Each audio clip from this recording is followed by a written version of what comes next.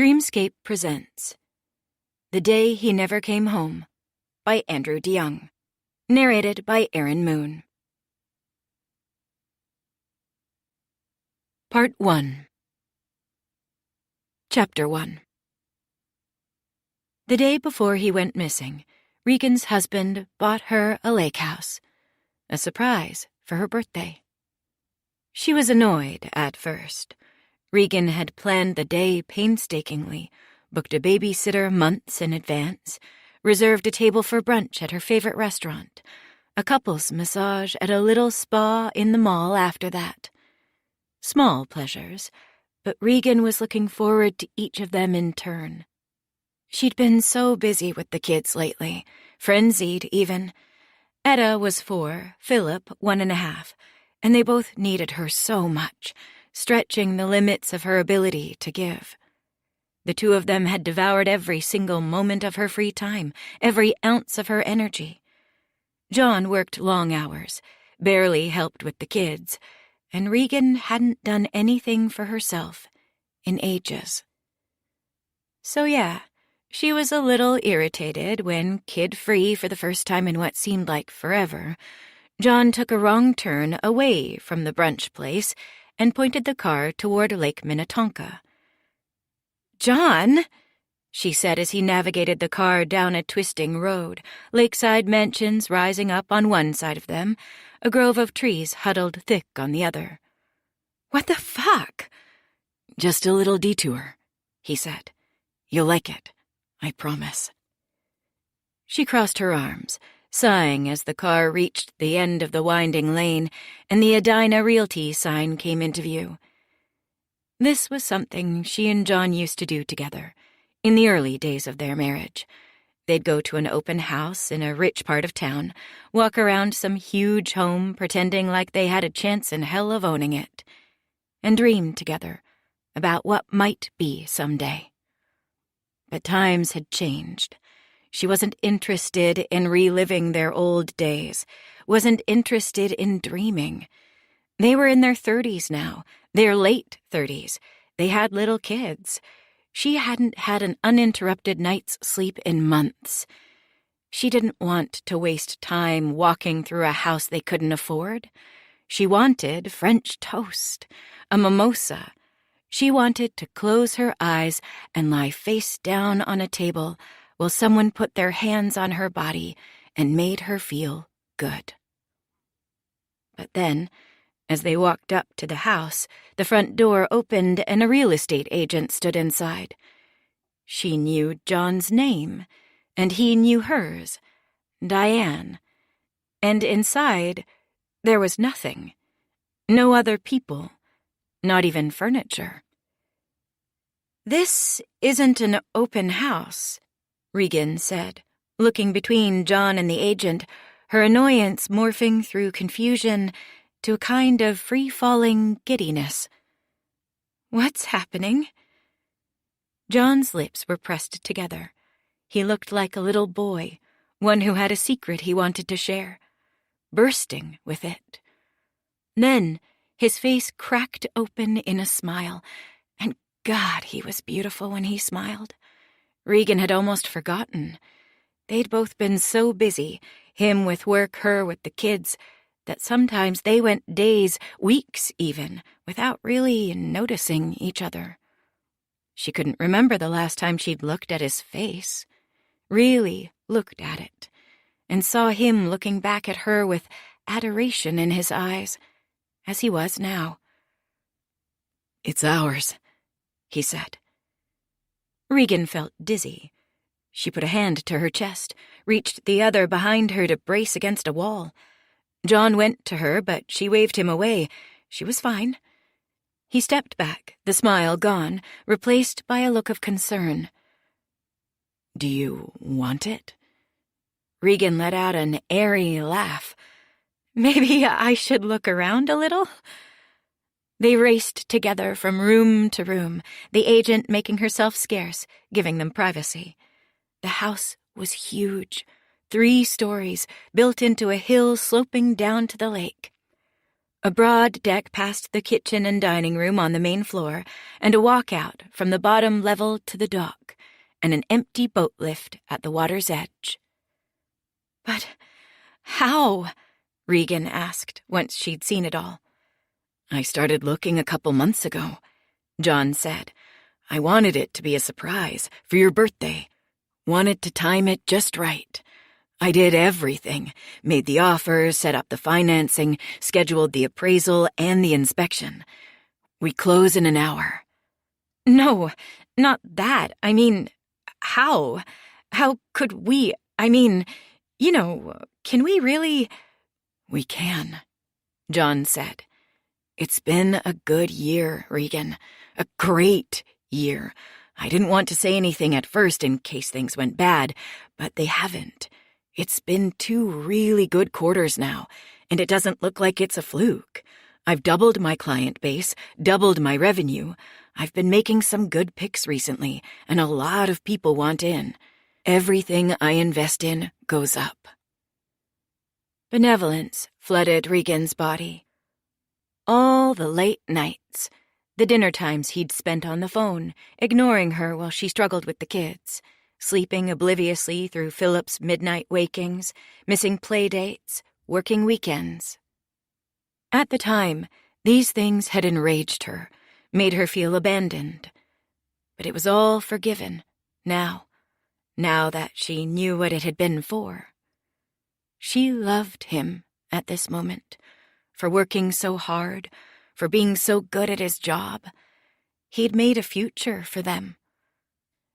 John looked down, swallowed hard, pulled at the back of his neck. "I just thought, you've been so busy with the kids. I know you don't think I notice, but I do. I notice. I see everything you do, how hard it all is on you. But you're so good, Regan. You're such a good mom and a good wife, and you deserve this. It'll be your name on the deed, not mine, because I'm thinking of it as your house, your place, a place you can go when you need to get away, leave the kids with me or your folks, and just relax." His voice was full with emotion, and now Regan was crying. She threw her arms around John's neck. He laughed into her hair and clutched her to him. And here was something else she'd forgotten. The feel of his body against hers, his breath blowing hot in the crook of her neck. At the closing, Regan was still too stunned to follow all the details of the documents that passed on the table before her. But still she signed every time the closer asked her to, a flurry of signatures and dates and initials, her handwriting becoming wilder, more shaking and swooping on every dotted line. And then she was done. The house was hers, and they were driving back, walking through the rooms once more, running their hands over the walls. In a closet, they found a left-behind duvet with its cover still on, and like a couple of horny teenagers, they brought it to the living room, stripped down to nothing, pulled the duvet over their naked bodies, and made love right there on the carpet. Afterward, Regan rolled off John and walked out onto the deck, the duvet draped around her shoulders. The cold fall air pricked at her calves, tugged goosebumps to the surface of her skin. She looked out at the lake, listened to the waves lapping lightly at the shore, reflecting on the fact that this, too, was hers now. This view, these sounds. This was something that could be bought. This happiness, this peace of mind. Her stomach rumbled. They'd never gone to brunch, but she didn't care. In every way that mattered, she was full. John padded up beside her a few seconds later, in his boxer briefs and a t-shirt. "Think the neighbors can see us?" Regan looked to the right and the left. They were shielded on each side by trees. "I don't think so," she said. "We could fuck out here if you wanted to go again." John laughed. "What's come over you?" he said, then grabbed at her through the duvet, put his hand on her hip, and pulled her close. "I like it." She leaned into him. "I like my present, is all," she said. "Thank you." He draped an arm around her, and they stood like that for a while. Regan's eyes wandered down to the dock, where the Sellers had left something else behind. A little wooden boat lashed to a post, bobbing on the waves. The back-and-forth motion soothed her, and she simply watched it for a while, setting her cheek against her husband's chest. He was a good man, all things considered. Not perfect by any means, and they'd been through their share of storms, the early money troubles, the issues with her family, the strain of caring for the kids. But they'd weathered them all, went on bobbing on the surface through every swell, like that little boat at the dock. Somehow they'd found their way together to a safe harbor. It was a nice thought, a perfect crystalline moment. Then John spoke and almost ruined it. "I have to head into the office tonight," he said. "I might be home late. I hope that's not a problem." Regan struggled for a moment with a surge of annoyance. He was always doing this, springing things on her, using work as a blanket excuse to leave her with Etta and Philip. John at the office meant that she'd have to feed and put both kids to bed that evening, that she'd have to do it alone, that she'd go to bed stressed and exhausted and be woken up by John hours later when he crawled into bed sometime after midnight. "I hope that's not a problem," he'd always say, seeming not to know or perhaps not to care that his sudden absences were a problem every time. She felt herself about to snap at him, felt it rising up inside her like a reflex, until she remembered where she was standing, what had happened today, and her anger sank down as quickly as it had risen, like a pot of boiling water removed from a flame. "It's fine," she said placidly. "Is it really? Or does fine mean you're angry?" "It's really fine," she said again, and was surprised to realize that she meant it. John's work took him away from her and the kids too often, left her with far more than her fair share of the parenting, but also John's work had made this possible, had brought in enough money that this house now belonged to them, to her. Maybe this was the trade-off, and maybe it was even a payment of sorts, a reward, in exchange for everything she'd done for their family, for giving up her own career to parent two small humans, for all the times she'd agreed to look the other way. A house. Regan closed her eyes and set her cheek once more on John's solid chest, felt it rise and fall with his breathing. At that moment, she felt no regret, no resentment, as she thought about the choices and compromises that had led her to this. It had all been worth it.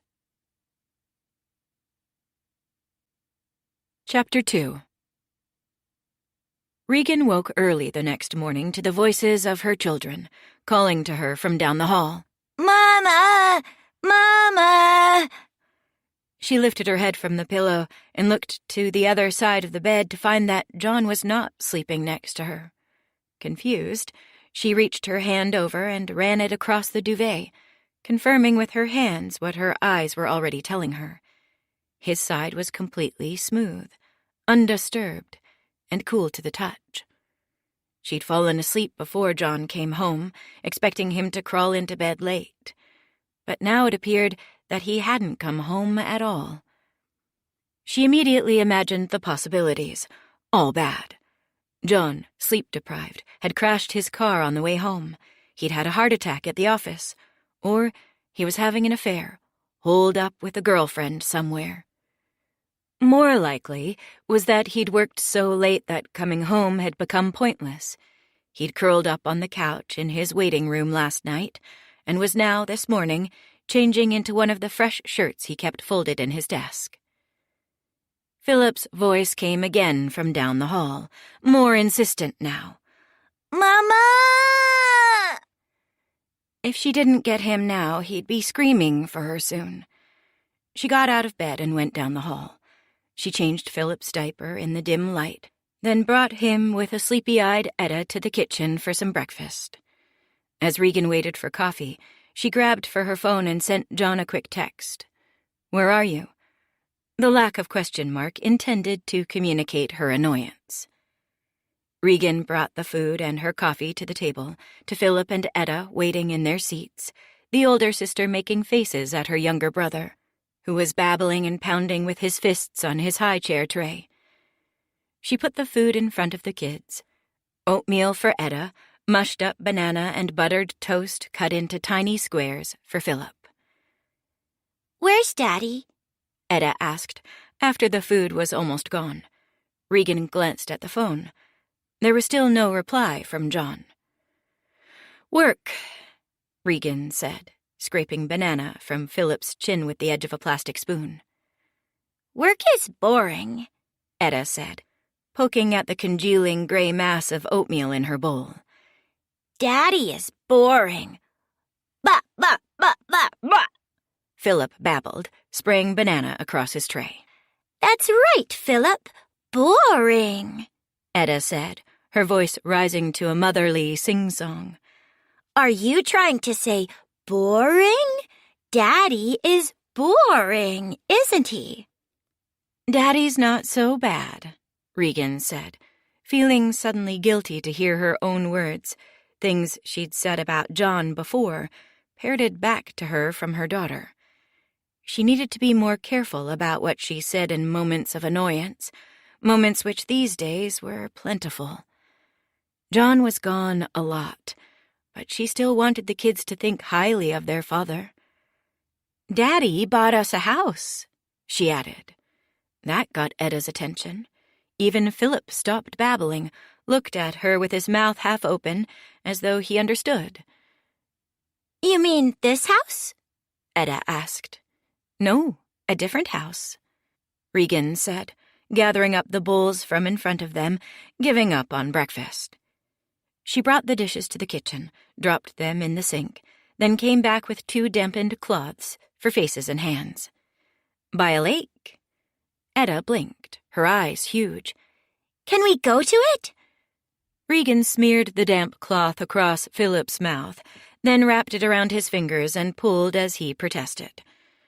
"Not today," she said. "It doesn't have any furniture, no toys." Etta began to whine, the sound like an ice pick to Regan's ears. "Please, please, can we go to the house Daddy bought us by the lake?" "Wipe off your face," Regan said, handing the other dampened cloth to Etta. She watched her daughter calm, focus coming to her eyes as she carefully dabbed the cloth to her lips, her chin, her cheeks, her nose. Regan took Philip from the high chair, propped him against her hip, then reached out for the cloth.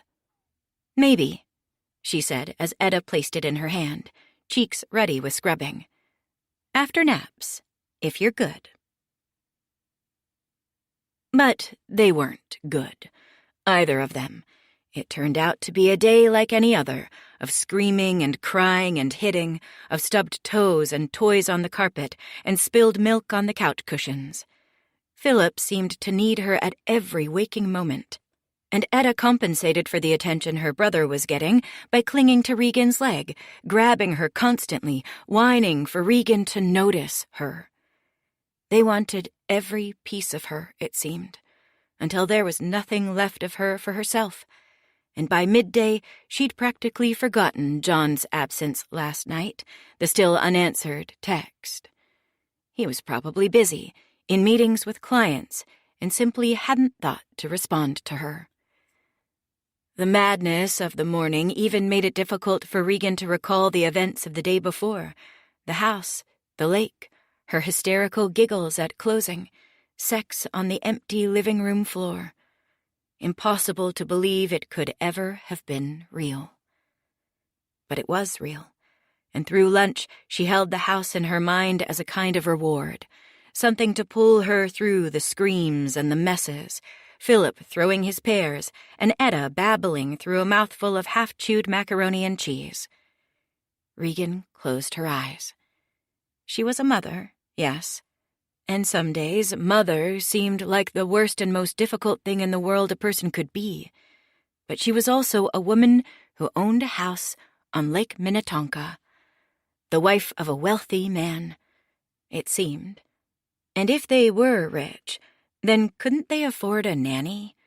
Someone to help her with the kids from time to time? Yes, of course they could. It had been a while since Regan had looked at their accounts. John handled all that. But it stood to reason that if they could buy a house that expensive, then they could also afford to pay some college girl to look after Etta and Philip for a few measly hours a week. What use was the lake house, after all, if she couldn't get away to actually enjoy it? She'd been slow to put Etta and Philip in childcare, but they were getting older now, and maybe it was time. She'd start looking at nannies right away, daycares, too, she thought as she put the kids down for a nap. Philip first, then Etta, who protested that she was too big for naps and not even sleepy, but finally agreed to stay in her bedroom with a few toys, and the door closed until Regan told her it was time to come out. Then, finally, the house was silent, and Regan could hear herself think. She came down the hall, down the stairs, surveying the wreckage, the toy-strewn living room, the mess from lunch still slopped across the dining room table. By the time she was done cleaning, the kids would almost be done napping. "Fuck it," she whispered to herself. She tiptoed through the chaos toward the kitchen, poured herself a glass of wine from a half-empty bottle of Chenin Blanc she'd opened a few nights ago. Then she grabbed her laptop off the counter and stepped through the sliding door to the deck and sat in one of the deck chairs, curling her bare feet beneath her thighs. She spared herself a brief glance to the horizon. The day was clear and bright, but their suburban neighborhood offered her little to look at, aside from a smattering of other houses that looked a lot like theirs. Roofs angled toward the sun, dotted down a long, gentle slope to a frontage road and freeway whose constant, gentle roar of traffic was like the sound of waves lapping against a shore. Waves. Shore. The thought led her back to the computer screen, where she put the lake house's address into her search bar to find the original listing with staged photos of the interior. Then she brought up other browser tabs, Pinterest, Instagram, a few style blogs. She began trolling through photos of furniture, wall colors, carpets, tiles, kitchens, and bathrooms. The photos soothed her, the stress of the morning beginning to melt away. Looking at wallpaper patterns, she felt her breathing calm. This had been her thing once, interior design. As a student, she'd gone to the prestigious Minneapolis College of Art and Design, studying graphic design and studio art. But designing spaces had always been Regan's core interest, the thing she wanted to do if her artistic parents hadn't thought it frivolous. Out of school and before John, she'd done a couple years as a junior art director at one of the city's ad agencies, not enjoying the work very much. It was only after she started seeing John, in her mid-20s, that she'd gathered the courage to speak aloud her dream of becoming an interior designer. He'd encouraged her, and after they got married and his business started to take off, she'd actually tried it for a few years, quit the agency job, and got a few clients of her own. Rich friends of friends of friends who had so much money, so many houses, that they needed help filling all the different rooms they owned. She'd loved the work, and was even starting to develop a bit of a reputation, a list of clients who used her services and then referred her to other rich friends. But then the kids came. Etta first, and then Philip. She still couldn't quite explain to friends with more conventional careers why the kids had brought an end to her professional ambitions. They didn't understand. Office jobs had maternity leave policies, 6 or 8 or 12 weeks off followed by a return to work. But when you were your own boss, as Regan had been, there was no such structure, and the business required a certain amount of momentum, the pursuing and signing of clients, one job leading to another, momentum that dissipated completely after Etta's birth, more than 4 years ago now. Returning to work after as little as 3 months at home with a newborn, 3 months of recovery from childbirth, of sore nipples and midnight feedings, of seemingly endless doctor's visits and weigh-ins, felt so much like starting over that she simply didn't go back, and didn't go back, and didn't go back, until the months had become years and she was suddenly pregnant again with Philip. And so John's career had taken off, while Regan's had stagnated, as if by some unspoken arrangement Regan hadn't actually agreed to. You make the money, I'll take care of the kids. Well, it was time to change the arrangement. John had become someone, built a successful business. Now it was her turn. As Regan flagged photos she liked, beginning to build a mood board, she resolved that this would not just be a new house, but a new beginning, a return to the person that she was before the kids, a coming home to her true self. She'd get that nanny, restart the interior design business, maybe even get John to shell out some seed money for an office space, a design studio, a couple assistants to do her daily bidding. She'd start with a design-focused Instagram account or interior decorating blog, something to build an online following, an audience, starting with photos of her beautiful new home on the lake. The thought made her realize that she hadn't told anyone yet. Not her family, not her friends. She'd gotten the usual parade of birthday wishes on Facebook, encouragements to enjoy the day and do something fun. But nobody knew about the house yet. Nobody but her and John. Her friends would be so happy for her. Happy and jealous. Envious of her and her perfect life and perfect kids and perfect rich husband. The thought gave her a jolt of pleasure, and she was just thinking about how to do it, a Facebook post, an Instagram photo of the house, when the doorbell rang. The chime was clear all the way back to the deck, and it startled her, made her jump.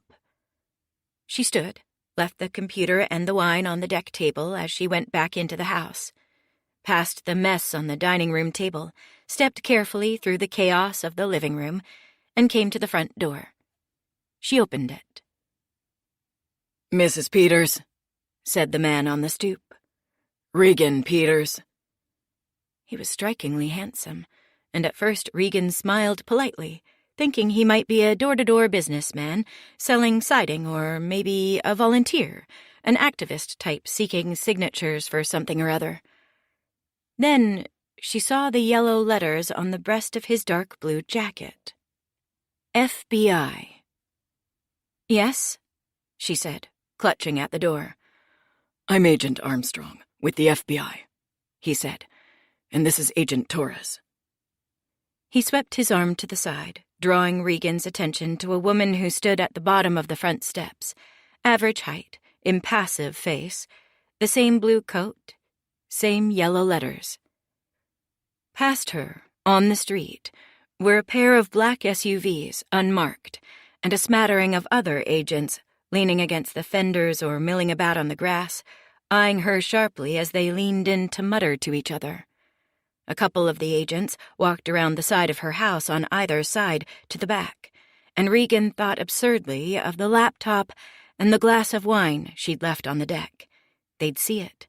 They'd know she'd been drinking in the middle of the day, alone with the kids, and the house a mess. "What are they doing?" Regan asked, panicking, her voice rising. "Can they do that? Are they allowed to—" "We need to come inside, ma'am," Agent Armstrong said. "I don't know," Regan said. "It's a real mess in here. I have kids. It's been a tough day." Agent Torres cleared her throat, and Agent Armstrong winced, as though he was sorry for what he'd say next. And at that moment, Regan realized that this, whatever this was very bad. I'm afraid, ma'am, said Agent Armstrong, that we're not asking. We have a warrant, and our orders are to execute it. They moved toward the door, Armstrong and Torres, and Regan felt herself stepping back, pulling the door open wide for them, and once they were inside, she hated herself. She was always such a pushover, with the kids, with her parents, with John. She gave herself over to people too easily, let herself be swept up in their thoughts and preferences and desires, only thinking to be angry after she'd already given in. Like now. Letting FBI agents into her home without a peep of protest. She was angry now at herself. She should have fought.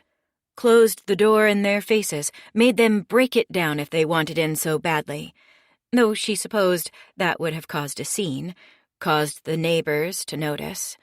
And for what?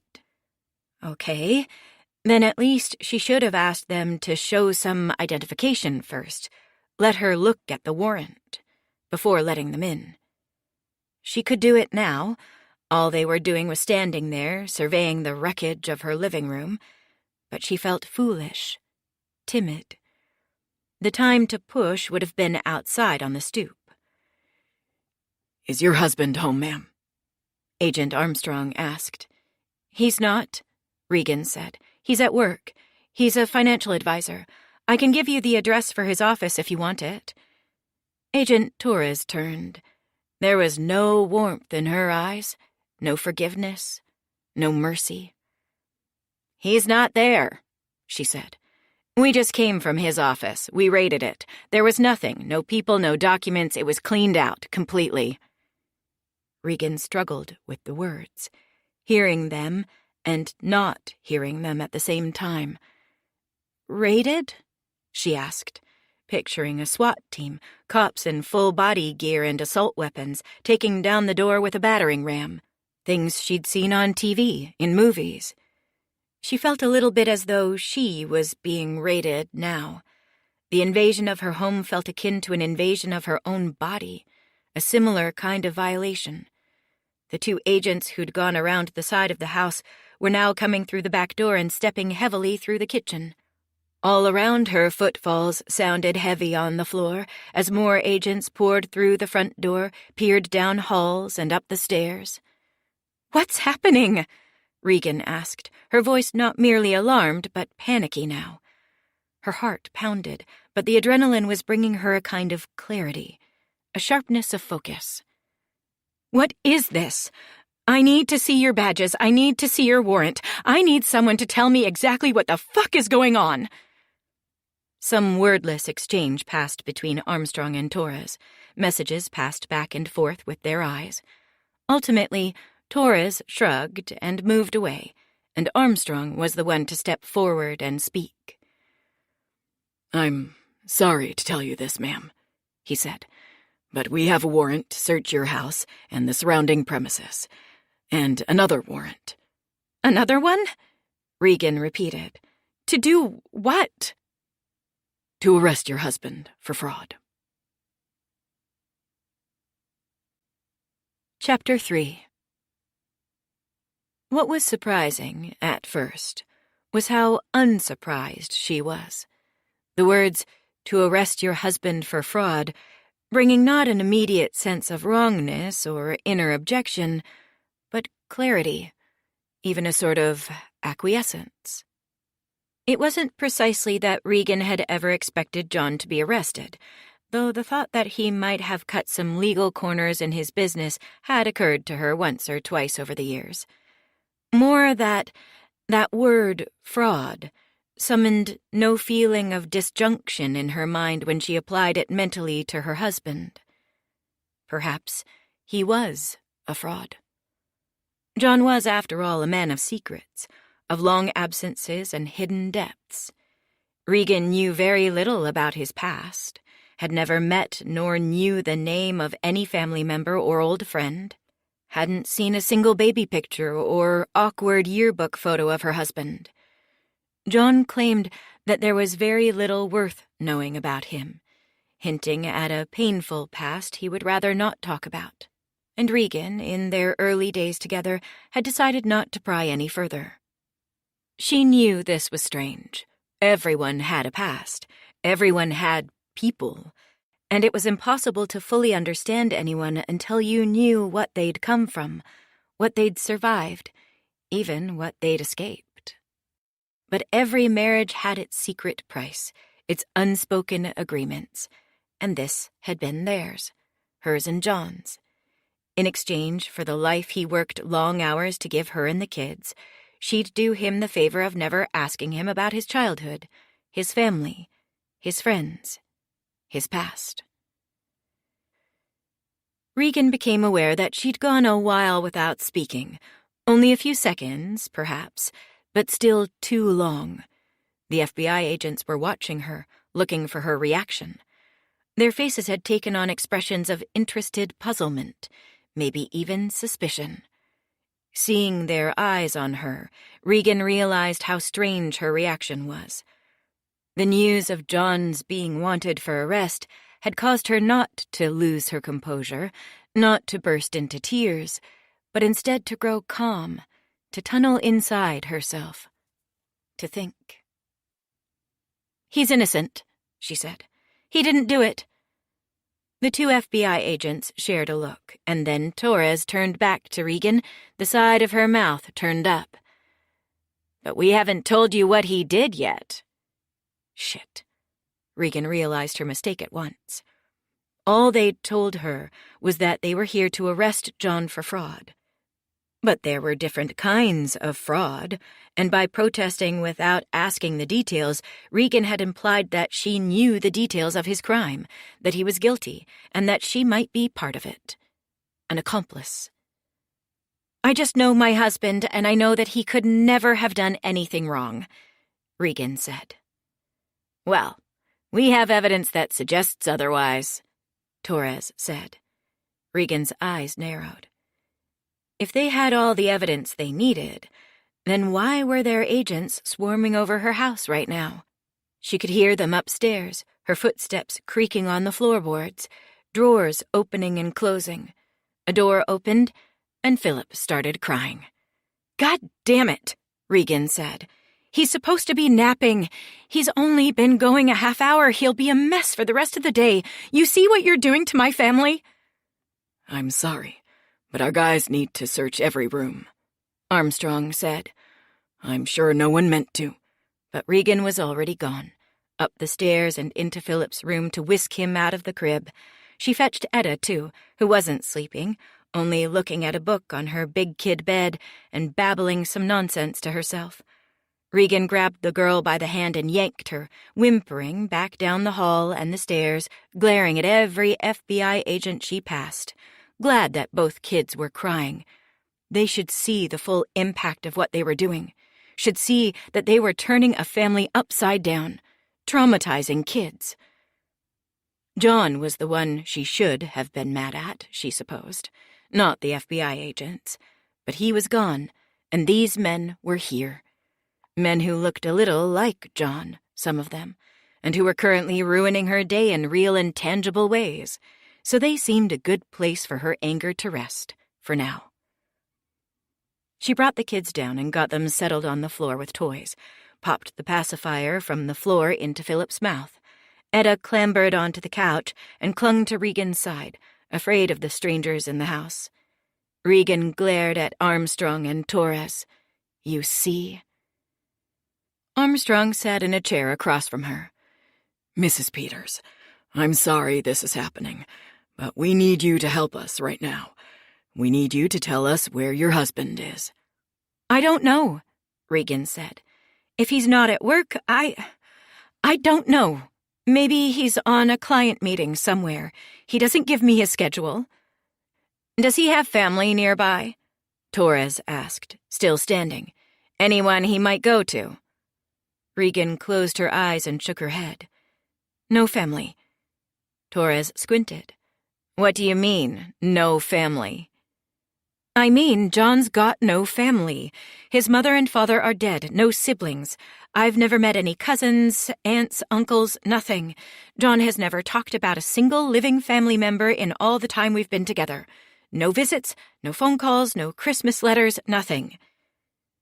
Doesn't that seem a little strange to you? Torres asked. Everyone has family. Regan put her hands up in a gesture of helplessness. Of course it was strange. But every life, every marriage, had things that looked odd from the perspective of an outsider. This was a strangeness she'd learned to live with, so much so that she no longer knew how to explain it to others. Okay, Torres said, regrouping. How about friends? No friends either, she said. I mean, he's polite with my friends' husbands, but he'd never call them up for anything, and he'd certainly never hide out from the FBI with any of them. I doubt he even knows where any of them live.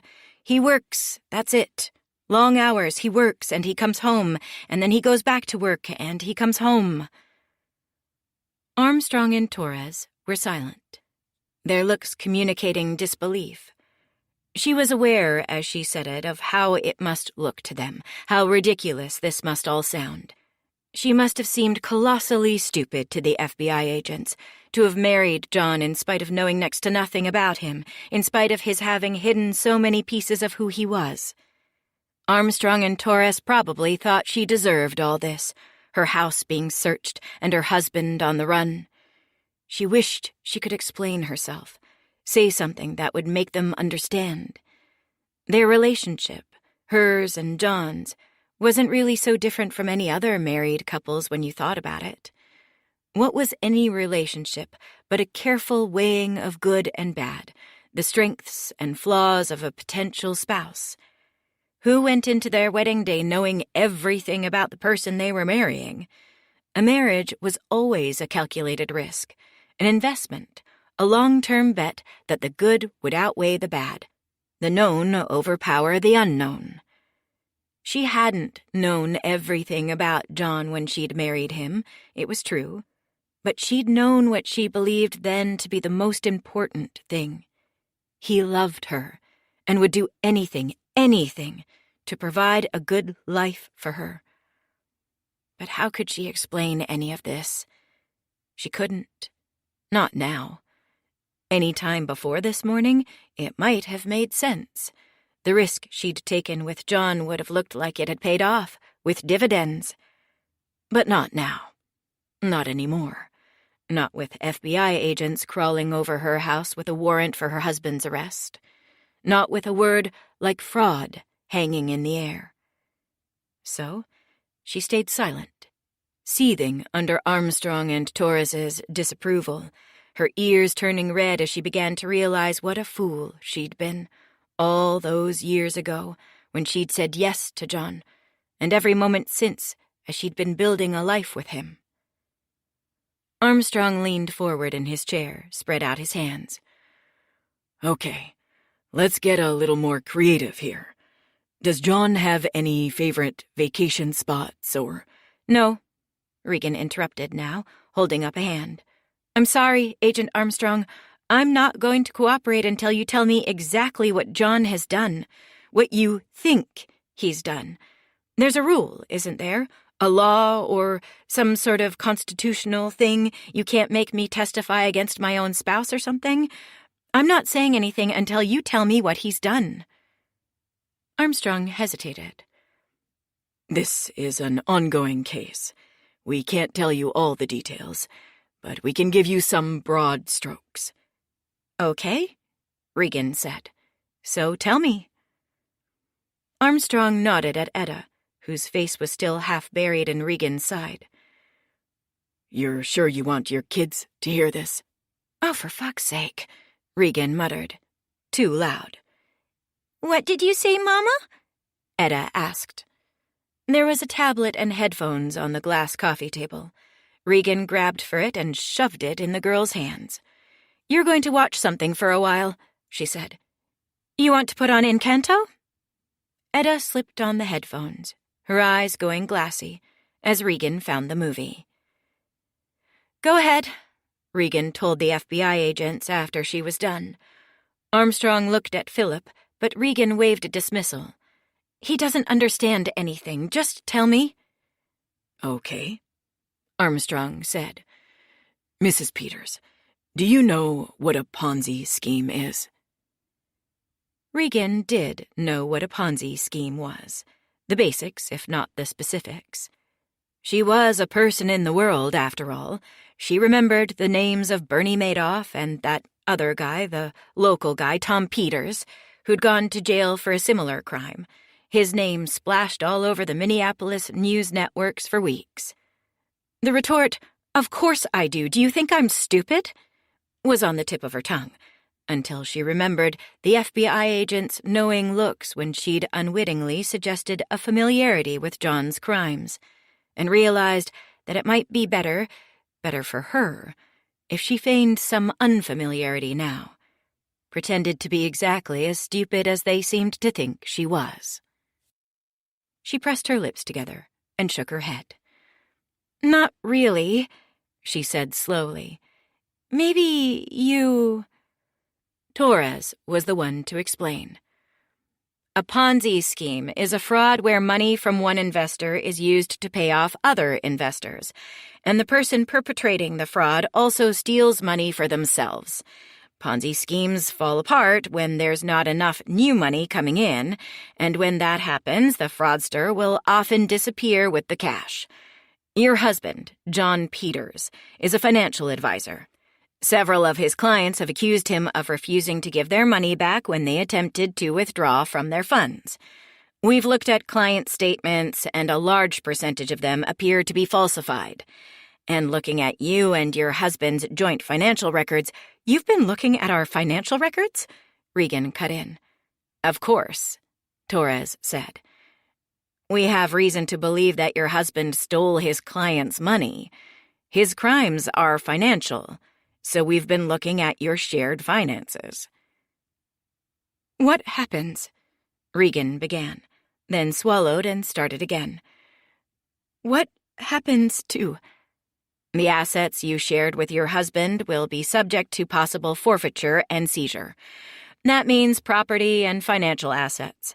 Anything that is owned solely by you, you will be able to keep, unless it is determined that you have been an accomplice to your husband's fraud, in which case your assets will be subject to seizure as well, and you will be subject to prosecution, just like your husband.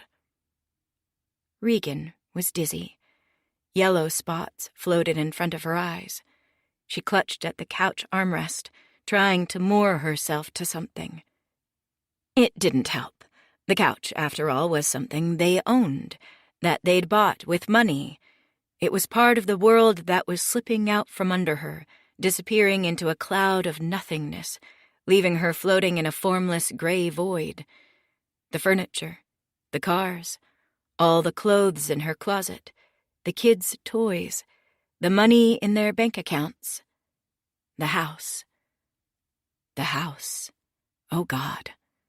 Thinking of the house suddenly reminded her of the other house, the lake house, and her hand darted up to her mouth. What is it? Armstrong asked. Did you think of something? Have an idea where John might be? No, Regan said, her mind racing for an excuse to cover up her involuntary reaction. Nothing. It's just a lot. What she was saying. She nodded toward Torres. You really think I'm a part of this? That I had any idea? Armstrong shook his head. We're not seriously considering that currently. No one thinks you're part of this, Mrs. Peters. Fraudulent businessmen lie to everyone, including their own families. But we do need your cooperation. Regan nodded and then was quiet.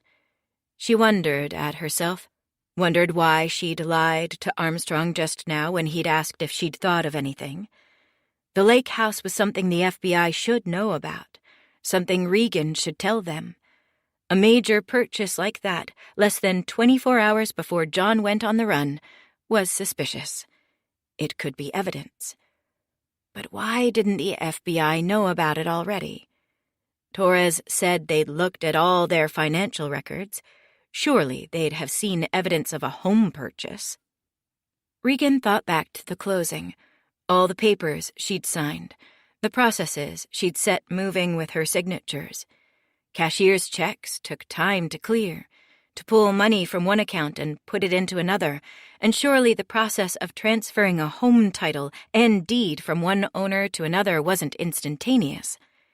Maybe Torres and Armstrong had pulled their financials days or even weeks ago. Maybe they wouldn't notice the lake house for a while.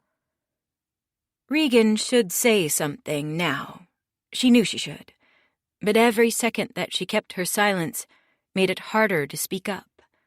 She didn't want to tell them yet, didn't want to make that beautiful home on the lake yet another thing that was slipping out from under her. She'd only gotten a taste of that life, a single afternoon, signing the papers, making love to John on the floor, standing together on the deck and enjoying the view. She wasn't ready to give it up. Not yet. John was gone. He couldn't help her. She was in charge, left behind, like always, to clean up the mess he'd made. She had to be smart, protect herself, protect the kids, hold on for dear life to whatever was left, whatever could be saved. Keep as much of it to herself as she possibly could. Suddenly, another thought hit her, a certainty. John was hiding at the lake house. If he was anywhere, he had to be there. Another reason that she should speak up and say something now. Except she wanted to get there first, wanted to find John herself, talk to him, and try to clear this up before the FBI caught up with him and put him in cuffs. Maybe this was all a big misunderstanding, a matter of some paperwork that John had been careless with, some document he'd neglected to file, a miscommunication between him and a few clients. Maybe they could fix it, come up with a plan, make some kind of a deal. All Regan needed was time. Time to find John, to get him to come clean with her about what was happening, then to figure out how to handle it. Come up with a story together, a story that satisfied the FBI but also kept him out of jail, that didn't destroy his business, that let him keep all their money and belongings. First, she just needed to figure out how to get away from here, to get out without raising the suspicion of Armstrong and Torres. Just then, there was a creak at the end of the hall at Regan's back, and across from her, Armstrong's eyes angled up. "Agent Armstrong?" came a male voice from behind the couch. "I think I've got something you should see." Regan looked back. The agent was peering out from John's first-floor study, his home office. "I'll be with you in just a second," Armstrong said, then looked back to Regan. "Ma'am, you should know that this is probably going to take us some time. Do you have anywhere you can go? Family nearby, or—" "My parents live in the city," Regan said. "You should maybe head over there.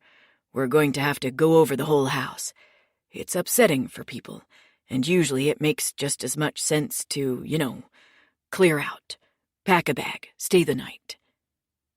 Regan nodded, thinking all the while of the lake house.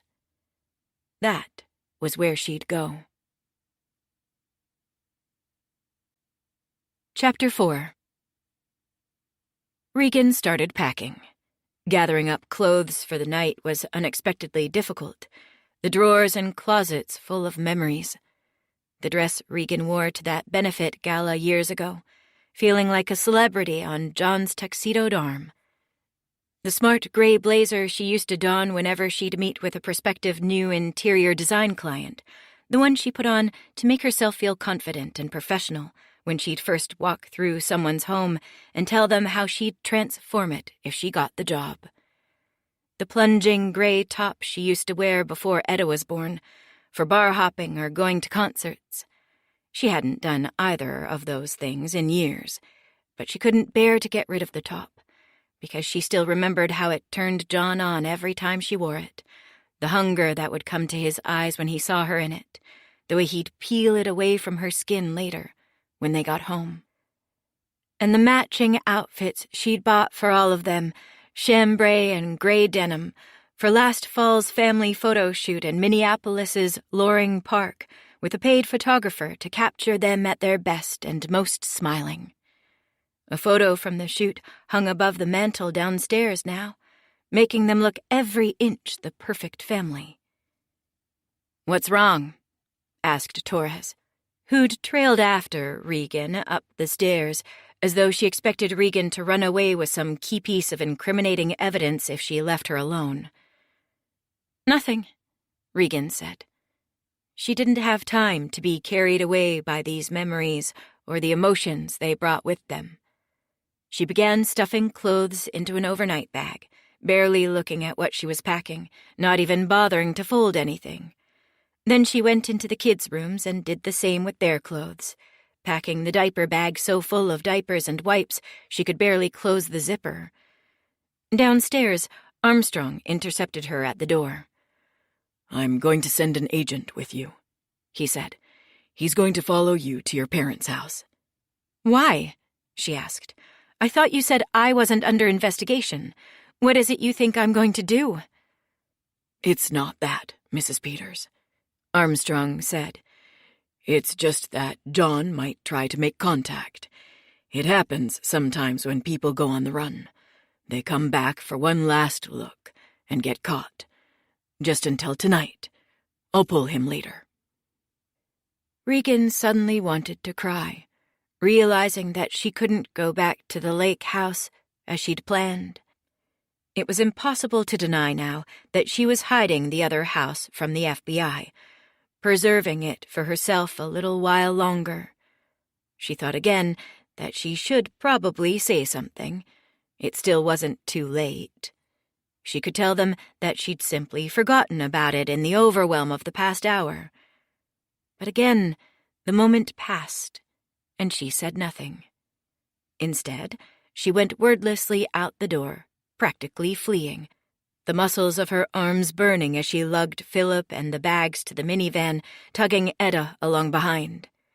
She wrestled the kids into their seats and then climbed in herself, threw the minivan into reverse, and flew out of the driveway. As she paused in the middle of the street to put the car in drive, she saw the crowd that had gathered outside. Dawn and Gloria, busybody retirees who lived in the house opposite, were gaping from their lawn. Sydney, the housewife who kept inviting Regan to parties for her multi-level marketing company selling dubious health supplements and drinks for gut health, stood on her front stoop with her fingers flattened over her mouth. And further down the street, oh God, was a TV van from a local news station, a cameraman at the curb hefting his camera to his shoulder just in time to catch Regan screeching away, her eyes burning, a hand shielding her face from view. In the rear view, a black sedan slid out from the curb and followed her. The FBI agent Armstrong had assigned to babysit her. On the freeway, Regan finally let go and cried, squinting through her tears to see the road. She tried her best to cry silently, but Etta called out shrilly from the back seat nonetheless. "Mama, what's wrong?" "Nothing, sweetie," she said, pulling herself together. "Mama just has something in her eyes." "Oh," the girl said, sitting back in her car seat. Catching her eyes in the rear view, Regan knew that Etta didn't believe her. Kids always know more than adults gave them credit for. Even Philip was absorbing something from the events of the day. It would all come out sooner or later, in the hours and days ahead, and years later, too, in the expensive therapy sessions that were surely in their future. "Mama," Etta said, "who were those men at the house?" Regan's jaw clenched. She wasn't ready for this conversation yet. "They were police, Etta." "Police?" Etta's voice carried awe and a trace of fear. "Did we do something bad?" "Not us, honey," Regan said. "Daddy made a mistake. Now the police need to talk to him so that he can fix it." That seemed to satisfy Etta, or at least to silence her.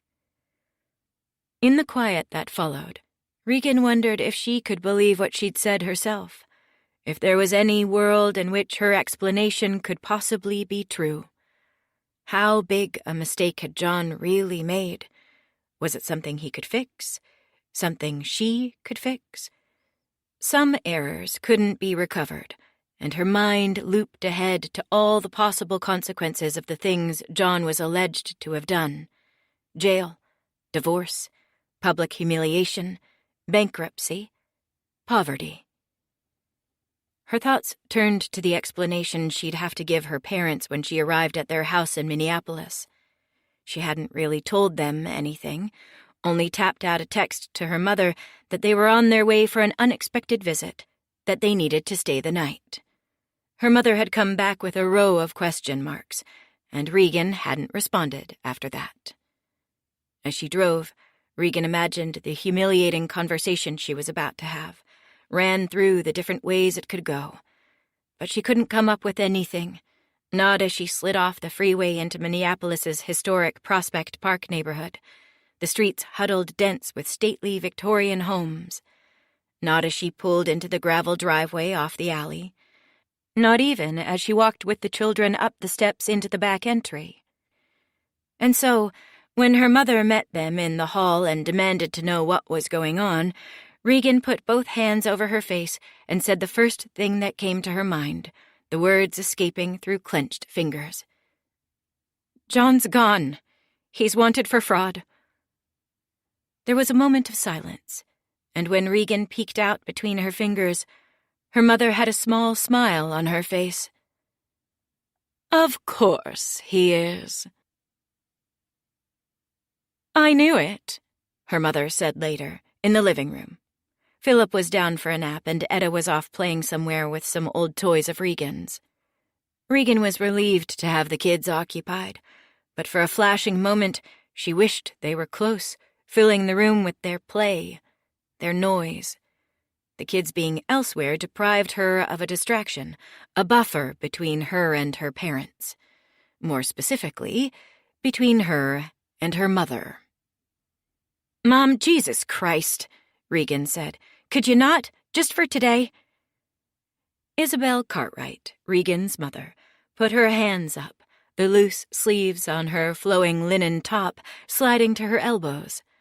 "I'm sorry," she said. "I don't want to say I told you so." Except that saying she didn't want to say it was the same as saying it, wasn't it? Her mother was always going on about what she didn't want to say when actually she meant the opposite. She wanted to. She was dying to. And what was it that Isabel was supposed to have told her anyway? That John was a liar, a criminal, a fraud? Nonsense. There was no way she could have known any of that. All her mother had ever said to Regan, first when she and John started dating, and then again later when they were engaged, was that she just wasn't sure if John was good enough for her. More nonsense. What her mother had meant, Regan was pretty sure, was that John wasn't good enough for Isabel. That having him as a son-in-law wouldn't reflect well on her. Whether John was good enough for her daughter was beside the point. Isabel had never thought that highly of Regan, never cared about her. Not really. Regan thought all this, but didn't say it. This was the way it was with family, the air always thick with the things you couldn't say aloud. "It just makes sense, doesn't it?" Regan's mother continued. "This is what happens when all you care about is money." Regan looked down and tried to breathe slowly.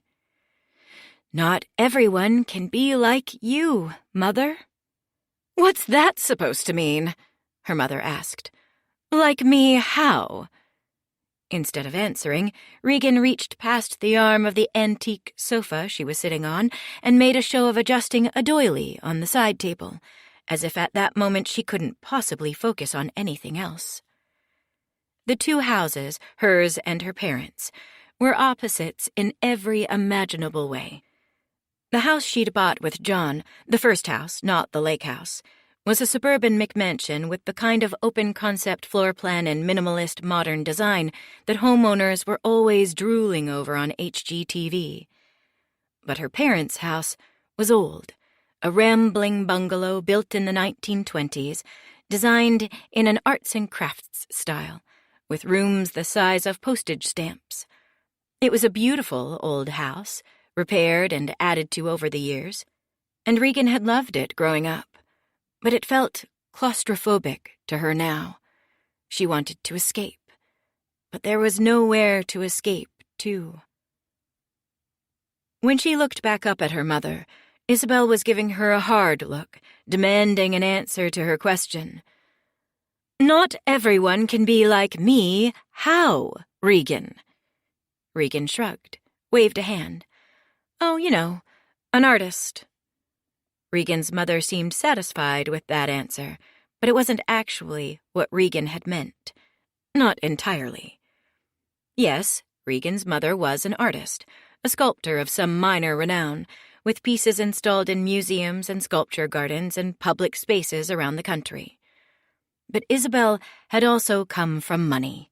Her father was an executive at General Mills who'd retired with a healthy nest egg, and then done Isabel, his only child, the favor of dying before he could spend much of it. The money had bankrolled the beginning of Isabel's career, bought the huge 3-story in Prospect Park with an expensive 1-story addition for an art studio. Isabel had lived a life of complete artistic integrity, it was true, a life unburdened by any concern for money. But the only people who didn't have to worry about money were those who had plenty of it. Integrity was expensive, and Isabel had paid for hers with her inheritance. An inheritance that was, by Regan's calculation, rapidly dwindling. Isabel Cartwright may have been a name known by art critics and sculpture aficionados, but Isabel's meager artistic fame brought in far less money than she spent. The grants and commissions she won often barely paid the cost of materials and fabrication, which she mostly contracted to others after she'd done the concepting and design. And meanwhile, the house seemed to constantly need repairs. A new roof one year, a new boiler the next, a sewer line backup the summer after that. Meanwhile, Isabel had hardly been living the life of a bohemian all these years, rarely denying herself the pleasure of designer clothes, expensive restaurants, trips to Paris or London or Madrid with stays at the finest hotels. She seemed determined to die having spent the last penny of her daddy's money, to leave nothing of the luxury she'd known to her own daughter. Isabel's fortune, her reputation, was a little like her house, impressive from the outside, but falling apart on the inside, crumbling at the foundations.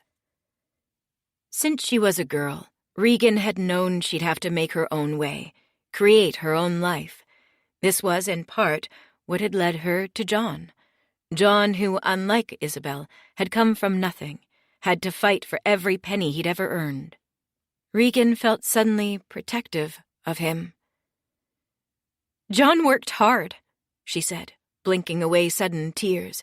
"He worked hard to make a life for us, for me, the kind of life you have, and maybe I don't know, maybe he cut some corners, but I don't think he did it on purpose. He couldn't have. I'm sure it was just a mistake." Isabel clucked her tongue, cocked her head at Regan with pity. "Oh, honey, you don't actually believe that, do you? You poor fool." Regan's cheeks flared, and she had to turn away from her mother's pity. If she looked at her 1 second longer, she feared she'd burst out sobbing or screaming. "Isabel, are you being nice?" asked Peter, Regan's father, as he breezed in from the kitchen with a tray of drinks. "I'm always nice," Isabel said. A laughable statement. She was, if anything, rarely nice.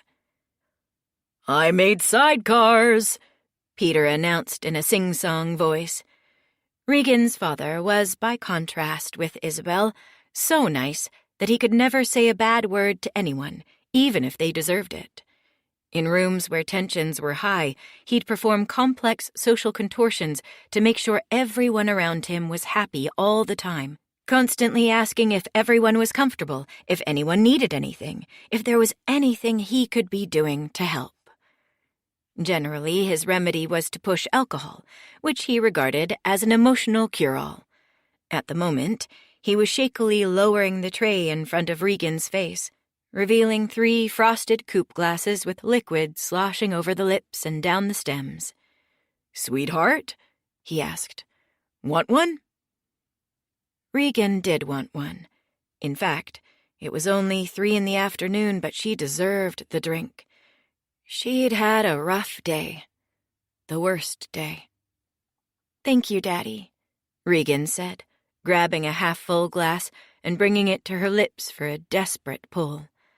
The sharp taste of cognac and lemon calmed her as it washed over her tongue and down her throat. "Dear?" Peter asked, offering a drink to Isabel. She waved him away. "Oh, just put it on the table." Peter put another glass on the side table next to Isabel's chair, and then took a seat himself, eyeing the last drink with alcoholic anticipation. "So, Regan, how are you holding up?" Regan paused, wondering how to answer the question. How was she doing? She wasn't sure herself. She was still thinking when her mother answered for her. "She's doing terrible, Peter. How do you think she's doing? I mean, look at her. The girl's a wreck." Regan's jaw tightened, and she turned away again, furtively covering her face from her parents' pitying stares. "The FBI's at her house. Her husband is a fraud, and she could lose everything she owns." "I know the facts, dear," Peter said. "I was just hoping to learn how my daughter felt about them." Regan's father was an artist, too, a writer, if only nominally. He hadn't published a book or article in years, but it didn't matter. His debut novel, a campus satire titled The Dean's Daughter, had gotten good reviews and won a minor literary award 3 decades earlier, and Peter had been coasting on the accolades and the diminishing royalties ever since. He allegedly had a follow-up novel he'd been tinkering with for ages, a doorstop of typewriter sheets he described at cocktail parties as an epic of family and crime and politics and America. In reality, the pages were moldering in his study and had been for years. The manuscript would go untouched for months at a time, but once in a great while, Peter would march into his study, leaf through the stack of loose sheets, change a comma or strike a few words, and call it a day. The rest of his time he spent teaching literature courses at the University of Minnesota and drinking. Of the two, Regan's mother and father, he'd always been the weaker party. "If your mother says so," was his most commonly uttered phrase. Regan sometimes joked to friends and therapists that it should be carved on his headstone when he died. Still, Regan loved her father. If he was ineffectual, he was also kind. Her mother was formidable, impressive, scary. But her father, for all his faults, was a teddy bear. He was staring at her now, eyes wide and glistening, like he might be about to cry in vicarious sadness at what she was going through. "You're okay, Regan?" "Really, Daddy," Regan assured him. "I'm fine." "I called Claire, by the way," he said. "She sends her love, wishes she could be here, but she has a new show." Regan bit back a surge of anger. "That's kind of her," she said. She'd wondered how long it would take for one of them to mention Claire, her younger sister. Claire was the favorite daughter, and everyone knew it, barely took the trouble to deny it when Regan made joking reference to the fact. Like her parents, Claire had grown up to be an artist, an award-winning playwright, specifically. A fact that, in terms of parental pride, mostly accrued to Peter, playwriting being closer to his art than to Isabel's. Every time Claire staged a new play, every time the positive reviews came in or the awards started stacking up again, Their father was the one who got to puff out his chest as his friends in the literature department mumbled approvingly that the apple didn't fall far from the tree, that the daughter must have inherited her skill at writing from Peter, in spite of the fact that she'd long surpassed him in both accolades and output. For Regan, the most difficult thing was that Claire's success as a playwright had become yet another tacit point of resentment between her and her mother. One daughter excelled in writing, following in the father's footsteps. The plan for Regan had been for her to make a name for herself in the visual arts, to be a credit to her renowned sculptor mother. But that wasn't the way things worked out. Regan just wasn't interested in the bohemian life of an artist the way her sister was, opting for the suburbs, a family, and a husband with a stable income instead. All choices that looked foolish now. Regan tried to imagine her sister's reaction to the news. She was probably already thinking about how to use Regan's predicament as a premise for one of her plays. Something about a woman who sold her soul for the middle-class dream, then saw it all crumble before her eyes. An American tragedy.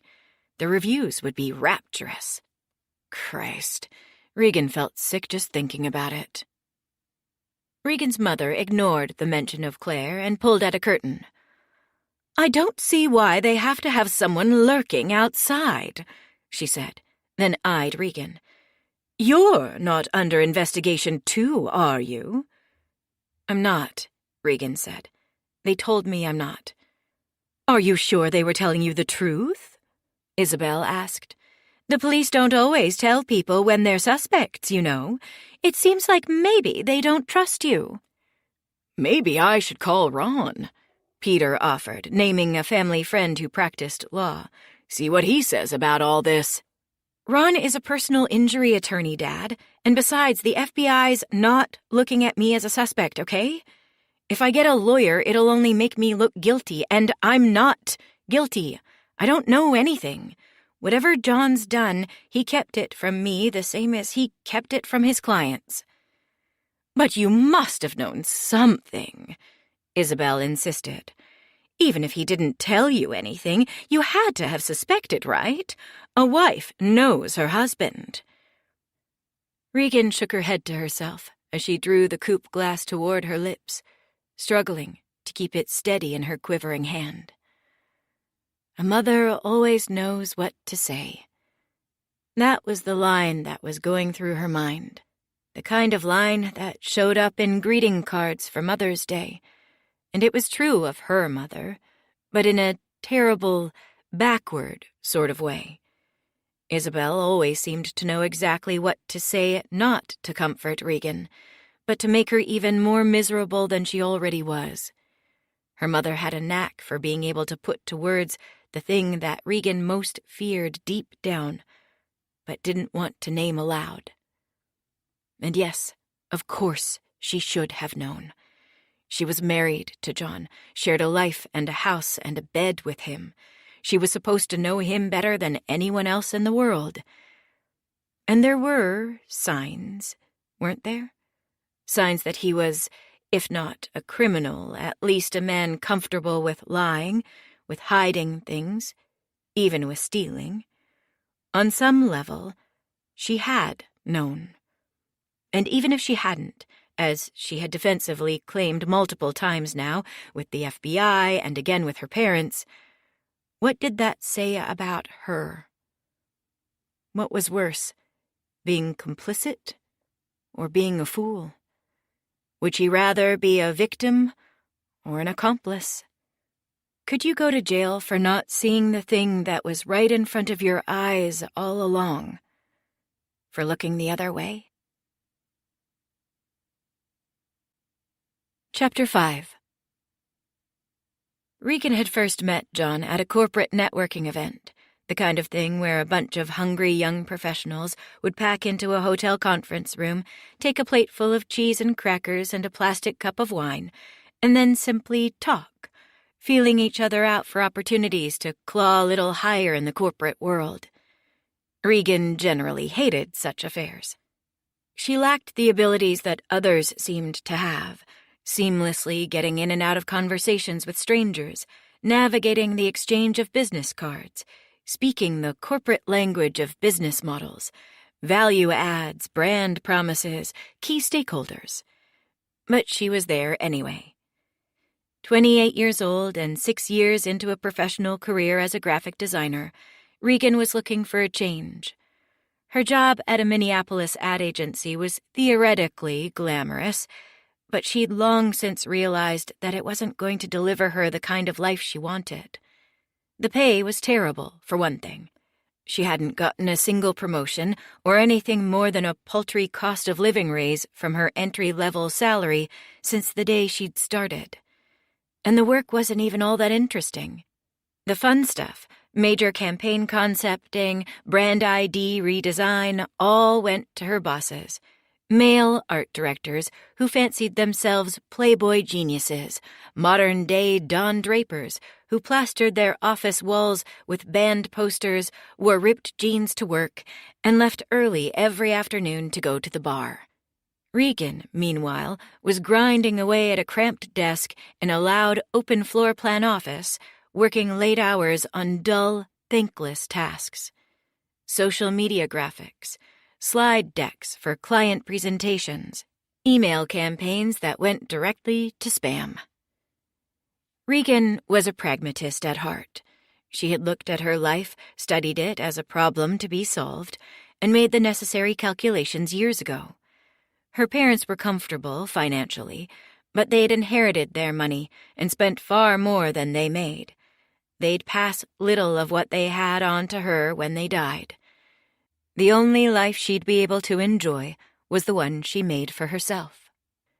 And she'd be damned if this, the smallness and loneliness and lack of respect and recognition that was her existence now, was going to be the rest of her life.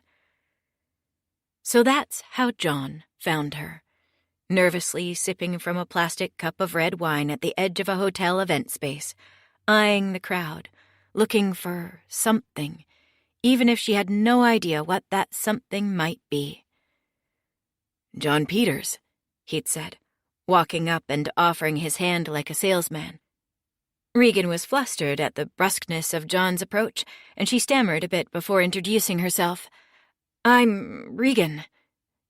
"Regan," John had said with wonder in his voice, like he'd never heard such a magical combination of sounds before. "What a beautiful name." Regan felt herself blush, heat rising fast and unexpected to her cheeks. "Is it?" "Yes, it's regal." This was pretty corny, but Regan was surprised to find herself laughing, no, giggling, as she realized all at once that John was flirting with her and that she actually liked it. "That's me," Regan said. "Regal Regan." She flushed, then added, "I've never liked it so much, actually." "What, your name?" "People sometimes say Reagan, like the president." "Regan," John said, pronouncing it correctly. "Regan." "Right. But even then there's Shakespeare, King Lear, one of the evil older daughters. I should be insulted my parents chose it. My dad is even an English professor. He's taught Lear." "That's not very nice. Is there a Goneril? A Cordelia?" Regan's blush deepened as she realized that she'd unintentionally wandered into personal territory. This was a professional networking event, not group therapy. But there was something about John that put her at ease, something in his manner that coaxed her into dropping her guard. She thought of Claire, her accomplished younger sister. "My sister's name isn't Cordelia," she blurted, "but she is the favorite." "I'm sorry to hear that." Regan had the urge to clap her hand over her mouth. What was wrong with her? A kind of drunken feeling had come over her, a carelessness. She brought the plastic cup to her lips and drank the rest of the bad Merlot in a single gulp, hoping the flood of alcohol would wash away her awkwardness. After she'd swallowed it down, she made a halting apology for burdening John, this guy she had only met with her personal problems. John eventually saved her with a gorgeous, heart-stopping smile, a shrug, and a self-deprecating remark. I guess we're not very good at this. This being presumably the professional networking they were ostensibly there to perform. The art of conversation. He was great at it, actually. Effortlessly charming, though he wasn't smooth, exactly. No, perhaps the self-mocking remark, John's generosity in pretending that he and not she was the one embarrassing himself, was precisely the nature of his charm. In his presence, Regan no longer felt out of place in that hotel conference room, but exactly where she belonged, delivered from awkwardness to grace. The bone-deep embarrassment radiating from her body reflected back to her from John as unconditional approval. John looked directly at her, seemed interested in what she was saying, even when what she was saying was stupid or out of place. Didn't dart his eyes to the side like some had the tendency to do at these things, looking for someone better to talk to. Talking to her, John gave the impression of a man who was exactly where he wanted to be, and in that moment, Regan found that she was exactly where she wanted to be as well. She'd come to the networking event looking for something. Perhaps this was it. She should probably circulate, gather some more contacts. But she didn't want to. She wanted to keep talking to John. Look at his eyes as he listened to her. And so, when he suggested they get out of there, Regan agreed with something like relief. They ended up at a brewery not far from the hotel, taking their frothy pints of beer to the patio, blinking into the sun shining brilliantly in that late spring afternoon. As John threw his leg over the wooden table bench across from her, Regan found herself wondering what this was. Were they still networking, or were they on a date?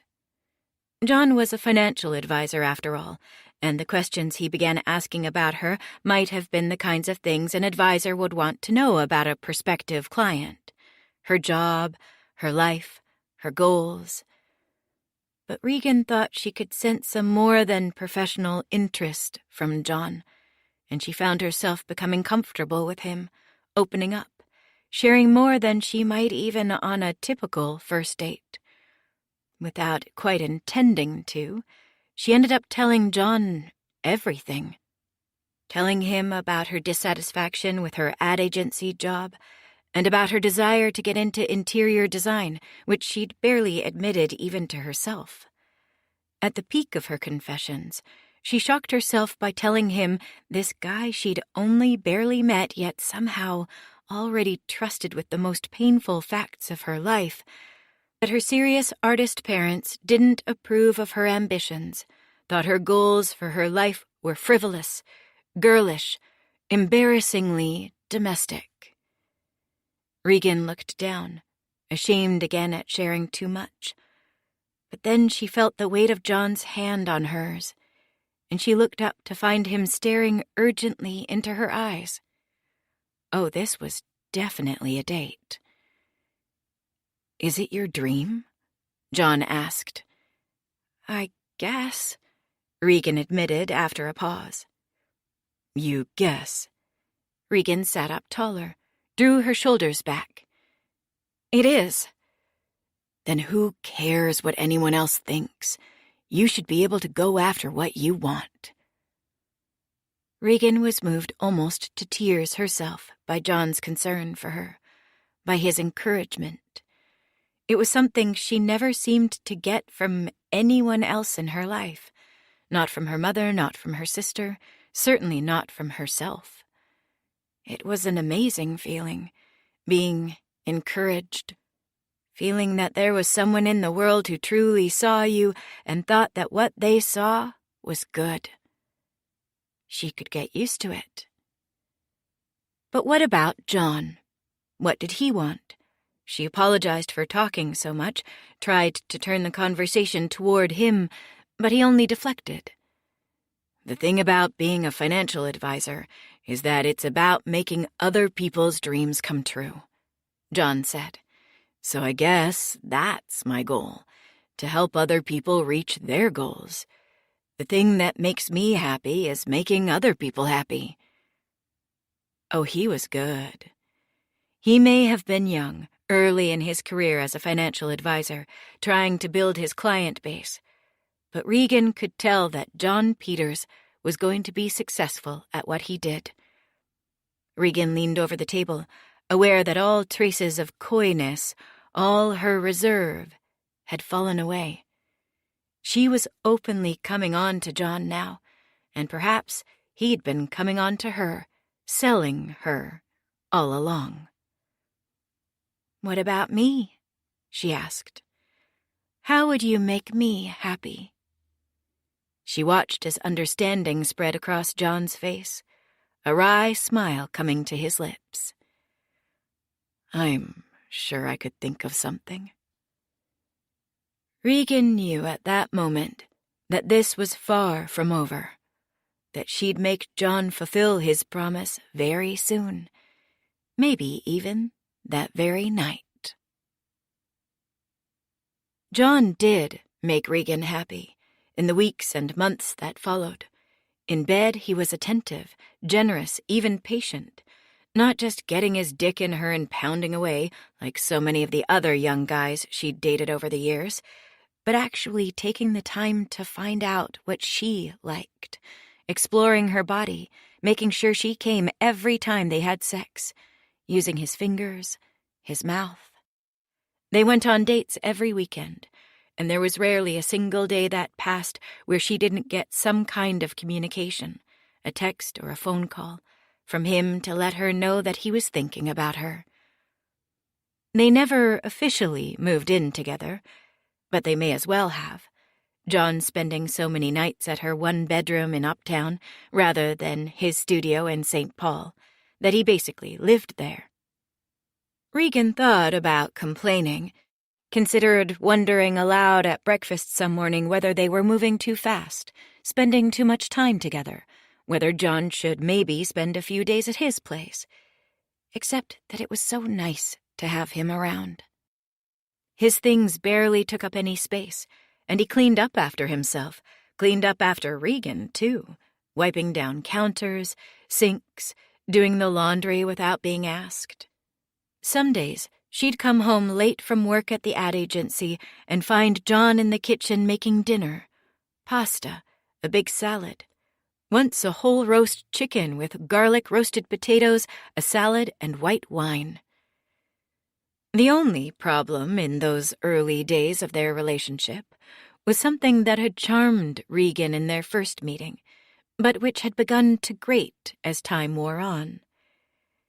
John was keenly interested in Regan, in learning everything he could about her, but rarely, almost never, shared anything about himself. This was hard to notice at first, in part because the experience of being under John's gaze, being the object of his curiosity, was so intoxicating.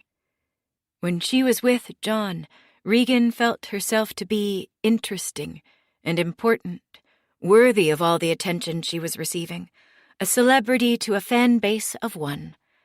Under the glare of John's adoration, it was hard to notice or care that he'd pull away and deflect any time a question turned to him.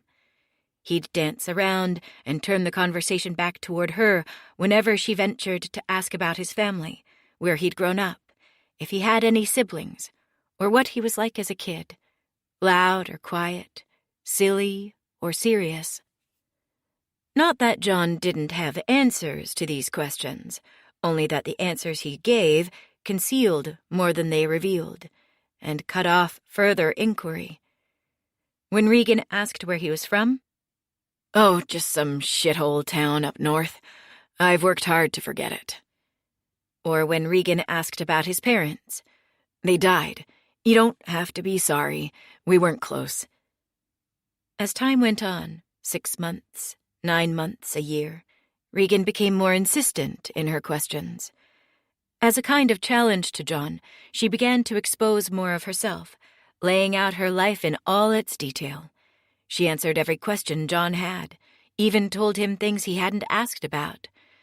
And one day in the fall, she brought him home to meet her parents, far earlier than she might have otherwise. It was a disastrous dinner, in which Isabel barely concealed her dislike for John and his choice of occupation, but getting her parents to like him hadn't been the point. Regan knew she was daring John, calling a sort of bluff. If she gave him everything, every part of her, he'd have to break down and reveal something about himself to her, eventually. And he did, though not in the way she'd anticipated. This was when the cons began.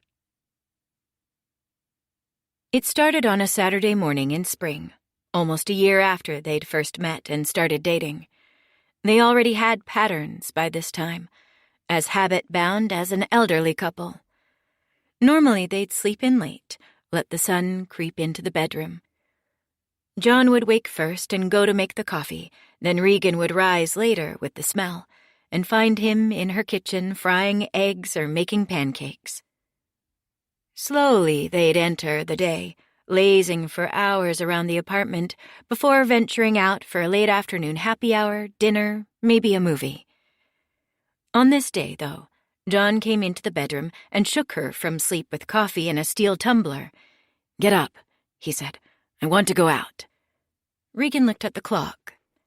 It was 9:30, a time she'd regard as impossibly late after the kids were born, but which by the standards of her late 20s was still early on a weekend. "Now?" "Yeah," he said. "We're going to open houses." Open houses? Regan thought she'd heard John wrong. But then, after she'd had some breakfast, he packed her in the car and brought her to a succession of homes in the city with real estate signs pounded into the dirt at the curb. Huge, beautiful homes in some of the Twin Cities' most coveted neighborhoods. Lake of the Isles, Linden Hills, Summit Avenue, the price tags seeming to climb with each home they saw. Regan had a few $1,000s in a checking account, almost $10,000 in savings, some money in a 401k that she never checked. She didn't think she'd ever be able to afford homes like these. $735,000, $859,000, $919,000. Palatial living rooms, gleaming kitchens, master bedrooms as big as her entire apartment, with their own bathrooms and balconies. She didn't know how much money John had squirreled away, but she guessed he couldn't come close to putting a down payment on any of these places either, not by the evidence of his shabby studio apartment in St. Paul. The real estate agents at the open houses sensed it as well, seeming to smell John and Regan's lack of money as they came in the door. The agents would turn up their noses as they spoke to them, perfunctorily asking them how long they'd been in the market, what they were looking for, then suggestively mention that they had some other properties they might be interested in looking at. Smaller properties. The implication was clear. John and Regan didn't belong here. "John, what the hell are we doing?" Regan asked after the third house, as John drove them onto the interstate, north toward the suburbs. "Just having some fun," John said. "This isn't my definition of fun." "Don't you like to dream?" "Dream about what?" "About what might be someday, about where we could end up." "John, come on, we'll never be able to afford a house like the ones we've been looking at." "You never know," John said. "Anything's possible." He drove them to North Oaks, a loose suburb of golf courses and lakes, rambling mansions on winding roads set amid evergreen trees. They drove up to one such mansion, a white house with a porch that ran the entire length of the facade and wrapped around to the back, panes of glass vaulting above all the way to the eaves. Inside, They took off their shoes and walked to the kitchen, where Regan picked up a flyer. Something caught in her throat. A gasp, or perhaps a laugh. Escape to spacious luxury. 5 bedrooms, 5 baths, deck, pool, lake access, boathouse. $1,654,900. A real estate agent walked up to them and introduced herself to John. So far, everything was following the pattern of the previous houses they'd looked at. But then, John gave a fake name. Roger, he said. Roger White. I see, the agent said. Are you pre-approved? What kind of financing would you be looking at for a home at this price range? I was thinking about a cash offer, actually, John said. The agent blinked, her disdain morphing at once into interest. She smiled at John. And what do you do, Mr. White? Oh, Roger, please, John said. I'm an investor, real estate investor. Oh, really? You're looking at this place as an investment? Regan looked to John, wondering what he'd say next. She realized she'd been holding her breath. She let air out of her lungs slowly, trying not to draw any attention. No, John said, to live in. I'm looking at a number of properties in the city, and I need a base of operations. What kind of properties, Mr. White? John frowned at the agent. Now, what did I just say? The agent laughed. Roger, then. Her cheeks flushed red. Regan looked at her and wondered if that was what she looked like back when she'd first met John. He'd made her laugh, too. That's better, John said. Luxury apartments, mostly. A few old houses in the city I intend to convert to fourplexes and sell. Maybe a few empty lots for development. Are you looking for partners? The woman asked. John smiled, and with a stab of hurt, Regan realized that he was flirting with the agent. She'd thought he only used that look with her, but here it was, pointed at another woman, and she found herself wondering how many women John flirted with, how many he turned on the charm for. Was it something he did often? To get clients? Oh, always, he said. The agent seemed too overcome to speak. She turned to Regan. And you are?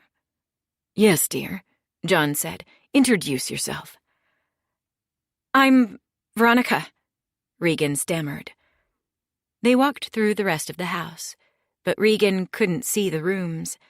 She kept thinking about what had happened in the kitchen. Why had John lied? On the way out, the agent stopped them, gave John her business card. In case you need to get in touch, she said. Then, at the car, an older man in a gray sport coat stopped them. He'd overheard them talking and he wanted in. He wanted to invest. I'm afraid we're not looking for small investors right now, John said. Anything less than $500,000, it's just not worth my time. I've got it, the man said, a trace of desperation in his voice. I can get it. I just need to move some things around. John sighed. We were just about to leave. He was projecting impatience, but Regan could tell that he was scared. Panic came to the man's eyes. He reached into his breast pocket and came out with a checkbook. How much do you need now to know I'm serious? 5,000? 10 at least, John said. The man clicked a pen and opened the checkbook on the roof of their car, somehow not noticing that the Hyundai hatchback John drove was hardly the car of a real estate investor. He started scribbling. Regan looked over his shoulder as he wrote a 1. Her panic boiled over as he added the zeros. John, she shouted. The man's head snapped up. Wait, John? I thought your name was... John shoved Regan into the car, then leapt into the driver's seat and peeled away. More dates followed. More cons. outings in which John again made up a character on the spot and forced Regan to play along. After the open house in North Oaks, there was a swank millionaire's wedding they bluffed their way into, John pretending to be a distant cousin to the bride and becoming loudly offended when the poor event coordinator with a clipboard at the gate couldn't find their name on the list. She'd finally let them in, and Regan and John spent the rest of the night enjoying the lavish party, gaping at the expensive clothes and decorations, eating catered steaks with the rest of the guests, drinking from the open bar, and walking away at the end of the night with party favors. A whole gift basket full of expensive hand lotions, bath salts, and face creams that Regan used in the bathroom for weeks to come. After that came the pinnacle of their cons, a night at a dance club downtown where John targeted some trust fund kids who were high out of their minds on Molly. He concocted some story about a bag full of drug money locked up at the bus station, claiming that they couldn't get at it because the cops were staking out the place and knew their faces, but that the kids could have the key for $1,000 and walk away with $15,000 clean. Regan figured that if John's marks had been sober, they wouldn't have gone for it. But they weren't sober, and they did go for it, searched their wallets and went to an ATM and shelled out 10 crisp hundreds in exchange for a key that John had found at the bottom of a junk drawer, when he admitted later he didn't even know what it was for. A padlock to a locker at an old gym he used to go to, maybe? He chattered about the con all the way home. Can you believe it? I didn't think they'd go for it, but they did. They fucking did. While Regan silently held the money in the palm of her hand, looked at it in the intermittent glow of streetlights. When they got back to Regan's place, she finally spoke up and told him the cons had to stop. I don't want to do this anymore. I'm done. John's mouth closed. He seemed surprised, disappointed, perhaps even hurt. After a second, he nodded, accepting what she was saying. But then he also left that night, went back to his apartment for the first time in months, and Regan didn't see him or hear from him for a week after that. It was the longest she'd gone without spending time with John since they met. Maybe he knew that he'd scared her, thought she needed space, and maybe she did need the time to think. They'd been scary, these dates, these cons, John had called them, but exciting, too. Regan couldn't deny the thrill of pretending to be someone else, of lying. The steak at the wedding had tasted better than any she'd ever had, and the basket of creams and lotions they'd walked away with, she still had some in her medicine cabinet, felt so good as she spread them onto her skin. There was something exhilarating about fooling those dumb club kids into shelling out $1,000 for a useless key. And she still thought about the feeling that had risen up inside her when that businessman in North Oaks had pulled out his checkbook, the heady blend of fear and excitement, as she realized that he was willing to give them $10,000 on the spot. Had it been illegal, what they'd done? Had they broken the law? Stolen the gift basket, the free catered meal and drinks? The club kids had handed over their money willingly, but wasn't it still stealing? What if they'd taken the businessman's check, figured out a way to cash it? Would that have been fraud?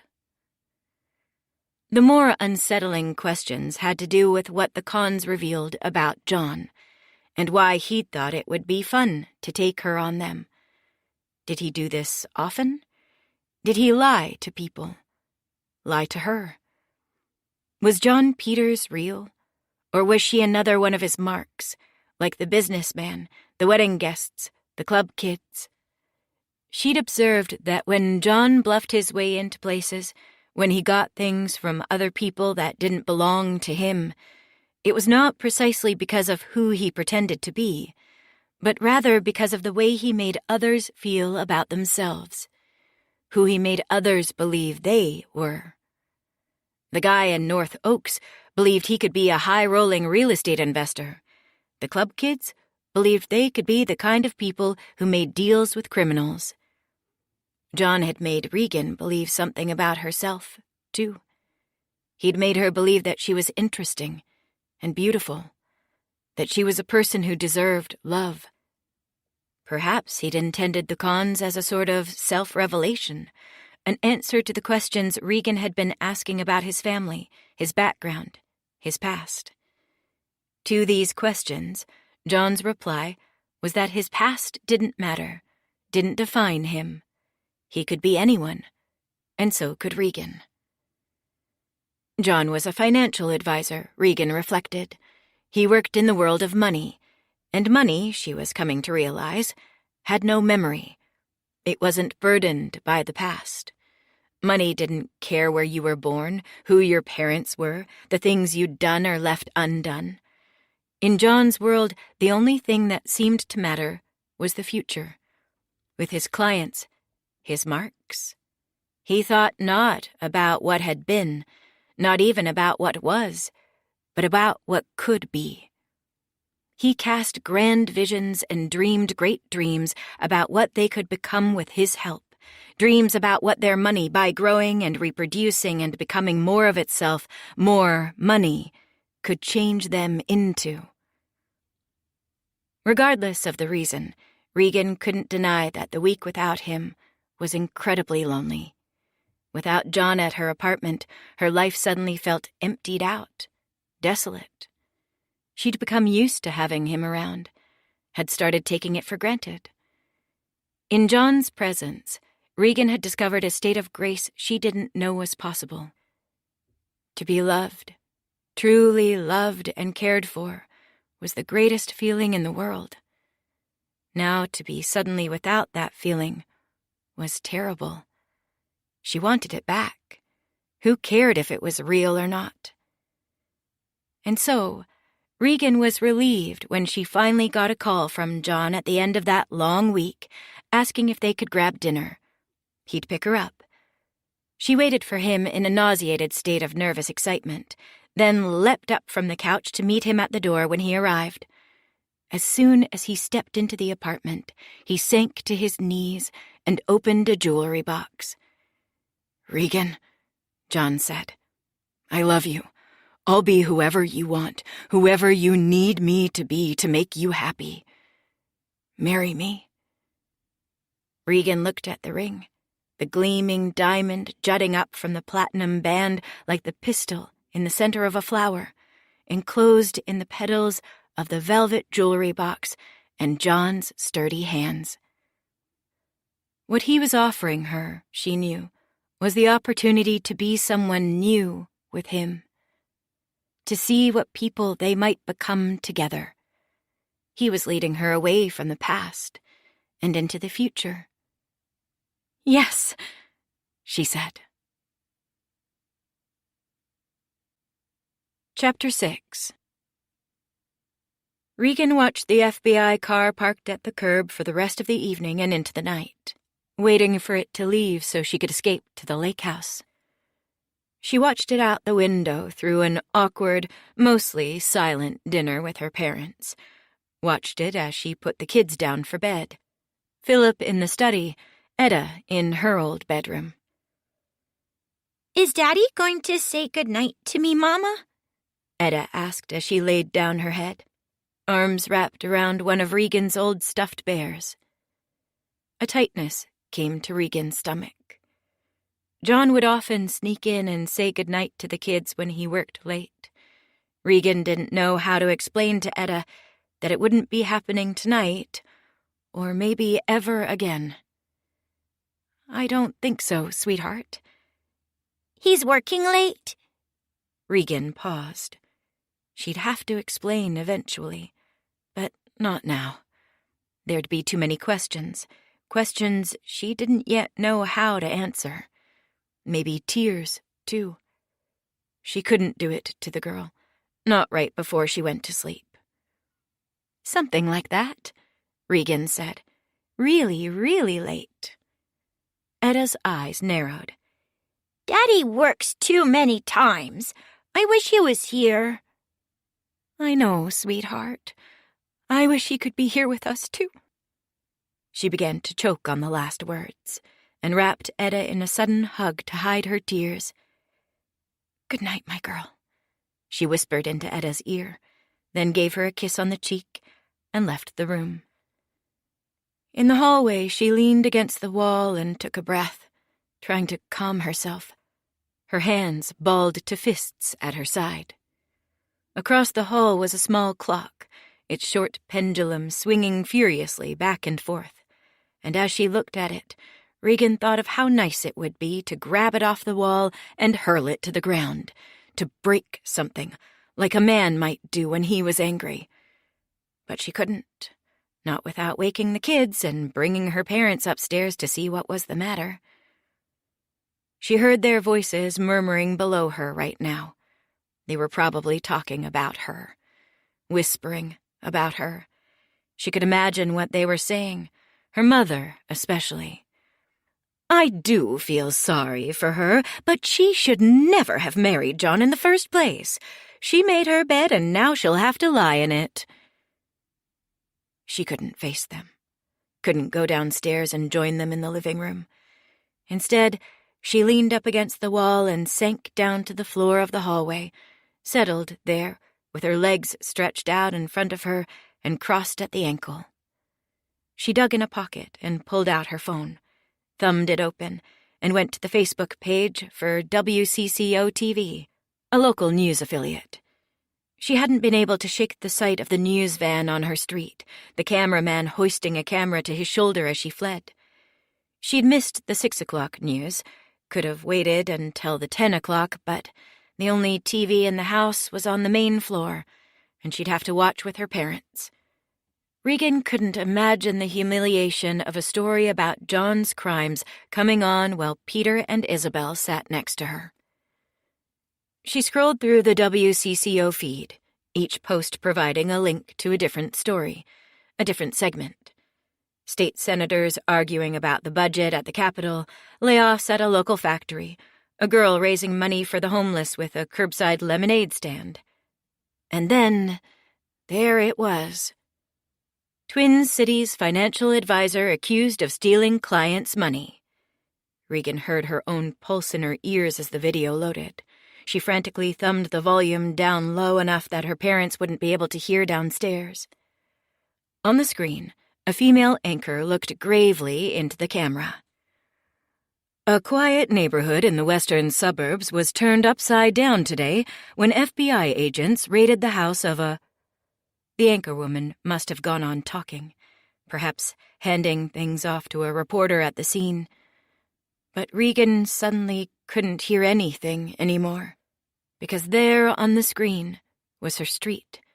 There was her house, her blue siding, her white awnings, her red front door and cement stoop, and now, oh God, there was her neighbor Gloria, the retired busybody, looking red-faced and upset as she talked into a microphone, and Regan suddenly felt as though she was sinking into the floor, the carpet and the slats of hardwood yawning open to swallow her whole.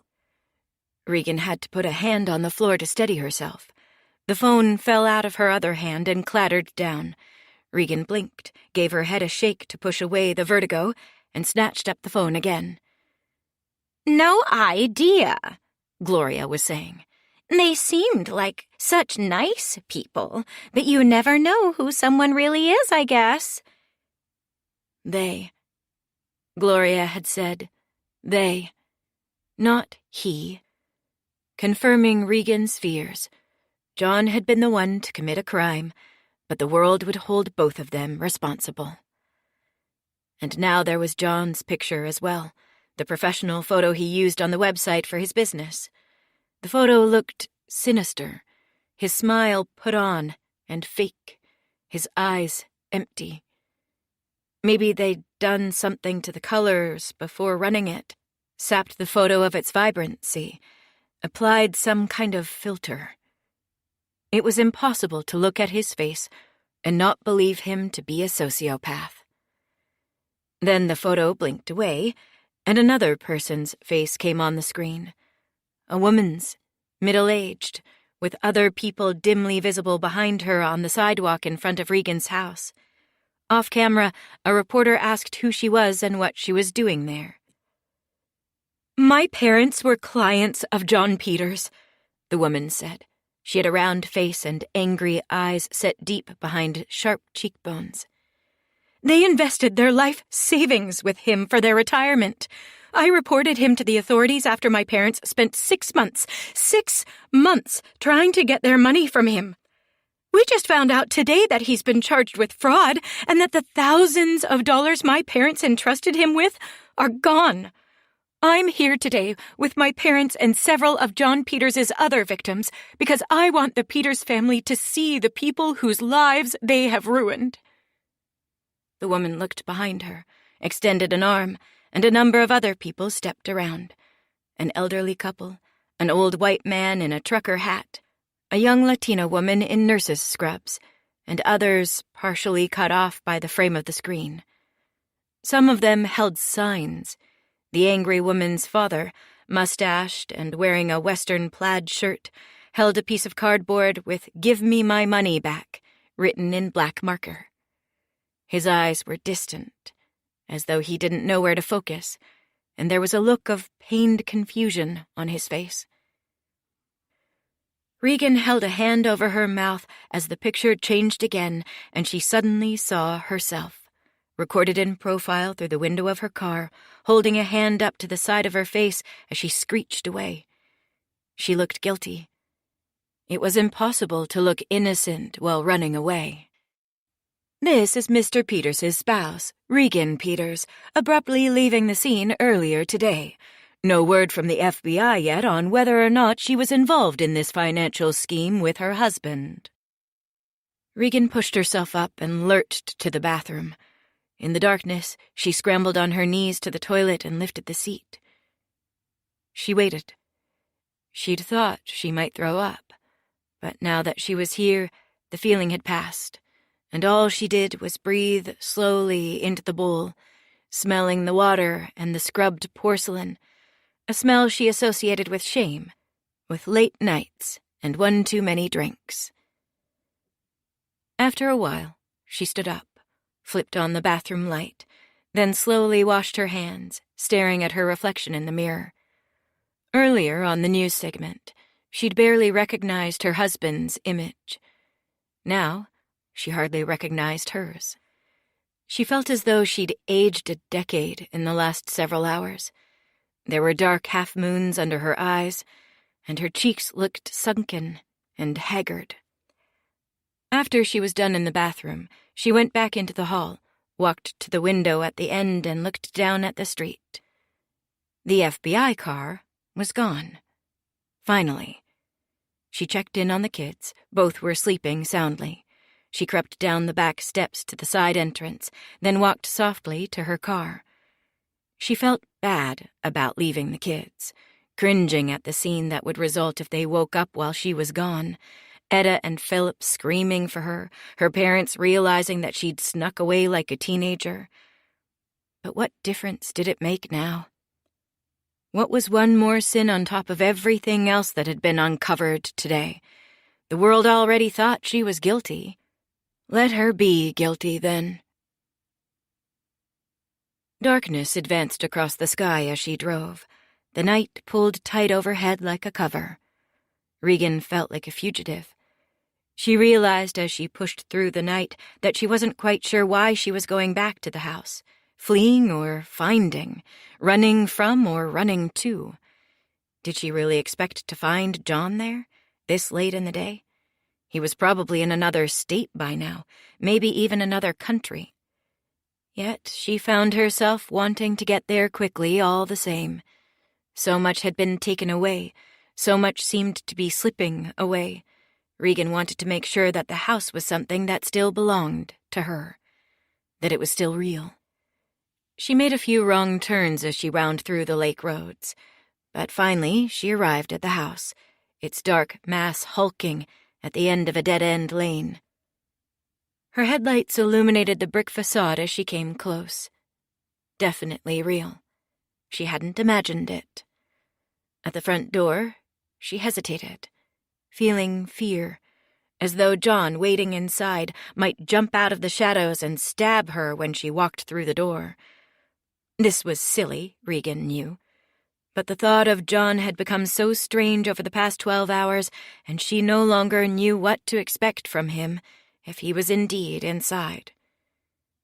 "John?" she called when the door creaked open. "John? Are you in there?" No answer.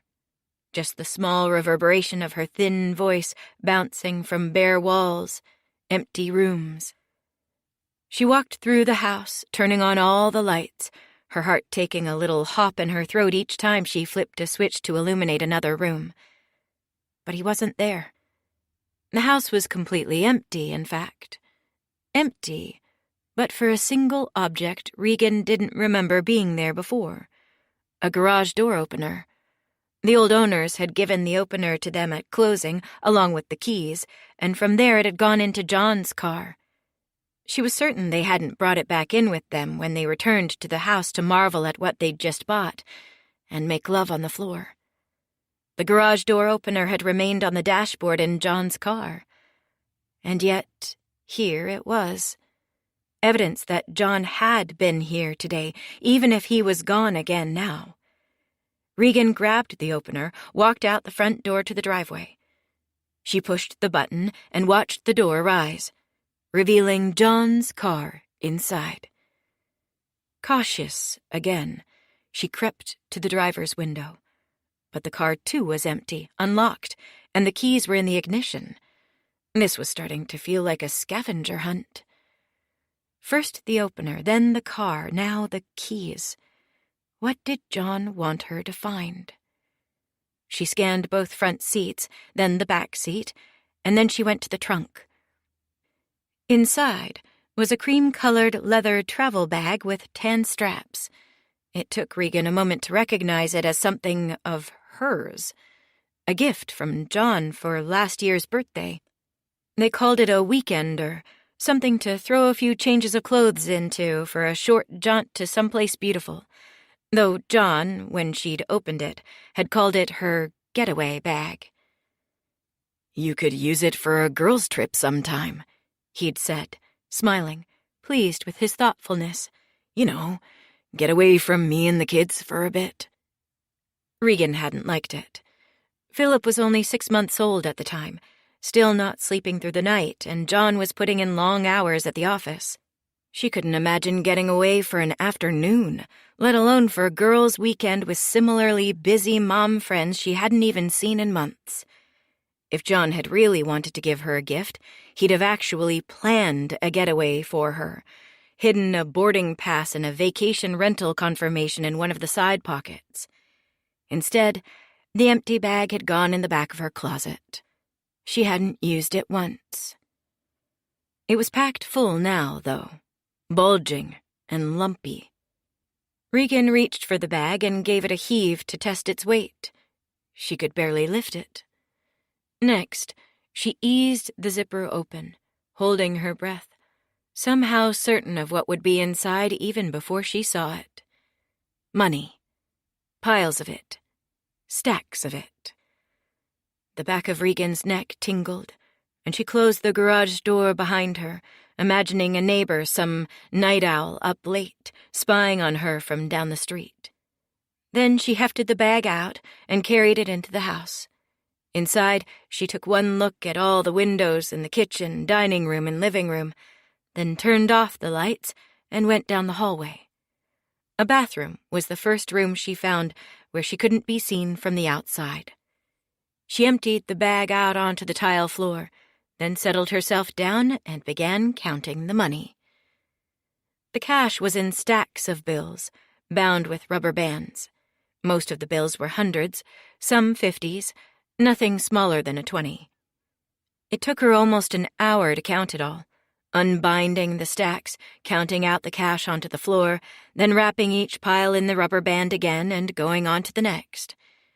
As she reached the end of her counting, she thought of the man at the open house from their first con, the one who'd tried to write him a check. All those zeros. There were more zeros now. $1 million. and more. $1,010,550 to be exact. More money than she'd ever seen in one place, more money than she imagined she'd ever have, though she knew dimly that John had been saving money for them over the years, had it spread over different accounts, mutual funds and bonds and money markets and certificates of deposit and high-yield savings. That was electronic money, though, numbers on a screen. Besides, the FBI knew about all those accounts and had their plans to take them from her, every last cent, to pay for John's crimes. This money was physical. It was real. It was laid out on the floor before her, and it was, for now, hers. As she thought it, she knew it wasn't true. This money surely belonged to John's clients, the ones he'd stolen from. Regular people, people like the ones she'd seen on the news story gathered outside her house to protest, to express their rage. The middle-aged woman with lines spidering out from her eyes, the man in the western shirt, the young woman wearing nurse's scrubs. She should return it to them. But then she thought of the bag, the gift from John she hadn't liked at the time. Her getaway bag. John was obviously trying to tell her something by putting dirty money in a bag that had originally been a gift for her, the bag itself hidden in the house that had been his latest and most outlandish gift. He wanted her to keep the money, to use it as an escape, a getaway. There were also the kids to think of, their future, their clothes, their food, where they'd live. Summer camps, braces, college funds. John was gone. She was the provider now. It was all on her shoulders. She thought once more of the cons, of what John had been trying to tell her with them. She'd always thought his point had been that he could be anyone he wanted to be, and so she should stop asking him about who he was, who he'd been. But maybe there'd been another message as well. That she could be anyone too. She wondered now if she could become the kind of person who could keep the money laid out in front of her. Someone like John, unencumbered by the past, unafraid to lie, to steal. Someone with a plan. Regan stayed in the empty house and thought about it for 5 minutes, 10, paced the narrow bathroom floor, looking at the money, playing out the scenarios. She could call the FBI right now, tell them where she was, what she was looking at. She should, probably. But then there'd be questions, unpleasant ones. They'd wonder why she didn't tell them about the house in the first place, why she didn't bring them along to discover the money with her. She couldn't face it, not tonight. Ultimately, Regan decided it would be easier to hide the money, to give herself more time to figure out what to do with it. Regan drove back to her parents' house with the bag in the passenger seat next to her. She glanced over at it every so often as the car passed in and out of the orange glow of street lamps, as if to make sure it was safe and real. On her parents' street, she pulled into the alley and rolled quietly to the detached garage. She keyed in the code to open the door, then heaved the bag inside, past her parents' car, to a ladder at the back wall. The ladder led to a small wooden platform in the rafters. Her father used the loft for storage, Christmas decorations, some yard tools, a few tarps. But when she was a girl, Regan had used the loft as a place to escape, to hide. A place to read a book, to put her thoughts in a diary, to lean her back against the wall and simply close her eyes, imagining herself tucked away from the demands of the world. She hauled the bag up the ladder, her feet uneasy on the rungs. It was still open, the place she used to sit. A smooth patch of unfinished boards between a box of old photo albums and some folded-up drop cloths. A small spot, but she'd felt safe there when she was young. The box and cloths pressing against her shoulders, making her feel held. Now she heaved the bag up, placed it on the platform, and shoved it toward the spot. The FBI would never look for it here, and her parents scarcely went up the ladder anymore. Regan had been safe in the loft. The money would be too. Regan closed the garage door and snuck to the house, coming in the back way. She turned the knob gingerly, careful not to make noise, but her mother was awake, waiting for her in the hallway, eyes wild with anger. "Where have you been?" Regan glanced at the clock on the wall. It was just past midnight. "Did the kids wake up?" "No," Isabel said. "I'm the only one who noticed you were gone." "Good," Regan said. There was a moment of quiet. Then Isabel asked, "Well, did you find him?" "No, only his car." Regan's mother let out a long sigh. "If the police knew you were sneaking around, they'd arrest you for obstruction. Maybe even as John's accomplice. You know that, right?" "I know what I'm doing," Regan said, turning away from her mother and running up the stairs before she could answer. But she didn't know what she was doing, and when she finally crawled into bed, careful not to disturb Etta, she lay awake for hours and simply thought about the money. Was there any way for her to actually keep it for herself and the kids? She thought that if she simply hid its existence from the FBI for long enough, they'd eventually move on, lose interest in her. She could sneak back into the garage loft and then spend the money as if it were her own. These thoughts were still with her as she drifted off to sleep. Chapter 7. The messages began coming the next day. The first buzzed on her phone the moment Regan woke up, swinging her legs over the side of the bed and webbing her toes wide to feel at the cool surface of the hardwood floor, the lump of Etta's body still sleeping, still breathing steadily under the covers beside her. A little vibration came from the bedstand where she'd left her phone during the night. She angled her head to read the message. "Regan, oh my God, I just heard the news. How terrible. Are you okay?" Her phone kept buzzing throughout the morning as she got the children and brought them downstairs, as she made them breakfast and brewed some coffee for herself, as she cleaned up after herself and then took the kids for a little walk around the neighborhood, pushing Philip in the stroller and hectoring Etta to keep up. Stay on the sidewalk, don't wander onto people's lawns. Texts and emails, direct messages on Facebook and Instagram, from neighbors, from former co-workers at the ad agency, from classmates she hadn't seen or heard from in years, except to see their wedding photos or birth announcements on social media. Each message a small piece of evidence that the news stories that had aired last night were spreading, shared from one person to the next, growing from a spark to a blaze of rumor and voyeurism. Regan had hoped that it would all blow over somehow, that everyone would just look the other way, mind their own business, and leave her to handle this in peace. How foolish she'd been. No one could resist another person's drama, another person's misery. Everyone loved to be the one with the juicy story, the inside information, the one to say, "Did you hear? Oh my God, you'll never believe it." The messages were all some version of the same thing, as though there was only one way to offer condolences. "I just heard. Are you okay? If there's anything I can do, please let me know."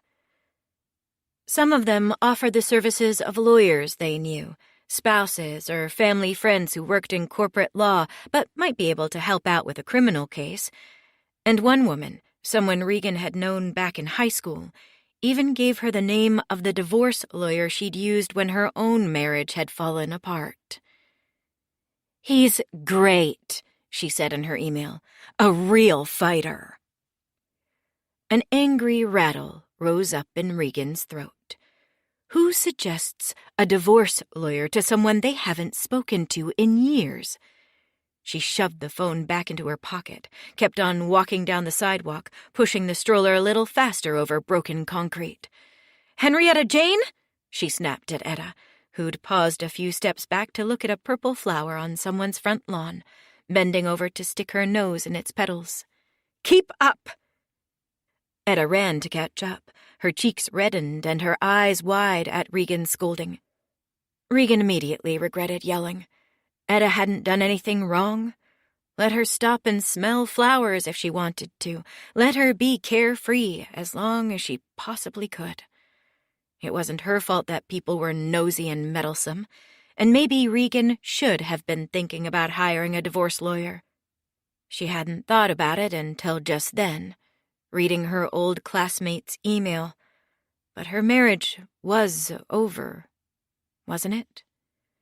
John was gone, and once the FBI caught up with him, he'd be in jail. What marriage could survive that? They said you had to work on your marriage, fight for it, but there was nothing left for her to fight for. Nothing but the money, her fair share of everything that was left over. She was thinking about whether she should get a lawyer. Maybe a lawyer could work with the FBI to let Regan keep some of John's money, or even talk to the press, make it clear to everyone that John was to blame here, not her. When the phone buzzed in her pocket yet again. "Oh, Jesus Christ," she muttered too loudly. "What the fuck is it now?" "What did you say, Mama?"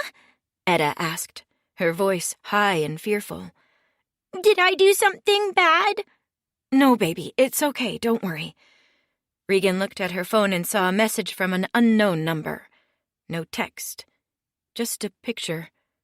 Regan squinted at it, unable to make out the fuzzy details in the thumbnail. She tapped on the notification, then entered her security code to look closer. The photo appeared on the screen and seared itself into her brain. Regan screamed and dropped the phone to the ground. "What is it, Mama?" Etta asked, her voice gone high and shrill. In the stroller, Philip began to cry. "It's nothing," Regan said, willing herself to be calm for the sake of the children, knowing she was scaring them. "I just dropped my phone by accident." She leaned over and picked it off the concrete, the screen still lit up. Etta clambered over and tried to take a look, but Regan clutched the phone to herself, hiding it from the girl's eyes. "Can I see?" Etta asked, pulling at Regan's pant leg. "Stop it!" Regan snapped. "Just be quiet!" Etta stood back and joined Philip in crying. But Regan blocked out the sound as her attention tunneled into the phone in her hands. The photo was in black and white, a little grainy, but its details were still clear enough once Regan looked closely. It showed a woman and a man having sex in what could have been a hotel bed. The angle was from above, as though the camera had been mounted on the wall near the ceiling. The woman was on top, her bare back to the camera, dark hair cascading down over her shoulders, as she rode atop the man. He lay flat on the mattress, head thrown back, eyes closed, but his face was still clearly visible. It was John, her husband, fucking another woman. The emotions she felt upon looking at the photo and understanding what she was looking at, the betrayal the image represented, veered wildly across a spectrum from moment to moment. First, there was the horror, the reflexive disgust like a gag reaction that had made her throw the phone to the ground. Then there was the shame, which she was feeling now. A shame so deep that it was indistinguishable from a desire to die, to disappear, to burrow deep inside herself and never come back out. She'd do anything to prevent anyone from seeing the photo, from knowing that John had cheated on her, not just Etta, but every other human being in the world. The third emotion, which followed quickly after, was anger. Why should she be the one to feel bad? She'd done nothing wrong, and yet she was somehow the one who felt guilty, the one who felt she had something to hide, the one making a scene on a city street, snapping at her kids, making them cry. Then her eyes fell on the woman. Her back was to the camera, her face not visible, but Regan didn't need to see her face. She'd know that shoulder-length hair anywhere. Jet black, gleaming even in the limited light of the gray photograph. Tamara, John's secretary. John had had a string of secretaries over the years, assistants to help him with the mountains of paperwork that being a financial advisor entailed. They were almost always young women in their 20s, and attractive, which Regan never liked. Just once he'd hired an older woman, named Linda, semi-retired, and Regan had breathed a sigh of relief to think of the two of them in the office together, or rather, not to have to think of them.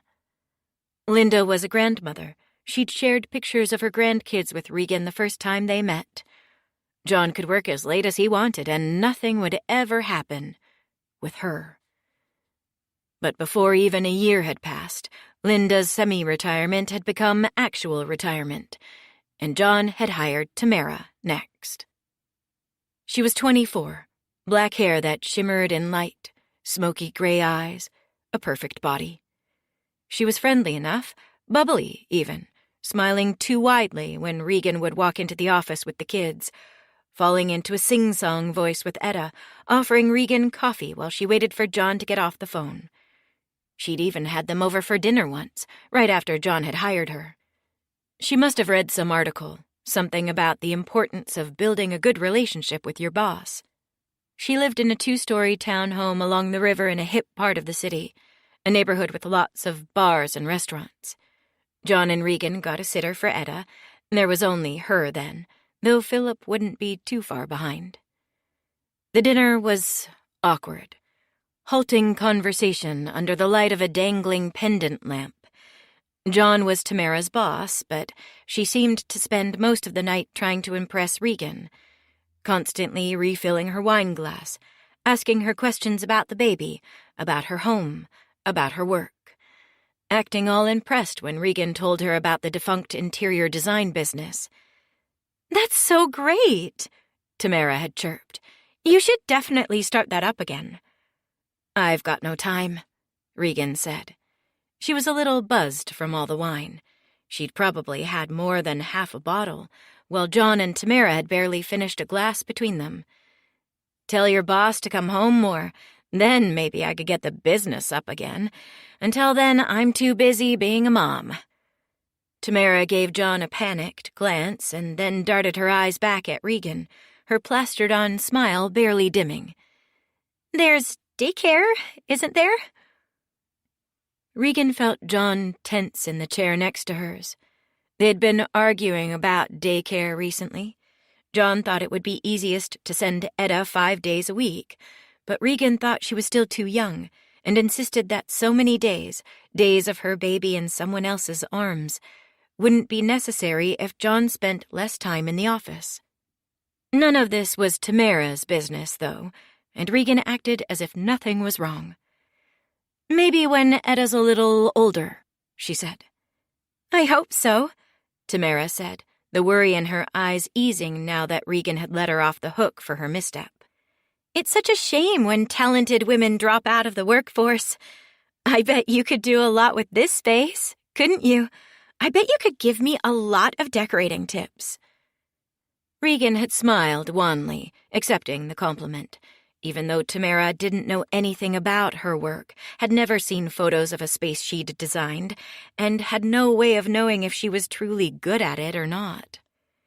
It was only later, after the wine buzz had worn off, after she woke up the next day and took 2 ibuprofen for the pounding headache she'd been left with, that she realized what felt so off about the evening. The whole thing had seemed staged for her benefit. Tamara's deference toward her had been overeager, practically cloying. It was almost as though she and John had planned it together, to put Regan at ease. Almost as though they were hiding something from her. Now Regan was screaming outside Tamara's front door, making a spectacle of herself. "I know you're in there!" Regan yelled as she rang the doorbell over and over, the 2-tone ring echoing inside in a furious trill. "I know what you did! Come down here right now!" A small part of her wondered what she must look like to the people passing by. Hipster men with beards walking tiny dogs, women out on jogs, pulling out their earbuds to gawk. She'd become a cliché, the spurned wife, come to yell at her husband's mistress. But she didn't care. Her anger had risen to a boil on the drive over, blotting the edges of her vision. She was angrier about John's cheating than she was about his crimes. This fraud, this infidelity, felt so much more personal, and she was in search of someone to punish for the way it made her feel. Philip cried at Regan's hip. Etta stood at her side, gape-eyed, a finger hooked in her lower lip. She was scaring the kids. But now that she was here, she couldn't stop screaming. The fury was only growing inside her, a pressure that mounted even as it was being released.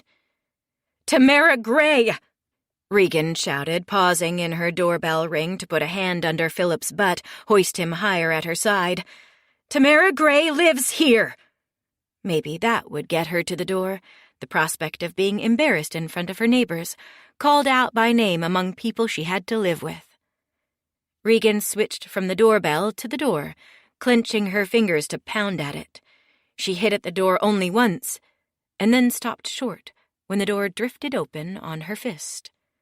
A puff of cool air escaped, blew against her face.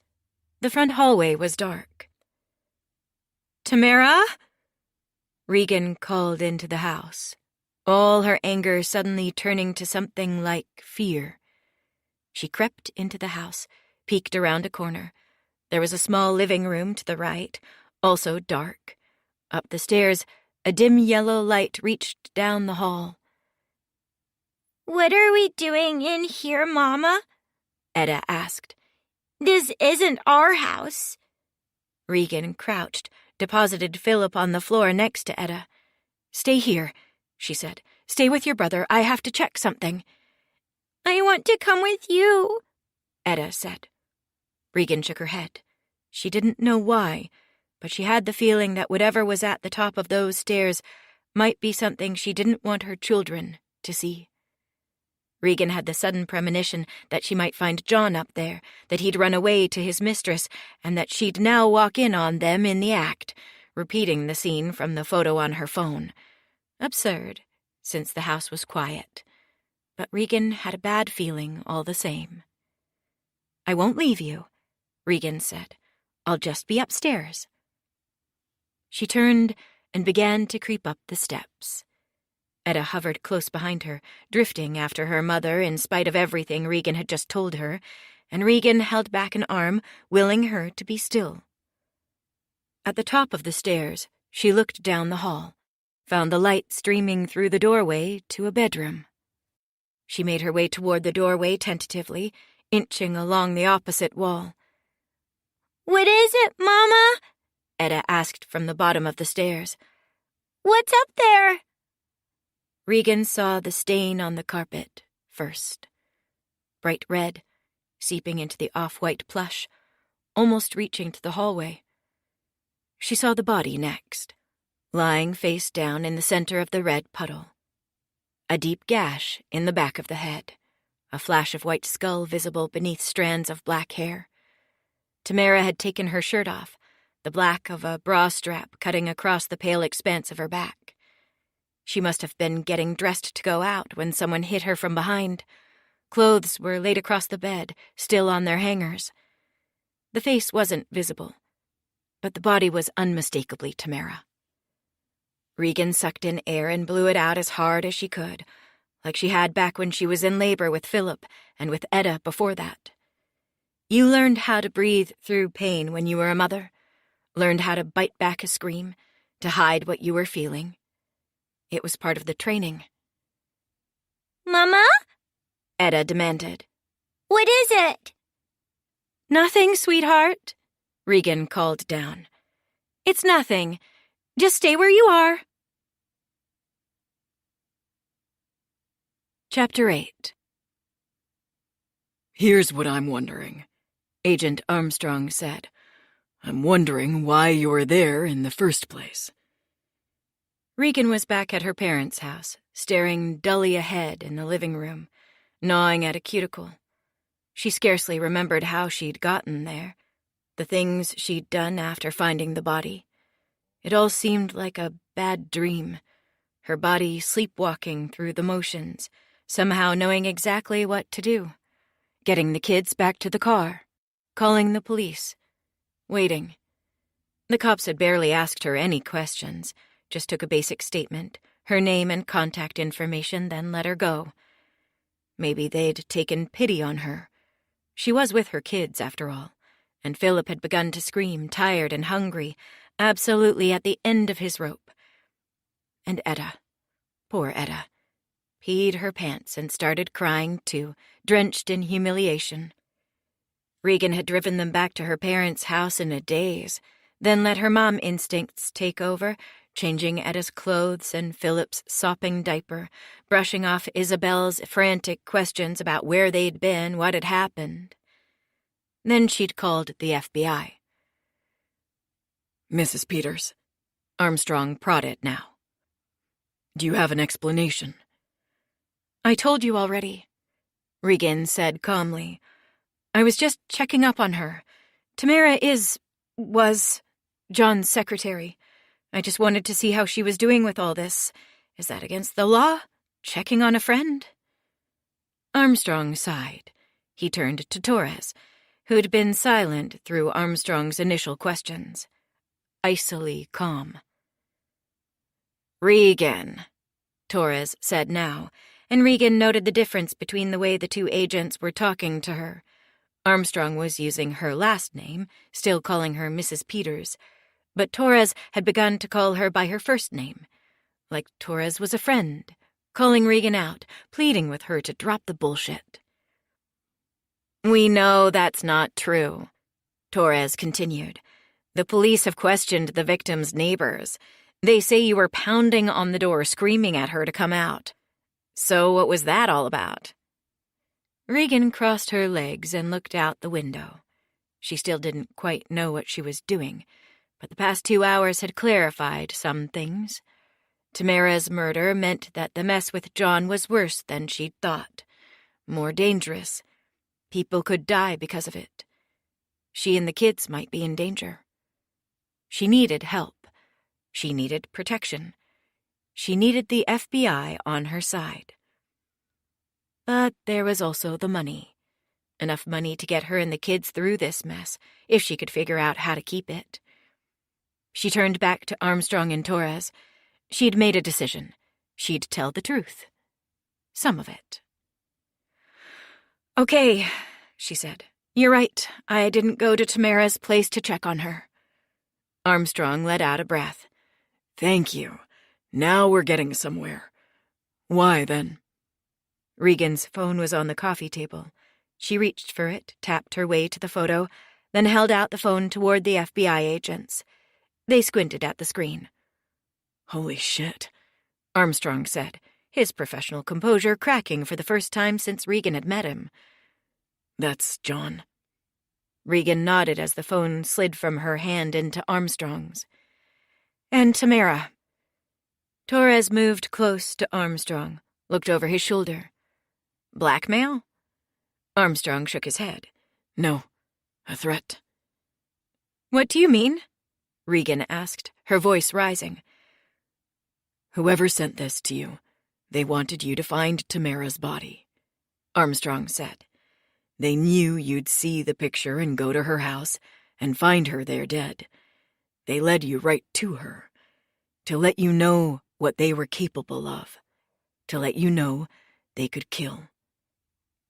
Who? Regan asked. One of John's clients? Someone he stole money from? No, someone else. Armstrong turned to Torres. Let's show her. Maybe she knows something. Torres nodded, then reached inside a leather briefcase leaning against the foot of her chair and placed a photo on the table. Regan leaned over to look at it. Do you recognize this man? The photo looked like a mugshot. The man in the photo was white, with unkempt hair, hard eyes, a salt and pepper beard. I don't, she said, telling the truth. Look closely, Torres prodded. I want you to be sure. I'm telling you, I've never seen him before. Does the name Arnold Scoville mean anything to you? Armstrong asked. No, Regan said. Should it? It's him, Armstrong said, pointing at the photo. He's one of your husband's associates. Regan winced. Associates. The word sounded so dirty, so grimy. Businessmen had clients, partners, service providers. But associates? Only criminals had associates. I don't understand. This guy helped John run the Ponzi scheme? This is a little bigger than that, Armstrong said. Mrs. Peters, it's time we told you everything. Your husband is wanted for running a Ponzi scheme, yes, but we also believe that he's mixed up with this man, Arnold Scoville. He's a local businessman, officially a construction contractor who's suspected of being involved in various criminal enterprises.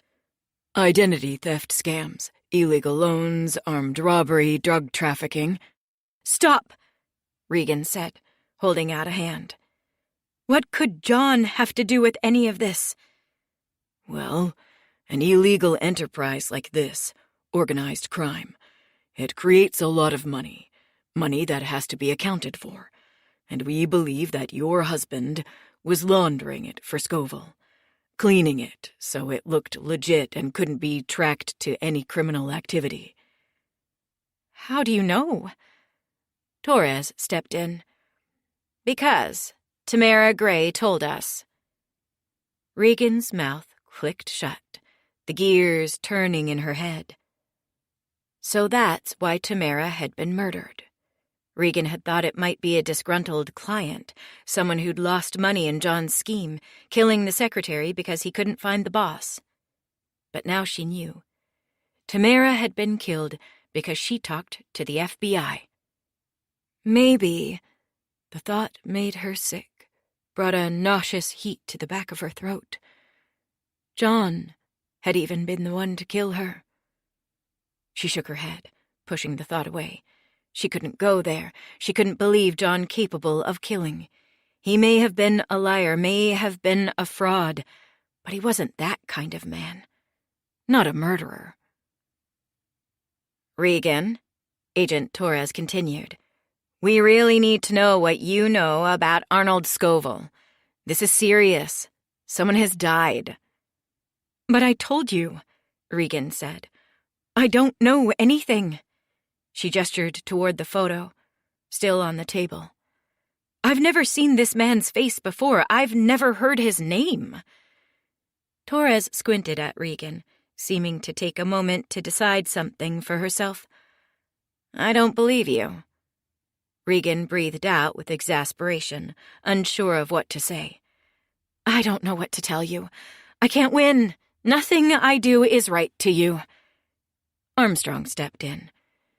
You see, Mrs. Peters, the thing is, he began, slowly, in a tone that suggested a man who regretted having to say what he was about to say. The thing is, we've been looking at your financial records, yours and John's, and we've found some things. What? Well, partly what we expected to find in the books of someone running a Ponzi scheme. He gets money from his clients, and then he sort of moves it around, uses it to pay himself, to pay other clients making withdrawals. The business records are completely falsified, full of stock and mutual fund transactions that never happened. Then there are some larger cash infusions. We think that's the money from Scoville, which gets recorded as an investment from an LLC. John fabricates some capital gains, and it comes out clean. It's not exactly sophisticated. But there's something else? Regan asked. There is, Torres said. It has to do with your own investments. Let me guess, Regan said, bracing herself. They're fake, too. I'm broke. Not quite, Torres said. We're still untangling what is real and fake, but the majority of your personal holdings seem to be legitimate. What then? Armstrong was the one to explain. Mrs. Peters, in the weeks leading up to his disappearance, your husband made some changes to your personal investments. What he seems to have done was he took out all the assets you shared, the joint accounts, the stocks and bonds, even your house, it would appear, and he took his name off of them. He made you the sole owner of all your wealth. Regan looked down as it all came together in her mind. What it meant, and what it must look like to Armstrong and Torres. John must have known that everything was falling apart, that he'd be arrested soon, and so he put everything in Regan's name to make it harder for the feds to seize. To anyone looking at it from the outside, it would look like Regan was part of it all, an accomplice from the beginning. Regan thought of what John had said to her, the day of the lake house, the last day. It'll be your name on the deed, not mine, because I'm thinking of it as your house, your place. What a fool she'd been to think this wouldn't come for her eventually, that the eyes of the world wouldn't eventually turn to her and find her to blame. There always had to be a woman at fault. John had fled, left her with the consequences of his actions. Now she'd be punished in his stead. "Regan," Torres said solemnly, that let's get real tone back in her voice. "You need help. You're in over your head. Scoville is a bad man, and he thinks you know something. That's why he sent you this threat. He's already killed one person. What if he comes for you next? What if he comes after the kids? We can help you. We can protect you.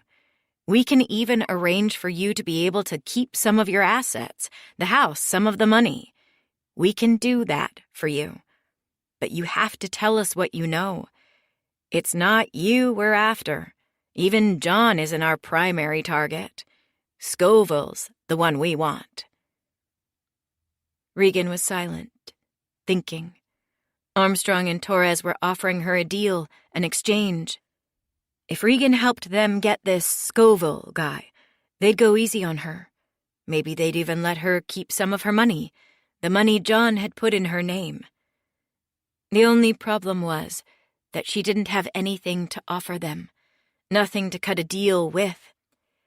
Maybe she'd known more than she'd let on, knew that John was not who he said he was, but she hadn't known about the Ponzi scheme, and she certainly didn't know anything about a local gangster named Arnold Scoville. She'd told plenty of lies to the FBI over the past 2 days, but this much was true. She didn't have anything that could help them in their investigation. "You say you're here to protect me," Regan said. "Did you protect Tamara?" Torres and Armstrong visibly winced. Tamara was a mistake, Armstrong admitted. We didn't take Scoville seriously enough. We thought she was safe. We won't make that mistake again. "Am I under arrest?" Regan asked. What? Armstrong looked confused. "Do you have a warrant for my arrest?" Armstrong shook his head. No, we don't, but... "Then leave," Regan said. "I want you to leave, right now." The FBI agents sighed, then stood. On their way out of the room, Torres paused and looked back. "You're going to regret this." "Just go," Regan demanded. Regan discovered her mother lurking in the hall after Armstrong and Torres left. Isabel had made herself scarce while Regan was being questioned, but on some level she knew her mother was listening through the walls, and when she came upon her, Regan knew at once that she'd heard it all, every word. Isabel's eyes were fierce, her lips pulled into a tight, bloodless line. "Did you enjoy the show, Mother?" Regan asked sarcastically. "Don't talk to me like that," Isabel snapped. "You're the one who brought this poison into our lives." The naked disdain in Isabel's voice hurt. but there was something almost comforting in its familiarity. Isabel hated Regan, hated her and was ashamed of her, and Regan was glad for the falling away of any pretense that her mother felt otherwise. "Go on," Regan said. "Out with it. You've been waiting for this." "You never should have married him." "I know. You've told me." "I knew from the beginning that he was no good, but you tied your life to him anyway, and now look at what's happening." "I didn't choose any of this, Mother. This isn't my fault." "But you did choose it," Isabel said, taking a step closer and pointing a finger straight at Regan's chest. "You chose him." "At least John loved me," Regan said. "Loves me, which is more than I've ever been able to say of you." Isabel moved her hand toward her chest, play-acting outrage. "Don't you dare turn this around on me. I'm your mother. I did my best. I thought you'd understand that by now. I did my best to love you and take care of you and make choices that were best for you. But sometimes your children make mistakes. Sometimes they disappoint you." Disappoint. The word made Regan ache inside. Coming from a parent, this was always worse than anger, always more devastating. "I'm not mad, I'm just disappointed." Something inside her crumpled, but then, like a supernova collapsing and then exploding outward, she felt the feeling in her chest transform into rage, a desire to hurt as much as she was hurting in that moment. "You want to know the truth, Mother?" Regan said. "I married John because of you, because of who you are, who you've always been, always so disappointed in me, so stingy with your love, with your praise. I knew I was never going to get anything from you, no support, no encouragement, so I went for the first man I could find who was even a little bit kind to me. The first man who treated me like I was special and was happy to see me when I walked into a room. The first man who promised to give me the kind of life I knew I deserved." Isabel's face had gone pale, and the sharpness slowly drained from her eyes. When she spoke next, her voice was thin, hoarse. "We would have supported you. Always. We're still supporting you." "Supporting me with what? With Grandpa's money? It's quite a luxury, isn't it, inheriting money? You think I don't notice? I see you and Daddy wasting it, living like fat cats, spending double what you make. I always knew you'd never pass anything on to me. Some people have to work for a living, you know? People like John. He made some mistakes. God knows he made mistakes. But he did what he had to do to support us." Isabel's jaw bulged at the hinge, and Regan knew that her mother was regrouping, finding her anger again. "You're just like him," Isabel said. "You're guilty, just as guilty as he is." Regan searched for a comeback, but found none. She was exhausted, sick of fighting. She was ready to give in to the thing she'd been avoiding since the FBI knocked on her door. The truth, at last. "You're guilty." "Yes," she said. "Fine. I'm like John. More like him than I am like you. I knew what he was, and I married him anyway. In fact, I liked who he was. I still do. He may not have been perfect, but he fought for me, fought for his family. Everything he did, everything they say he did was for us, for me and the kids. And now I'm doing the same. I'm fighting to protect us. If you don't like that, then you can get the fuck out of the way."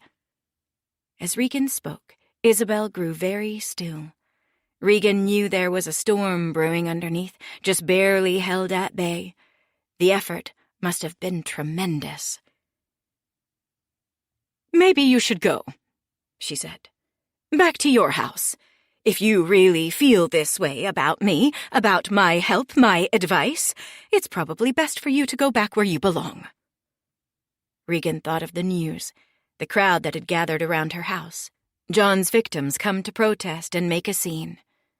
She didn't want to go there, but she quickly realized that subjecting herself to that would be better than staying in this, that she preferred the blind hatred of strangers to the all-too-familiar contempt of her own mother. She nodded. "Fine, I'll get packing." She turned and made to head up the stairs. Her mother's voice stopped her. "And, Regan." "Yes, Mother?" She paused a beat, then spoke. "Maybe you shouldn't come back for a while." Perhaps this was it, then. The end of her relationship with her mother. Good riddance. She'd figure out a way to retrieve the money hidden in the garage later. She couldn't touch it for a while anyway, and her mother and father almost never went in the attic, both of them too old, too shaky on the rungs of the ladder. The money was safe here. Sometime in the future she could come back and sneak it away while they were out of the house. Gladly. Upstairs in her old bedroom, Regan was shoving her clothes back into a suitcase when a series of texts came in. The phone buzzed once, twice, 3 times. Regan looked at the screen and saw a series of photos. First was the sight of Tamara's dead body, laid out on the bedroom floor just as Regan had found it. It was the second time she'd seen Tamara's corpse, but it took her breath away again. Next was a photo of Regan standing outside Tamara's house, knocking on the door and yelling while Philip cried in her arms and Etta clung to her legs. Last came a picture of the house she was standing in, a shot through the living room window as she was being questioned by Armstrong and Torres. She knew the photos were intended to scare her, and they did. But they brought clarity, too. She understood now. The messages were from Scoville, or someone working with Scoville, and he was letting her know that he was having her followed, that he knew her every move. The next message to come in was a text. "You have something that belongs to me." The cash. The leather bag. That had to be what this was all about. Money. John had stolen it from Scoville, left it for Regan, but now Scoville wanted it back. This was bad, but Regan found herself becoming unexpectedly less scared. That Scoville didn't have the money already was a sign that he didn't know where it was, that he hadn't been following her last night when she'd found it at the lake house and hidden it away in her parents' garage. And if he didn't know where it was, then he needed to keep her alive, at least until she gave it up. She was safe. For now. Regan texted back. "I want to meet." 3 dots appeared. "You have what I want." Regan tapped out her response. Her thumb quivered over the send button. After a second of hesitation, she tapped it. "No. A proposal." Chapter 9. Regan and John got married at the courthouse, with 2 strangers as witnesses. This was designed to cover up 2 uncomfortable facts. First, that if they'd had a traditional wedding with a guest list, Regan's side of the ceremony would have been full of family and friends, while John's was virtually empty. And second, that Regan's parents didn't like the groom very much. They didn't go so far as to object to the wedding, but neither of them cared for John, and they obviously couldn't hide it. In spite of all this, Regan was happy on their wedding day, ecstatic even. She and John had moved in together for the duration of their year-long engagement, combined their finances, and just a day before they signed the marriage license and made it official, John told her what she'd already been noticing. The money he was bringing in from his financial advisor business had been increasing by quite a bit, and if she wanted to, she could probably quit her job, which she still hated, and give the interior design idea a try. He also told her that he thought he was pretty close to having saved up enough money for a down payment on a house.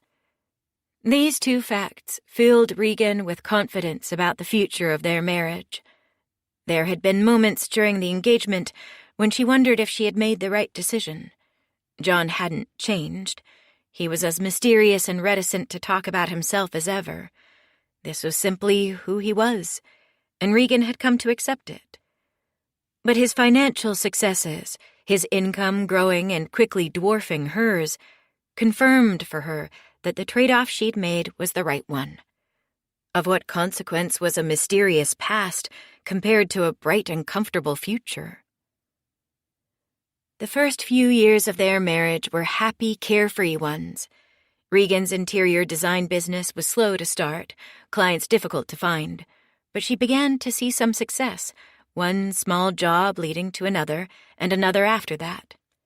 The time between the hours she didn't work were her own, and there was a luxury to having free time. She shopped, she ate out with friends, she went to yoga classes. During those long hours, she imagined herself a woman of leisure, and she didn't mind it at all.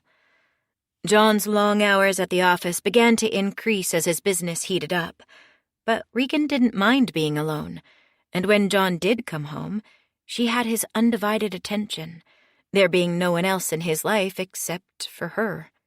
It wasn't so different than when they were dating. They went to restaurants, to concerts, to museums. They went on day trips to nature parks, spent the whole day hiking, packed picnics. They took selfies, and Regan put them on social media to collect likes and comments. So cute! Fun! Beautiful couple. Regan loved being married, loved the feeling of being held and cared for by another person. She loved their home together, the house they bought in the suburbs, their furniture, their bed.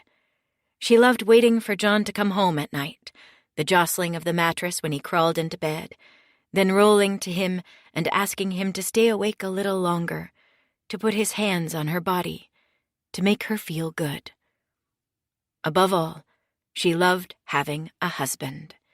The very words, "my husband," feeling like a sort of passcode to an elite club, the happily married. What began to destabilize their marriage was having children. Regan always knew that she wanted to be a mother. She wasn't exactly one of those women who ached to have babies, who cooed over newborns and romanticized the state of being pregnant. It was simply that when she closed her eyes and imagined the future, there were always children there. Probably 2, maybe 3. When she told John she wanted to start trying to get pregnant, he reflexively acquiesced the same way he did any time she said she wanted something, blandly expressing his enthusiasm. "Sounds great," he said, like he always did. "Whatever you want." She got pregnant quickly, more quickly than she'd anticipated. She took the home test one night when John was working late, and then when the 2 pink lines appeared, she waited up for him, sitting with her legs curled next to her on the couch by the front door. "Oh," he said when he finally came through the front door after 10, the sun having set long ago. "I thought you'd be in bed. Is something wrong?" In lieu of a response, she simply walked up to him and handed him the test, then watched as he looked at it and understood. "Wow," he said, his voice bland and affectless. "Wow?" Regan repeated. "That's all?" "I'm adjusting to the information." "Aren't you happy?" Regan asked. John blinked. "Of course I am." But he wasn't happy, and Regan could tell. What he seemed to be feeling more than anything else was befuddlement, as if their impending parenthood was something he didn't quite understand and didn't expect, even though they'd talked about it. And his air of bemused confusion persisted through the entirety of the pregnancy, through the doctor visits and scans, through the shopping trips for baby supplies, through the preparation of a nursery. As Regan grew larger and larger and the day loomed closer and closer, John went on acting as though all this had nothing to do with him, as if he hadn't had a hand in bringing it to pass. He was useless during the delivery. Perhaps all men are. What do they have to do, after all, but stand there and impotently encourage the person who is doing all the work? Regan remembered little of the process of birth, except for a feeling of being all alone in her pain. John and the nurses and the midwife and doula seeming to fall away as she tunneled deeper inside herself until there was only her, Regan, and the thing that was happening to her body, this overwhelming task that she and only she could perform. The pressure building and the pain, and then suddenly there was a sort of break, a sudden release, and it was all over. Everyone in the room telling her that she did great, she was beautiful, and there was a baby on her chest, and she was crying from happiness and relief. John appeared at her side, looking a little dazed, and deposited a kiss on her forehead. "You did it," he said. "Yes," she answered. "I did." Having a baby completely transformed Regan and John's marriage, or perhaps it only transformed Regan's experience of their marriage. John himself didn't change, didn't seem to adapt at all to the fact of being a father. After Etta came home to her nursery, John returned to his usual work schedule, spending long hours at the office and returning home late, in time to help put Etta to bed, but little else. Before, John's long absences had been an occasion for Regan to spend time by herself, to enjoy the luxury of having a spouse whose money almost completely financed their lifestyle. But now, with a baby in the house, she merely felt exhausted and abandoned and resentful of the man who'd done his part in getting her pregnant but couldn't be bothered, it seemed, to help care for his child. John changed a few diapers when he was home, sometimes gave Etta a bottle, played with her on the floor, but he tired of the work of parenting quickly, and mostly left everything to Regan, even in the rare moments when he was around. Making things even worse for Regan was Etta's obvious joy whenever she saw John, brightness breaking across her face every time he walked through the door. John was good with her when he actually slowed down and took the time. He was sweet and gentle. He rocked her and sang her to sleep at night, and was the first one to get a giggle, a real laugh out of her by making a silly face. And she loved him, seeming to know him by instinct, to know that he was a part of her. Seeing these moments filled Regan with grief at what could have been if he'd just taken more time with her. How could he stay away from his daughter for so long? How could he stand to be separated from her? The connection between Etta and John only highlighted for Regan an almost sociopathic coldness, a distance in the man she'd chosen to marry. She stewed, too, on the unfairness of it all, casting herself into the future and hating what she saw. John, who was barely around, would get to be the clown, the fun one, while she, who was always present, would be the administrator, the humorless and hated disciplinarian. "This isn't fair," Regan said one evening, confronting John after suffering through a particularly difficult day at home. "I'm doing everything." "That's not true," John said. "You're not doing everything. I'm the one making all the money." "That's not what I mean, and you know it," Regan said. "With Etta, I'm doing all the parenting." "Regan, come on," John said. "You're doing all the parenting. I'm home by 6 most nights, and I put in time with her on the weekends." Regan's jaw tightened. John always did this whenever she tried to talk to him about something important, especially when it was something he didn't want to hear. He'd poke at the edges of what she was trying to say, argue technicalities, turn her words around until the meaning was gone, and even she wasn't sure what she wanted to say anymore. "Don't fucking do that! Listen to what I'm telling you!" John sighed, looked at his lap, and Regan hated this, too. The way he'd act like she was the one being unreasonable, like she was the silly woman and he was the rational man. "I'm listening. You're doing more of the work with Etta than I am. I acknowledge that. But there's reasons for it, you know? I'm working. You're not. So work less." You know I can't do that. What if I lose clients? How would we pay the mortgage? You think I like working long hours? It's for you, you know? You and Etta." The edges of Regan's vision blurred with anger at the absurdity of his logic. He was staying away for them. He ignored them because he loved them. "Why don't you just put her in daycare?" John said. "You could start working again, you know? That would make things more equal." Regan did put Etta in daycare for a time, 2 days a week, but she didn't start working again, and she wasn't exactly sure why. In part, this was because restarting her career simply felt too difficult. Unlike many of her peers who took leave and then returned to their 9-to-5s, Regan didn't have a stable job to return to. She'd quit her job, in fact, left behind a steady paycheck for the risk and reward of running her own business. But the prospect of getting the interior design business going after months away, the frustrating work of generating leads and pitching potential clients before money even began coming in, was simply too daunting to contemplate.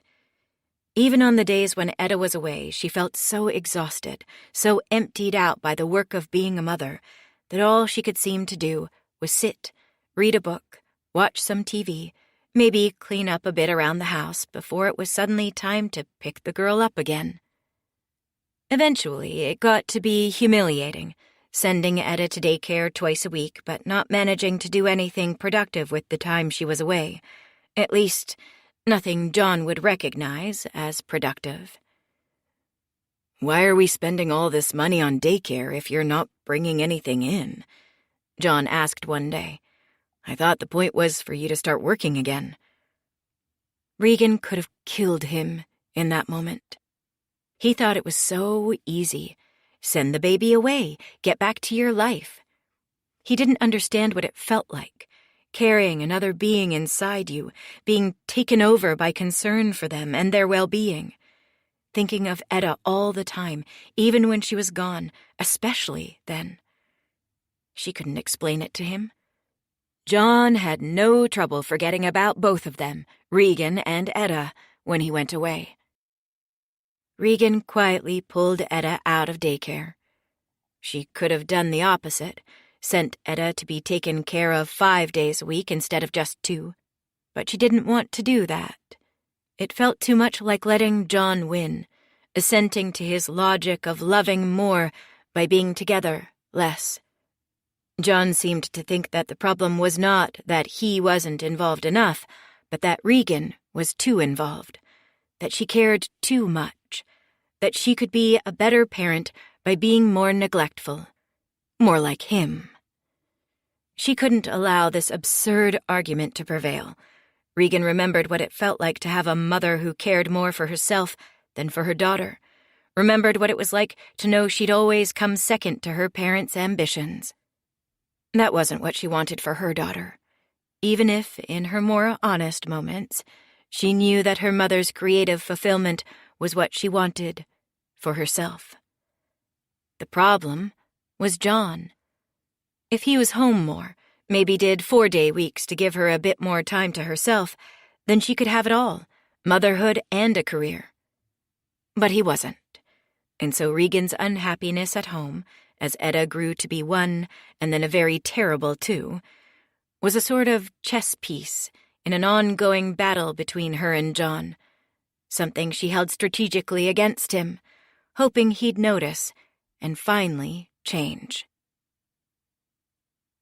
They probably should have stopped at 1 child, all things considered. Regan knew this.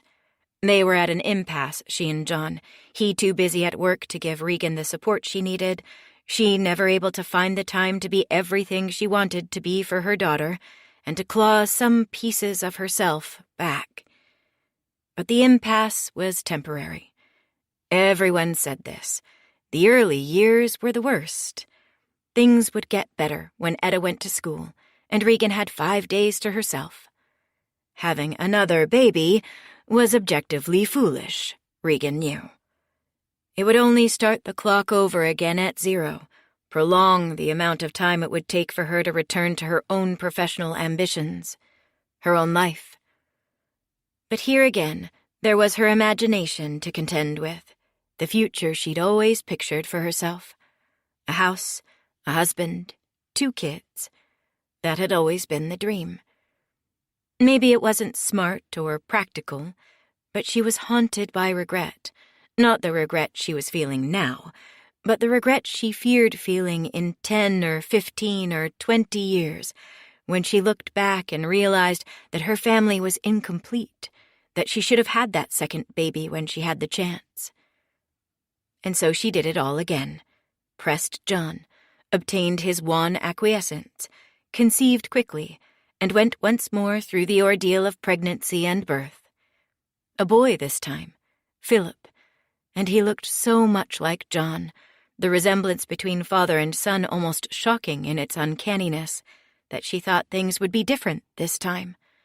Surely John would be more involved with the baby boy, nature weaponizing his own selfishness against him by showing him his reflection in the face of his infant son and transforming his self-regard to love, commitment, and care. It didn't happen. If anything, Philip's birth seemed not just to drive John further away, deeper into his work, but actually to break something in him, though Regan couldn't say what. Holding his son for the first time in the hospital, John looked neither happy nor indifferent, but pained, as though the physical reality of the newborn boy was digging up something inside him that he'd have preferred to keep buried. After a paltry 4 days at home during which John pretended to be helping out, he positively fled to the office, leaving behind a Regan still sore, still bleeding, barely mobile after the trauma of birth. Regan experienced this abandonment as a betrayal so fundamental, so raw, that she barely spoke to him for the next few months. Had she been less stressed herself, less overwhelmed by the demands of motherhood, she might have found her way to wondering what was wrong with John, even to pitying him. She received a hint that John's absence was about more than simple male selfishness and laziness late one night, 4 months after Philip was born, when after a midnight feeding, Regan returned to bed to find John awake and silently crying, his shoulders shaking with sobbing. Any other time, and Regan would have been shocked. She'd never seen John cry. But she was exhausted, sleep-deprived, her left breast in pain from a plugged milk duct that she was pretty sure was turning into mastitis, a miserable infection she'd had twice with Etta and feared getting again. In that state, John's tears didn't shock her, didn't prod her to sympathy. They enraged her. What did he have to cry about? "What is it?" she asked.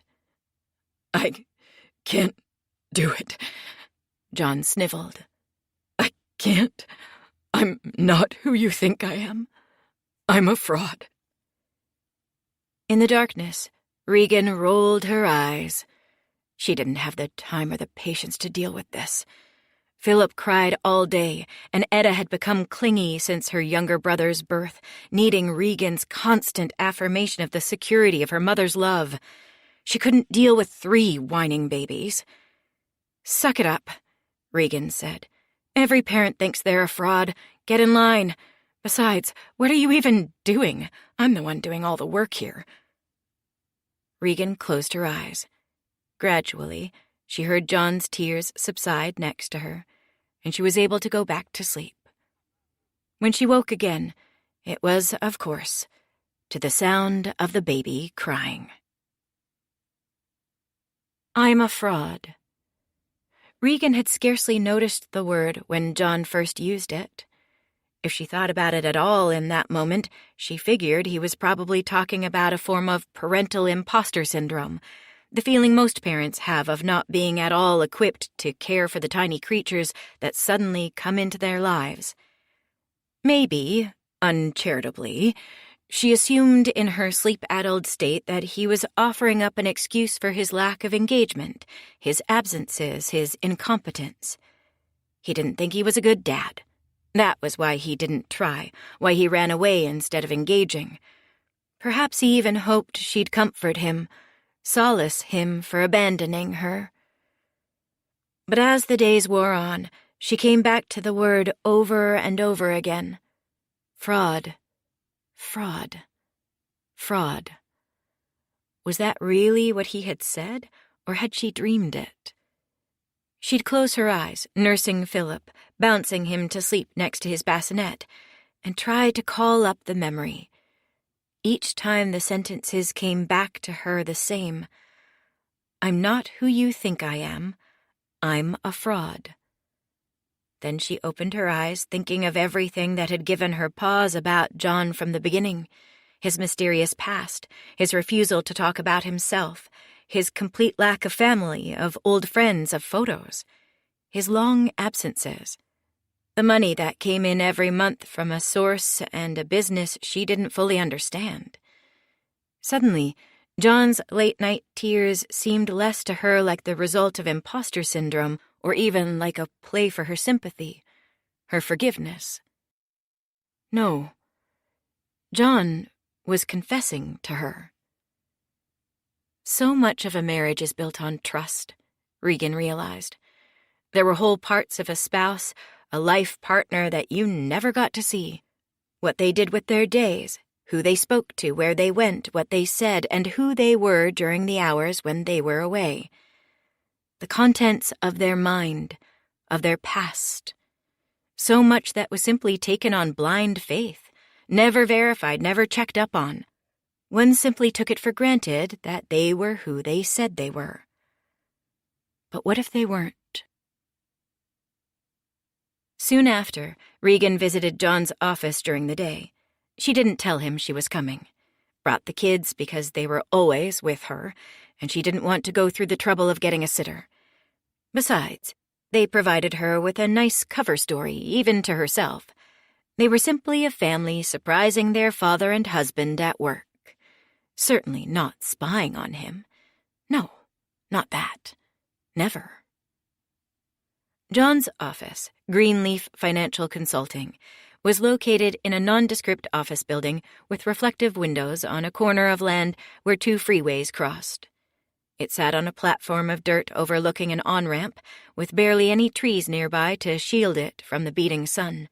And as Regan curved up toward it, she felt a welling of sadness at the thought of John spending so much of his time in this plain, ugly place.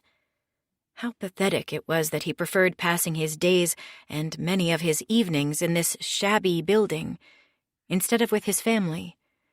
But she wasn't sure who it reflected more poorly on, her and the kids, or John.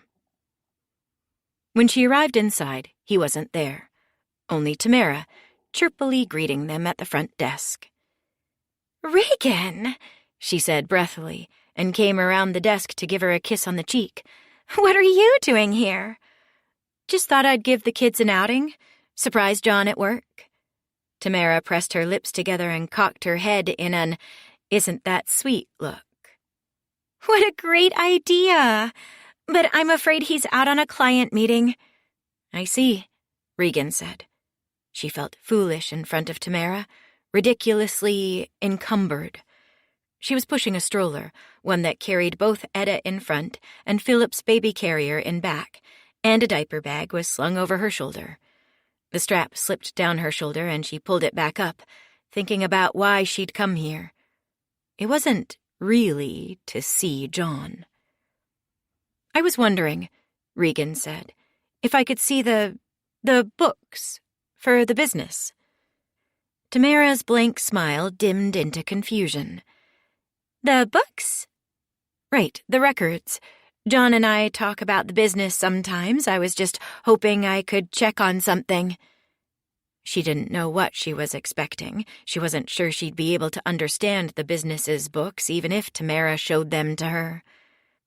Okay, Tamara said, still sounding hesitant. which ones do you want to see? The real ones, or... There's more than one set of books. Tamara blinked, seeming to realize what was happening. Maybe we should wait until John gets back. It's fine, Regan said, already turning and trying to maneuver the huge stroller back out the door. Forget about it. Or the fake ones. That was what Tamara had been about to say, before she caught herself. It had to be. John kept fake books at his business. But why? Regan didn't know, couldn't imagine the range of reasons that would lead a financial advisor to cook his books, but she knew it couldn't be good. Couldn't be legal. Evading taxes? Covering up some major loss or earning? She went through the rest of the day in a kind of trance, barely noticing what she was doing with the kids, reverting to instinct and habit. Her mind elsewhere, gears turning, thinking about what she'd discovered, what it might mean, and what she should do about it. It's too late. That was the thought she kept coming back to, calmly, rationally. Whatever trouble John was in, it was too late to fix it. Their lives were entangled now. They had a house, 2 kids. She'd given her whole life to this man, a man she didn't truly know when she really sat down and thought about it. What good was knowing now when knowing could only bring her own life crashing down with his? Her life and the kids? No. She wasn't going to dig, wasn't going to interrogate him or Tamara any further. The only thing left to do now was to make sure that she and her children would be protected if John's mistakes, whatever they were, came calling, to prevent them from being collateral damage. When she got the kids to bed at the end of the day, she placed herself on the couch near the front door and waited for John. "Hey," he said when he finally came home. "I talked to Tamara." "So did I," she said calmly, her breath even. She liked the feeling of clarity that had come over her. She was sitting, John towering above her, but she was the one who had the power in this moment, and she felt it. "She told me you wanted to look at some things." "I did," Regan said. "Why?" Regan folded one leg over the other, then launched into the speech she'd been practicing in her head for the past hour. "I need to understand more about our financial situation. You have always handled the money, handled our savings and our investments, and that's been fine. Until now. We're parents. We have 2 little kids. I need to have a grasp of where things stand, just in case." "In case what?" John asked. "In case anything happens to you." John was silent for a stretch. It was late. The sun gone down, and shadows fell across his face, blurring the edges of his features, obscuring the details. "Tamara said you wanted to look at the books for the whole business." Regan shook her head. "She misheard me." "Is that right?" "Yeah, it is. I wanted to see our own statements, that's all." "Okay," John said. "Well, I can do that." "Good. And another thing." "What?" "I need some of our assets to be in my name, and my name only, in case, like I said, something happens to you." She waited for a sign that John understood. After a moment, he nodded. "Okay." Chapter 10. Regan and the kids returned home that afternoon, as her mother requested. She thought of the money as she drove away, the leather bag hidden in the garage loft, but she couldn't risk moving it. Not yet, with so many eyes on her, so many people watching. Her parents wouldn't go into the loft, she was sure. She'd go back for it when things were safer. As she drove, her thoughts turned away from the money, from what she was leaving behind, to what she was moving toward, what she'd find at home. The news had shown a group of John's clients, his victims, gathered outside the house to demand their money back. Would they still be there? Regan sucked in a breath as she turned off the freeway, then held it as she rounded the curve onto her street. When the house came into view, she let the air out of her lungs, but not in relief. It felt more like she'd been punched in the stomach. No, she said to herself in a low voice. What is it, Mama? Etta asked from the back seat. The poor girl, always so attuned to her mother's moods, her empathy working overtime the last couple days. It's nothing, sweetheart, Regan said. It's a bit of a crowd at our house. She'd hoped they would have left by now. But there they still were, a day after the news had broken, 2 news vans, reporters, and cameramen mulling around at the curb, and a small group of about a dozen people in the street. For a moment she considered simply speeding by, but there was nowhere else for her to go. The people outside her house looked bored and aimless right now, Regan saw as the car coasted slower. They were looking at the sky, at the ground, kicking pebbles in the road. She could take them by surprise, dart up the driveway before anyone noticed. A cameraman stood at the edge of the lawn, one foot propped up on the curb, and he looked up as the car drew close. Through the windshield, their eyes met. "She's here!" he shouted, hoisting the camera to his shoulder. Regan pressed on the gas. The car zoomed forward the last 50 feet and swung wildly into the driveway as people swarmed to it from both sides. The rear wheel caught on the edge of the curb, rocking the car, and Regan's heart leapt in her chest. She rocketed up the driveway and into the garage, then pressed the remote button to send the door inching down behind her. When it touched the ground, she breathed. Really breathed. "We made it," she said to no one in particular. Of course, there was still the house to get to, the 20 steps between the garage and the side door where she'd be visible to the news cameras, to the angry people in the street. She got out of the car and got both kids, held Philip against her hip, and grabbed Etta's hand. "Okay," she said, looking down. "You're going to have to run with me, sweetheart." Why? Etta asked.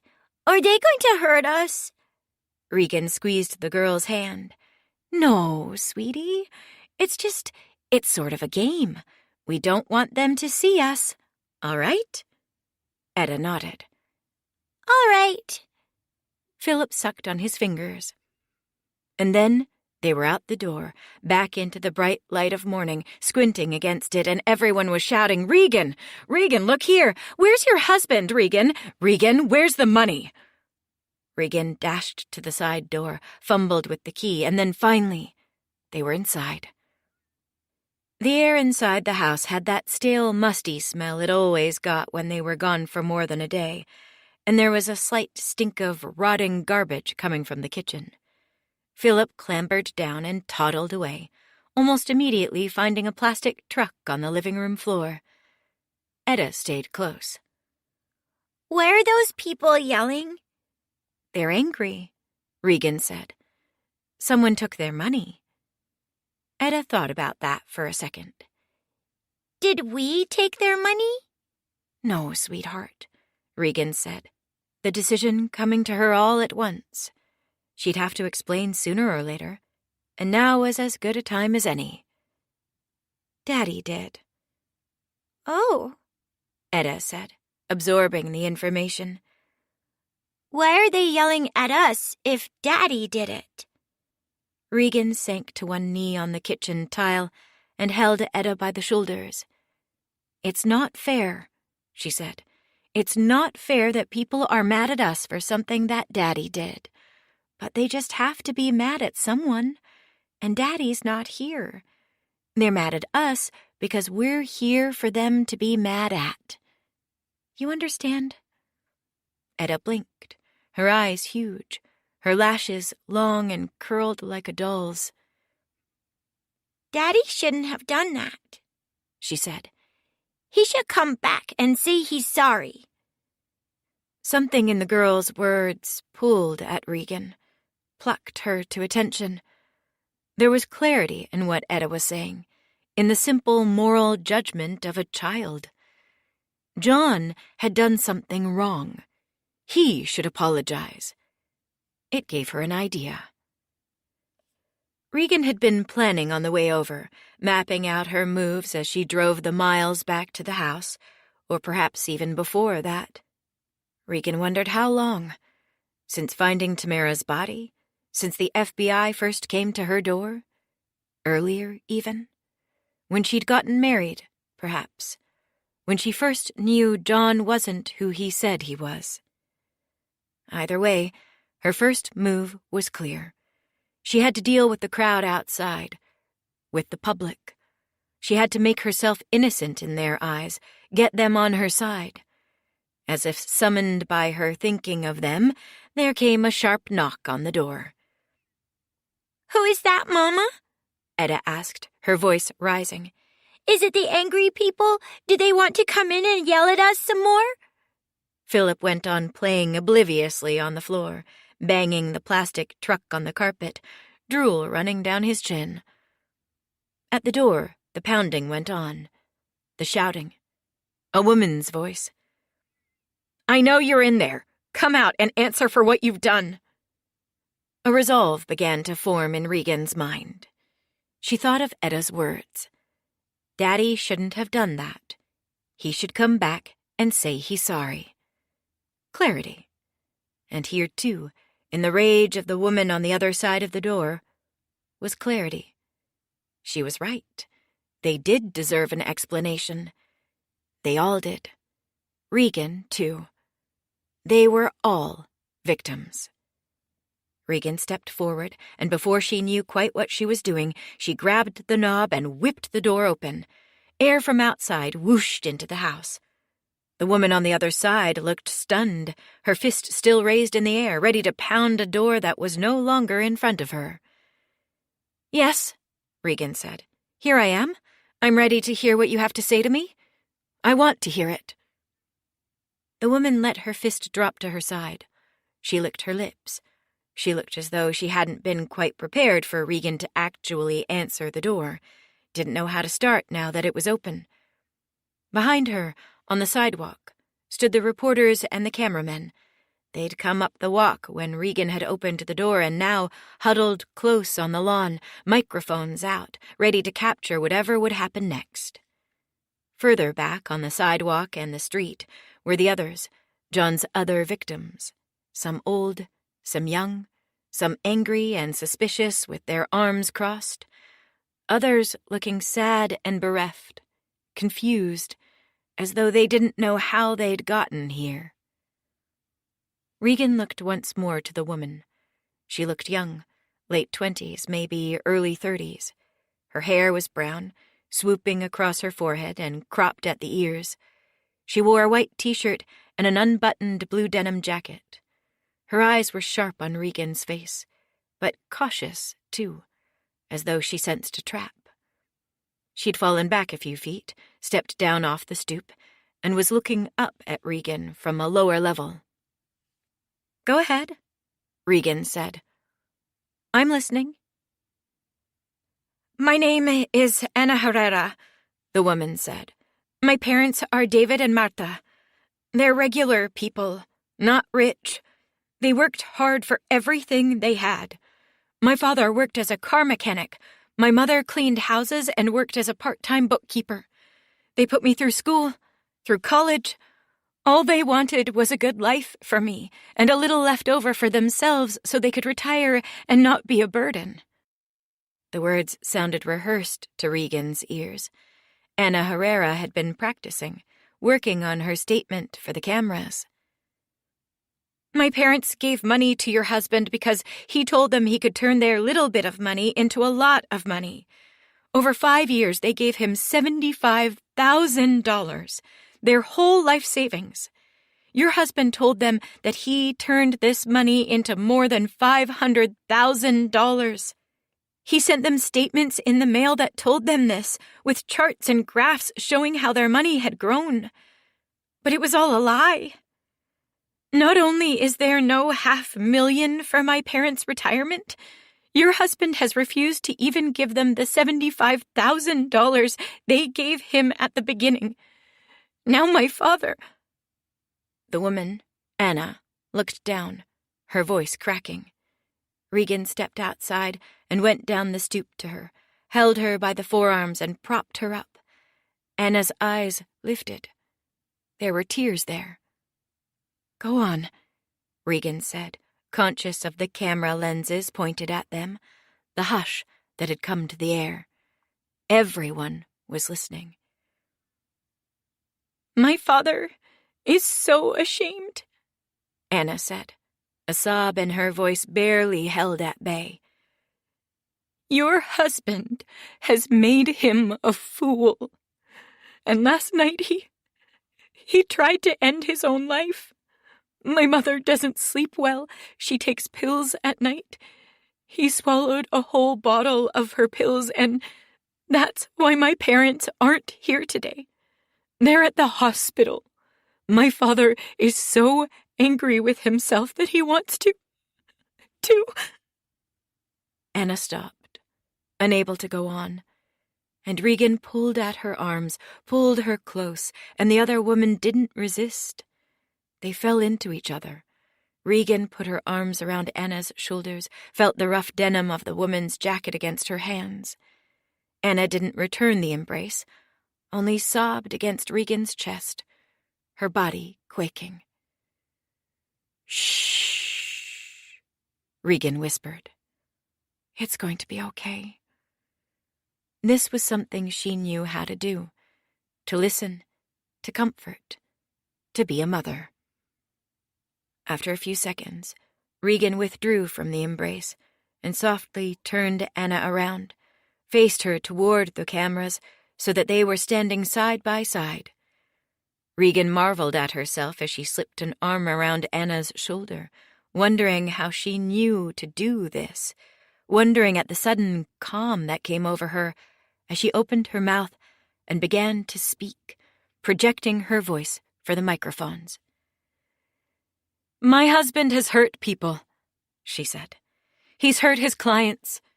He's hurt this woman right here, hurt her parents. He's hurt me, too. Hurt his whole family, his children." Just then, she felt something brush the back of her legs. She looked down and behind her to find that Philip and Etta had crept out of the house to see what was happening and were now crowding close at her legs. This was good. She grabbed Philip and hefted him to the usual place at her hip, then moved Etta so she was standing in front of her, visible to the cameras.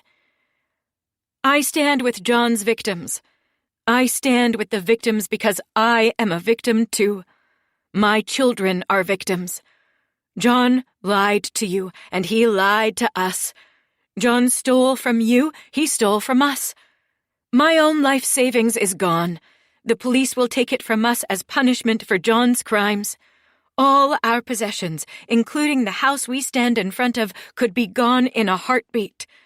My children could be homeless because of my husband's irresponsible actions." She picked a cameraman, one standing straight down the front walk, and looked directly into his lens. Behind it in the street, she saw the small crowd of John's clients. Onto their blurry faces, she inscribed the visages of her mother and father, of Armstrong and Torres, everyone she wanted to prove herself to insist that none of this was her fault, that it was John they should be hounding, that they should just leave her alone. Last of all, she pictured John, her husband. "John, if you're out there, if you're listening to this, come home. Don't be a coward. Face your victims, all your victims, everyone you've stolen from. Make this right. Don't force us all to suffer for your mistakes." Chapter 11. The press left soon after. They'd gotten their footage, their sound bite for the evening's news, and after a while, so did all of John's angry clients, even Anna. Regan wasn't sure if what she'd said would work, if it would convince the world that she wasn't to blame for everything that John had done. There'd probably still be people who blamed her, who called her a rich, whiny bitch. There always were. People who had no trouble blaming a woman for a man's misdeeds. But her impromptu statement had at least taken the edge off of the mob's anger, made them realize, maybe, that the person they were mad at wasn't here. He was gone. Long gone. And so, for the moment, were they. Step 1. Get John's clients and the media off her back. Done.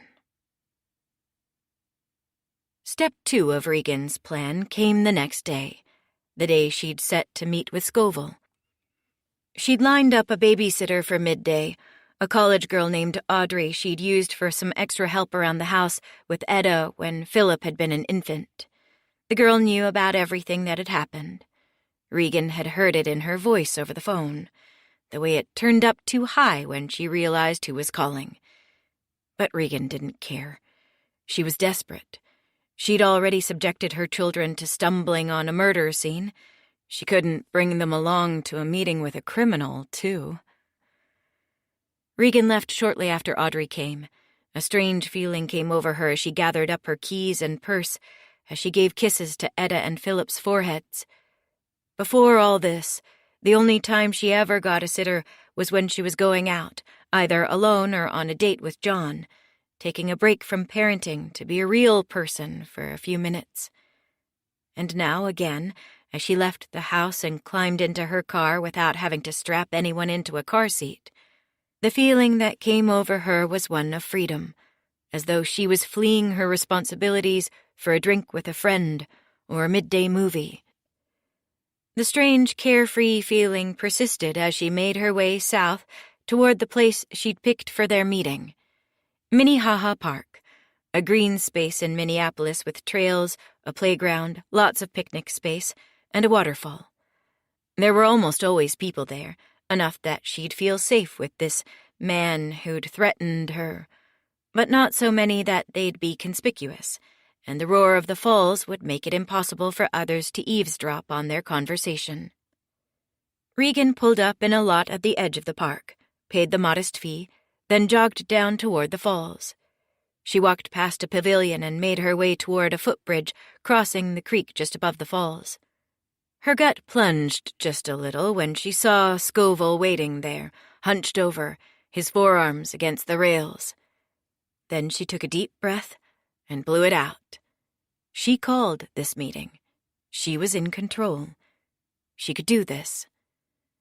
Scoville looked up when she came close, and she felt another chill when she saw the face she remembered from the photo Armstrong and Torres had shown her. Gray, stubbly facial hair, hard slate eyes, a greasy forehead. There were a few other people on the bridge, a couple posing cheek to cheek for a selfie, a young family on a walk with little kids, but there was also the roar of the falls just below. Nobody could hear them. "You have what I want?" Scoville asked, his voice low. Regan stood away from him, half afraid that he'd do something to her if she was within arm's reach. "I don't," she said. "Not here. I know where it is, though. That's what I wanted to talk to you about." The man looked at her for a long moment. He was still leaning on the rail, looking at her sideways, like her existence meant nothing to him, like she was only a minor obstacle to getting the thing he wanted, like he held all the cards. Except he didn't, Regan reminded herself. She had his money. She straightened her spine, raised herself a half-inch higher.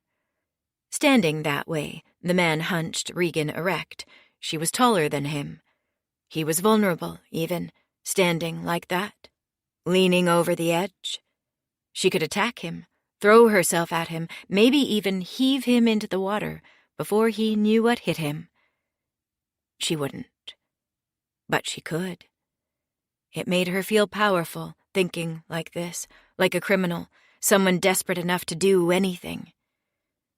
Scoville sighed and looked ahead, returned his eyes to the place where the creek disappeared over the falls. "Fine," he said. "Let's hear it. And you can come closer. I'm not going to hurt you." Regan inched closer, moved to the rail. "I'll get you your money," Regan said. "But I've got some questions first." Scoville looked back at her, an eyebrow raised. "You wearing a wire?" "You want to frisk me? You want to take my shirt off here in the park?" The man glanced around at the other people close by, the crowd at the restaurant patio, the couples and families milling around at the top of the falls, taking in the view. "Just go ahead and ask your questions," he said, his voice gruff. "You want to know my name? Is that it?" "Scoville," Regan said. "Arnold Scoville." He gave her a sharp look. "John told you about me?" Regan shook her head. "No, the FBI. They know all about you." The man chuckled. "You think that scares me? They don't have shit on me. Nothing they can prove." "Just thought you might like to know." "Well, thanks. Anything else?" Regan's mind reeled with all the things she wanted to know. She should have written her questions down, read them off a notepad. "Did you kill Tamara?" "I'm not answering that," Scoville said. That was as good as an admission, Regan thought. If the answer was no, he would have said it, whether she was wearing a wire or not. "You were following me, though," Regan said. "You had pictures of me, at Tamara's house, and then pictures of me being questioned by the FBI." "What makes you think it was me?" Scoville asked. "I'm an important man. I've got employees, the same as any other businessmen." "That's what I want to know about," Regan said. "I want to know about John. I want to know what he was doing for you."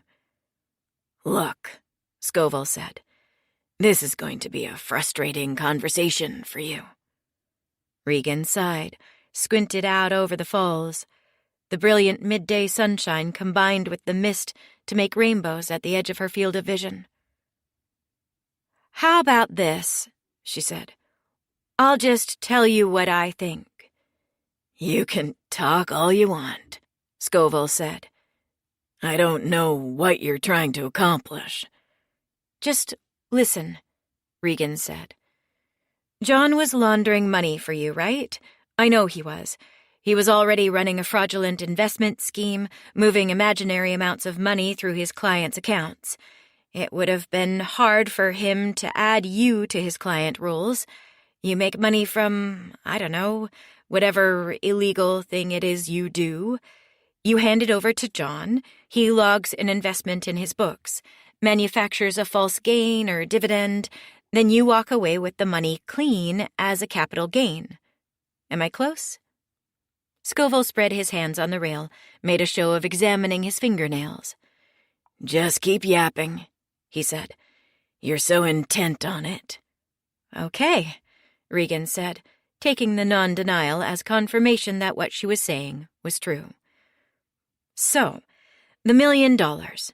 I figured that was a new pile of money you gave to John, but I think he hadn't laundered it yet before he disappeared.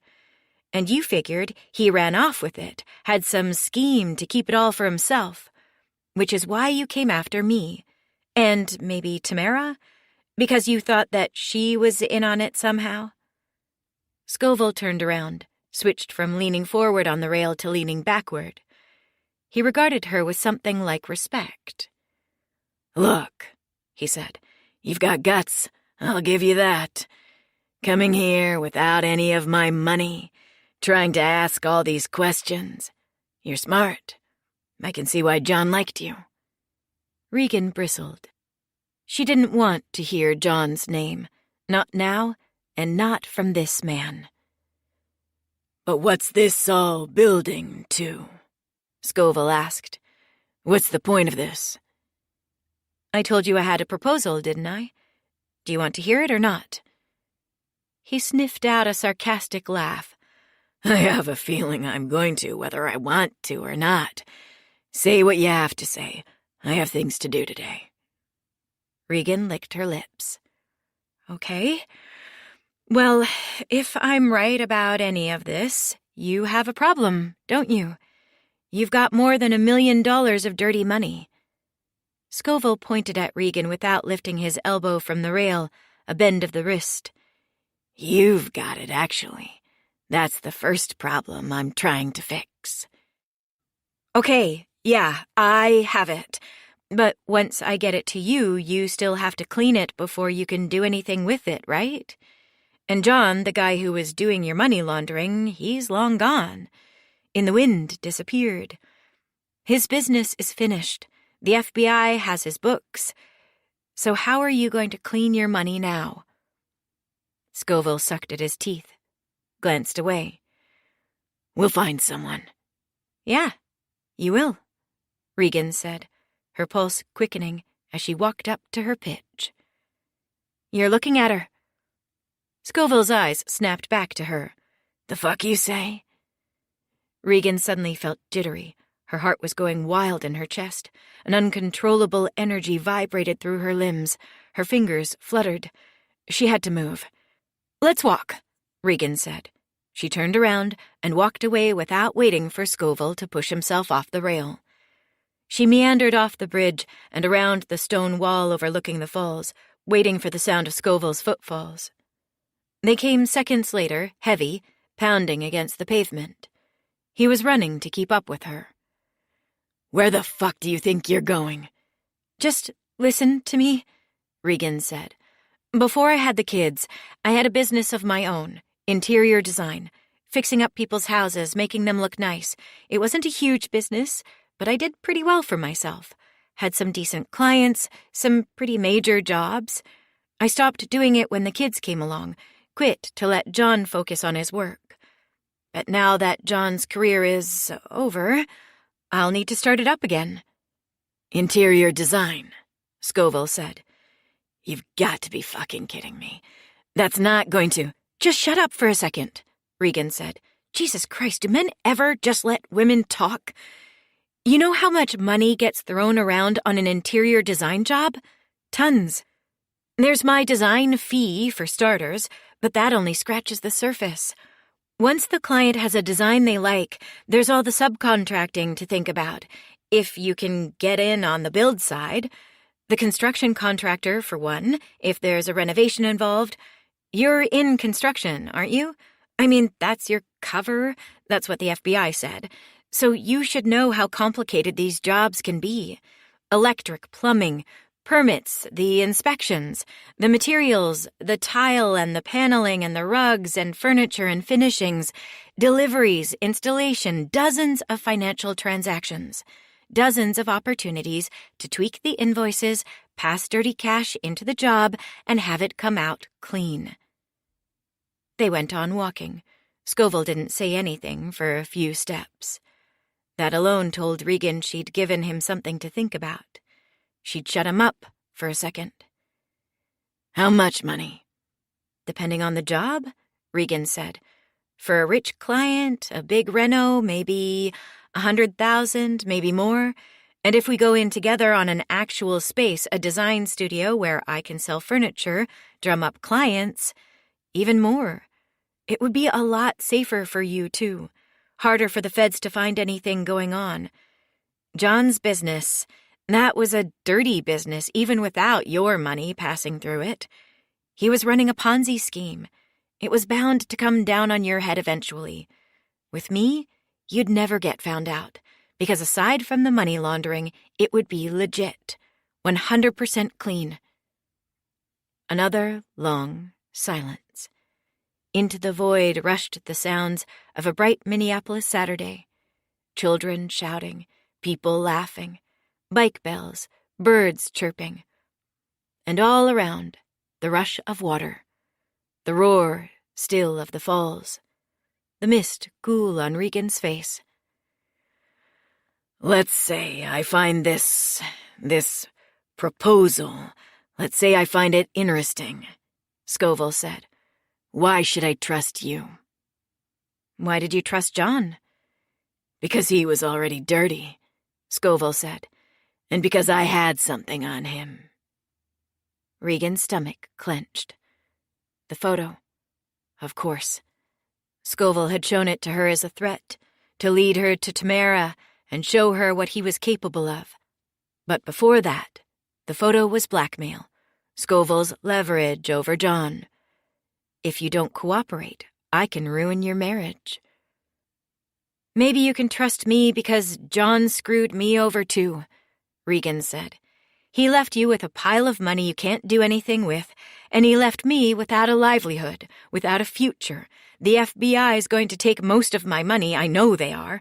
The rest of it, whatever they keep, I figure that's probably gone too, to lawsuits and legal fees. John's victims, they're going to sue me for everything I'm worth. We need each other, you see.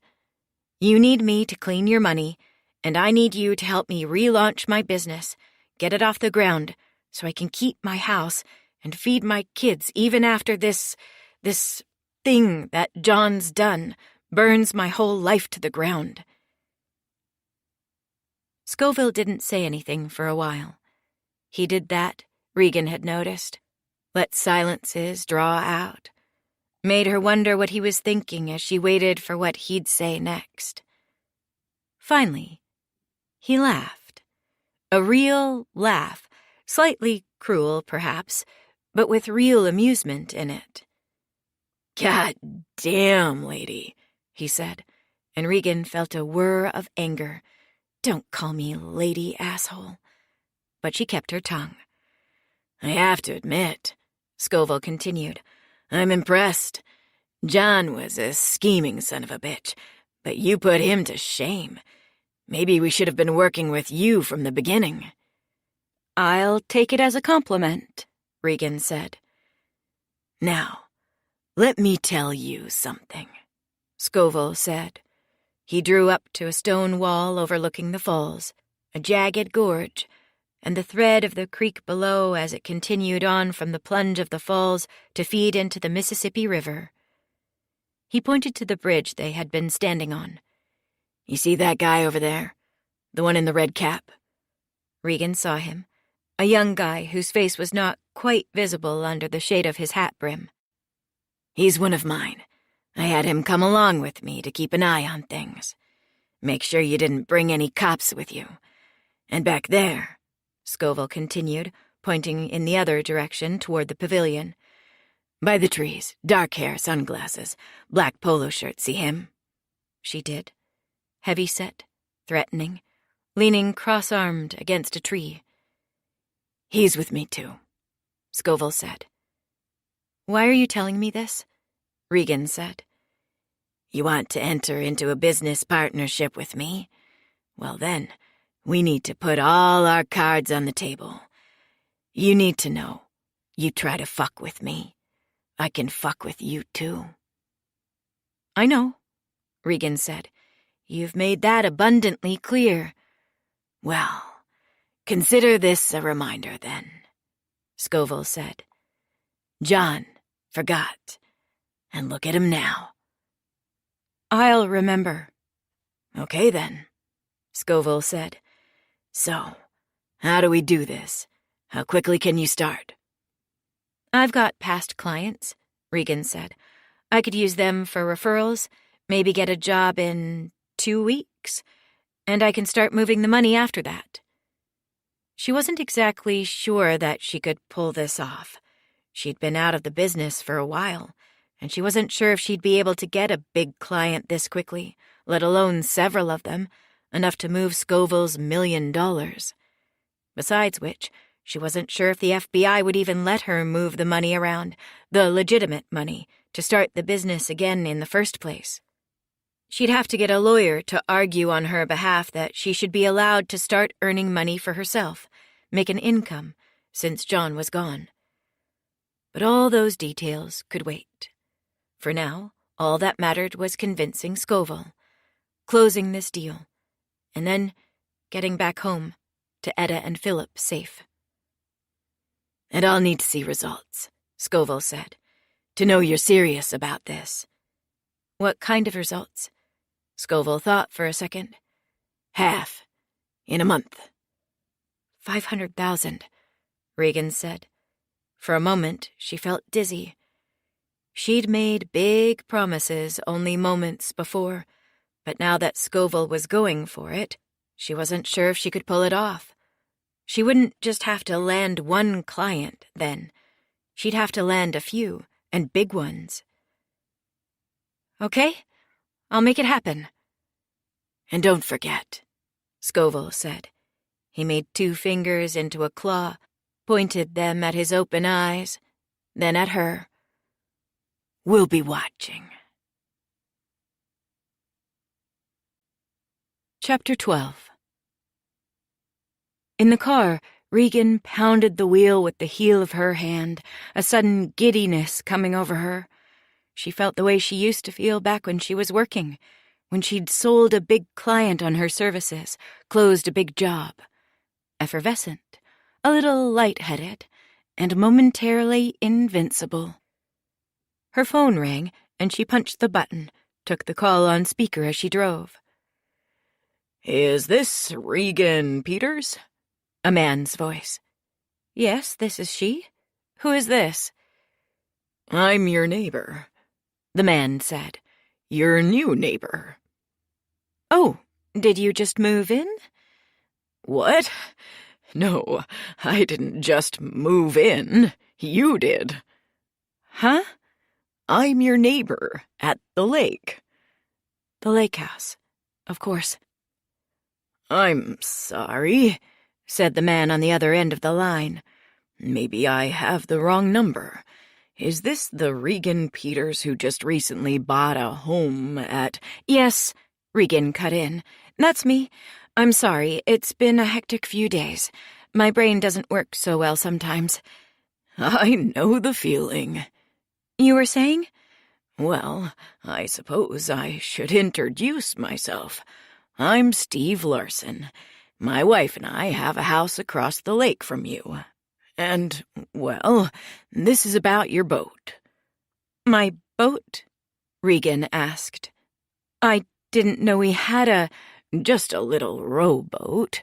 You inherited it, I suppose, from the previous owners. Jim and Tammy, nice couple." "Yes," Regan said, recalling the little wooden boat bobbing at the dock, looking down at it from the deck, with the chill of the air against her bare calves, the duvet draped around her shoulders.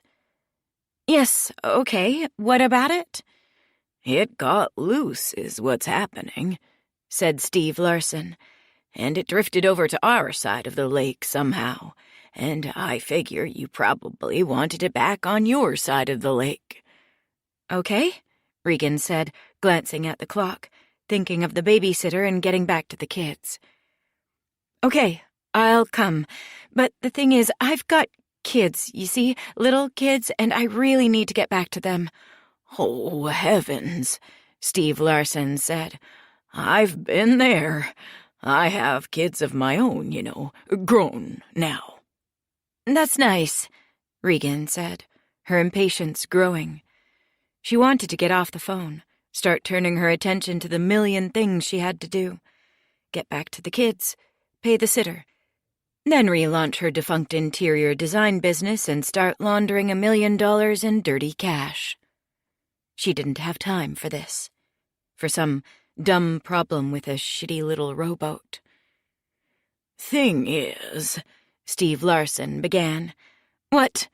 Regan asked, her annoyance beginning to come through in her voice. "What is it?"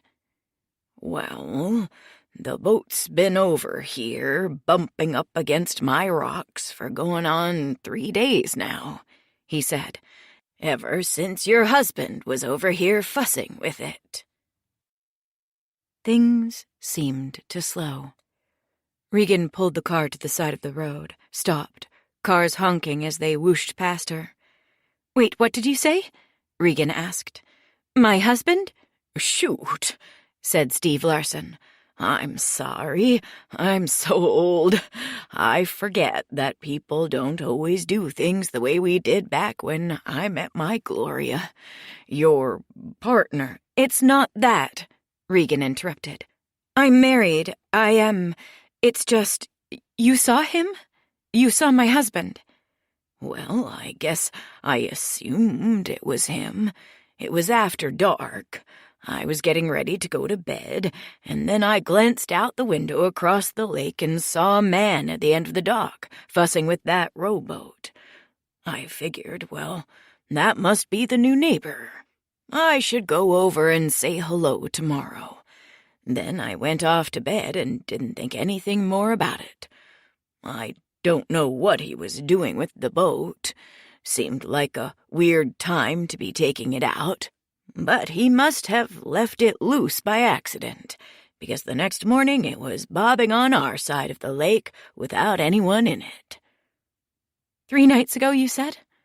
"That's right," he said. "It took me that long to get a hold of you.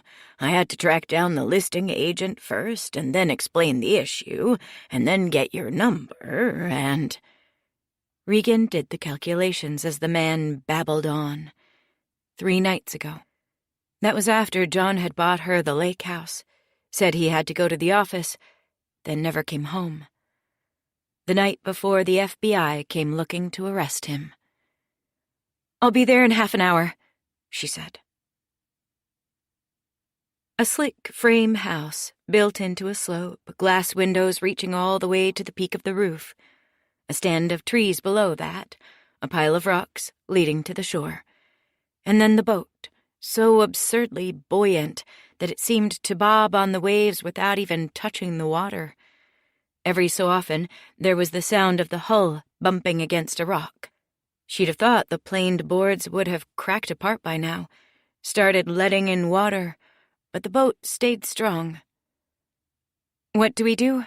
Regan asked. "This," Steve Larson said, handing her some kind of tool she'd never seen before, a pole with a hook at the end of it. "Sorry, I'd do it myself, but I'm not as steady on those rocks as I used to be." He wasn't what Regan had expected. In boat shoes, straight-legged shorts cropped above the knee, a Carlton College windbreaker, and chunky clear-framed glasses, Steve Larson cast a hipper vibe than Regan had anticipated, even in what Regan guessed were his late 70s. He looked a bit like the old ad men Regan used to work for in her agency days, a copywriter or designer turned CEO, or a retired architect, maybe. "Just hook it and push it toward the dock," Steve said. "I'll catch it and lash it to a post." Regan studied the tool in her hand, then looked back at Steve. "Okay?" The kids were still home with the babysitter. She felt bad about foisting them on the poor girl, but there was no other choice.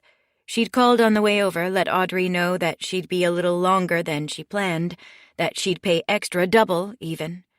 The sitter insisted it was okay, but still Regan wanted to get this done with as quickly as possible. See what John had left in the boat, if anything, and then get out of there. Steve walked toward the dock, and Regan inched down toward the water. She wobbled on the rocks, put down a hand to keep herself from falling. "Careful," Steve said. "Thanks a lot," she muttered under her breath, too soft for him to hear. "Be careful. Hadn't thought of that." Near the edge of the water, Regan could see into the boat. It didn't look like anything was inside, but John could have stowed something under the bench. "Just hook it," Steve called, "around the edge, then push it this way." Regan threw the hook out, nearly losing her balance again. The hook splashed in the water. "Almost," Steve said. "Just reach a little farther." "You do it," Regan muttered, "if you know so much." "Huh?" Steve asked, his voice nasal. "Nothing," Regan said.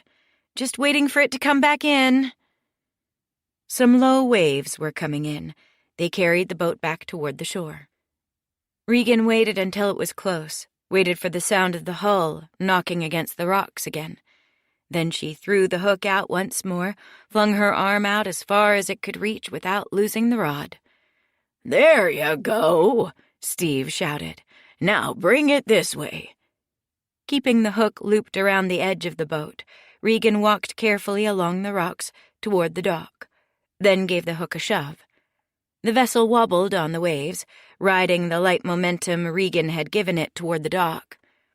Steve crouched. The dock creaked under his knees. He reached out. Almost got it."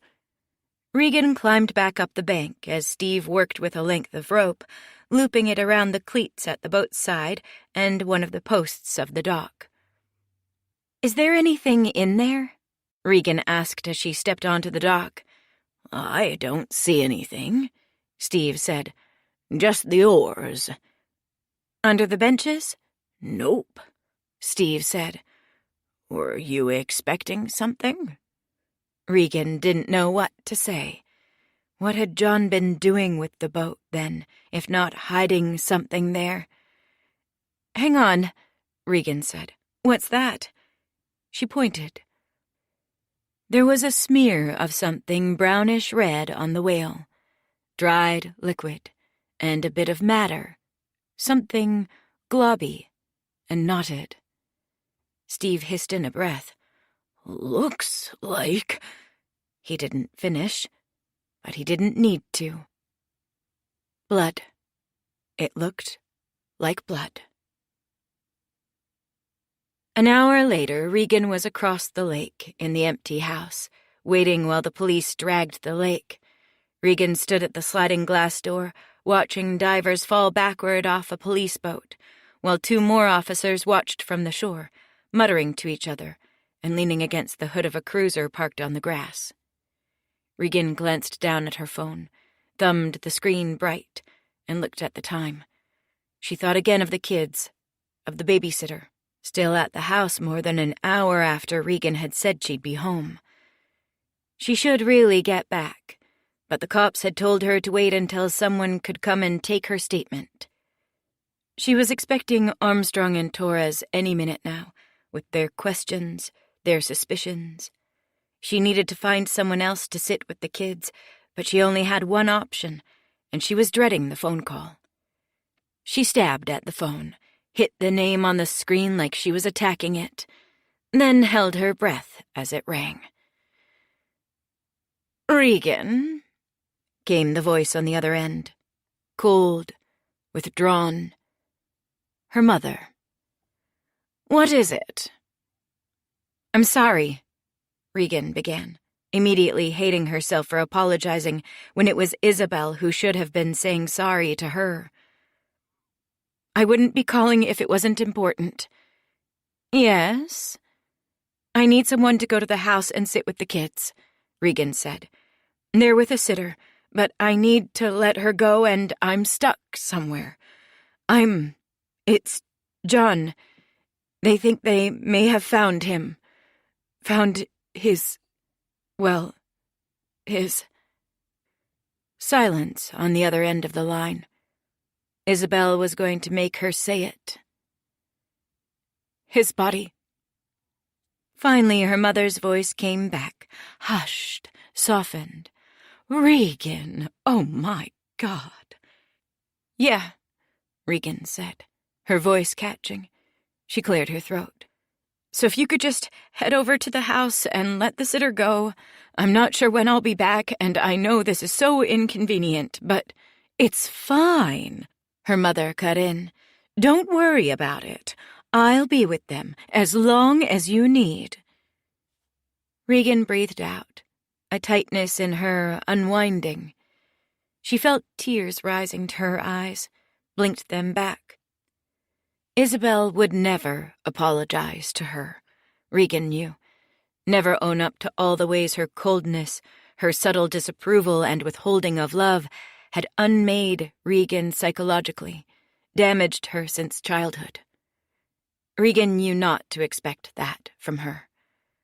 But a mother was still there for you when you needed her most, the same way she'd be there for her own children until the day she died. When the call ended, she looked up, back to the lake. A diver came back to the surface, made some hand signal to the men on the boat, and then he went down again, continued his search of those dark waters. Regan turned away from the window and wandered around the house, running her hands along the walls.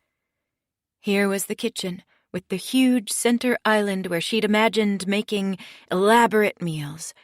Here was the dining room, where they could have hosted friends for dinner parties. Here was the living room, where she'd have liked to sit reading a book while a fire crackled in the hearth. The house full not of memories, but of possibilities, a future that would never be. All except that corner in the den, where the old left-behind duvet still sat in a lump.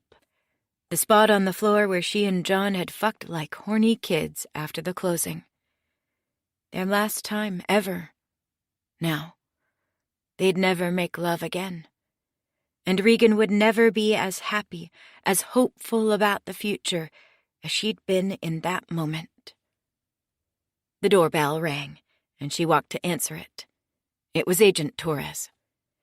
"It's you," Regan said. She stepped away from the door and walked back inside. "Come in, I guess." "Sorry to be bothering you," Torres said. Somehow all the usual sharpness had gone out of her voice. "I suppose you want to ask me some questions," Regan said, coming back to the sliding glass door. Outside, she saw that Armstrong had walked around to the house to join the two cops by the shore, watching the divers. "The usual, I suppose," Torres said. "I didn't realize you had a lake house." "I didn't keep it from you on purpose," Regan lied. "I honestly forgot about it. We closed 3 days ago.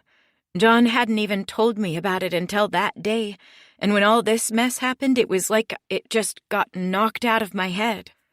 I hadn't had a chance to get used to it yet. I'm honestly surprised you didn't already know about it.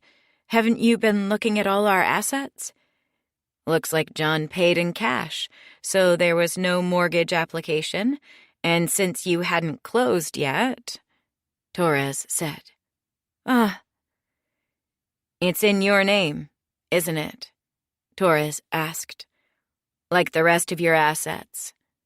Regan sighed. "It was a gift. For my birthday. John said—" Regan cut herself short, sensing some commotion outside. Torres stepped to the sliding glass door next to Regan.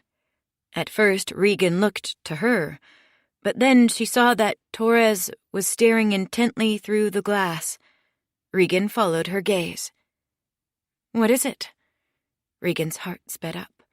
Through the trees, the head of one of the divers bobbed to the surface like a black ball floating on the waves. The diver lifted his hand above the water. Regan had to squint hard through the trees to see what he was doing, pointing down to the murky bottom. On the boat, a man standing with his foot propped against the whale lifted something to his face. A radio. Regan's gaze snapped to the shore, where one of the police officers pushed himself off the hood of the cruiser and lifted his own radio to his mouth. The two men talked for a few seconds. Then he turned to Armstrong, and Armstrong turned toward the house. "What's happening?" Regan asked, panic washing over her. "I want to know what's happening." Torres rapped her knuckles on the glass of the sliding doors, and Armstrong's eyes came up to find them. He nodded at Torres, then made a little cutting motion with the flat of his hand close to his throat. Regan turned to Torres, who was already looking at her, waiting. "Mrs. Peters," she said, "I'm so sorry." Torres went on talking, but Regan could no longer hear her. She saw the FBI agent's mouth moving, but it seemed that no sounds were coming out. It was as if Torres was speaking to her from a long distance, as if they were underwater. "It doesn't look like him," Regan said. The young medical examiner's assistant, holding the sheet, flinched, looked confused. He looked down at the body on the metal slab and blinked. They stood opposite each other in a harshly lit room, fluorescents buzzing overhead from a drop ceiling, stone floors, a wall of square steel doors. The assistant scanned the doors now, perhaps wondering if he'd opened the wrong slot, pulled the wrong corpse. "It's him," Regan rushed to clarify. "I know it's him. It's just—" How to explain? The body before her had to be John's. There was no doubt about that. And yet it wasn't John. Her husband was still gone, still missing in some crucial way. She'd never see him again. All that was left of him was this thing, this lump of meat. The face puffier than that of the man she remembered, more swollen, and half gone besides, covered with weeping red sores of some kind. "It's the water," the assistant explained. "Bodies puff up after a couple days in the water." "And the—" Regan trailed off and waved her hand in front of her face. "Oh, that," the assistant said, seemingly embarrassed. "The fish got at him. I'm sorry. I know it's disturbing, but the police wanted to get the ID out of the way for the file." "It's fine," Regan said. "I understand." The assistant put the sheet back over John's face. "What are they saying?" Regan asked. "We'll have to do an autopsy," he said, then leaned in and lowered his voice. "But it looks like suicide. He'd tied his ankle to a cinder block, put it over the edge." "Oh," Regan said. "What about the blood?" "Blood?" "On the boat. There was some blood on the edge of it." "He's got a knock on his head," the assistant replied. "The M.E. thought maybe he hit it on the way down, as the cinder block pulled him out of the boat. It's possible he went in the water unconscious. The autopsy will tell us that. There will be a full report soon." "I see," Regan said, wondering if there was something she was supposed to be doing, some way she was supposed to be acting. In the movies, people wept after they identified their loved ones' bodies on metal slabs, put their heads in their hands. Maybe that's what this young man was expecting from her. But she couldn't manage it. Her eyes were completely dry. She searched inside herself, dug down all the way to the core of her, searching for some emotion she could drag to the surface. But she couldn't find anything. The only feeling she could muster was exhaustion. "Is that all?" Regan said. "That's it," the young man said. "You're free to go." Chapter 13. By the time Regan arrived back home, it was late afternoon.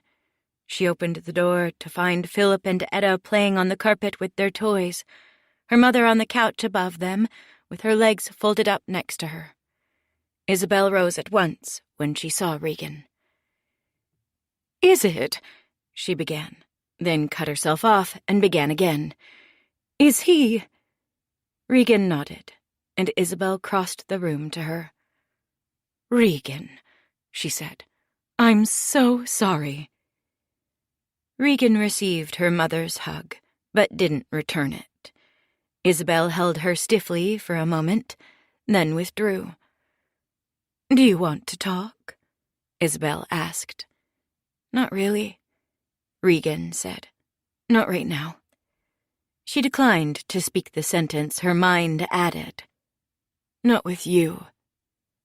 Regan was grateful for her mother's help, and maybe she even needed Isabel's support now that John was officially gone for good, and she was a single mother.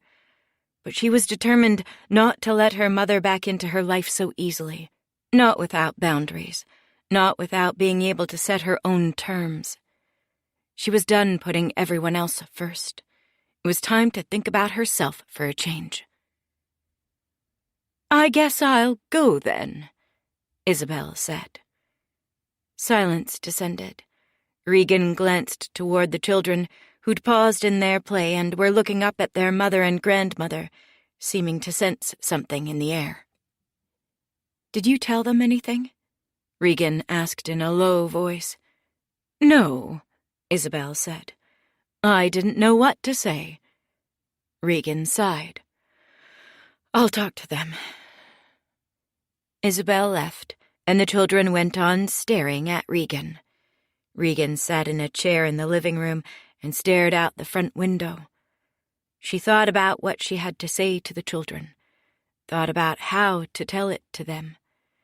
Her mind wandered to John, imagining his final night, the FBI closing in, his life about to fall to pieces. She imagined him rowing out to the middle of the lake in the darkness, throwing the cinder block over the edge, wondered at his final thoughts as the weight pulled him over the edge, pulled him under. Had he thought of her?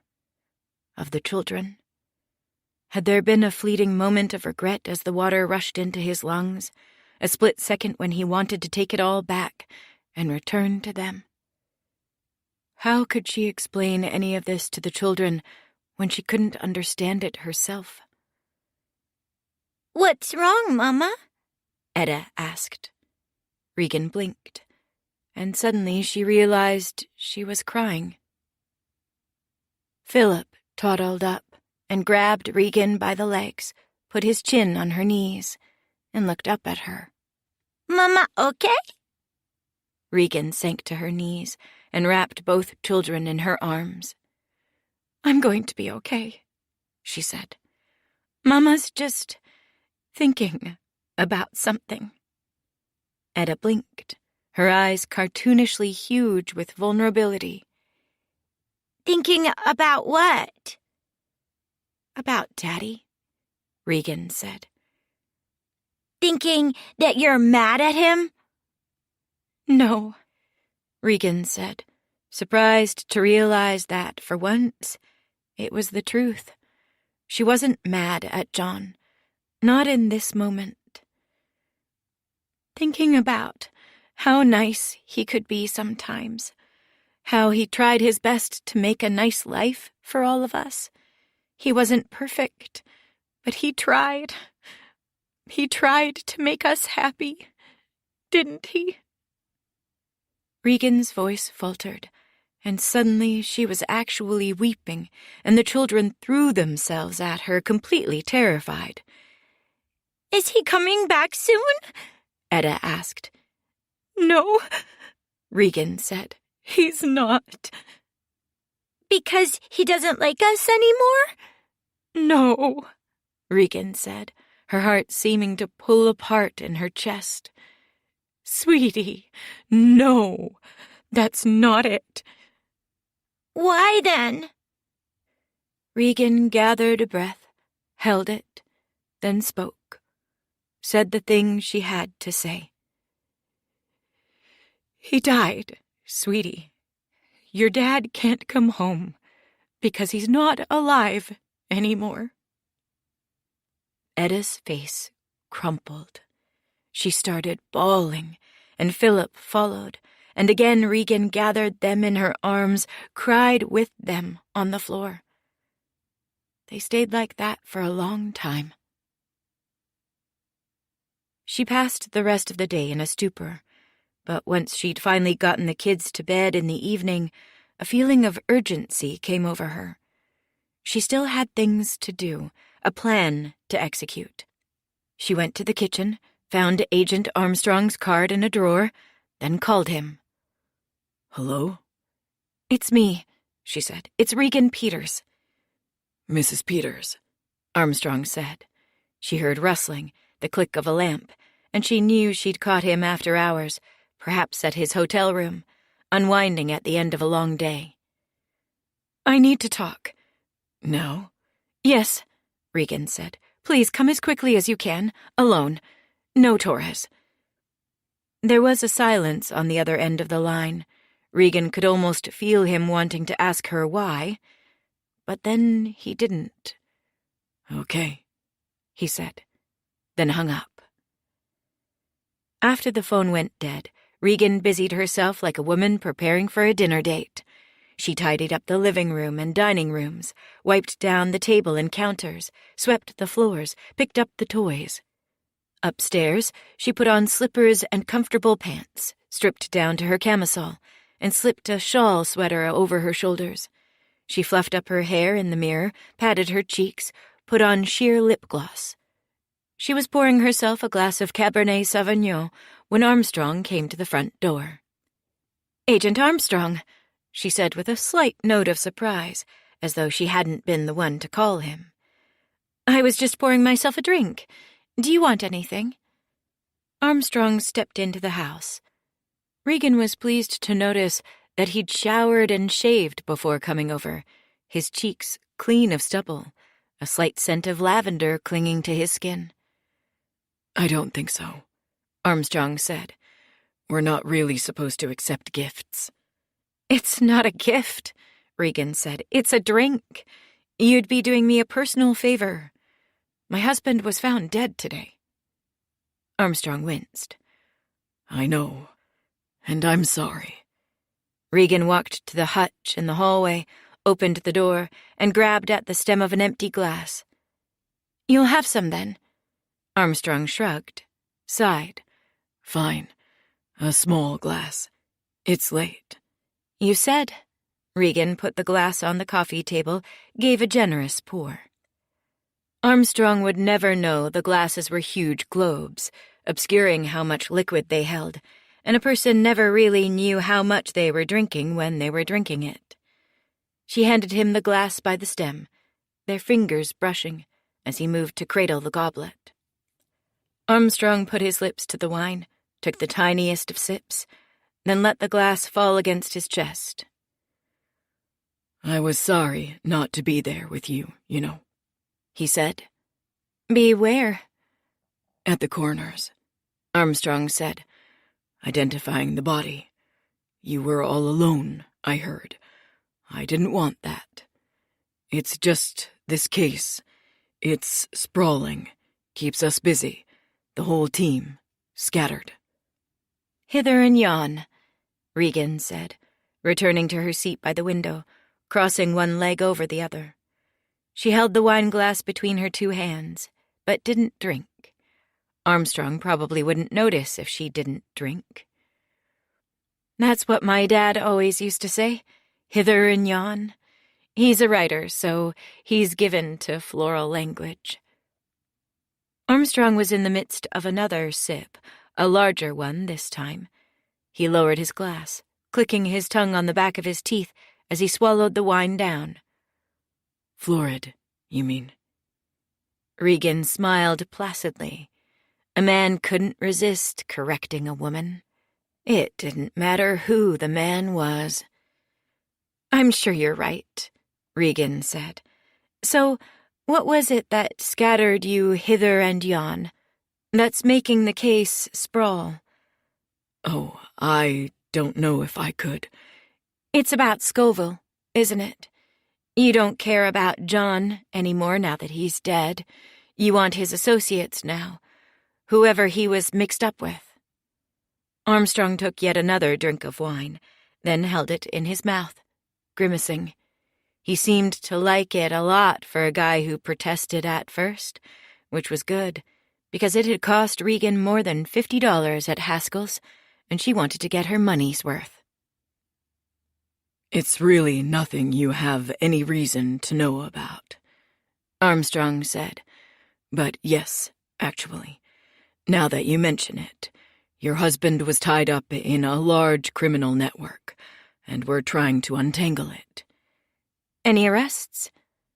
Armstrong gave her a patronizing smile, the kind of smile that said she'd already pushed things far enough and wasn't going to get anything more out of him. Regan put a hand to her chest, put it between the folds of the shawl sweater, on the swath of bare skin that stretched pale above the low-cut camisole. An exaggerated gesture of offense, to match his exaggerated expression of scolding. "Don't I have a right to know?" Regan asked. "That man threatened me. He killed Tamara. He may even have killed John." Armstrong's brows hooded over his eyes. "We don't know for sure that he killed Tamara, and John was A suicide, I know," Regan said. "As I understand it, though, that's not official yet, and you don't think this man can fake a suicide? There was blood on that boat. The kid at the medical examiner's office told me that they're thinking he hid it on his way down. But what if that's not right? What if someone hit him over the head to knock him out, took him out to the middle of the lake, then dropped him in?"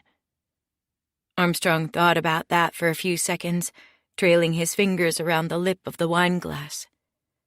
"That's possible," he said.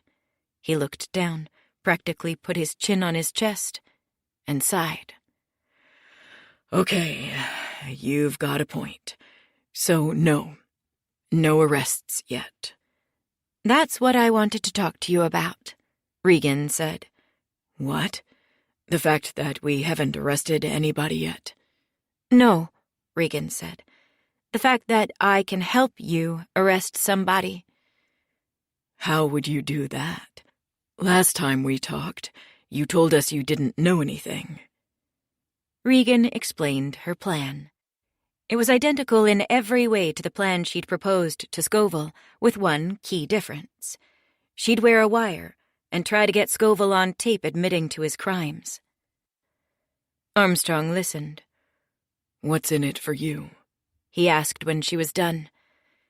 "You let me keep half of everything," Regan said. "All the assets I shared with John. I get what I would have gotten in a divorce settlement. I keep the house and the business, the interior design business I start up as a front for the laundering scheme. It stays mine after you arrest Scoville and his people." "That's going to be hard to negotiate," Armstrong said.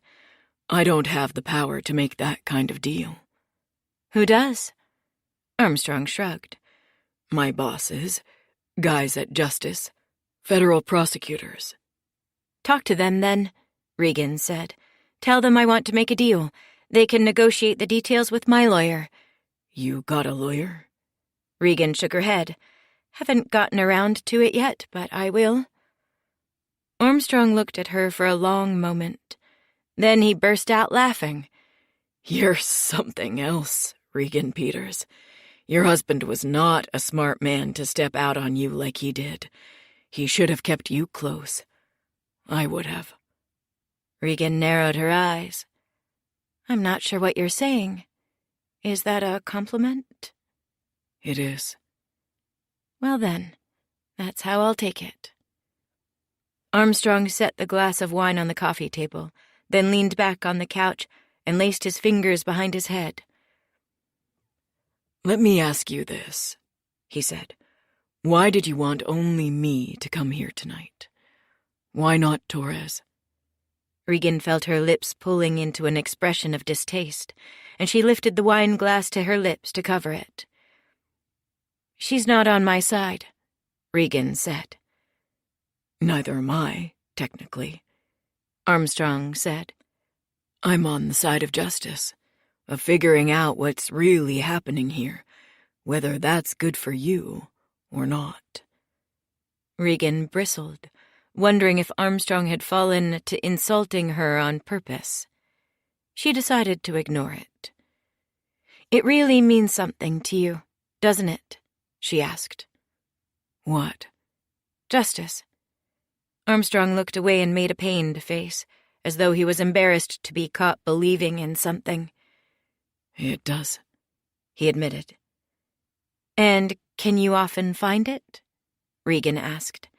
"In the FBI?" "Not always," Armstrong said.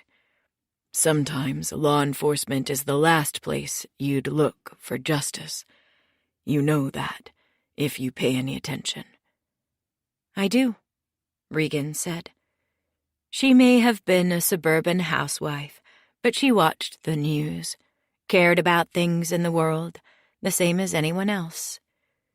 It can be good, though, if you're in the right unit, Armstrong said, looking down, a distant look coming to his eyes, like he was getting lost in his thoughts. I like financial crimes. I requested it specifically. Some people think it's boring, all those numbers going through files, analyzing lines of data, but it's where the real action is. The real crimes, real theft, the real corruption. The criminals are rich, mostly, powerful, and the money that they're stealing, it's outlandish. More than most people could dream of in their whole lives. Stealing it from regular people, from poor people. He blinked, looked up at her. The truth of it is, I got into this job to bust men like your husband. I know you just found out he's dead, and I'm sorry about that, but it's true. In this world, it's men like him who are the real criminals. Rich men. Men who know their way around money and who manipulate it to hurt other people.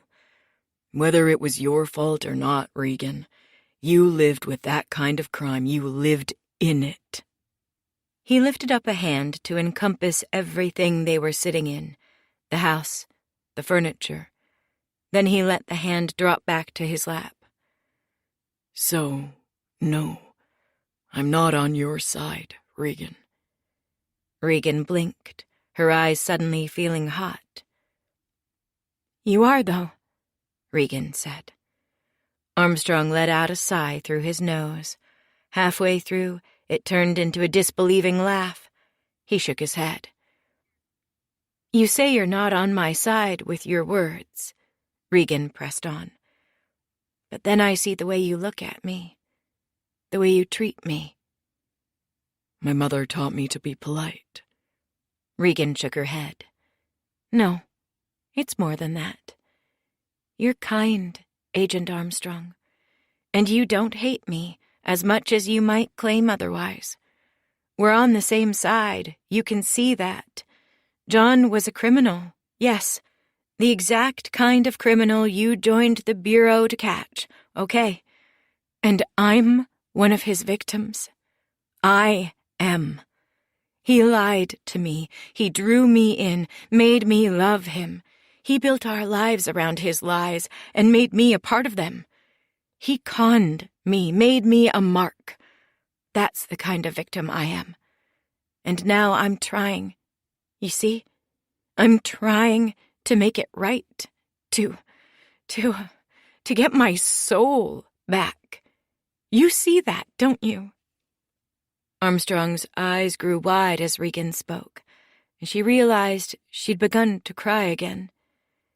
These felt different than the tears she'd shed for John, the tears she'd cried with Etta and Philip. She found herself wondering how she looked, if the tears would appear real or fake to Armstrong. She bent over at the waist, covered her face, and went on crying. After a while, she heard footsteps, the rustle of shoes on carpet, and then she felt the warmth of Armstrong's hand on her shoulder. His hands, Regan pictured them. His beautiful hands. It's okay, Armstrong said. It's going to be okay. I believe you. Regan sniffed and looked up at him. And you'll help me? He seemed to hesitate for a moment, but then he nodded. Okay, I'll help. Chapter 14. The next days passed in a blur.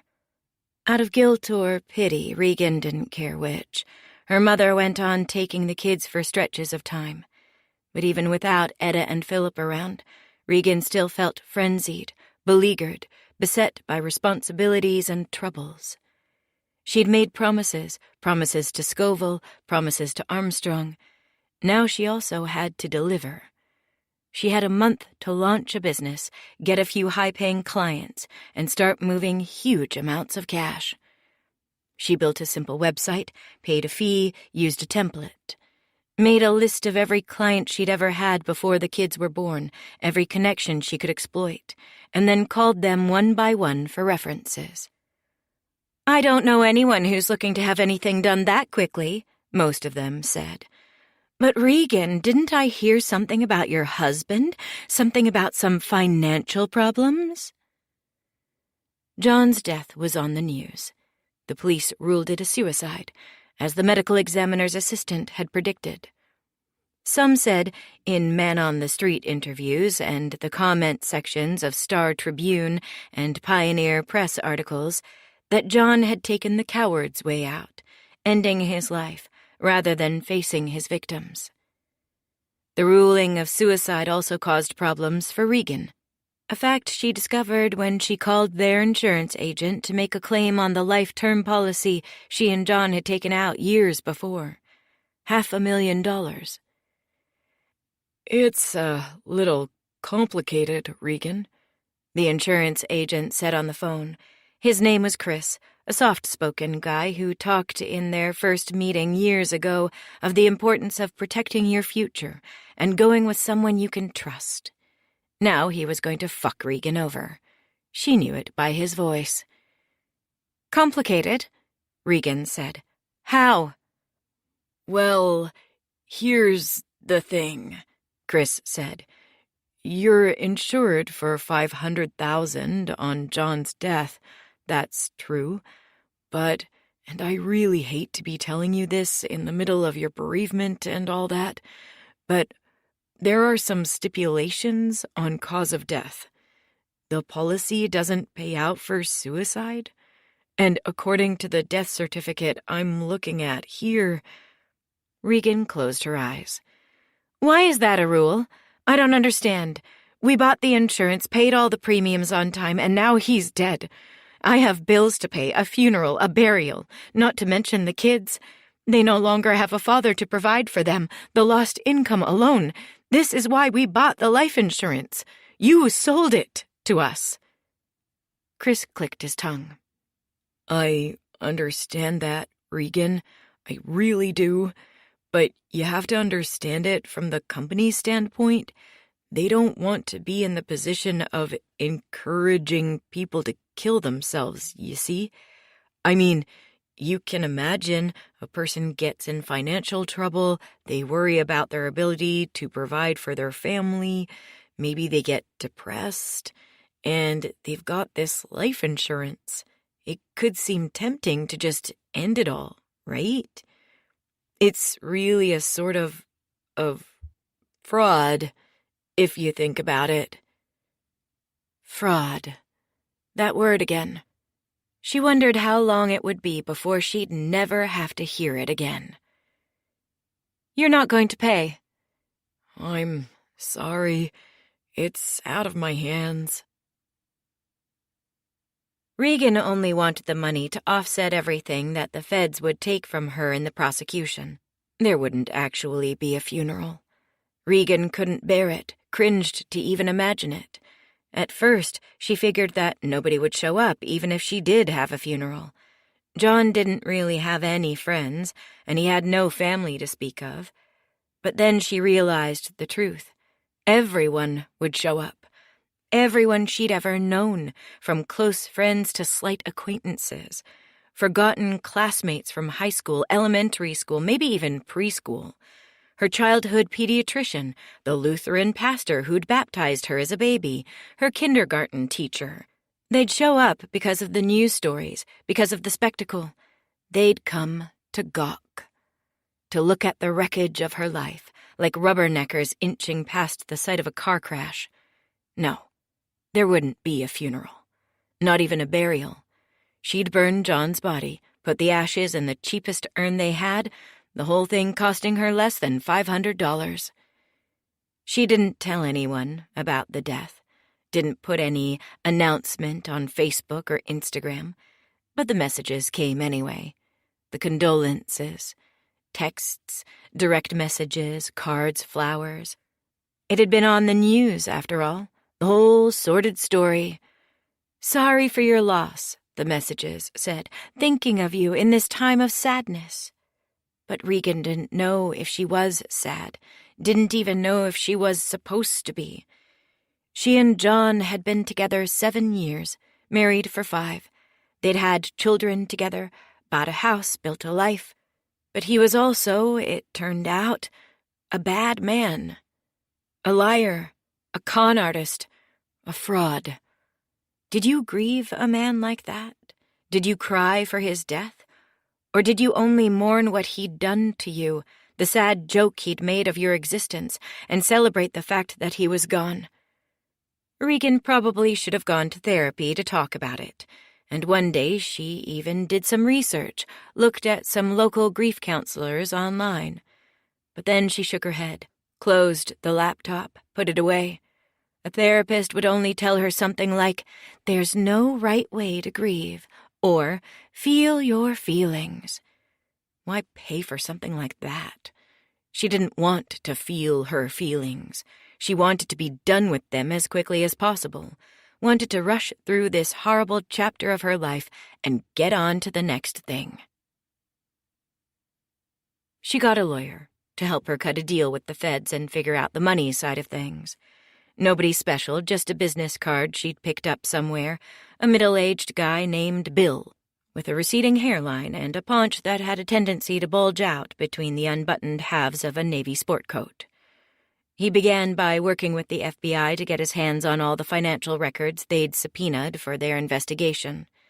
After he'd finished this task, Regan was shocked to find that she was, on paper, a rich woman. Almost $1 million in savings and investments, and she owned both homes, the house and the lake house, outright, with no debt. That made sense, she supposed. John was alleged to have stolen more than $10 million from his clients and had reported $30 million in false capital gains. That money had to have gone somewhere. Not all of it was liquid, though. She couldn't spend it. Much of the savings was in retirement accounts, so she couldn't get her hands on it until she was almost 60, even if the FBI let her keep any of it. The savings accounts amounted to a couple $100,000. She could also sell the houses or take out a mortgage on the equity to pay off legal bills if she had to. "You're never going to get half," Bill warned her. "Even with what you're offering them, we'll ask for half as a negotiating position, but you won't get it." "How much, then?" Regan asked. "How much if not half?" "Maybe half of the savings, if we're lucky. One of the houses. You'll get to keep your car. That's probably it." Half plus one of the houses and the car. She hoped it would be enough. A group of John's clients had recently notified her of their intent to sue, and she was certain that much of the cash left over would have to go to a settlement. More lawsuits might be coming. She was afraid she'd be broke when all was said and done. Broke, or even in debt, working for decades to come to pay off the price of John's crimes. Armstrong came back to her with a deal 2 days after their meeting. It was exactly as Bill had predicted. She'd get to keep half, plus the house, not the lake house. The rest would be seized and given to John's victims as restitution, though there wasn't nearly enough to cover what he'd stolen, and there'd still most likely be lawsuits. There was still the cash in the garage, the $1 million in the cream leather travel bag. She hadn't gone near it since putting it in her parents' garage attic. Afraid that either her parents, Scoville, or the FBI would catch her with the money and rob her of her one remaining bargaining chip. She was more determined than ever to find a way to keep the money for herself. A pile of cash that no one, not the FBI, not the courts, not John's victims, could get their hands on. Something for her and the kids. She just couldn't quite see it. How she'd pull it off. Not yet. Isabel had taken the kids the morning Regan finalized her deal with the FBI. A meeting with a pair of nondescript men in suits, whose names she forgot as soon as she heard them. Her lawyer and Armstrong looking on as she signed the papers they gave her. Afterward, Regan drove home alone, thinking about the deal she'd just made, what she'd signed her name to. The stereo was on in the car, tuned to public radio. A local news segment came on. The top story was about John's suicide and speculation about where the case might go next. Regan stabbed her finger at the power button almost desperately, flipping the sound off. Silence. God, she loved silence. It had been years since she'd really been able to enjoy any for herself. 4.5 years, to be precise. The 4.5 years since Etta had been born. Children were noise. They came into the world with noise, with screaming and pain, and then once they were out, they took over the screaming for you, crying colicky through the night as newborns. Then when they learned to walk, they kept on crying every time they fell. Soon came the whining, the fits, the temper tantrums, the incessant questions, the why, the begging for things in the store, for toys, for treats. Even when they were happy, they were noisy, unable to have a good time without screeching. She'd gone through it first with Etta, then again with Philip. 4.5 years of unceasing racket, so much that sometimes she felt as though her own thoughts were being screamed right out of her head, the noise going into her ears and lodging in her brain, crowding out everything that was her. Regan pulled into her driveway. She scarcely noticed the car parked at the curb, the driver's door that opened when she pulled in, or the woman who stepped out and crossed the grass to come close to her, not until the woman was almost on top of her and she turned to see her standing there. Regan shrieked, and the woman jumped, startled. "Holy shit!" Regan said, a hand to her chest. "You scared the hell out of me." "I'm sorry," the woman said softly. "It's okay," Regan said. She looked at the woman, took her in. She was in her 60s, plump, with blonde hair that came to her shoulders and cheap-looking glasses. Her lips were thin, the corners of her mouth bracketed by deep parenthesis-shaped wrinkles. And though she wasn't frowning, Regan had the overpowering sense that she was sad, and not just at that moment, but that sadness was a condition of her life, a baseline reality. "Can I help you?" "Your name is Regan?" the woman asked. "Regan Peters?" "Yes," Regan said, growing cautious. "I saw you on the news." "You're here to yell at me? Call me a greedy whore? Tell me my husband deserved what he got?" The woman blinked as though she couldn't understand a word Regan was saying. "I'm your husband's mother," the woman said. Regan stood silent for a second, thinking she must have misheard. Then she laughed. "What did you say?" "I'm John's mother," the woman said again, "though he was never John to me. That's not the name I gave him." Regan shook her head, sputtering. "That's impossible," she said. "You're supposed to be dead." As though she didn't know by now. As though everything John had told her about himself hadn't already turned out to be a lie. But something about what Regan had said pleased the woman. She smiled, the parenthesis wrinkles growing deeper, like a smiley face a child might draw. She nodded. "Don't I know it, honey?" Chapter 15. Regan invited John's mother inside.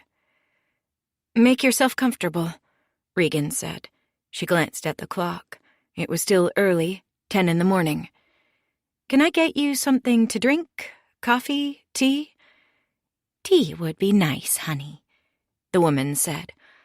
"I can't really do coffee. The caffeine makes me jittery. Regan began to move into the kitchen. Then she stopped. "What should I call you?" she asked, half worried the woman would say Mom. My name is Darlene, she said. You can call me that. Regan nodded, relieved. She went into the kitchen and got the pot started on the stove. She looked for mugs and tea bags, picked an English breakfast for herself, chamomile for Darlene. She went back into the living room a couple minutes later with 2 steaming mugs. Darlene was on the couch, gazing at the family pictures on the wall. There are kids here, aren't there? She asked when Regan handed her the mug. You have kids? They're not here right now, Regan said. They're with their grandma. She bit her lip when she realized what she'd said. Darlene was their grandma, too. I'd love to meet them. Maybe, Regan said. We should probably talk a little first. Darlene nodded. She blew on her tea, her eyes still wandering the space, taking it in. Then her face brightened. I brought pictures. Do you want to see them? Sure, Regan said. Darlene reached into her purse and came out with a pile of postcard-sized photographs held together by a rubber band. She pulled off the rubber band, then began shuffling the photos. These are of John? Regan asked. She felt off balance, not sure what to call her husband in Darlene's presence. Well, I know him as Casey, Darlene said. Casey. Regan gave her head a tiny shake. It didn't seem right. The name didn't seem to match her husband. Didn't fit the man she'd known. Here's one of him as a baby, Darlene said, slapping a photo face down on the coffee table and sliding it toward Regan. And one of him when he was, maybe 3 or 4, sometime in elementary school and high school. She sent more photos across the table. Regan picked them up one by one and flipped through them. The baby picture was taken in the hospital with John no more than a few hours old, sleeping, swaddled tightly in a blanket. The picture could have been of anyone, the newborn features still unformed, squishy and shapeless, and yet there was something in the mouth that reminded Regan of her husband. The next photograph of John as a toddler showed him in the snow, knee-deep wearing a burgundy-red bodysuit with attached mittens and a matching stocking cap. His cheeks were rosy, his eyes squinting against the sun reflecting off the brilliant white, and he was not smiling. The next photos of John in elementary school and high school showed a boy taking shape into a man, the man she knew. He could have been anywhere from 7 to 9 years old in the first, ratty blue jeans, a navy blue t-shirt with horizontal stripes, a bit of baby fat. In the second, the boy had become a brooding preteen, sitting on a rusted lawn chair, slouching low, legs stretched out and crossed at the ankle, floppy hair parted down the middle and falling into his eyes. Again, he smiled in neither picture, and Regan found herself wondering if he'd ever smiled throughout his childhood, if the sadness she'd sensed in Darlene had made itself a part of his life, too, and if that melancholy was what he'd run away from. "Where were these taken?" Regan asked. "Where are you from?" You ever been to Grand Marais? Darlene asked. Up on the Superior Shore? Once or twice, Regan said. Lake Superior's North Shore was a bit of a vacation destination for people in southern Minnesota, and she'd vacationed there a couple times with her family before John, who never seemed interested in going there when she suggested a trip up north. "You're from there?" Not quite, Darlene said. A little bit further north from there, almost to Canada. A couple of houses, an old resort on the shore, and a general store. Some maps don't even have it. She added the last bit as a sort of wry aside, almost as though it was a point of pride. "That's where John grew up?" Regan said. Try as she might, she could not bring herself to say the name Casey. He'd always be John to her. "That's right," Darlene said. "Edge of nowhere. Pretty rough place. Abandoned. I ran the general store, inherited it from my daddy, but it wasn't much of a business. Not many people stopped there. Not since the resort closed down. Nobody but the hardcore outdoor types. Half of them are hippies. The other half are anti-government crazies. And truckers. We lived pretty much on the edge of poverty." Regan looked at the photos again, new details popping out at her. The snowsuit John was wearing in the preschool-aged picture, for instance. It was old, tearing at the seams, white batting oozing out at the shoulders, the knees. In the elementary school picture, she suddenly saw the dirt smudged on John's young face, the baby fat gut hanging below the too-short t-shirt, the patches on the knees of his jeans. And in the high school picture, John was sitting on the lawn next to a house with peeling white siding, a crazily angled back stoop. And suddenly, it was all rushing out of her, everything she'd been trying to hold back the past few days since John had turned up dead, all the sadness, all the grief. It didn't have to be like this. He could have talked to her. He could have told her the truth about what he'd come from, about who he was. She wouldn't have judged him for it, wouldn't have stopped loving him. If anything, it would have made her love him more, knowing what he'd fought to escape, how far he'd come to be what he was today. Regan thought about what it must have been like for him to lie for all those years, to lie and lie and lie, and then, when the lies began unraveling, to think that there was no way out but to end it all. To leave behind a wife and children. To leave them with a bag of money and then to row out into the lake in the dead of night, tie a cinder block to his ankle, and then drop it in the water. "Oh, honey," Darlene said. "You're crying." "I'm okay," Regan said, drawing the back of her wrist across her eyes. "I am." "Do you need a tissue?" Darlene dug through her purse once more, but Regan waved away the offer. "Who's we?" she asked. Darlene blinked, putting down her purse. "Sorry?" "You said we lived on the edge of poverty. Who's we?" "Oh, me and Casey and his brother Randy." "And John's father?" Regan asked. Darlene made a pained expression. "Casey didn't really know his daddy. He wasn't around much. One of those truckers. He'd stop through sometimes on a haul, stay a night, give us some money, bounce the boys on his knee. We'd see him 2, 3 times a year. He stopped coming when Casey was about 2. I'm ashamed to say we weren't married, their daddy and me. My boys were born out of wedlock, which could be a point of gossip up there, where we were from. But they have the same daddy, Randy and Casey do. I can say that, at least. And I've found the Lord since those bad days. I've asked forgiveness for my sins. Praise God for that. You and Casey, are you believers? Are my grandbabies baptized?" Regan ignored the question, not so much because she didn't want to answer. Etta and Philip had been baptized Lutheran, though they went to church only twice a year, at Christmas and Easter, but because she was growing dizzy, disoriented with all the information Darlene was giving her.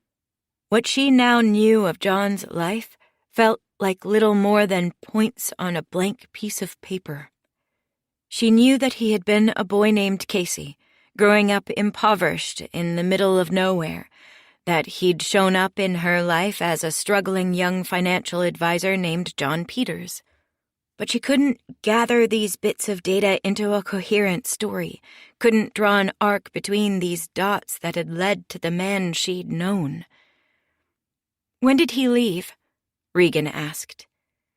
"He didn't exactly leave," Darlene said.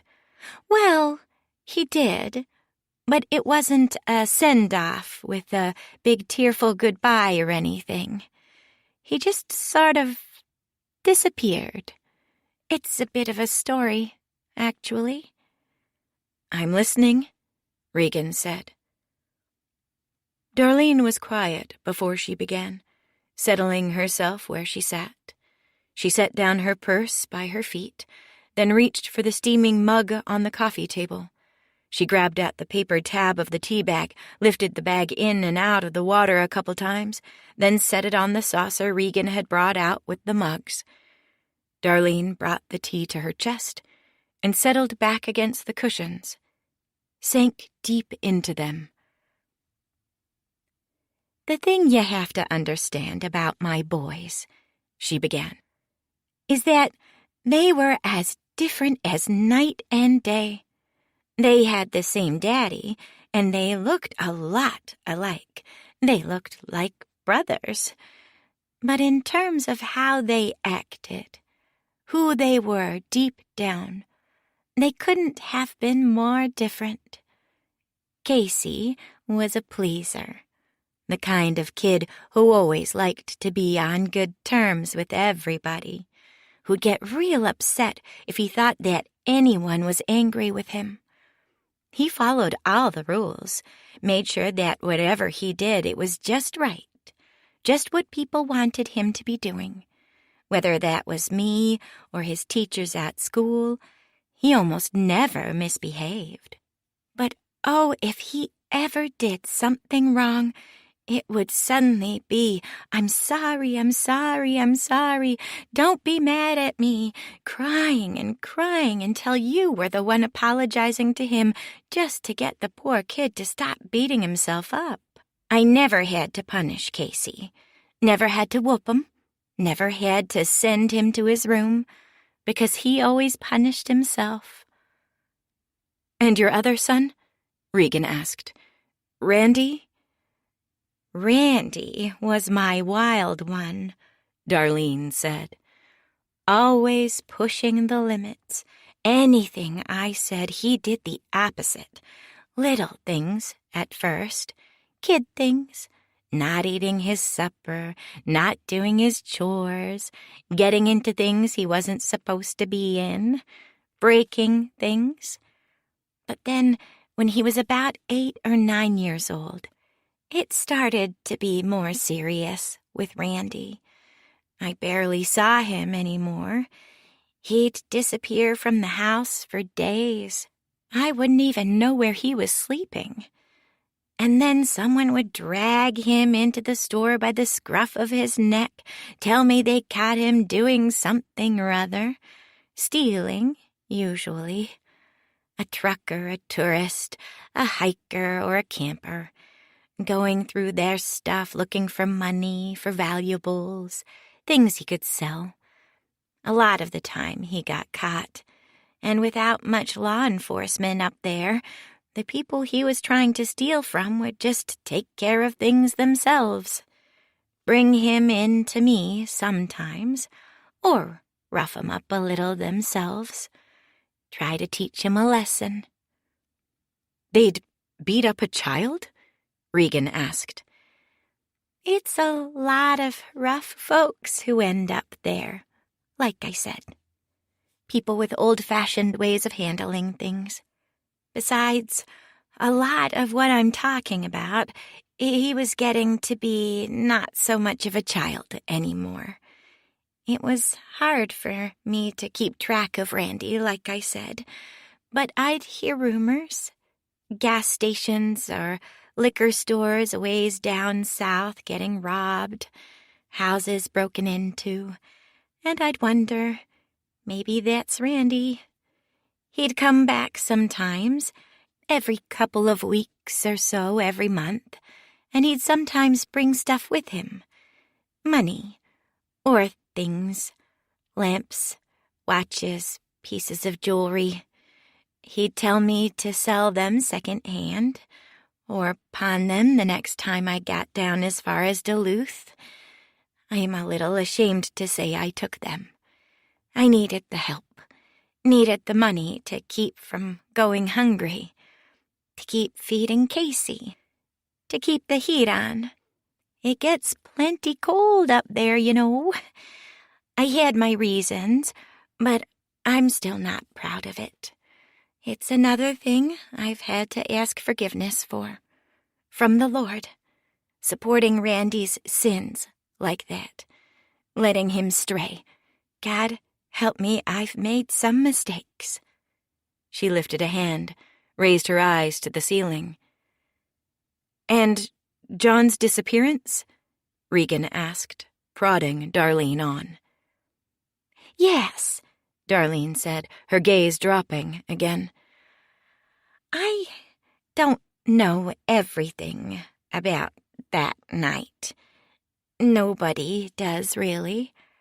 But Casey left the house one day looking for his brother. Darlene paused to take a sip of tea. Regan felt her hand quiver, her heartbeat pulse in her wrists. Her breaths were shallow, almost as though she was afraid to make any sound. Casey looked up to Randy, you see. He was the older brother, only by a year, but still. Casey was a homebody, a goody-goody, a kid who played it safe. But Randy was the risk-taker, the macho one. And I suppose Casey might have wished that he was a little more like Randy. That he was brave, like his big brother was. What happened?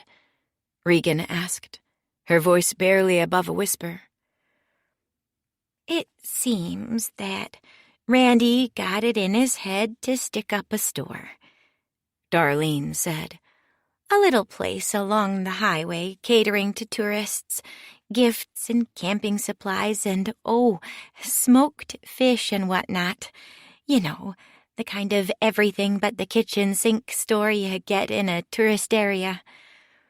But they only took cash, and Randy must have known they'd be flush with it around closing time, and he took his little brother along with him as a kind of test, to toughen him up, you know, the way boys do.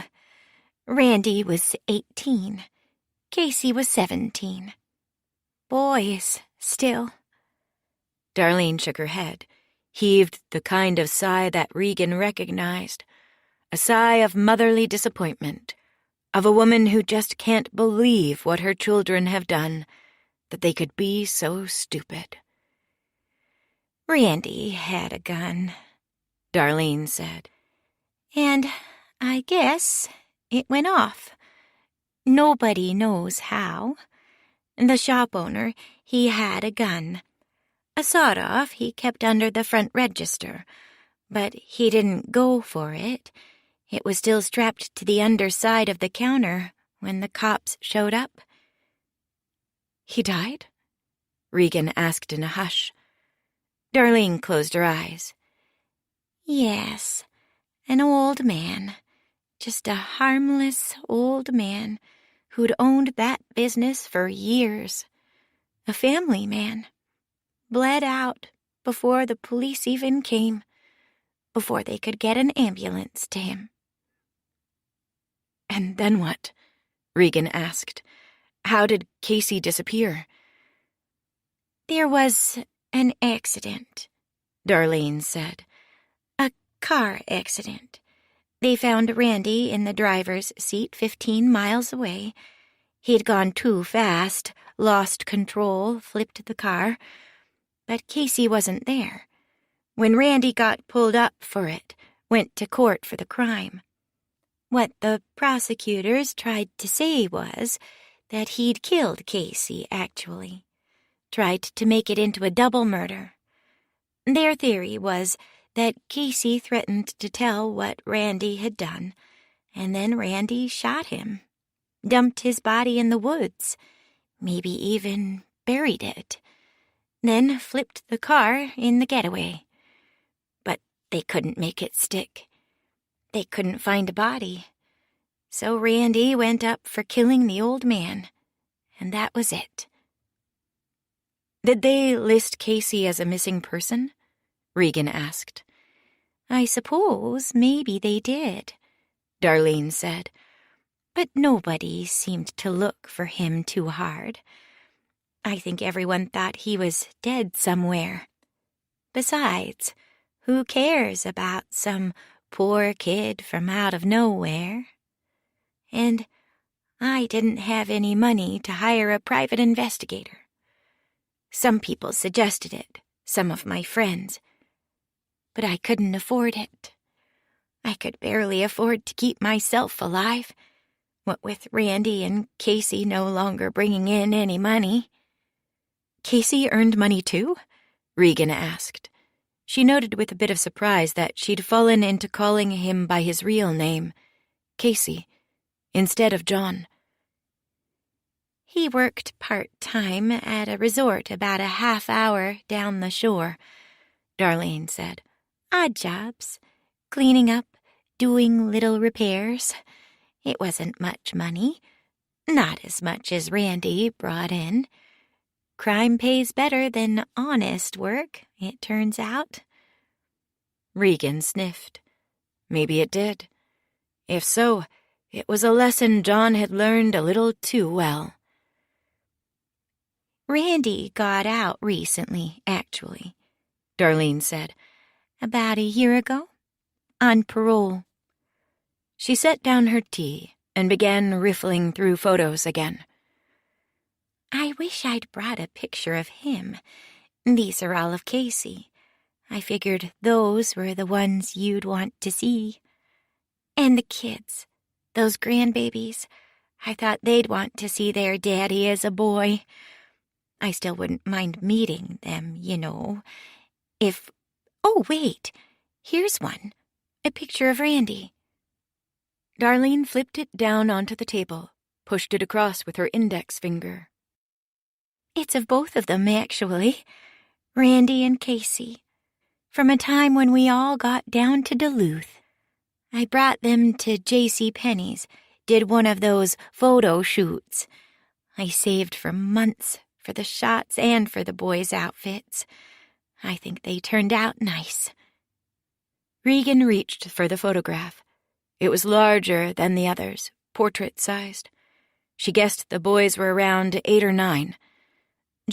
Casey, Regan corrected herself, sat on a block covered by a velvety throw blanket.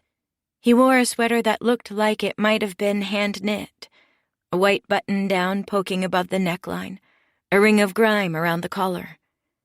Next to him, standing, was the older brother, leaning against Casey with his elbow on the younger boy's shoulder. He wore a similar outfit. But what struck Regan, what sucked all the breath from her lungs and caused her to drop the photo to the ground, was the boy's face. His face and the mental image of the man he might have grown into. Regan had seen him before. Chapter 16. Regan hit the road just an hour later, before noon. She didn't pack anything, no change of clothes, no food, not even a bottle of water to drink in the car. Her mind was too full, too addled, to think of anything she might need over the next few hours. Anything she'd forgotten, she could buy along the way. She climbed in the car, set the address on her phone, then started the route. She backed down the driveway too quickly, rocking back and forth onto the street, the bottom of her car scraping at the curb. Then she threw it into drive, jerked forward with a staccato squeal. She got on 494, then exited to Interstate 35 going north. It was a simple route from here.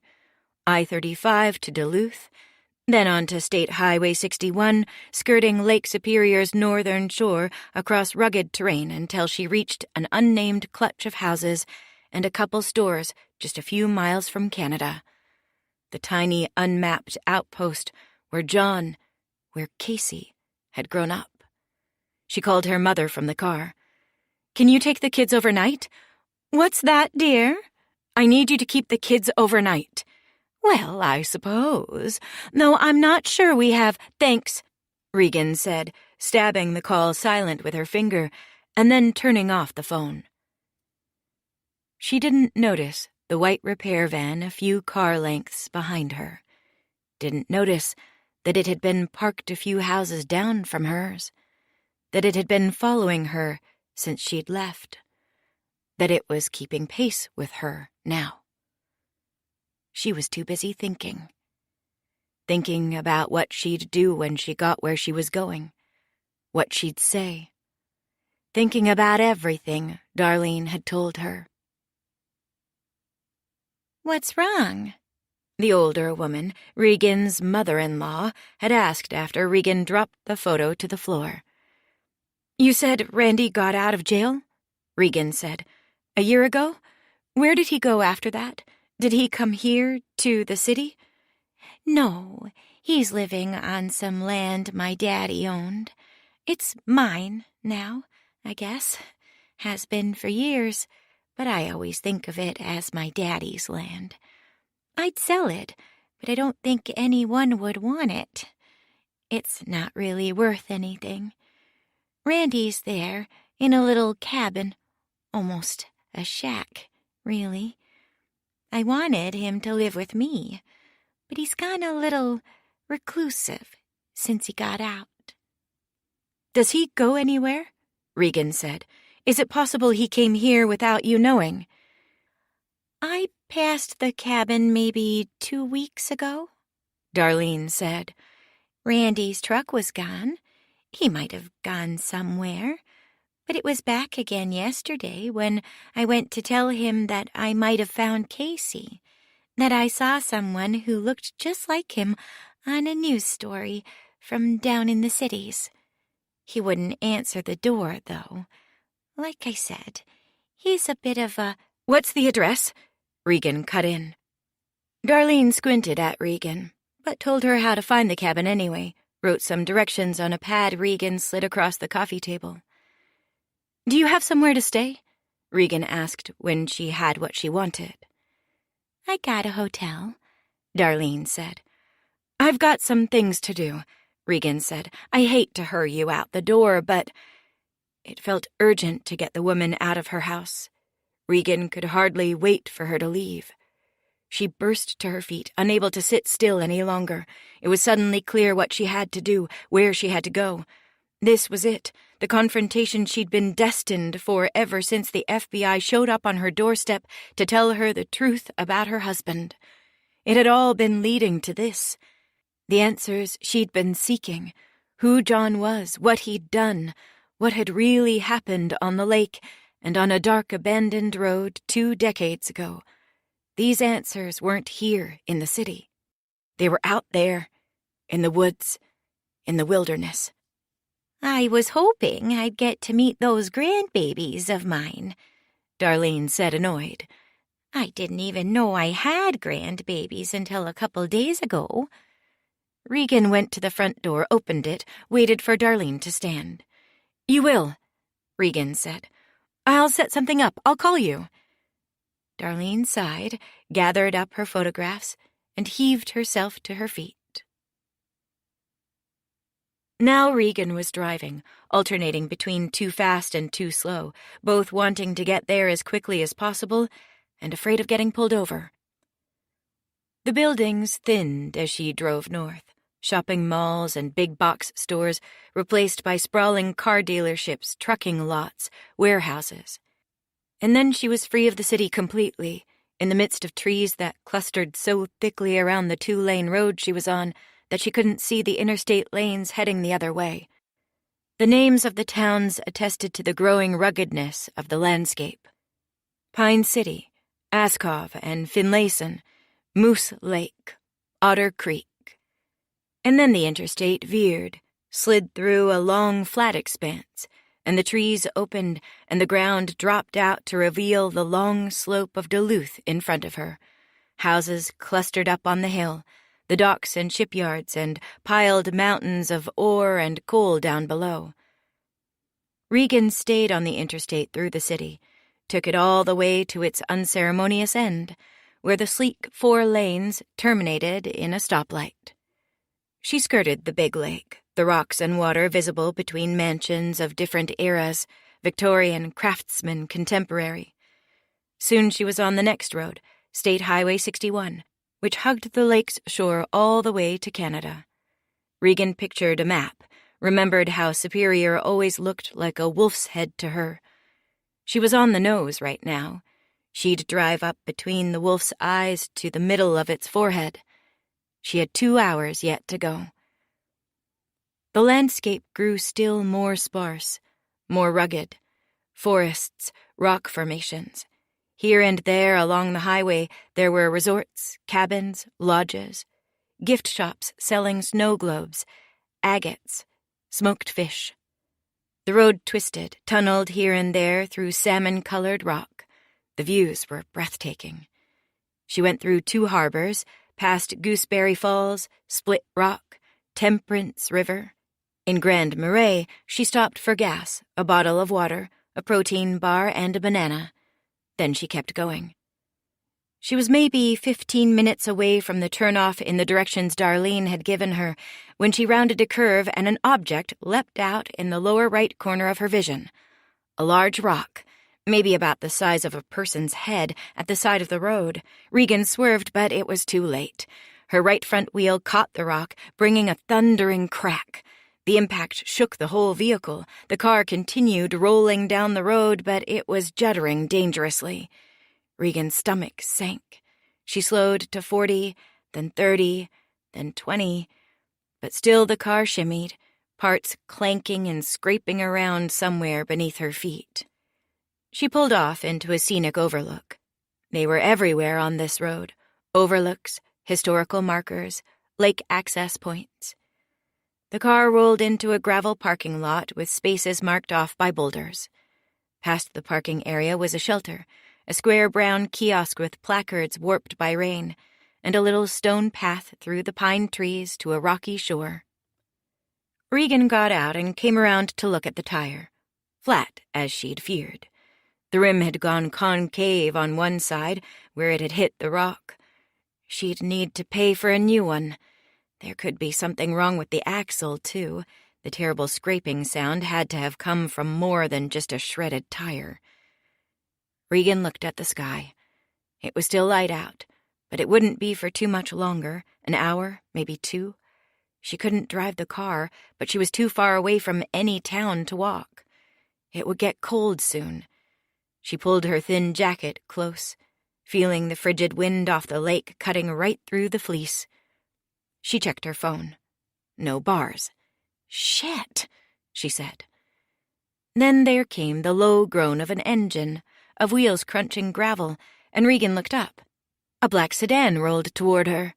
"Oh, thank Jesus," she muttered to herself and began walking slowly to the car, waving with both hands.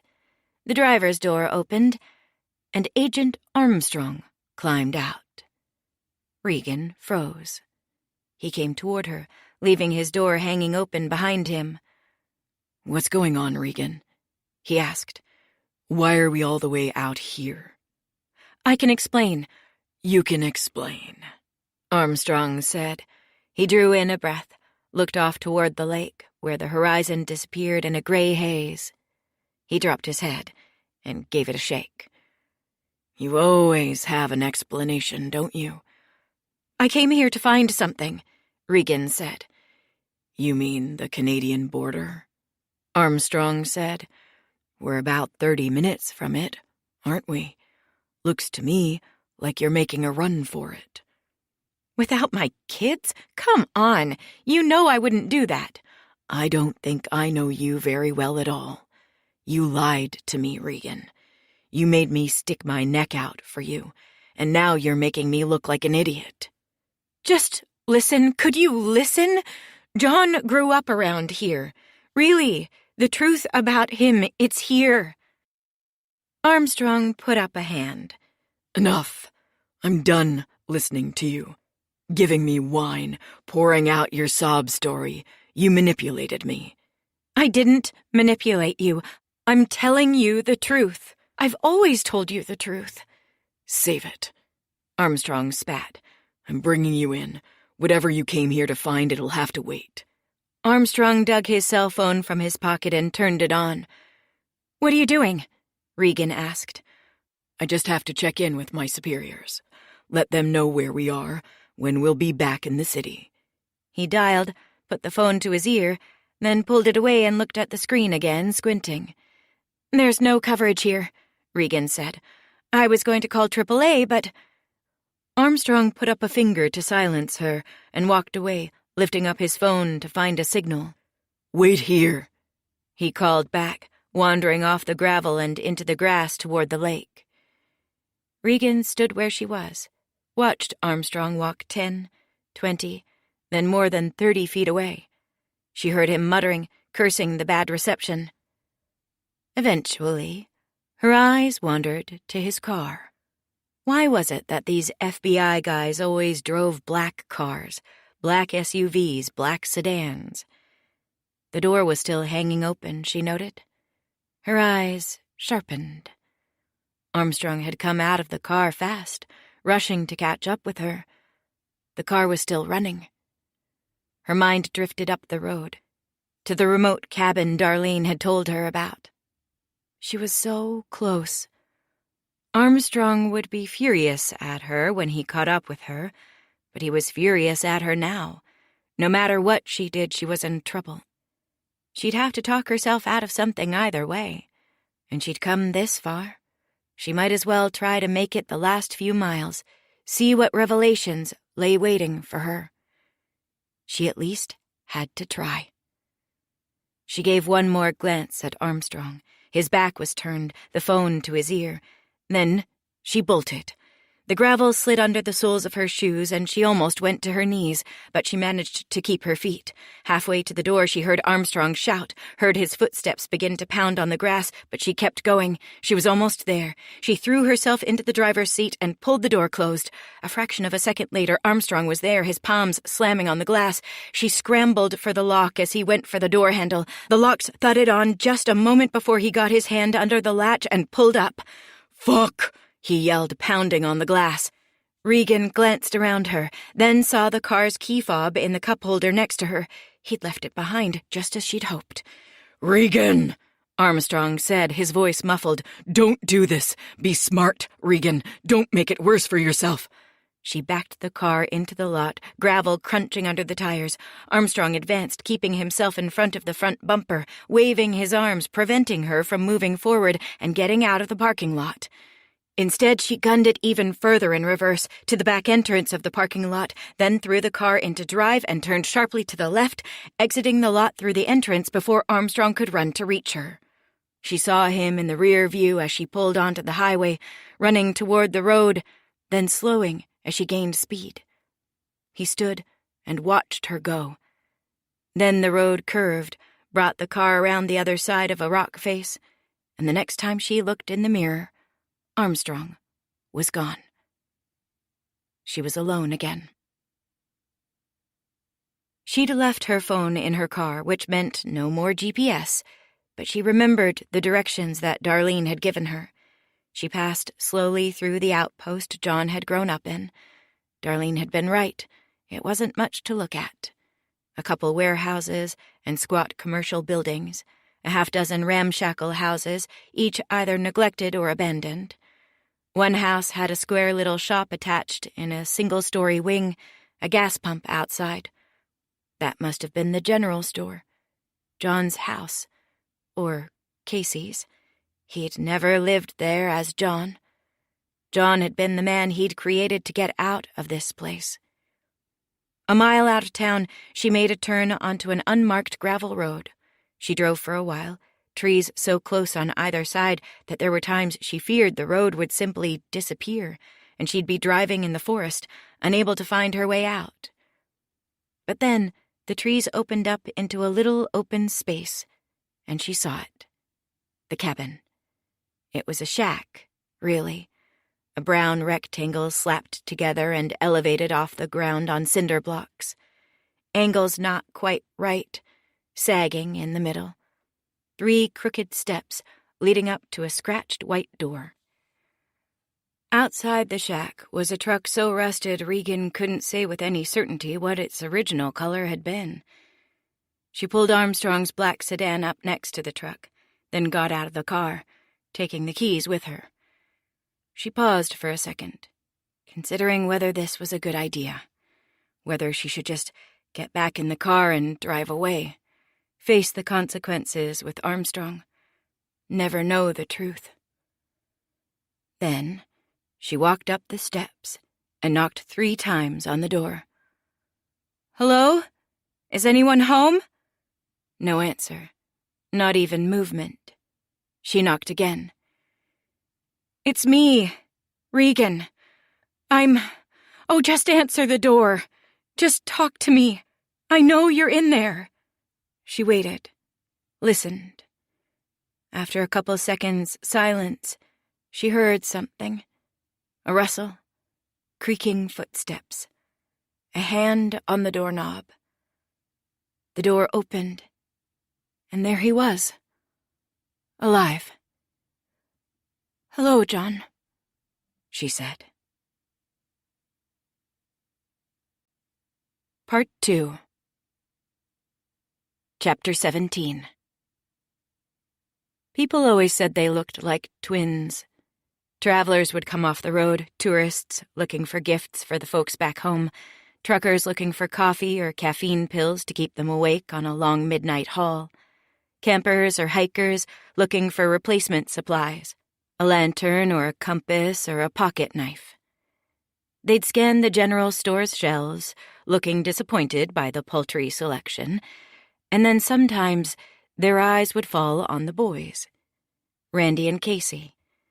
Half feral, greasy hair mussed up, dirt around their ears, holes in their shirts and blue jeans. They'd frown. "They look so alike," they'd say, then turn to Darlene. "Are they twins?" "Yes," Darlene would say, "the Irish kind." And then she'd laugh. Casey hated the joke, cringed every time she made it. The joke reminded him of sex, of the fact that his mother was having it, which no boy wanted to think about. It made him think about the strange men off the road who sometimes came to his mother's room, of the creaking and moaning sounds that came through the thin walls at night, of the groceries that filled the fridge and cupboards the next day. Fucking, Randy told him on one of those creaking, moaning nights. That's what it's called. Casey was only 10 months younger than his big brother, and he knew exactly how that happened. Their dad, a trucker who hauled timber from Canada to paper mills in Wisconsin, paid extra to fuck Darlene without a condom. Then, not even a month after Randy was born, he came through on another haul and paid to fuck her again. That was his story. The story of how he came into the world. He hated it. Casey also hated the fact that people could confuse him and Randy, that people could think them anything alike.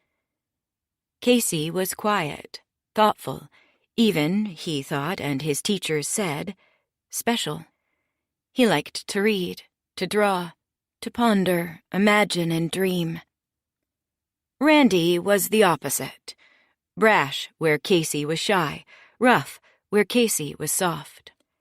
He spent most of his time outside, fishing, hunting, breaking windows, playing with matches, slicing open roadkill and poking at the entrails, scattering roofing nails on the highway and hiding in the ditch to watch the blowouts, tying toads to M90 firecrackers and lighting the fuse. Randy's word for Casey was pussy. He used it more than he used Casey's name.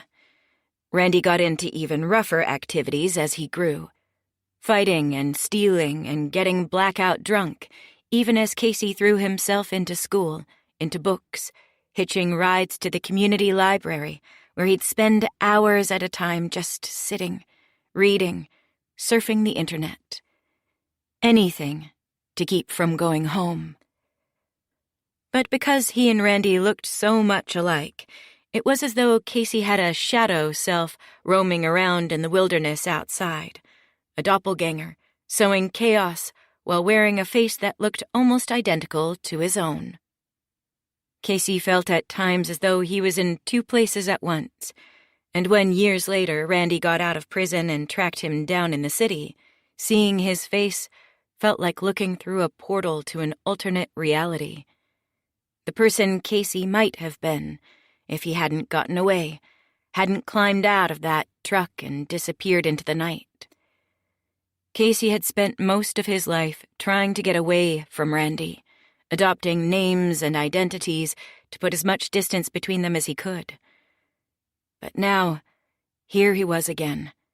And on some level, John, sometimes he forgot his own name, he had so many, knew it would always come down to this, a confrontation with the true, secret, and shameful self he'd managed to outrun for a time, but could never truly escape.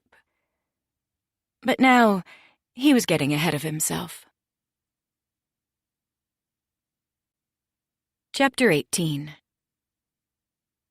As a boy, Casey stocked shelves in the general store, worked the front register, swept the floors. But as soon as he was old enough, he took a job that took him out of the house, down the road a couple miles to a small resort with boxy little cabins tucked into the rocks along the shore.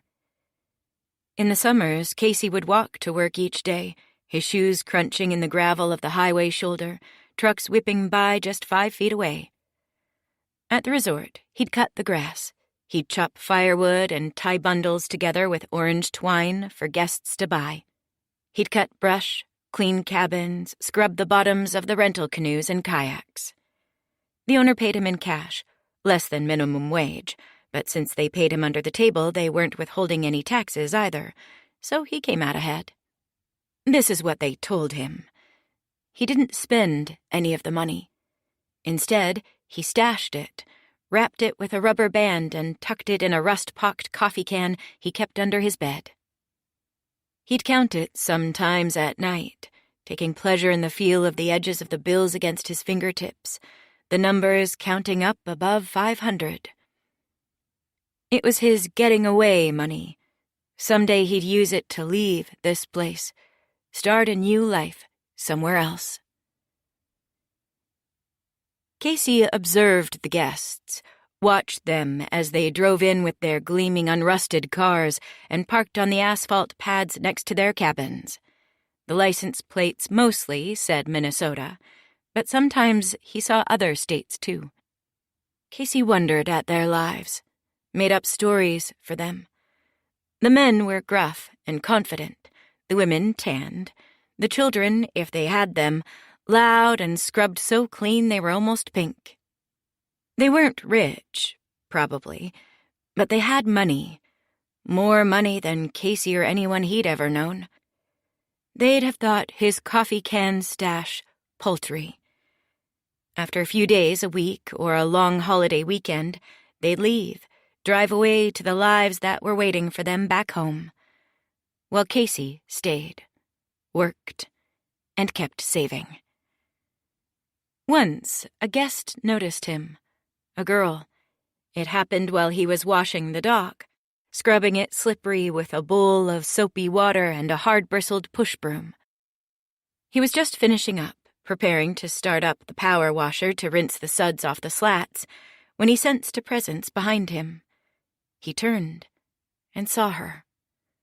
She was his age, 16, maybe 17, dirty blonde hair pulled back, blue-gray eyes, thin lips that were just a little bit shiny. Casey had seen this before and always wondered how girls did it, made their lips gleam, made them sparkle.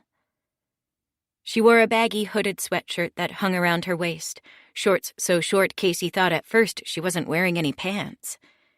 Long tanned legs that he allowed himself to glance at, then darted his eyes away. "Hi," he said. "Can I help you?" No, the girl said. I'm just bored, wandering around. Oh, Casey said. He examined the handle of his push broom, not quite knowing what to say. Are you here with your family? My mom and dad, the girl said. They don't want to do anything, just sit and watch the lake. Casey looked out at the water, let his eyes move all the way from the waves crashing against the rocks to the place on the far horizon where the sky met the lake in a muddled blur of gray haze. It's pretty, isn't it, though? Casey asked. Guests like it, watching the lake, listening to the sound of the water. They find it relaxing. I guess, the girl said. They're just sitting there and reading. Don't you like to read? Casey asked. The girl frowned. I read enough in school. Like what? Oh, I don't know. To Kill a Mockingbird, The Great Gatsby. I read those, Casey said. He'd been enchanted by The Great Gatsby, sympathizing with Gatsby's plight, with the gleaming, untouchable life he'd wanted to build for himself in that house at the edge of the water. He'd even cried a little at his ultimate fate, and at the last line. Boats against the current, borne back ceaselessly into the past. His teacher had challenged him, asked him if Gatsby was really a character worth looking up to, and in the end she'd told him about another book that he later looked up in the community library, The Talented Mr. Ripley, about a man who lied and stole and killed his way into a life of unimaginable luxury. Casey understood. Jay Gatsby wasn't necessarily a tragic hero. Looked at a different way, he was a villain, like Tom Ripley. That was his teacher's point, the reason she'd recommended the book. It could be dangerous, running away from who you were, because there was no telling what you'd become in the process. Still, Casey couldn't help but admire these men, Gatsby and even Ripley, who'd escaped poverty and humiliation for a better life of money and parties and traveling the world. I'm Trisha, by the way, the girl said. Casey. He set down the push broom and began rinsing off the dock, using the low setting on the power washer so they could still hear each other, so they could still talk. Is there anything to do around here? Trisha asked, speaking just a little bit louder over the sound of the washer. Casey flicked his wrist back and forth, rinsing the bubbles off the dock and into the water, thinking. Based on her attitude toward reading, Casey didn't think she'd be very impressed to hear that the only thing he really did, when he wasn't working or at school, was go to the library, find a book in the stacks, and pore through it until closing time. He didn't like being home, didn't like talking to his mother or hearing her questions, so he never checked the books out, never even bothered getting a library card, only read while he was there, put the book back on the shelf, and remembered the page number he'd left off at for when he came back. Grand Marais isn't too far, he said. There's stuff to do there. Like what? Restaurants and stuff, shops, art galleries. You could go on a hike around here. There are lots of trails. Or I could rent you a kayak, show you how to use it. Water isn't too rough today. He glanced at Trisha to see how she was taking these suggestions. She wrinkled up her nose with distaste, and he forced himself to laugh, like he knew everything he was suggesting was lame, and he was just testing her to see if she was cool or not. Like he hadn't even gotten to the real stuff yet. The good stuff. Trisha saw his face and asked, What? Casey shut off the washer and began telling her stories. Stories about Randy. He told the stories as if they were his own, Told about how he sometimes fought other boys for money in an older guy's backyard a few miles up the road. Fought in front of a hooting crowd until one of them either gave up or got knocked out. Fought guys 10 years older and twice his size and won, every time. He told Tricia about how to get booze, how to get a fake ID, where the best parties were, who sold the best pot. He told her how to get high off a pressurized duster can from the gas station, fill a balloon up with the chemicals and suck them into your lungs. Told her how to juice up cough syrup or cold medicine and end up with something pretty close to meth. He told her that he sometimes broke into houses, half the homes around here were vacation homes anyway, empty half the year and full of amazing stuff. Told her how you can just live in them for weeks at a time, sleep on their 1,000 thread count sheets, drink their fancy booze, then bug out with all their TVs and pawnable jewelry. "Don't tell," Casey said. "I'll kill you if you tell." And then he laughed, like it was just a joke, and Tricia laughed too, light and airy, and he could tell he was scaring her a little bit. Scaring her and impressing her, which was what he wanted. They didn't do any of the things he suggested that day. Didn't go walk on a bridge railing blindfolded, didn't hotwire a car and take it joyriding, flipping the headlights on and off as they hurtled through the darkness. But over the next few days, Tricia kept coming back, kept appearing over his shoulder as he worked around the resort, and each time she did, he gave her another of Randy's stories, presented it as though it was something that had happened to him. Sometimes he'd ask Tricia about what it was like back home. She was from Minneapolis. Edina, actually, she corrected herself, and she insisted that it was all pretty dull, that mostly she and her friends would go to the mall, go to each other's houses, watch movies, try to get their hands on booze, mess around. Sometimes they'd go to a concert or a show, one of their parents playing chaperone. It sounded amazing to him, but Tricia insisted it was boring. "Cool," Casey said, as if he understood. Things were boring pretty much everywhere. When the whole world was yours for the taking, you had the luxury of thinking it was boring. Cool. New guests checked in the next day, in a sleek Lexus SUV. 2 adults, a teenage boy. Casey scarcely noticed them, rushed through his work for the day, cleaning 2 cabins that had just been cleared by customers checking out, cutting the grass on the north lawn, rewinding the line on the weed trimmer, replacing empty propane tanks on the gas grills the guests used when they had a steak or fish fillet they wanted to cook. Then he went looking for Tricia.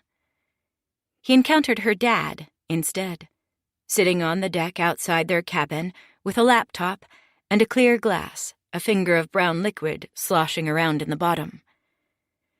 "Can I help you?" he grunted, looking up. He was a gruff man, intimidating, some sort of banker, Tricia had said. Dark hair, broad shoulders, a big gut that he didn't seem the least bit ashamed of, carried it like it was a sort of birthright. His wife was thin, athletic, always out on hikes. She was kind of hot, actually. Casey saw where Tricia had gotten her looks from, and he was awed by this man's ability to keep his wife while evidently letting himself go, a plump monarch in a kingdom of beautiful women.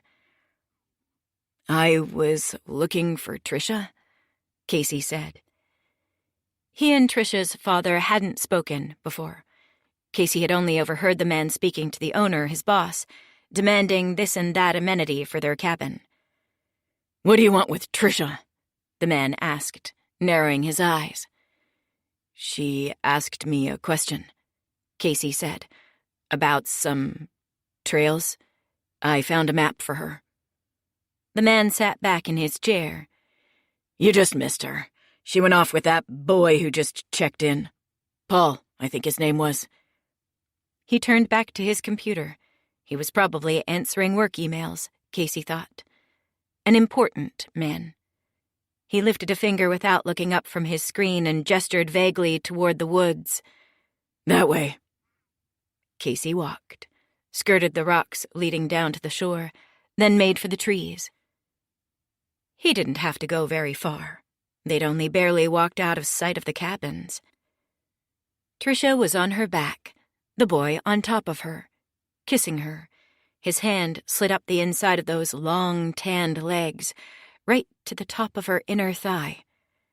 At first, Casey thought she was in trouble, that she didn't want what was happening, and his blood surged in his veins. But then he saw that Tricia's hands were up around the boy's neck, pulling his mouth against hers. He stopped. A twig broke underneath his feet. The boy's head snapped back toward him. "The fuck, bro?" the boy asked, his eyes sharp with the quick fury of an adolescent male interrupted while hormones raged through his body. Tricia's shoulders came off the ground. She propped herself up on her elbows. Her ponytail was undone, the hair mussed, leaves and twigs tangled in the strands. Her cheeks were red. "Casey?" she said, breathy with surprise. This is Paul. We were just—" "Get the fuck out of here," Paul demanded. "I'm sorry," Casey said, backing away. As he walked away, he heard light laughter coming from the trees, murmuring, rustling, then silence. Casey walked home, cursing his stupidity. It was a 4-mile walk, 45 minutes on foot most days, but it seemed to go faster today. He kept picturing it, the sight of Tricia on her back with Paul on top of her, the hand curled up on the inside of her thigh, so casual, like he'd done it dozens of times before. Tricia's surprise in seeing Casey, the speed with which they'd gotten rid of him. And then he looked up, and there was the town. There was the general store, the attached house. He walked around to the back, not wanting to see his mother behind the register inside, and went to his bedroom. He lay on the bed, laced his hands behind his head. What hurt the most in retrospect was how quickly it had happened. Paul and his family had checked in, 2 hours earlier? 3? And yet it had taken him and Tricia no time at all to find each other, to go to a spot in the woods to start making out. Maybe they'd even had sex by now, if Paul had convinced Tricia to do it outside. And if they didn't, they would soon. They'd find a room, a bed, a stretch of time when his family or hers wasn't in their cabin. Whereas Casey had spent days talking to Tricia, telling her stories. God, those fucking stories. He cringed thinking of them now. Wanted to die so he'd never have to remember the things he'd said. He couldn't believe how foolish he had been, thinking that the stories would impress her, that he'd ever be anything more than a curiosity to her. With a kind of involuntary movement, he lurched to the side of the bed, reached underneath, and grabbed for the coffee can. Payday wasn't until next week. The money would be the same as it was the last time he counted it, $783. He wanted to count it anyway. It calmed him to have the bills in his hand, to feel the pile growing, the day of his escape coming nearer and nearer. He knew something was wrong the moment he laid his hand on the coffee can. The weight of it was different. He snatched it up to the top of the bed, ripped the plastic lid off, and looked inside. It was empty. His mind raced. Randy was the first person he thought of, but that couldn't be right. Randy hadn't been home in days, weeks even, which only left one other person. "Mom!" he shouted as he stomped into the general store from the side door, the one that connected from the house. Darlene startled at the front register. She'd been reading a People magazine, elbows propped on the counter. There were no customers. "Where the fuck is my money?" "Keep your voice down," Darlene said, glancing to the side as though someone was listening, as though they weren't completely alone. $783, Casey demanded, practically crying. "I want it back. That's my money, Mom. I earned it. I worked hard for it. It's not yours. It's mine." Darlene slumped, sighed with what sounded like real regret, real guilt, which only made Casey angrier. "I needed it, Case," she said. "I needed it to stock up the store and to pay the electric. I'll pay you back. I swear I will, as soon as business picks up." "As soon as business picks up, Mom?" Casey yelled, his rage growing until it felt bigger than his body. He raised up his hands and looked around at the empty store, at the sparse shelves. She couldn't even afford to stock the business properly. "It's the height of tourist season. When is business going to pick up? When winter comes and we fucking freeze?" Darlene reached for him across the counter. "I'll think of something." Casey snatched his arm away. "You'll spread your legs is what you'll do, right? That's what you do when you need money, isn't it?"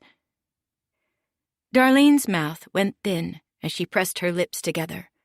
She looked down. "I don't know why you're saying these things to me." "Except they're not coming anymore, are they?" Casey said. "Nobody wants you anymore. Now that you're old." Darlene lifted a hand, shielded her face from Casey. "Are you trying to hurt me? Are you trying to hurt your mother?" Casey couldn't see her eyes, but from the way she talked, he knew she was crying. Good. He went out the front, let the door slam behind him. In the parking lot, he paused, deciding what to do next. Then he crossed the highway and walked into the woods. He was looking for Randy, his big brother. For the first time in his life, Casey actually wanted to find him. Randy would know what to do. Chapter 19. Casey threaded his way through the forest, stepped high to keep his ankles from tangling in the undergrowth, glanced down every once in a while to look for poison ivy. "Leaves of 3, the rhyme danced through his head. Let them be." He hiked for about an hour, 4 miles inland. Then the cabin emerged between the trees, rose up as if out of the ground. It had been his granddaddy's cabin, but they'd let it go to seed since he'd died. The rocky patch of land it sat on was basically worthless, and the cabin wasn't much more than 4 clapboard walls slapped together. Randy was hard to find most days, went weeks at a time without coming home, but if he was anywhere, Casey knew he was here. Casey pounded on the door. "It's me," he yelled, then walked in without waiting for an answer. The smell was the first thing to hit him. Must and shit and damp. He blinked, his eyes adjusting slowly to the dim, and then he took in the wreckage. It was a single room, the concrete floor scattered with trash. There were only 2 pieces of furniture, a card table with a hot plate on it, and a brown padded recliner, the upholstery torn and the guts spilling out. It took Casey a moment to realize that Randy was there, asleep on the recliner, his head lolled to the side, and a trail of drool running down from the corner of his mouth. A half-full handle of Evan Williams and a 12-pack's worth of Busch Light empties lay scattered around the recliner, and a pile of porno magazines slumped against the side of the chair with the pull bar. Behind the recliner on the wall, Randy had drawn a target in black marker. The wood was pocked with straight gashes, and right now a couple knives and a hatchet were embedded hilt deep, nowhere close to the bullseye. Casey cleared his throat. "Randy?" he said quietly, then more loudly when his brother didn't so much as move. "Randy!" The older boy startled awake, and suddenly Casey found himself with a gun in his face.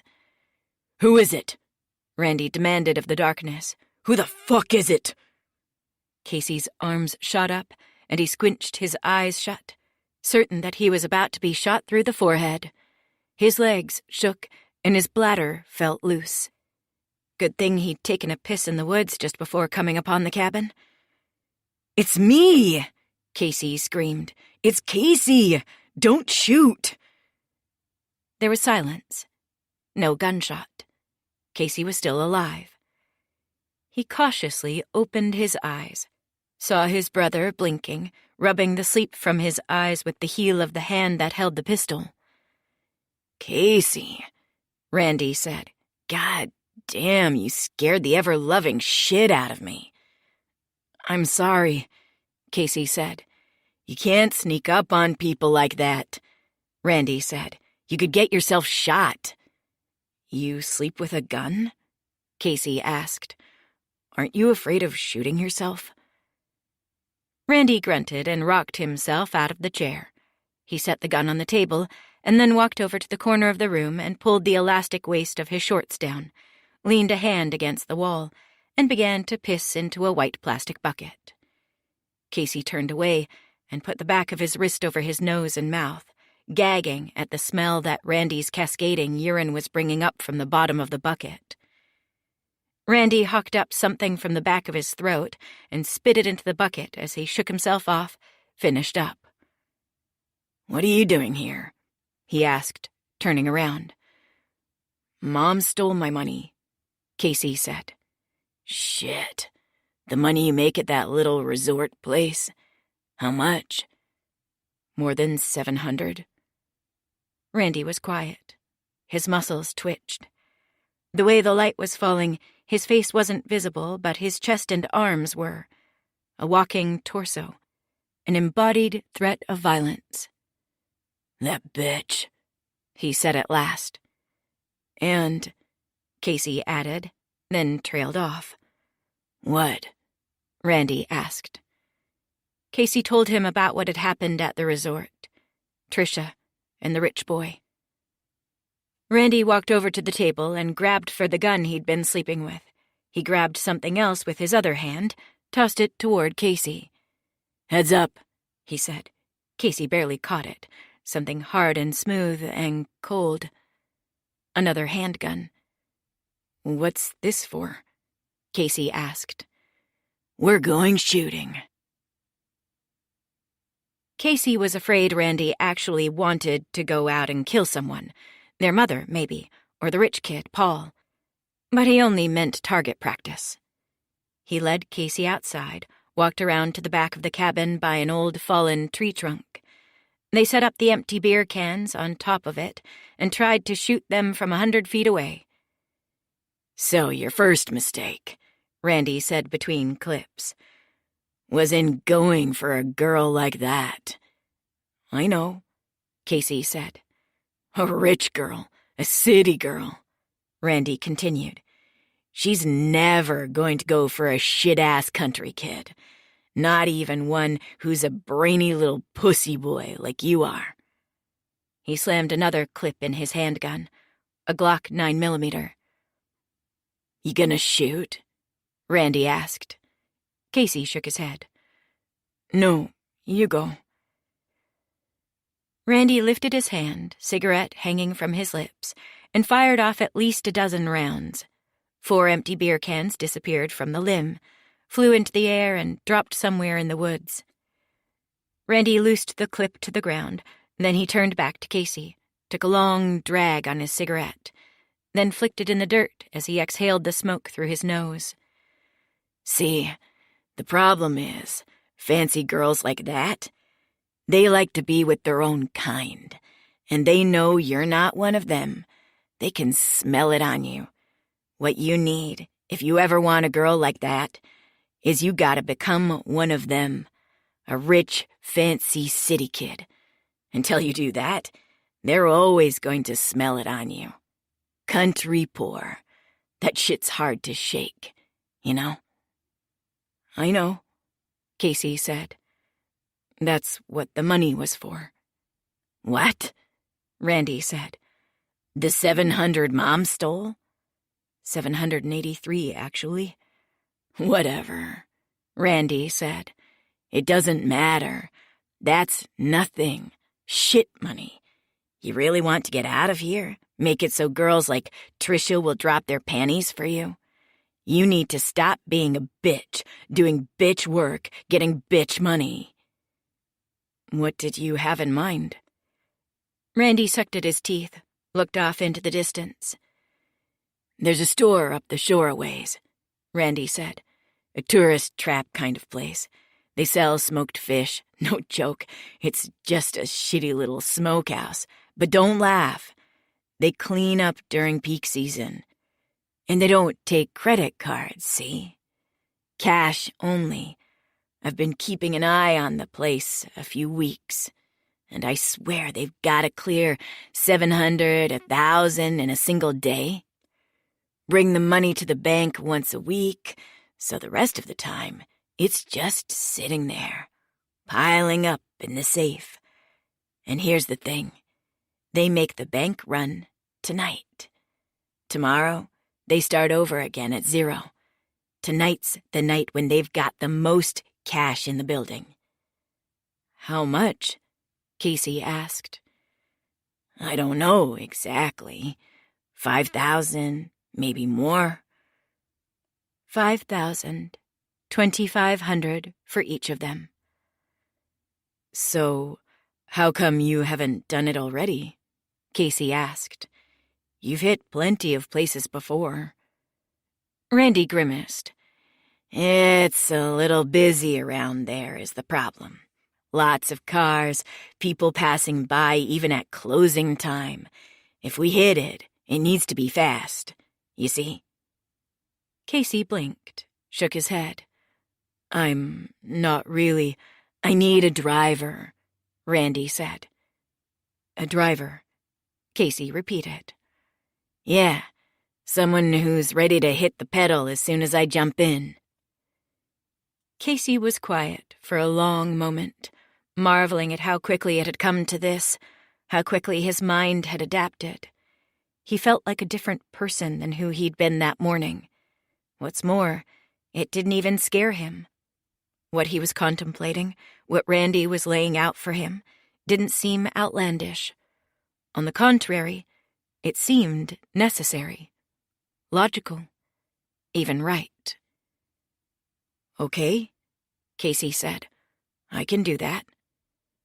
He cocked his gun, stretched out his arm, and fired toward the tree trunk. One of the beer cans disappeared, rocketed into the woods. Casey didn't see where it landed. They took Randy's pickup, an old Chevy Beater he'd once bought off someone in Two Harbors for less than $500. Dark fell as they hurtled down Highway 61, and as the sky changed, so did Casey's mood. Suddenly, he was regretting everything, and the truck's cab felt like a prison. As Randy slowed down to make a turn onto a winding, smaller road, Casey eyed the door latch and wondered what would happen if he jumped out right now. He stayed in the car, too afraid to move, to run. They reached the store a few minutes later, a single-story wood building with a roof that sloped in one direction, neon beer signs in the window, ice freezer out front, a gravel parking lot stretching all the way to the road. A car was pulling out as they pulled in. They're closing, Randy said. He glanced at the time on the truck radio. Right on time. Now the guy will take a few minutes to clean up. He'll empty the safe, put all the cash and change in a bag, then lock up and leave for the bank drop. That's when you need to go in. After he's opened the safe, that's when you'll be able to get in and out the fastest. Unease dropped into Casey's stomach, like a sugar pill, and spread through his body. What did you say? You're going in. Randy reached across him, went for the glove box and dug out a ski mask. Put that on. Casey's arms and legs went cold. You said you needed a driver. It's time, brother. Time to pop your cherry. Casey shook his head. That wasn't the deal. Randy nodded toward the store. There he is. See him? Just a pathetic old man. Casey looked, saw the man through the windowed front of the store. An old man, like Randy had said, maybe in his 70s, wiping down the counter. "You want to be a pussy your whole life?" Randy asked. "You want girls to step out on you like you're nothing? You want your mommy to keep stealing your money because she knows she can, because you won't do a damn thing about it? Or do you want to be the one who takes? The one who takes what he wants and doesn't fucking apologize for it?" Casey's body felt distant. It was as though his senses had dropped out, all but his hearing and his sight. He blinked and saw his vision go blurry. He was practically crying. "I don't Let your mind drift. want to," he said, feeling like a little boy, a pathetic little boy. Randy had always forced him to do things he didn't want to do, for as long as he could remember. Sat on his chest and punched his shoulder until he said something embarrassing like, "I eat farts," forced him to touch the carcasses of squirrels and raccoons and deer on the side of the highway, pressed a shoplifted bag of potato chips or a bottle of soda into his hands and made him carry it out of the Dollar General in his hoodie pouch. No matter what it was, Casey had always ended up doing it. So upset he'd practically hyperventilate right there, blinking back hot tears that stung his eyes. "You're fucking doing this," Randy said now, and Casey looked at him to see that he was holding his gun at his side, his finger on the trigger. "You're doing it. Now." Casey looked at his lap, at his own handgun, and the ski mask. He took a breath, pulled the ski mask over his head. "You go in shouting, okay?" Randy said. "The moment you open the door, you scream like a fucking monster. Scare the piss out of him. He won't dare to try anything. You'll be out in 30 seconds. Casey stepped out of the car, the gun a dull weight in one hand. He walked toward the store, the movement feeling odd, sitting wrong in his body. He had to think about everything. Step, step, step. Reach for the door handle. Pull. A bell rang. Maybe he shouted, like Randy had told him to. Or maybe he didn't. Maybe he was completely silent. Either way, the man behind the counter looked up, registered his presence with an almost eerie calm, like Casey was just another customer and not a kid in a ski mask with a gun. The gun. Casey lifted it, pointed it at the man, said something. A single word. "Money."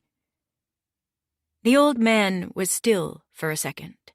He wore a cap, a dusty colored shirt overalls. Then he moved so quickly, went for something under the counter. Casey didn't intend to fire the gun, but when he saw the man's hands go down under the counter, his whole body clenched at once, including the hand that held the gun, and it went off, almost as though it had become an extension of him, an animal thing that had lashed out in instinct. The sound of it roared in the close air of the shop, and the man staggered, grabbed onto the counter, a spot of red blooming through the dusty shirt. Then his grip on the edges of the counter slackened, and he went to the ground. Casey turned and ran. "What did you do?" Randy asked when he got back to the truck. "I heard a shot." "Get out of here," Casey said. "Where's the money?" Across the road, a woman had come out onto her lawn. A teenage clerk at the gas station next to the shop peered out the glass door to look for the source of the noise. One of them would call the cops. Then it would all be over. "Just go!" Casey shouted. Randy threw the truck into gear. Gravel clattered in the wheel wells like a hailstorm. Then the tires let out a screech as they hit the highway. The truck fishtailed, then straightened, and they were hurtling into the night. Fleeing. The needle on the truck's dashboard surged above 60, 70, 80, then held. "What the fuck did you do?" Randy demanded. He wasn't watching the road. The truck drifted to the white line at the shoulder. A rattling hum shook the truck as the wheels went over the rumble strips. Randy pulled the wheel hard, brought the truck back to the center line. Casey's stomach lurched, his knuckles white on his knees. "Watch the road," Casey said. "I asked you a question," Randy said. "He was going for a gun," Casey said. "He was going under the counter. Or maybe he was grabbing the fucking money," Randy said. "You told me to go in there," Casey said. "You made me. I didn't think you'd lose your goddamn head." The road unfurled ahead of them like a scroll. Past the headlights, all was dark. Further up, something flashed blue and red. "Slow down," Casey said. "The fuck you say? Slow down," Casey said louder and nodded forward. Randy looked, then Casey felt the truck slow as he pushed the brake, brought them down to 55. The police car, a state trooper, passed them doing at least 80 in the direction of the store. As soon as he was past, Randy sped up again. "Where did you shoot him?" Randy demanded. "Where?" Casey repeated, not understanding. "On his body," Randy said. "Where did you get him?" Casey closed his eyes, brought back the sight of the blood blooming beneath the dusty blue shirt. "His chest," Casey said. "God damn it, Case," Randy breathed. "You could have killed him. You probably did. You know what that means? It means murder. If you hadn't shot him, maybe we could have got out of there without anyone seeing us. But after the gunshot, people came out to look, and they probably saw the truck. They'll have a description even if no one got the license plate." Casey felt calm. He understood everything Randy was saying, understood what it meant. But at the same time, he felt as though it couldn't possibly be happening. Not to him. He wasn't a murderer. He wouldn't end up in jail. He couldn't. That was not how his story ended. "I'm telling you one thing. I'm not going down for this," Randy said, practically talking to himself now. "I've done a lot of wild shit, but I've never killed anyone. The cops catch up with me, I'm giving you up in a goddamn second, you hear me? What happened in there, that's all you. You can go down for it." What happened next happened somehow without Casey wanting it to, without his thinking about it or willing it in any way. He didn't even look at what he was doing. His eyes stayed forward as his left hand shot out and grabbed the wheel, yanked it hard to the right. The truck swerved in a scream of tire rubber. They went sideways. The road disappeared. The headlights hit the trees. The truck pitched left, and there came a giddy, free-falling moment when no part of the vehicle seemed to be touching the ground. Then the truck slammed back down onto its side, the left side, the side Randy was sitting on, and a sudden chaos of noise and pain blotted out Casey's consciousness. He woke up in agony. His spine lit up white-hot, and there was a bone-deep ache in his shoulder. It took him a minute to realize that he was upside down, that the pain in his collarbone was from the seatbelt holding him in place. He wiggled his fingers, moved his arms, testing each bone and muscle separately. Then he unlatched the seatbelt. He tumbled out of his seat onto the roof, screaming in pain when he hit it, his body crumpling where it landed. The pain passed over him in a wave, blotting everything else out. Then receded, and he found that he could move. He curled straight, reached his arms through the shattered side window, and pulled himself out by his fingertips. Then he stood, finding that both his legs worked. A couple of his ribs were probably broken, and his left collarbone was screaming at him, but everything he needed to move was intact. The truck had flipped right off the road. It was leaning against a couple of trees, headlights still on and cutting a shaft of light through the long grass at the road's edge. The way it was leaning, the driver's side of the car was obscured by the trunks and the underbrush. Casey couldn't see Randy, and he didn't want to either. Maybe he was alive. Maybe he was dead. Casey didn't want to know any more than he wanted to know what had happened to the old man in the shop. Casey's head snapped left back to the road. Sirens, growing louder. He walked out to the blacktop, looked down the long dotted yellow line to the horizon, where blue and red lights flashed. Maybe they'd gotten to the store. Maybe one of the people who'd called the cops had described the truck. Maybe the trooper they'd passed had made the connection. Either way, they were headed his way. The lights disappeared, then crested a near hill. Casey walked away from the road and slipped into the woods. He kept walking until the darkness devoured him, until he became a part of it. Chapter 20. Casey hitchhiked through the night and into the morning, catching rides from truckers on midnight hauls. They looked at him funny the first time he climbed into the cab, seeing the cuts and bruises on his face, but they didn't ask questions. Casey slept as well as he could, awakened through the night by the lights of towns he'd heard of but never been to. Brainerd, St. Cloud, Mankato. The last time he awoke, it was to the glow of the sunrise. "End of the line," said the trucker, a man who'd picked up Casey on a blacktop road somewhere south of the Twin Cities. "This is where I stop." Casey blinked, sat up. The inside of his mouth was fuzzy and foul-tasting, and his stomach ached with hunger. "Where are we?" he asked, sniffing. There was a smell of sulfur in the cabin from a chemical plant at the edge of town. As they rumbled in on a 4-lane road, they passed a chain-linked lot lined with propane tanks, a scrapyard, general stores and hardware stores, and bars in low-slung plywood buildings.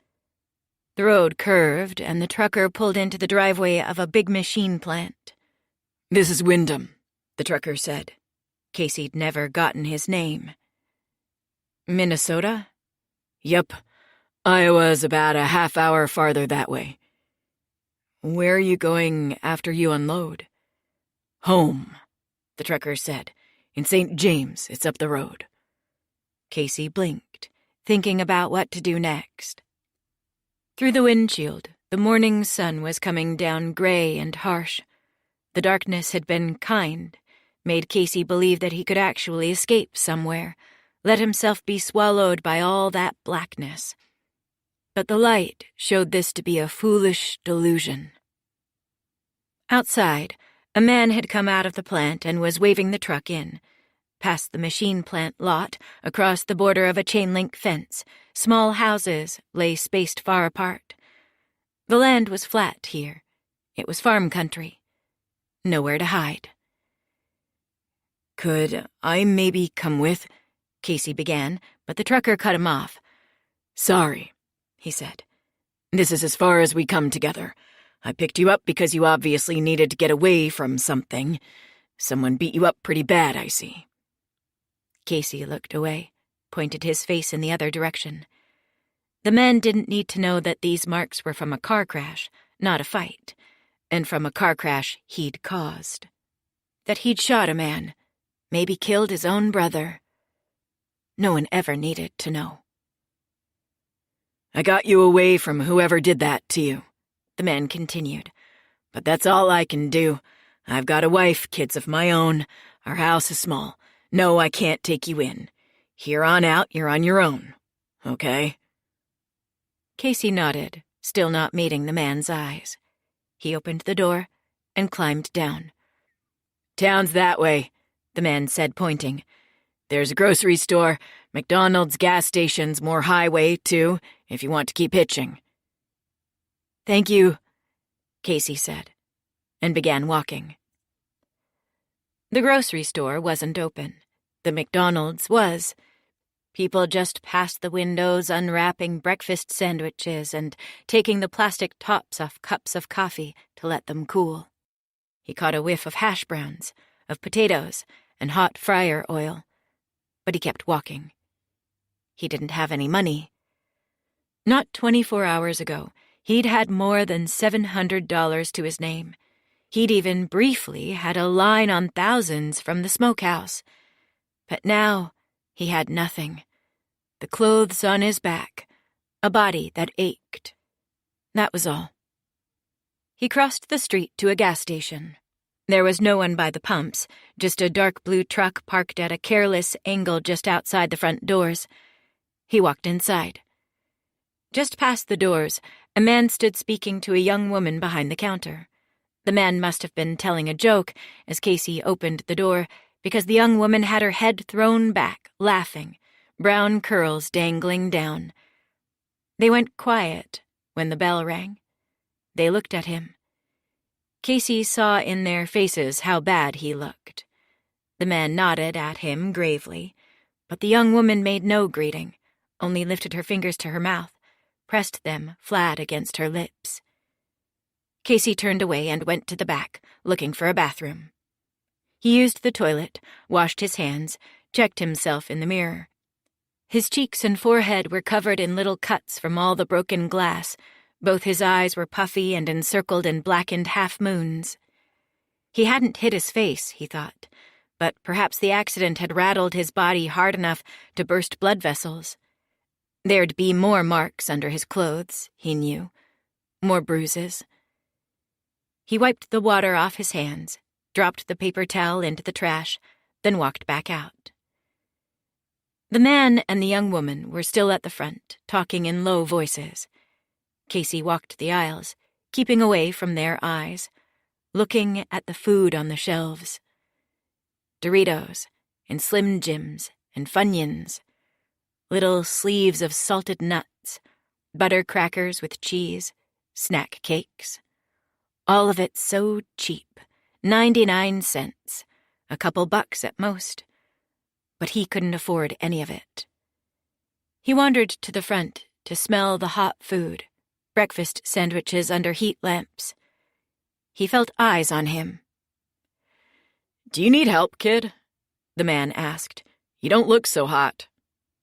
Casey half turned to get the man in his field of vision, but kept facing away, toward the food. I was thinking," Casey said, shame and desperation washing over him in equal measure. "I was thinking I might like to buy some breakfast, except I can't really." "What do you want?" the man asked. "One of those breakfast sandwiches? A donut?" "Yeah," Casey said softly, hoping he'd end up with both. The man and the young woman exchanged glances, nods, and she moved toward the food cases. "One of those biscuits," the man said, "with egg and sausage and cheese." The young woman took it from under the heat lamp with tongs, put it in a paper bag. Saliva rushed into Casey's mouth. His stomach groaned with anticipation. "Donuts too, Leah," the man said in a low voice. "Make it a few." She added donuts to the bag, glazed chocolate, vanilla with sprinkles. She rang up the food, then looked from Casey to the man. "I got it, Leah," the man said, putting some money down. He took the bag off the counter and handed it to Casey. To take it, Casey turned toward him and really looked at him for the first time. He had paint-splattered hands, dark facial hair, a dusty cap on his head. He winked. "There you go, kid." "Thank you," Casey said, his voice a thin croak. Tears came to his eyes, made the man and the young woman blurry. He willed himself not to cry. "You going to eat it?" the man said. Casey opened the paper bag, took out a donut.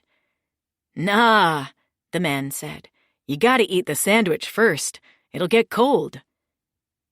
Casey put the donut back, unwrapped the sandwich, began eating it. It was nothing much, just a shitty gas station breakfast sandwich. But Casey thought he'd never eaten anything so delicious in all his life. The man and the young woman, Leah, watched him eat. "You in trouble, kid?" Casey swallowed down the last bite of the breakfast sandwich. It made a painful lump in his chest. He wished he had some orange juice. "I don't really know how to explain it," he said. Running from the person who did that to you? The man squinted at his face. Something like that, Casey said. You got a place to stay? Any money at all? Casey studied the man's face. He sensed that this was the time to tell the truth. No, he said. The man sucked a hissing breath through his teeth, took off his cap, held it by the bill, and scratched at the top of his head with the edge of his thumb before putting it back. Okay, the man said. Come with me. The dark blue truck belonged to the man, and he drove Casey a couple blocks to a house, small, 1-story, but nice. Freshly painted blue to match the truck, with white gutters and the heads of flowers poking above window boxes. The man pulled into the driveway, got out, and began to walk around the house. He looked back. You coming? There were ways for this story to end badly, Casey supposed. The man could be a sex pervert, a serial killer. But Casey didn't have much to lose. A basement dungeon would at least be a roof over his head. He got out of the truck and followed the man. They went down a narrow walkway around the side of the house. In the back was a square of scraggly lawn, a stone patio with a table and chairs, and cement steps leading down into the ground toward a basement door. The man went down the steps, fussed with a ring of keys, then opened the door. Casey went down after him and found a small apartment. A stove and sink and mini-fridge, a small sitting area with a shabby coffee table, couch, and chairs, and through a small doorway, a narrow twin bed. It's vacant, the man said. There's linens and blankets in the dresser, shower and toilet behind that curtain back there. I can't pay you, Casey said. I don't have any. The man waved him silent. Save it. I've got jobs today. With that, he disappeared, went back up the stairs to the lawn, and Casey was alone. The shower was little more than a spigot jutting from the wall and a drain in the floor, but Casey washed off anyway, relishing the feel of the hot water against his skin, the warmth that curled its way into his aching muscles. As he'd expected, his body was covered with bruises. He toweled off gingerly, put his clothes back on, then made the bed and crawled in, asleep almost before his face hit the pillow. He awoke hours later to a banging on the back door. He rolled out of bed, trudged to the door, and opened it. There was the man again, looking the same, but for a fine layer of white dust on his hands, his shoulders, his beard, his face. The sky was dark. Casey had slept through the whole day. What is it? Casey asked. Dinner, the man said, and lifted his arms. He held 2 plastic bags, a smell of meat and fryer grease coming off of them. Come upstairs. Casey sat at the man's kitchen table as he unpacked the food. A dozen hard-shell tacos from Taco John's. With a flick of his wrist, he scattered packets of hot sauce across the table. Eat up, he said. They ate without talking, using napkins and the papers wrapping the tacos as plates. Casey devoured 6 tacos, and the man pushed him 1 more. The man drank a beer. He offered Casey an orange Shasta from the fridge, but he opted for tap water instead. When they were done, the man swept the trash into a waste bin he took from under the kitchen sink. I don't suppose you're very tired after passing out all day, the man said. But if you can, you should get some more sleep tonight. We're up early tomorrow. Up early? Casey repeated. That's right. Doing what? You'll see. Casey stood and went to the front door, getting ready to go back around to his basement apartment, but the man stopped him. Hey, kid, he called. What's your name, anyway? He thought about it for a second before answering. People would be looking for him. The cops, his mother, and his brother, if he'd survived the crash. His name might be in the news already. His face. Missing. Or maybe wanted. Paul, he said, thinking of the boy, The rich kid who'd stolen Tricia out from under him without even trying, as though it was nothing. My name is Paul. He smiled for the first time in what felt like forever. Paul. It felt good. Maybe it was as easy as this, becoming someone new. Maybe all you had to do was pick a new name. He felt as though his old self, his pathetic self, his loser self, was disappearing, receding as though into water, swallowed by crashing waves. Maybe he had died in the car crash by the shore after all. Died and been born again. He was Paul from now on. It's nice to meet you, Paul, the man said. My name is Daryl. Chapter 21. Daryl woke him the next day before the sun was up, pounding on the back door like he was trying to rattle down the house. Casey, no, Paul, goddammit. Paul.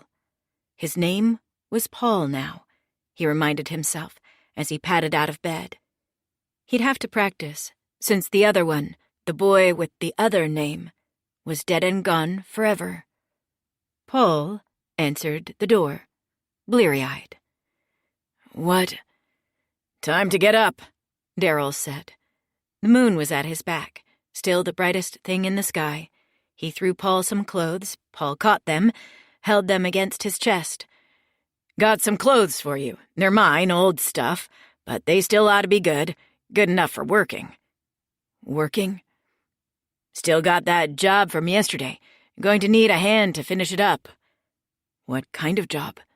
Paul asked. Get dressed, Daryl said. I'll see you upstairs in 10 minutes. They had breakfast, coffee and hard-boiled eggs and toast, and then they piled into Daryl's truck and left just as the sun rose over the cornfields. They drove from the edge of town to the center, where Daryl pulled into a gravel warehouse lot and opened a garage door to reveal a mess of tools and building supplies. They loaded up the truck and then went off to the worksite, a new-looking house at the edge of town. Daryl led Paul into the basement and put him to work, teaching as he went. They were finishing a basement, screwing drywall to the studs, taping, mudding, sanding. It looked like mindless work to Paul, but as he got more into it, he realized that it had an art to it as well. And by the end of the day, he was finding pleasure in hanging a slab of drywall just right, in driving a screw perfectly flush so there'd be no hole to fill later, in placing a piece of tape with no bubbles, in smoothing the mud over the joints and imagining what the wall would look like when their work was done. Once, the owner came down to check on them. He was an older man, gruff like Daryl was, but he had a smile in his eyes. "Who's this, then?" the man asked. "This is Paul," Daryl said. "He's helping me a few days." "You'll finish faster?" "That's the hope," Daryl said. "Couple more days. You can't rush the final steps." The man nodded. "Well, get to it then." They finished for the day, had another dozen tacos and 2 pounds of fried potatoes that evening, then came back the next 3 days. Mud and sand, mud and sand. Then came the painting, a couple coats, and then they were done. The owner inspected the work, nodded, handed Daryl a check. They drove to the bank. Daryl deposited the money, but kept some cash back. He counted it out and handed it across to Paul. Paul counted the money. $300. "That's your share," Daryl said, "minus rent and what you owe me for all the food I've been feeding you." "Rent?" Paul asked. "You mean, I've got another job starting tomorrow, baseboards and door moldings." "I'll be there," Paul said. "We leave early?" Daryl nodded. "You know it, kid." Paul bought his own dinner that night, walked to the grocery store in the middle of town, got milk, bread, bananas, peanut butter and jelly, and some boxed mac and cheese. He made the mac and cheese on the little basement stove, the kind with black coils that heat to red. He was settling down on the couch with his food, eating with a fork straight from the pan, when there came a knock at the door. Soft, almost dainty. Daryl didn't knock like that. He opened the door and saw the girl. The girl from the gas station. Leah. Daryl told me you were living with him, she said. I thought you might want a little company. She bent her elbow and lifted her arm to show him what she'd brought. A 6-pack of beer. Grain Belt Premium. I'm not 21, Paul said. Neither am I, Leah said, walking in. I'm only 20, but I know the guy at the liquor store and he doesn't card me. Plus there's jack shit to do in this town. She sat in a chair near the couch, took out a bottle, pulled the sleeve of her hoodie over her hand to twist off the metal cap. How old are you? 20, Paul said. A pointless lie. In reality, he was turning 18 in a couple months. He wasn't even sure why he'd lied, since Leah didn't seem to care how old he was, but it was out now, and there was no going back. He'd changed his name. Why not his age, too? You want one, then? Leah asked. We're almost legal. No cops in the basement, anyway. She handed him a sweat-beaded bottle. He took it by the neck and sat back down. Eat, she said. Don't let me stop you. They sat for a little while in silence while Paul finished the rest of the macaroni and cheese, began drinking the beer. He'd never had any before. Drinking beer had been Randy's thing. And as Paul tasted the stuff now, he thought he might know why his older brother liked it so much. It tasted odd, but refreshing, and halfway through the second bottle, his fingers and his lips went tingly. He set the empty pot on the coffee table and leaned back, feeling pleasantly dizzy, slouching low enough on the couch that his knees were almost parallel with his body. So, what's your story? Leah asked. She propped her legs up on Paul's knees, crossed them at the ankle, and he didn't protest. Not much of a story, he said. Your face says otherwise, Leah said. Your black eyes are looking better, though. How'd that happen? I got in a fight, Paul said, the lie sliding out easy. He was getting better at this. With who? Leah asked. Paul sensed that she'd keep asking and asking if he didn't come up with a story right now, that she'd always be curious. He and Daryl didn't have to talk. Men could leave things unspoken. But a woman would want to know about him as a prerequisite to any relationship. If he told her to fuck off, she'd probably leave and wouldn't come back. And he didn't want that. He liked her here, liked drinking beers with her, liked feeling the weight of her legs, the warmth of her calves on the top of his knees. My dad, he said. I got in a fight with my dad. Oh my God, Leah said. She looked at him like he was an injured puppy dog, eyes big and wet, and he didn't mind that either. No one ever felt sorry for him. No one ever tried to take care of him. Was he, did he do that a lot? Paul looked away and played with the label on his beer. The condensation on the bottle had made it start to peel off. He's a bastard, Paul said, the blanket condemnation meant to close off further discussion. The truth was that he didn't know his father. There was one picture of him and his dad together from when he was maybe 2 years old, but after that, the man, he didn't even know his name, had gotten a different job, a different trucking route in a different part of the country, and from then on they didn't see him again. How about your mom? Leah asked. What's she like? Paul thought about Darlene, the pathetic, failing store, the money stolen from the coffee can, the moaning sounds that came through the bedroom walls sometimes at night. He was in a better place now in this tiny town, in this small basement apartment. When you came from that, anything was an improvement. My mother is dead, Paul said. 6 months passed more or less like that. Paul helped Daryl with jobs at houses in town and in the surrounding countryside. He saved his money from the jobs, minus rent to Daryl, this time in a plastic gallon freezer bag. Daryl told him he should probably put it somewhere safer, like a bank, but Paul didn't know how to start a savings account, not without a driver's license or a social security number or any of the things you needed to be a person in this world. Sometimes he'd walk to the library in town, sign up for an hour at one of the computers, and search for anything related to his old name, his old self. Every time there was nothing. Somehow he'd disappeared without a trace, made it through 18 years of life without making a single mark in the world. It was when he searched under his brother's name that things started to appear. News stories out of Duluth about the robbery, the shooting. The old man behind the counter had died. They were trying to pin the murder on Randy. Paul wondered sometimes why his old name didn't come up in these stories, why no one was looking for him. Maybe no one had seen that there were 2 people, not 1, in the getaway truck.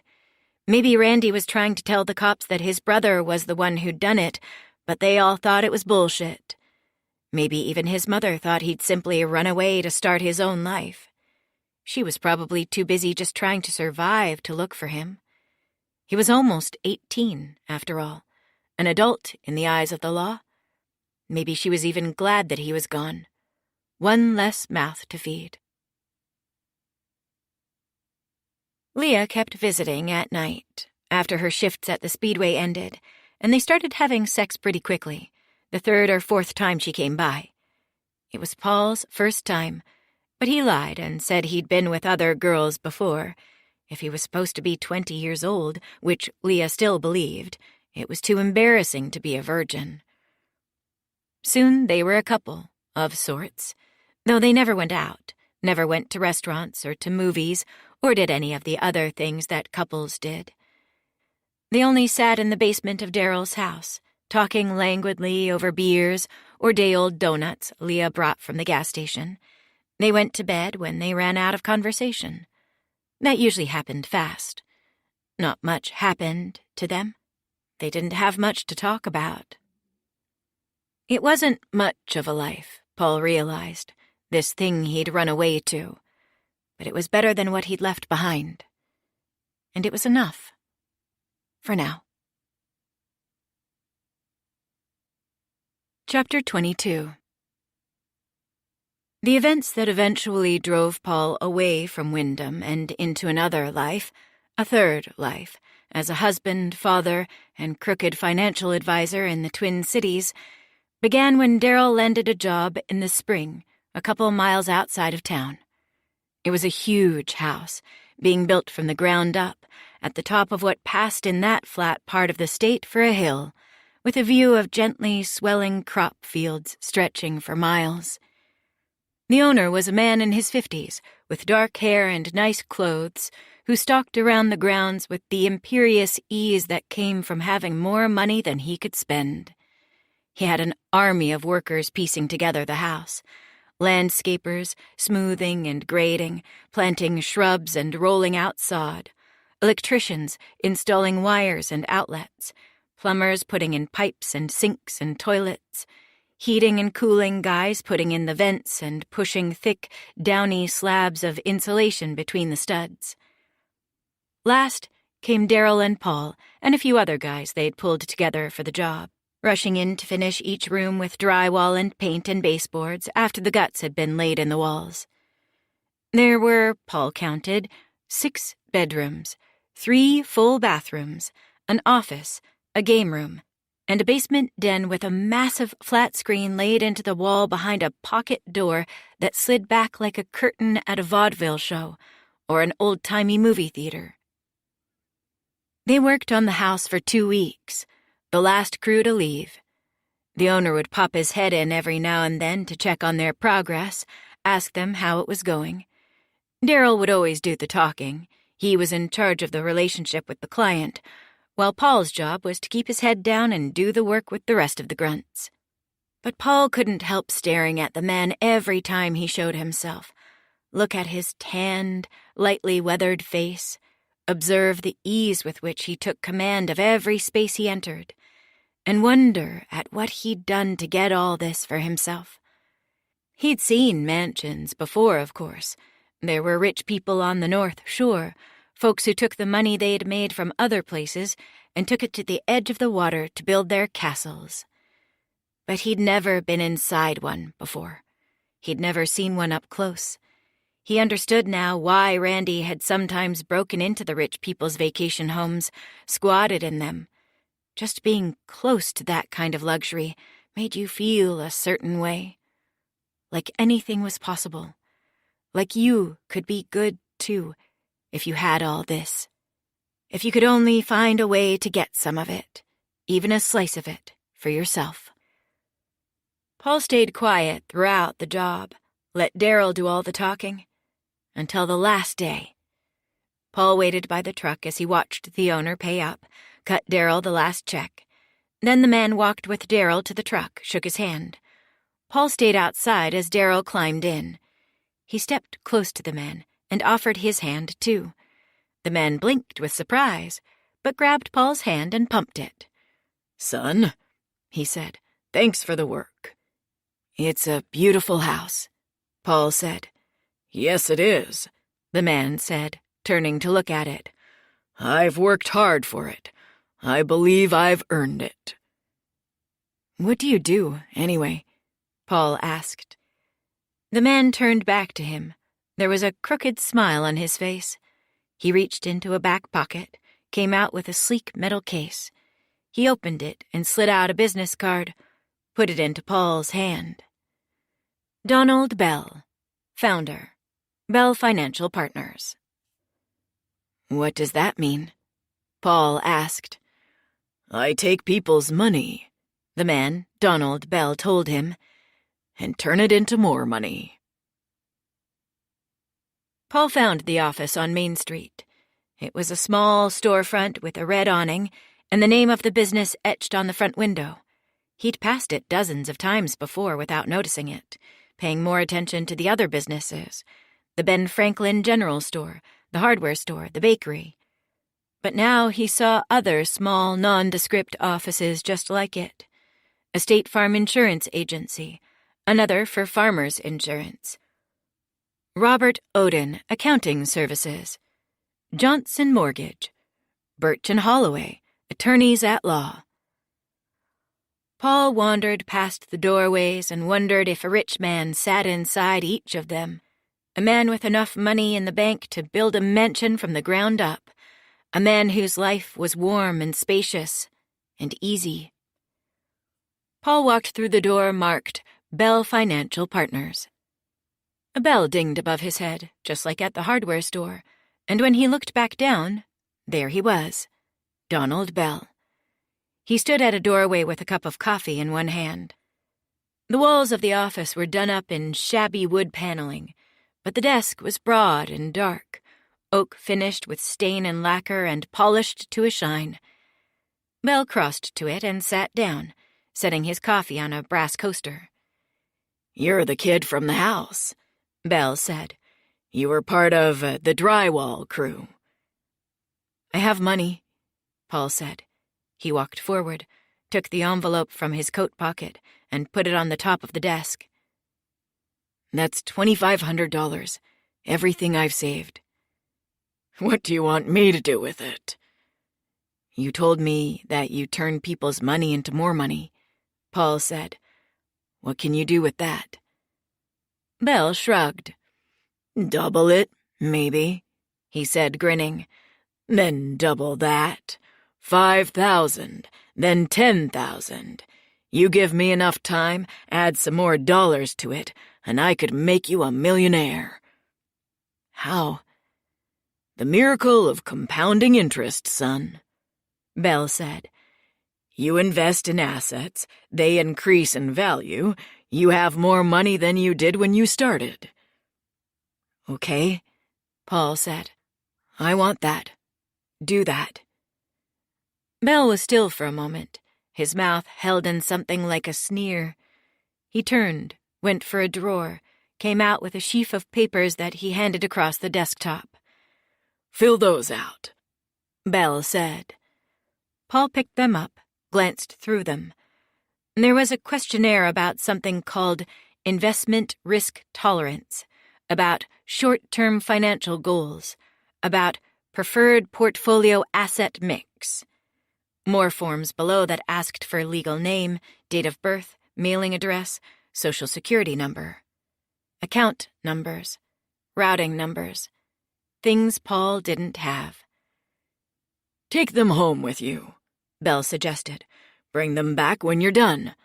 I'll also need a voided check. Back in the apartment, Paul threw the forms in the trash, took his envelope of money back out of his pocket, and hurled it on the coffee table. It slid and fell onto the floor. Paul plopped onto the couch, put his hands on his eyes, threw his head back. He didn't want to see the money right now. It had been a comfort to him before, counting it, watching it grow with each job he and Daryl completed. But now all he could see was the paltriness of his stash, the long distance that lay between him and real riches. What he dreamed of was a life without limitation, a life of abundance and plenty. But somehow it felt further away than ever. The doors that mattered were still closed to him. He'd run somehow from one prison to another. His phone buzzed in his pocket. Leah had bought it for him at the gas station, a burner flip phone with limited minutes. It didn't matter since he didn't call anyone, didn't talk to anyone. It was only so that Leah could contact him, see if he was home, if he wanted to do anything. It was her. It was always her. "Hey," Paul said. "What is it? You off work? Want to come over?" Paul didn't really want to see her right now, but maybe she could distract him, make him forget this feeling. That was what sex was good for, Paul had come to believe.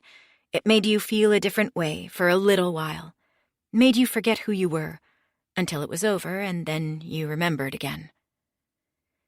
"I don't have a shift today," Leah said. "Maybe you could come over here, actually." "I don't know," Paul said.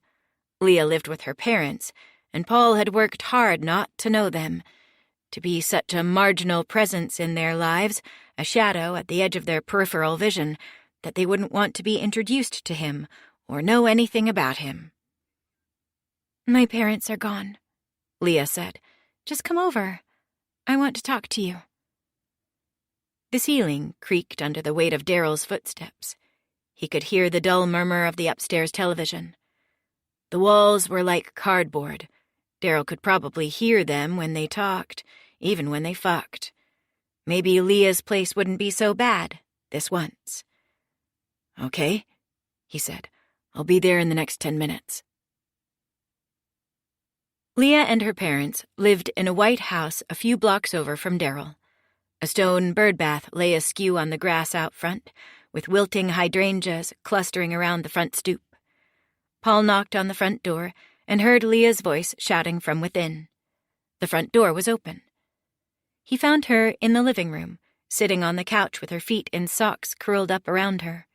She wore a Vikings sweatshirt, purple and gold, and a blanket was spread on her knees. On the opposite wall, the TV was on, turned to the news, a weatherman waving at a map. Rain was coming. "Hey," Paul said, plopping down next to her. She barely seemed to notice him, eyes ahead. But she wasn't really watching the TV either, more like looking through it. She chewed at the edges of her fingernails, lost in some thought.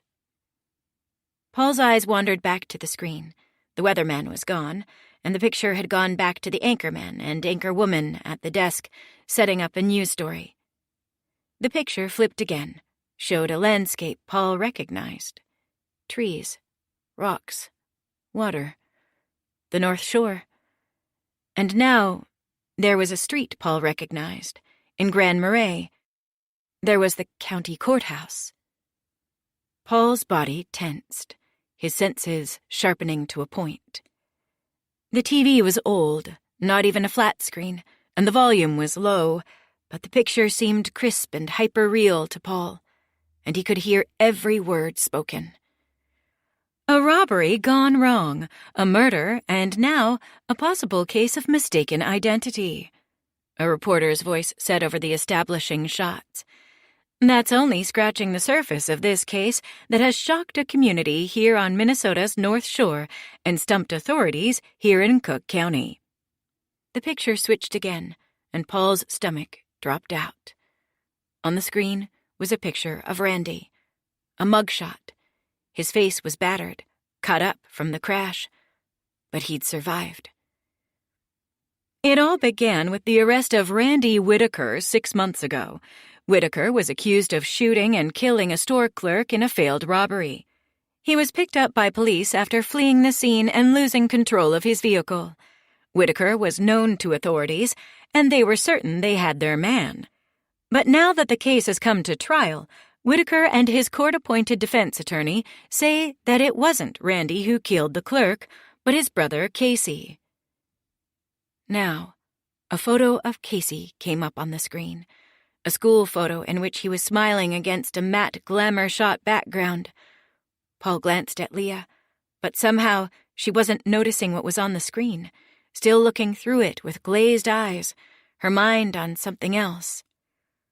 Locals say that the brothers have a strong family resemblance, and Casey's whereabouts have been unknown since the time of the robbery and shooting. However, no missing persons report was ever filed, and so far the defense has provided no additional witnesses to the younger brother's involvement in the crime. The Cook County prosecutor, meanwhile, speculates that Randy Whitaker might be responsible for his brother's disappearance, killing Casey and hiding the body due to his knowledge of Randy's crimes. But Randy Whitaker and his defense attorney insist that Casey Whitaker is still alive, and they ask anyone in the public with information relevant to his whereabouts to come forward. Sounds like a regular murder mystery up there, the anchor said. That's right, Tom. Paul began to breathe a little easier as the news broadcast moved on to other stories. Leah still hadn't said anything, hadn't seemed to notice. But others in town would have seen the story. Maybe they'd recognize him. Paul? Leah said. I have something I need to tell you.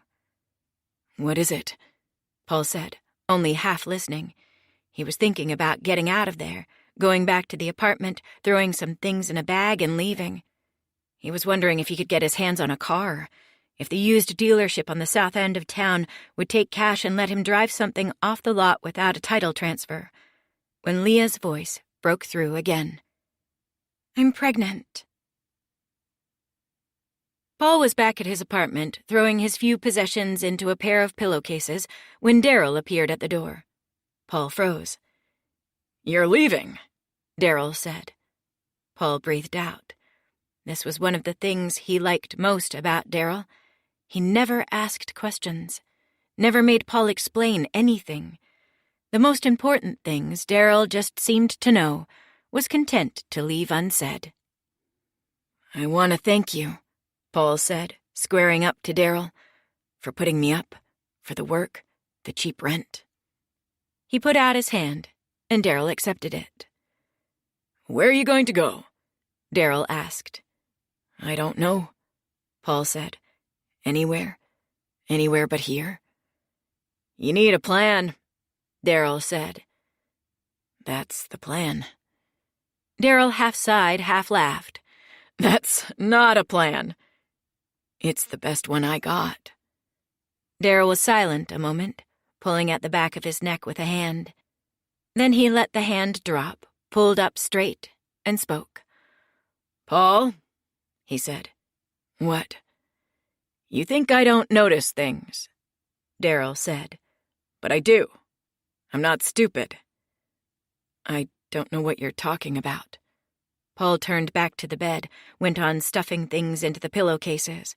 Toothbrush, toothpaste, deodorant, shaving cream, and a disposable razor, underwear, socks, the burner phone he'd leave behind.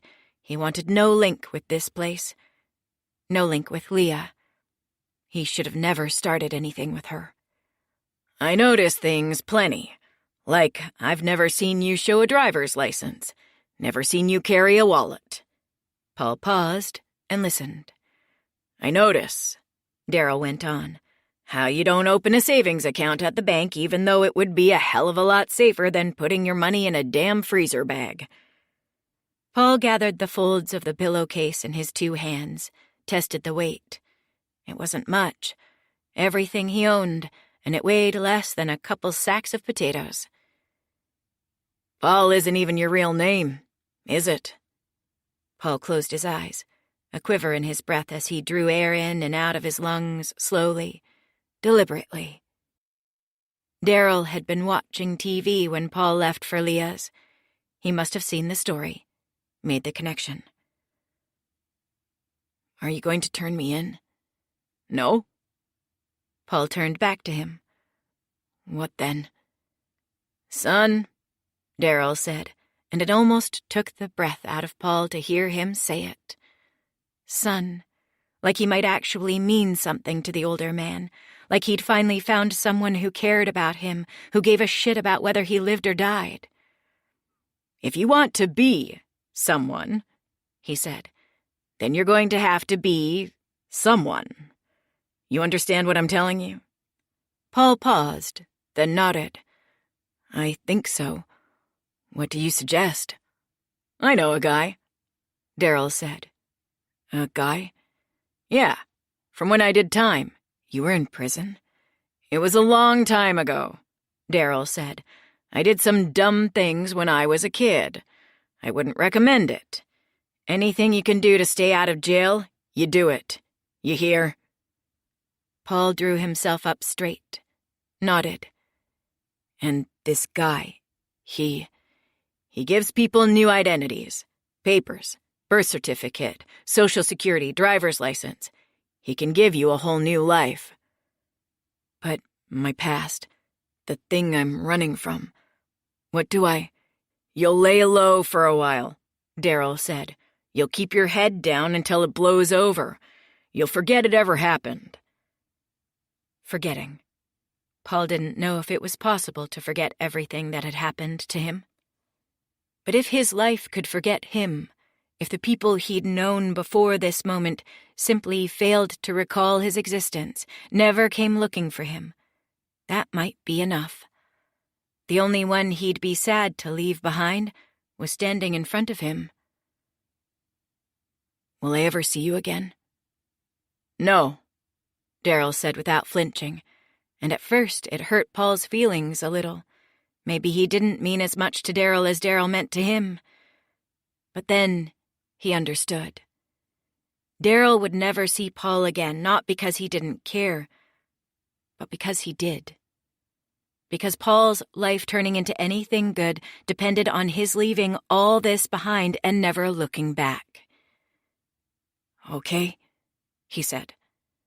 What do I do next? I guess the first thing to do, Daryl said, is you should pick a new name. Chapter 23. John Peters, he said, offering his hand. There was a quaver in his voice as he said it, not because of the lie. He was used to that by now, almost 10 years after he'd taken the name.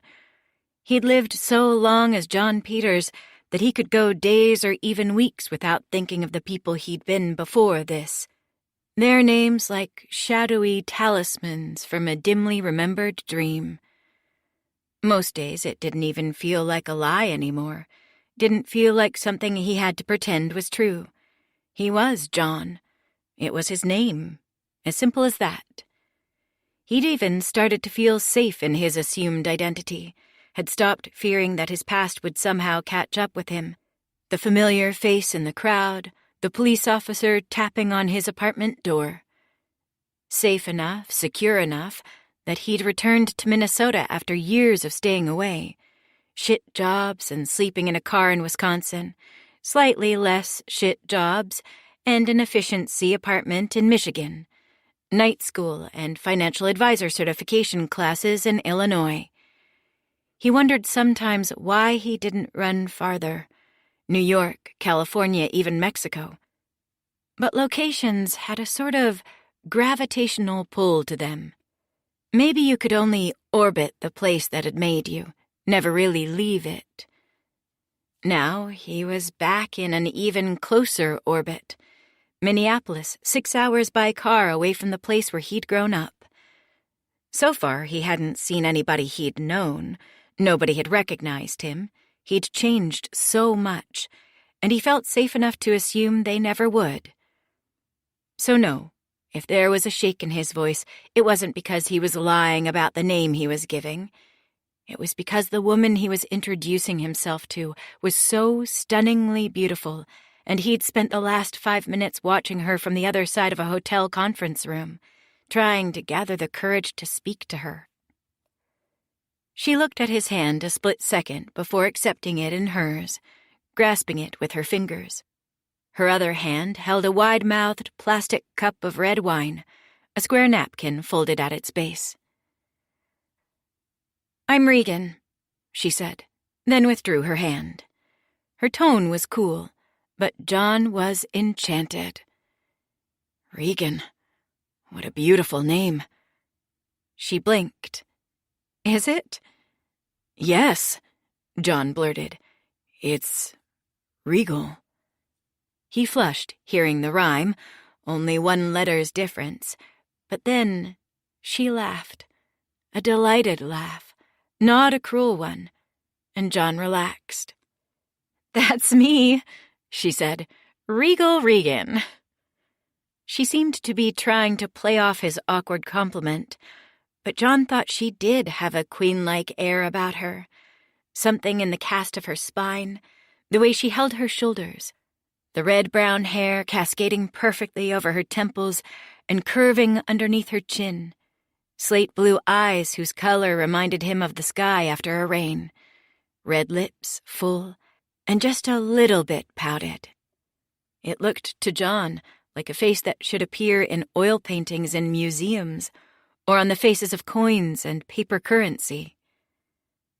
"I've never liked it so much, actually," Regan said. "What?" John asked. "Your name?"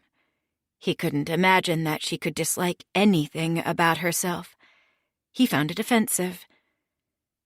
"People sometimes say Reagan, like the president." "Regan," John pronounced, then slower. "Regan." "Right," she said. "But even then there's Shakespeare, King Lear, one of the evil older daughters. I should be insulted my parents chose it. My dad is even an English professor. He's taught Lear." "That's not very nice," John admitted. "Is there a Goneril?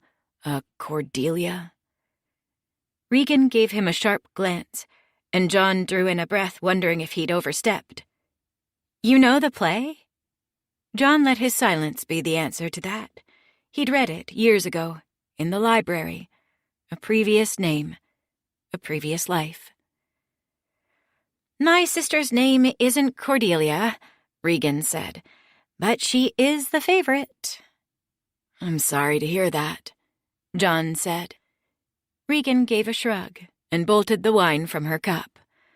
"Oh, don't be. Every family has their stuff." "That's the truth," John said, using a somber tone he'd developed over the years that usually cut off any questions about his own family, his own past. "Listen to me," Regan said, "treating you like a therapist when we're supposed to be here making contacts." It was a networking event for young professionals, an under-30s thing, which John still was at 28. He'd come looking for clients, not dates, but he was finding it difficult circulating, passing out business cards, breaking off conversation with one person and transitioning effortlessly to another. That terrible moment when you were waiting outside a new circle of people who seemed to know each other, hoping to be let in. I guess we're not very good at this, John said. No, Regan said. Shall we start again? She put out her hand for another handshake. John accepted it with a chuckle, noting that her grasp was stronger this time, less hesitant, her fingers touching his palm, their thumbs interlocked all the way to the base. John found himself wanting to hold on, to pull her close, to find other places where their bodies could touch, overlap, interlock. "Regan Cartwright," she said as their hands parted. "I'm a graphic designer at an ad agency." Do you have a business card? I could maybe use some marketing help. "What's your business?" she asked as she looked in her purse. I'm a financial advisor. She took out a metal sleeve, popped it open, and handed John a card. "That's my personal card, actually." John looked at it. It was colorful, splashy, Regan's name done in hand lettering with geometrical shapes flying off the tips of the letters like sparks. "I'm here more for myself, I guess," she explained. "I'm trying to get out of the ad business. Too stressful. Anyway, if it's marketing help you want, our firm might not be right for you. We do larger clients, big campaigns. You probably want direct mail, flyers, referral campaigns, maybe a bus stop bench. We don't really do that." Well, John said, sliding the card into his back pocket. at least I know how to reach you, either way. Regan blushed. It was amazing. A real blush, like a cartoon character, red circles coming to her cheeks. John allowed himself to hope. "Do you have one?" Regan asked. What? "A card." Oh, John blurted, embarrassed, realizing he'd been staring, saying nothing. Maybe he was blushing now, too. He fumbled with his card carrier, flipped out a card, and handed it to her. It wasn't as interesting as hers. Just one of the standard designs at Office Max with his details laid in. I might need some help with my branding. Maybe you could do that for me. A nice logo, a website. "Maybe," Regan said. "Yeah, that could be fun. Freelance." And then it came, the moment where they'd part, break off this conversation and go elsewhere in search of a new one. But they didn't. Everyone else in the room seemed to be embedded in conversations already. Or maybe John again allowed himself to hope. Regan wanted to stay close to him, didn't want to leave. This is going to sound a little forward, John said. But, "Yes," Regan said, leaning hard on the word, relief palpable in her voice. "Please, let's go somewhere else." I think there's a brewery in this neighborhood, John said. 20 minutes later, they were sitting at a long wooden table just outside a metal garage door that had been pulled all the way up.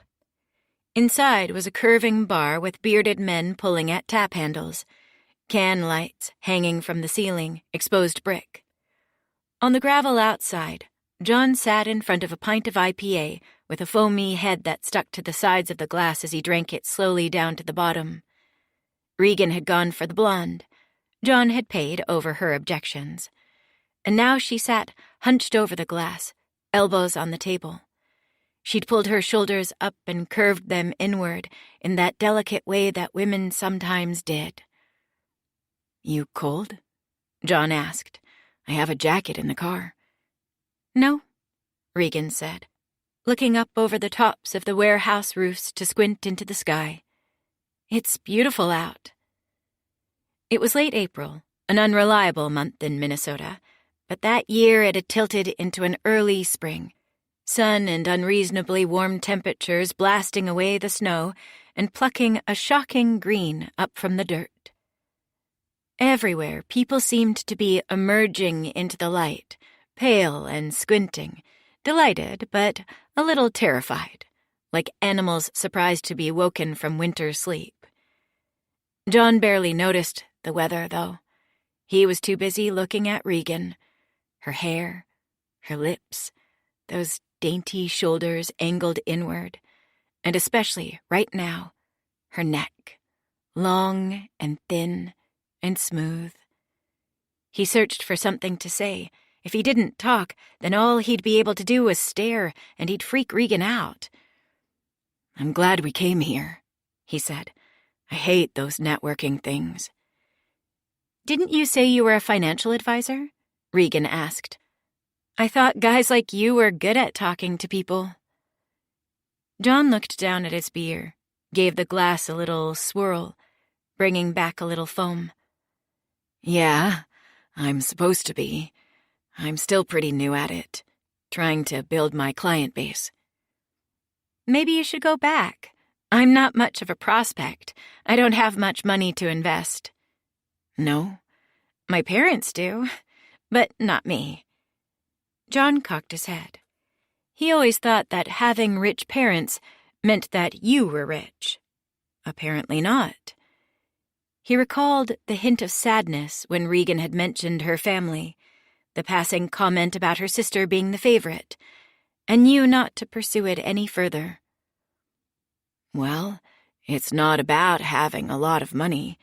Just a little bit every month can add up over time. Right now is exactly when you should be investing." "Oh, so you are trying to sell me?" Regan asked. "And here I thought you enjoyed my company." No, that's not. I do." Regan reached out and touched John's hand. His eye snapped up, surprised by the sudden warmth of it.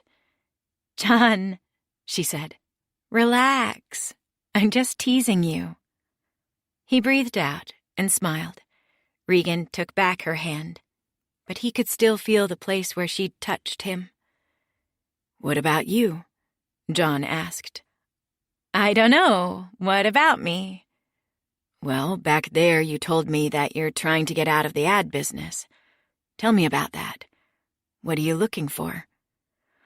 "Oh, I don't know," she said, angling into herself further, a hand rising up and across her body to curl around the side of her neck, her beautiful neck.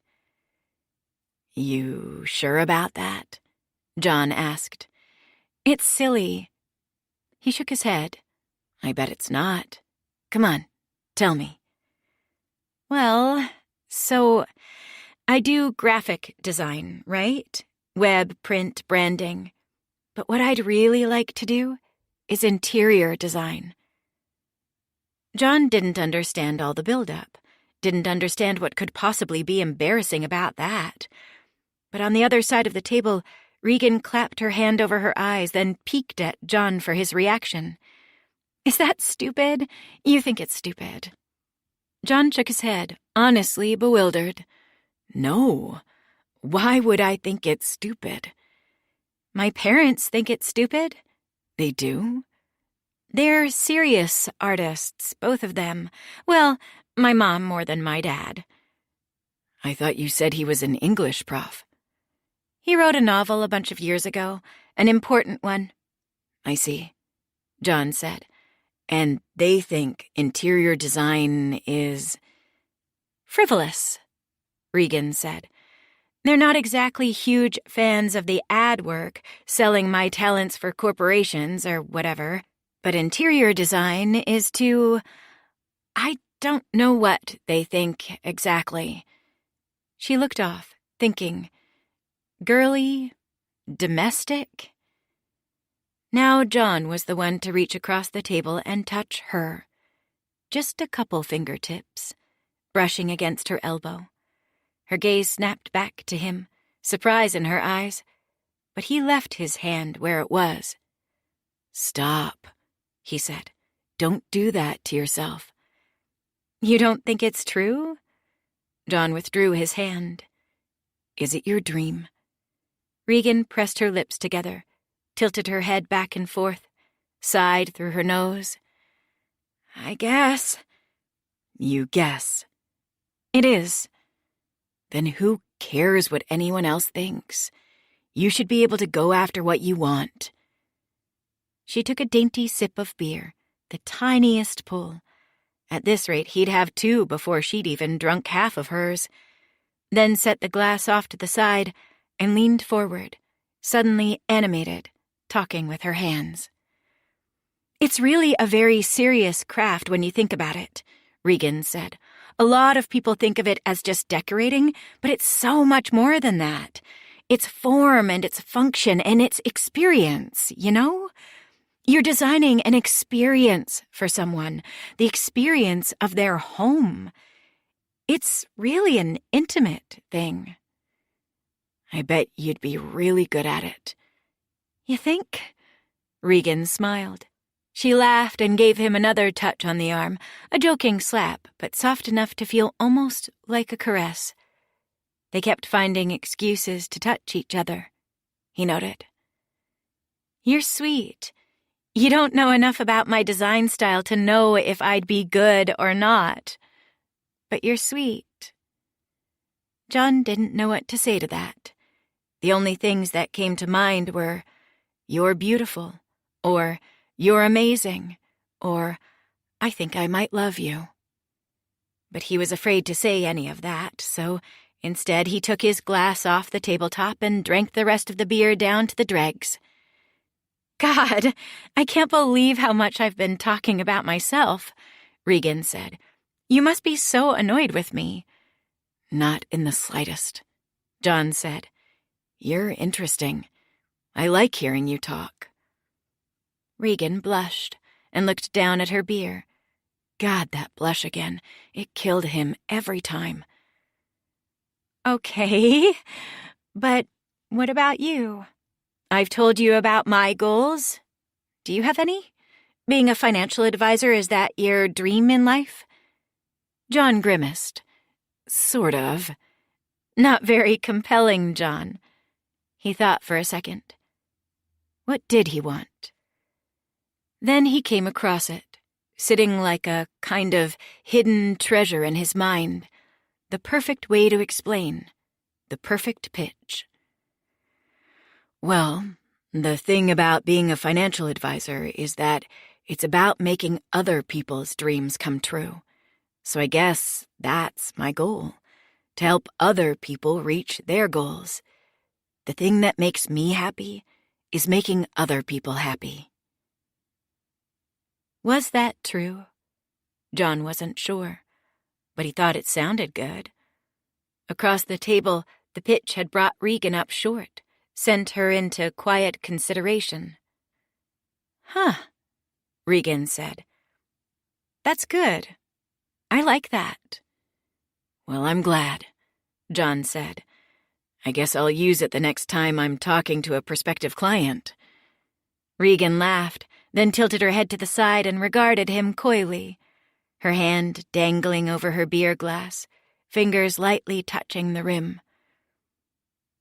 And what about me? She asked. How would you make me happy?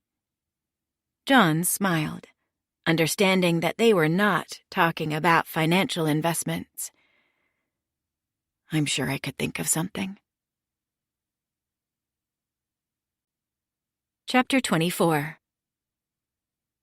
There'd been girls before, awkward dates, fumbling one-night stands. But what John had with Regan was his first real relationship.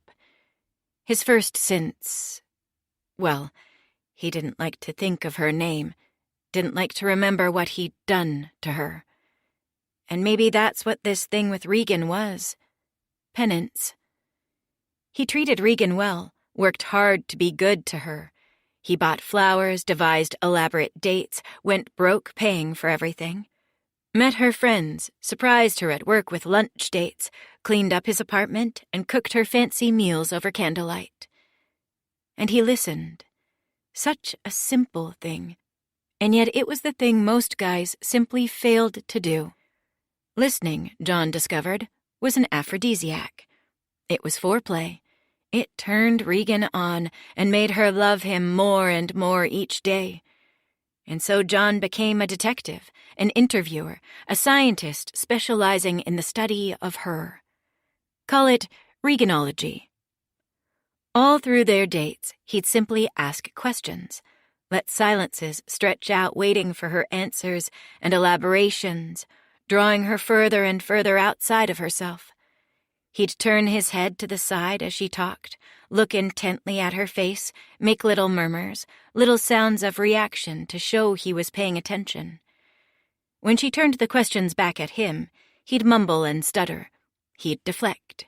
He'd insist that there was nothing interesting about him, nothing interesting about his family, nothing interesting about his past. And then he'd carefully tilt the conversation back toward Regan, make her the center. His most surprising discovery came when he met Regan's family and found that they did not, in fact, adore her. John was stunned. To him, Regan was a celebrity, someone in whose company it was a privilege to be. He felt grateful for every moment she gave him, honored beyond words that someone like her would choose to spend time with someone like him. And when she let him kiss her, let him put his hands on her body, took off her clothes, and climbed into bed with him, he'd been stunned almost to tears. The gift of her plucking at some deep and wounded thing in the depths of him. But Regan's family, her mother and father, somehow seemed to think that she was utterly ordinary, even shabby. An evening at their house for dinner felt like navigating an obstacle course of broken china, delicate but sharp. Their manner with each other was both polite and cutting. Their kindness masked cruelty. "So, you're the financial advisor," Isabel said when she met him, pronouncing his profession as if he spent his days torturing small animals. "It seems my daughter is quite taken with you." "I don't know about that," John said. "I like her a lot, though." "I'm sure you do," Isabel replied, then breezed into the kitchen to check on the roast, leaving John standing in the living room, wondering what had just happened. He felt vaguely insulted in a way he couldn't quite name. More than that, felt that Regan, the girl he was falling for, had been insulted too, and by her own mother. Nursing his drink, something brown and ridiculously strong Peter had mixed for him, John began to realize what it was. Isabel had somehow implied that Regan and John were each the best the other could do, that they were together because neither of them could expect any better. She thought he was ridiculous, Regan, too, and she looked on them both with pity and scarcely concealed derision. The realization deepened throughout the dinner that followed. Isabel made perfunctory and condescending inquiries into Regan's work at the ad agency, and how you're coming along with that little decorating idea. Peter drank and got quiet. John, after Isabel's initial inquiry, was mostly ignored.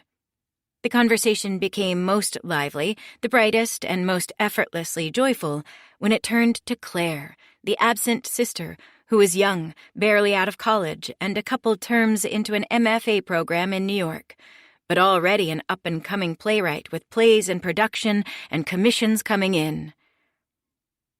"You don't like them," Regan said afterward in the car. "I don't know about that," John said, ever careful, always holding back some portion of himself and what he really thought. "Do you?" Regan looked away. "Oh, I don't know. I've never really thought about it. They're my family. It doesn't really matter if I like them." "It doesn't? It seemed to me like they were a little shitty to you." "Oh, they were," Regan said. "They can be like that. It's true." "And they clearly don't like me very much." "You're too straight for them," she said. "Too square." "Square?" "The financial advisor thing." "Is that a problem for you?" "Oh, John," Regan said. "You're hurt." "I'm not," he said, though he was, hurt and scared that she felt the way her family did deep down, afraid that the dinner had pulled away some kind of mask for her, worried that she saw through him now, saw that he was not good enough for her or her family.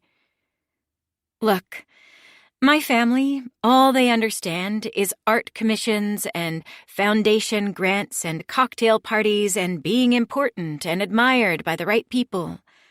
My mother inherited all her money from my grandfather, and my father married into it. So they don't know what it's like to have to work for something, to strive like you're doing with your financial advisor business. John gritted his teeth. You make it sound like a bad thing. Was it that obvious? That I'm the poor boy trying to sit at the table with rich bohemians? Is that who you are? Regan said. A poor boy? I didn't know that. John gritted his teeth in the darkness. He'd revealed more than he'd intended to. Talked about who he used to be. Not that there was any specific danger in the detail that he used to be poor. It didn't have to lead anywhere. But Regan had a tendency to seize on any detail about his past as a pretext to ask for more, and John still hadn't figured out what to tell her, hadn't concocted a story that satisfied her. I don't know who you are, Regan continued. My family isn't perfect, but they're part of me. They made me who I am. I don't believe that, John said. You're not limited by who your family is. You don't have to be what they say you are. You can be whoever you want to be. You're not listening to me, Regan said. I'm not saying that you don't get a say in who you are, that you can't change if you want to. But where you came from, that's a part of you, John. My family is a part of me. You know something new about me now that you've met them. What do I know about you? What have you told me? Anything? John was silent, not sure how to answer, and Regan didn't press any further. The silence lasted for the rest of the car ride, the rest of the night, in fact, as they brushed their teeth in silence. In bed, Regan flipped off the light and turned onto her side, showing John her back. They slept side by side, without touching. John thought about it for days, thought about the terrible dinner with Regan's parents, the fight he and Regan had afterward. He knew somehow that this was a thing that could break them, pull them away from each other, this fundamental disagreement. Not just his refusal to tell her anything about his past, though that was part of it, but something even deeper. Their beliefs about the world, about life. Regan thought a person was determined in part by what they had come from. But John thought, no, he knew that people could become whoever they wanted. This was what he'd discovered, escaping Casey and then Paul to become John Peters. That the word person referred to little more than a collection of behaviors, a set of habits, that such theoretically immutable and stable things as personality and identity were much more changeable than people believed. All you had to do to become someone else was to change your name, dress differently, spend a few months acting a new way, doing the things the person you were trying to become would probably do, and then, somehow, you became that person. Even someone you'd known in your old life, your past life, could have a face-to-face conversation with you, and they'd scarcely recognize you. John hadn't tried this, but he thought it was probably true. He wished he could show Regan. She didn't have to occupy the shabby role her mother had relegated her to. She could leave her family behind and become whoever she wanted to be. Perhaps this was where the cons came from. He hadn't taken her out that first day intending to lie with her, to adopt false identities. It just sort of happened.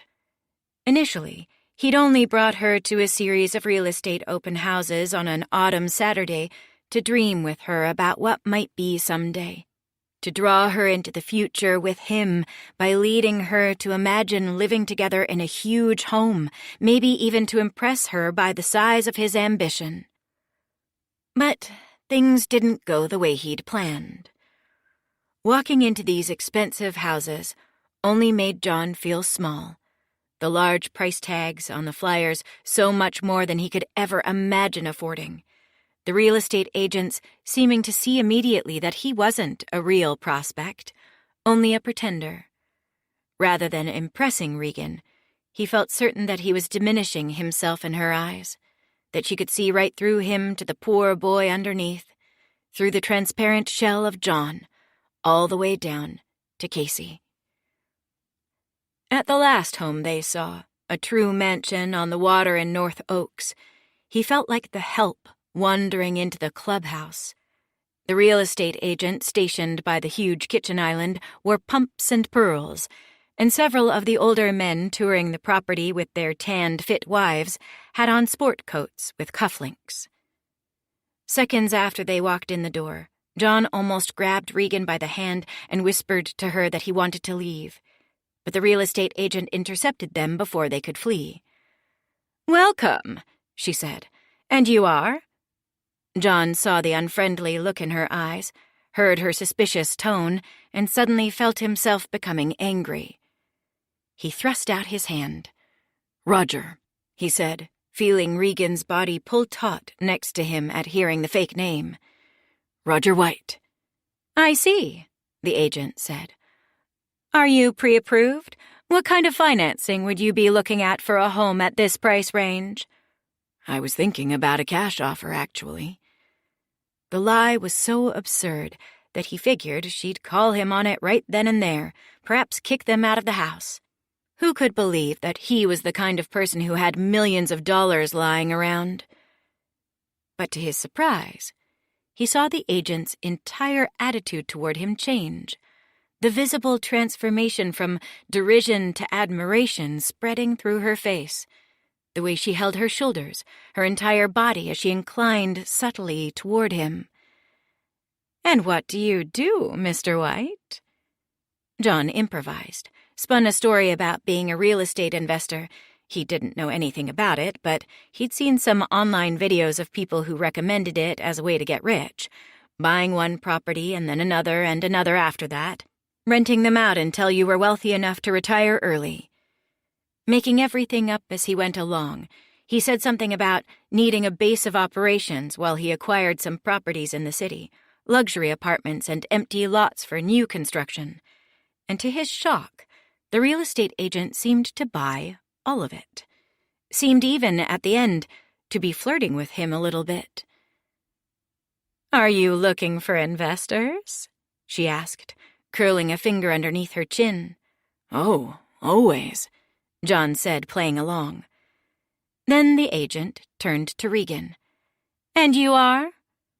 John turned toward her, wondering if this would be where the lie would end, wondering if he'd be disappointed or relieved when Regan refused to play along and dragged them back to their car.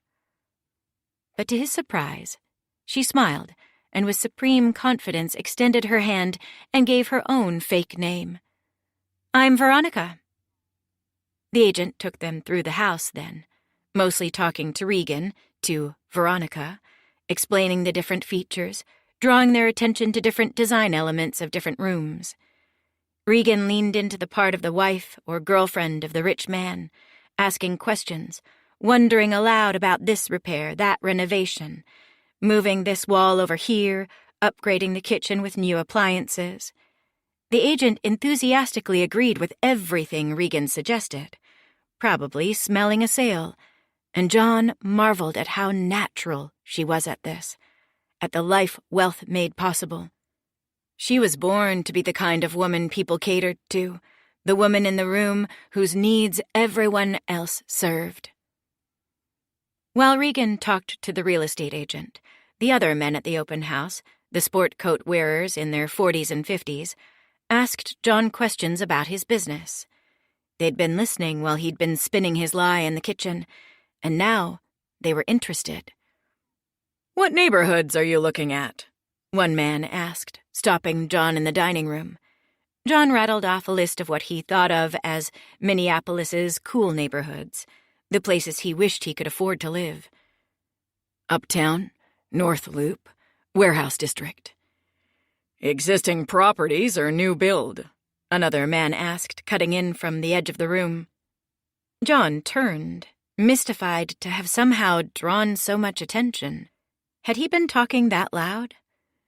Mostly existing, but there's a few sites we're looking at, distressed properties, that'll probably be tear down and build. You got the permits you need? The first man asked. It's hard building in the city. Lots of legal hoops to jump through.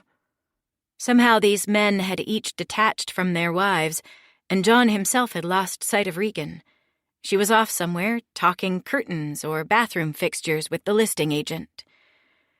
I've got a guy in the city planner's office, John said impatiently. I'll be fine, if you'll excuse me. He strode out of the room, then went upstairs and found Regan, who, as he expected, was with the real estate agent, her arms out and hands framing the air in front of her as she sketched out some sort of major reconfiguration of the owner's suite. Let's get out of here, John said. He suddenly wanted to be gone from there, wanted to be away from these people and their questions. Regan came with him reluctantly, and the agent pressed a business card in his hand as they went out the door. At the car, one of the men from the dining room was waiting for him. I want in, he said. I want to invest. John sighed. Couldn't these people leave him alone? The sight of John's car, a rusting Hyundai hatchback with almost 200,000 miles on it, should have tipped off the man that John's story wasn't true. Why couldn't he just let him go in peace? We're not looking for small investors right now, John said. Anything less than $500,000, it's just not worth my time. The man's eyes narrowed, seeming to focus on a point in the air between him and John realized why the man couldn't see the signs of his lie. Because he couldn't see anything. Nothing except the possibility of getting in on something that could make him more money. Somehow, John had awakened his greed with his story, whipped the man into a frenzy where logic and reason no longer applied. I've got it, he said. I can get it. I just need to move some things around. We were just about to leave. How much do you need right now to know I'm serious? 5,000? 10 at least, John said, hoping to make him balk. But the man clicked a pen and opened a checkbook on the roof of their car. John stayed back, stunned at what was happening, but Regan moved close, watching over the man's shoulder as he wrote. And when he came to the numbers, she turned to John with a strange, fierce look in her eye. "John!" she gasped with some mixture of shock and delight. The man's eyes came up. "Wait, John? I thought your name was—" John brushed past him, pushed him away from the car, shoved Regan in the passenger's side, and then scrambled into the driver's side. When he drove away, the man was still standing at the curb, his mouth agape, pen in one hand, open checkbook in the other. When they were on the freeway, Regan laughed, her voice high and airy. "Oh my God! I couldn't believe that! He was actually writing you a check!" "I know," John said. "I mean, I saw him writing out the zeros. 10,000. He was going to give you 10,000 fucking dollars. He didn't even know you." "No," John said. "He didn't." "Could we have cashed it, you think?" "I don't know. Maybe. We probably could have figured something out." Regan turned toward him in her seat, reached across the gear shift. Keeping his eyes on the road, John felt her hand slide up his thigh. "Would that have been like a crime?" she asked, her voice suddenly low and smoky, her breath hot in his ear. "If we cashed it?" "Probably," John said. "Does that excite you?" "A little," Regan admitted. She slid her hand a little higher on his thigh, and he felt himself growing hard to meet her fingers where they brushed against him. John drew in a sharp breath, swerved on the highway, corrected himself. "Careful, I'm driving." I thought it was really hot, Regan said. The way you took charge back there. I like to see that side of you. His foot sank on the accelerator, and he sped back to her place. As soon as they were inside, she was on him, grabbing at his clothes, pushing him toward the bedroom. She seemed ravenous for him in a way she never had before, taking him so deep into her throat that she gagged, tears leaping to her eyes. After he climaxed, she climbed on top, used her hand to get him hard again, then put him inside her and moaned as she bucked against him. I love you, she said as she came, the first time either of them had said it. And then, as she climbed off of him and slumped onto her pillow, he said it back. I love you too. She sighed and closed her eyes, blew a breath out through pursed lips, strands of hair plastered to her sweaty forehead.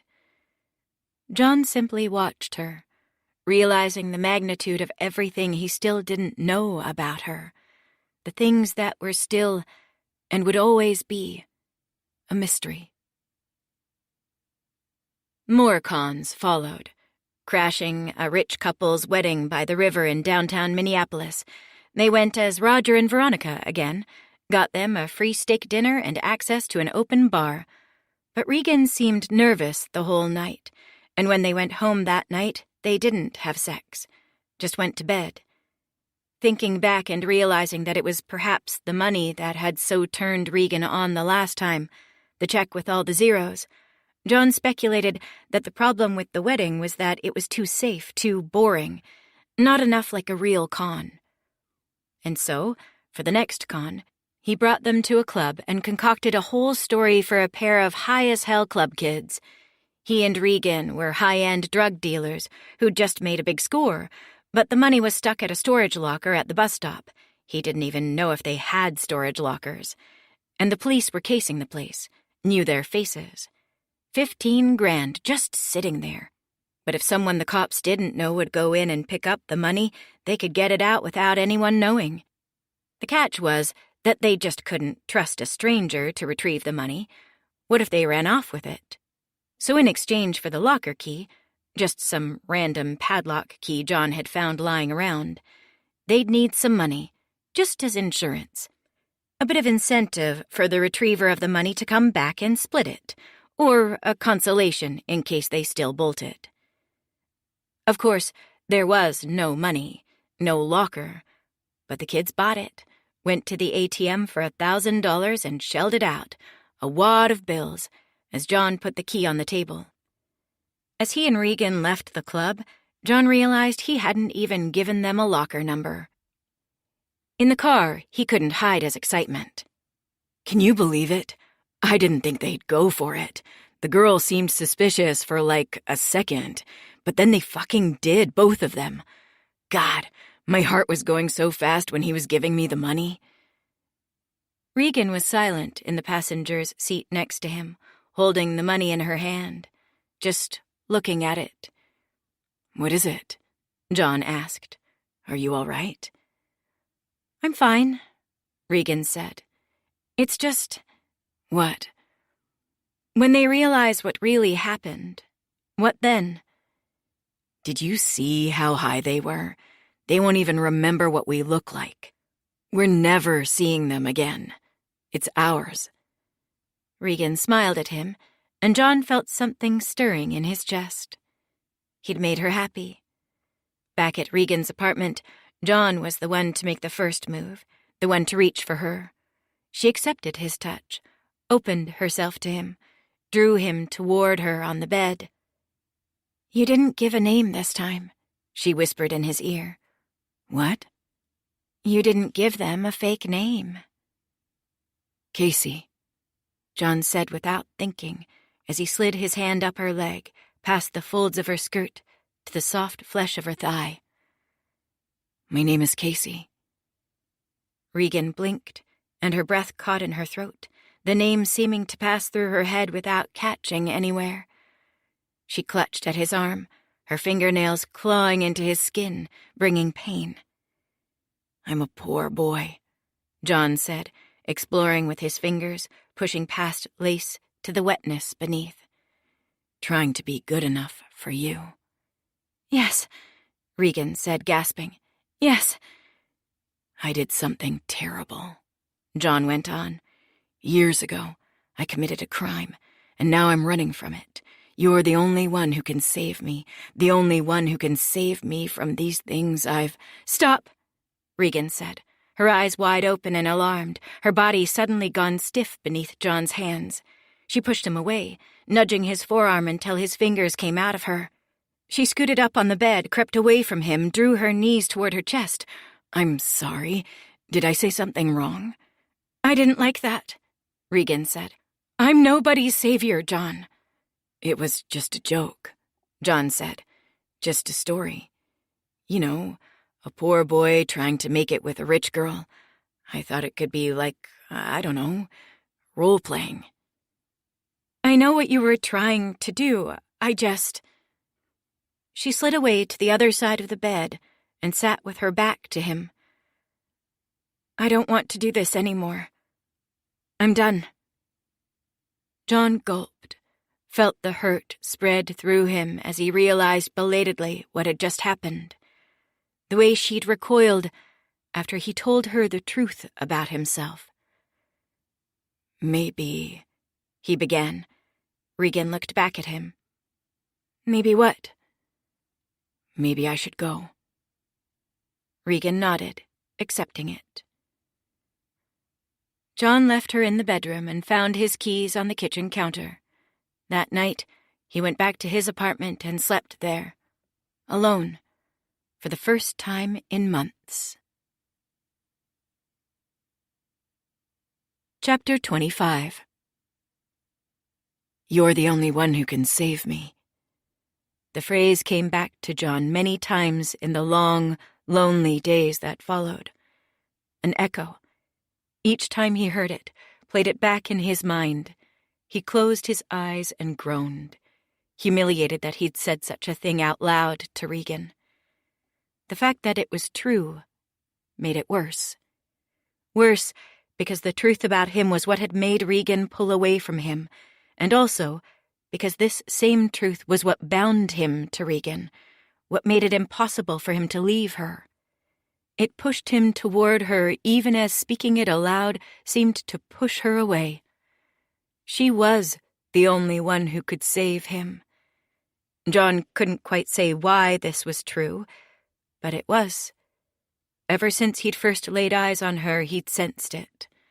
This beautiful woman, emerging from the dull scrum of a corporate networking event, an angel in a hotel conference room.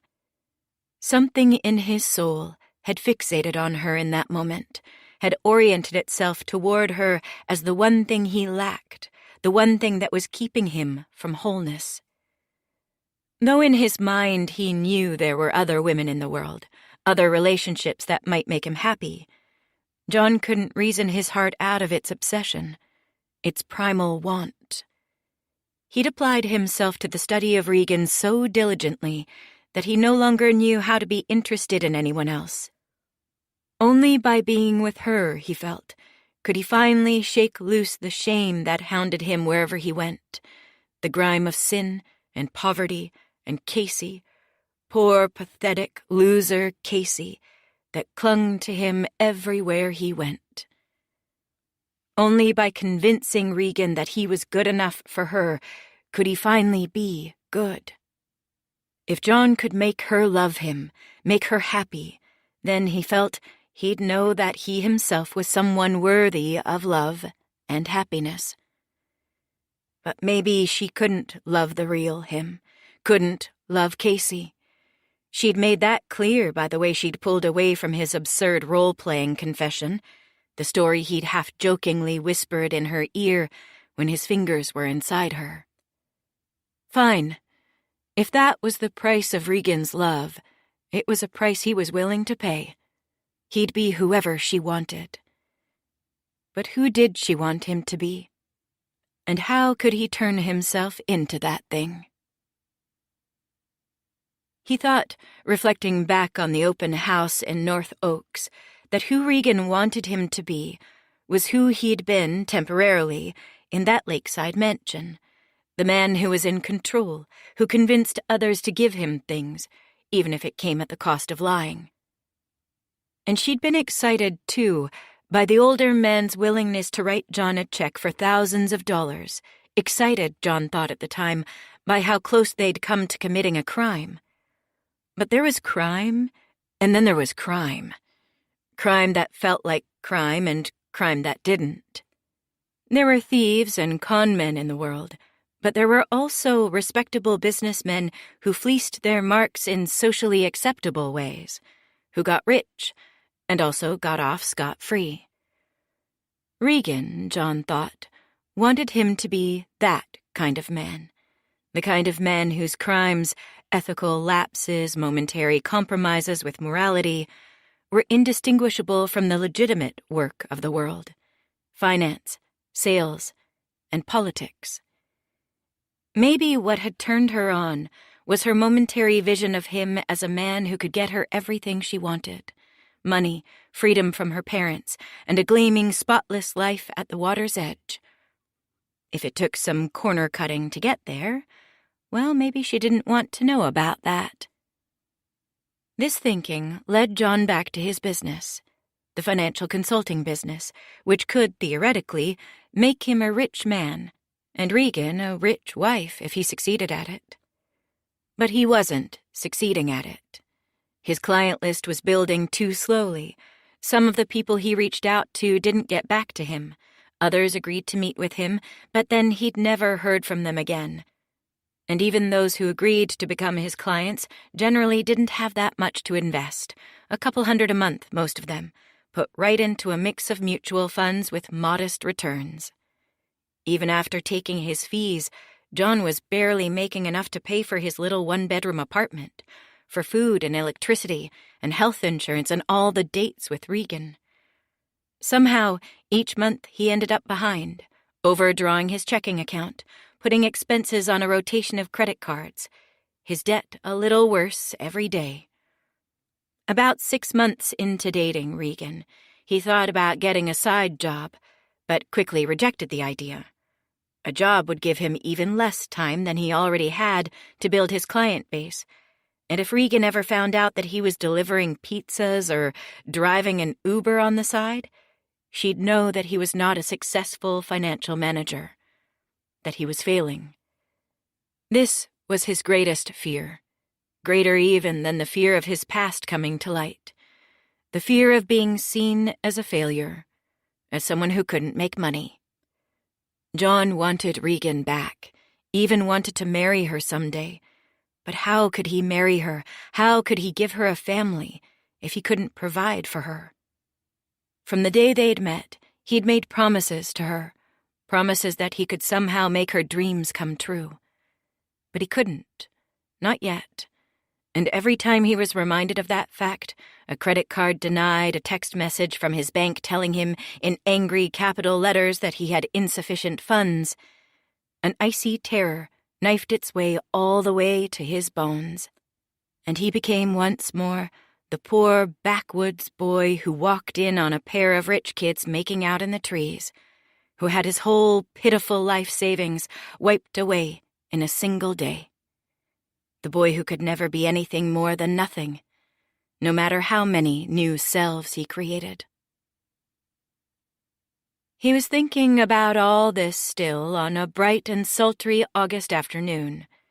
John was at a golf course in Bloomington, on the driving range, taking his frustrations out on a bucket full of golf balls. John didn't like golf. The clubs and the fees were yet more things he didn't have money for, things he'd used his credit cards to pay for. But he'd attended a client development workshop a couple weeks prior, and the guy teaching it advised them all to learn how to play golf. Rich businessmen liked golf. John's clients at this point were mostly young professionals working entry-level corporate jobs, spending more money than they saved, pulling or halting their monthly investments when their job situation changed. And John needed to find a different class of investor. More money, more reliability. What he needed if he was going to get Regan back was a whale, and a golf course was a place to find them. He'd gone through a bucket of balls and was resting from the heat in the clubhouse, seltzer and lime in his glass, when his whale found him. Walked up to the bar a few stools over and ordered a scotch, neat. "Blended?" asked the bartender, "or single malt?" "Lagavulin, if you have it," the man said. "The 16-year. The man glanced at John as he waited for his drink, caught John glancing back. The man smiled, then returned his eyes to the mirror behind the bar and sat down.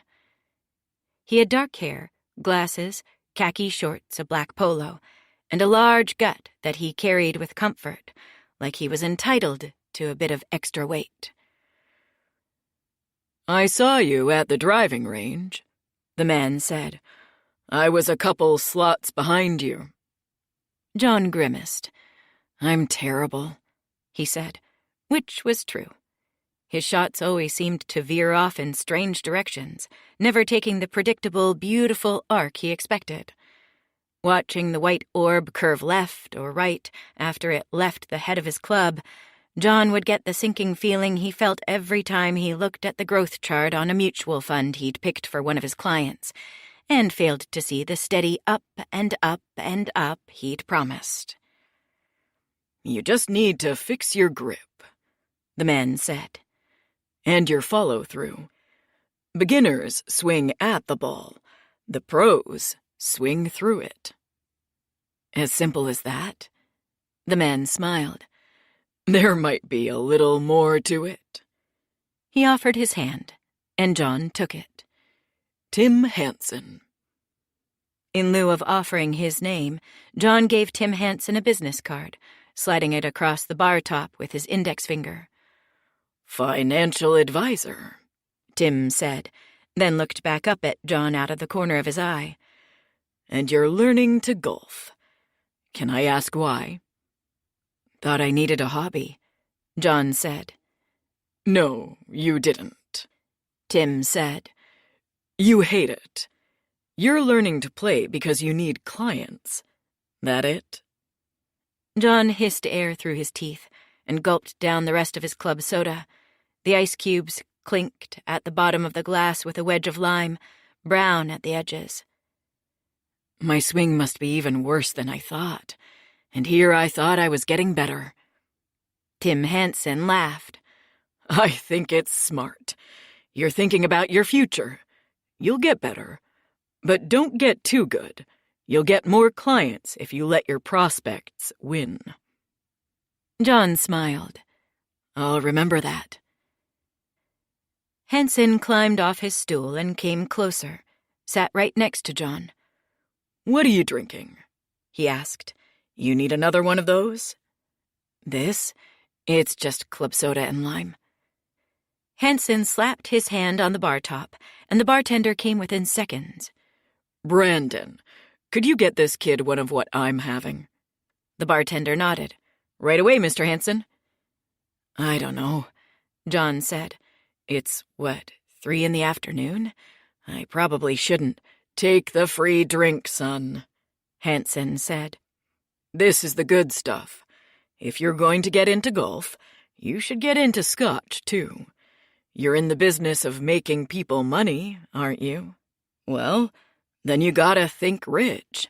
Project it to your prospects. It's gotta ooze out of your pores."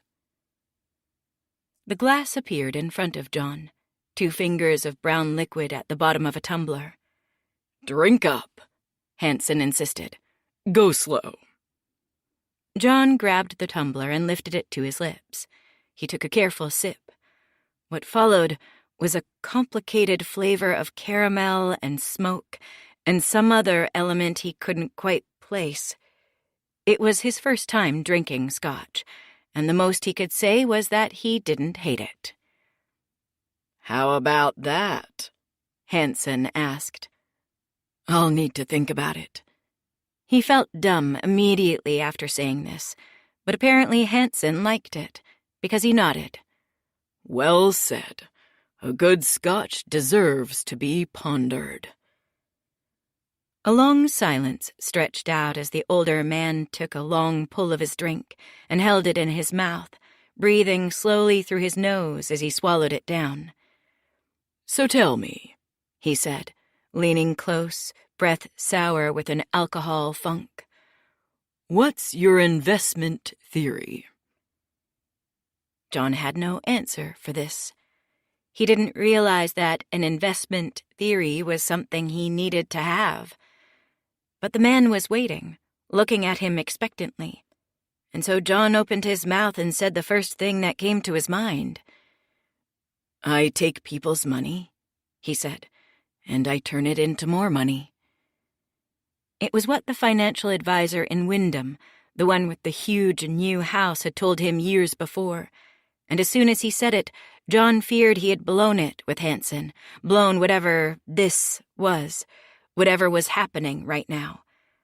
The older man blinked a couple times, not responding.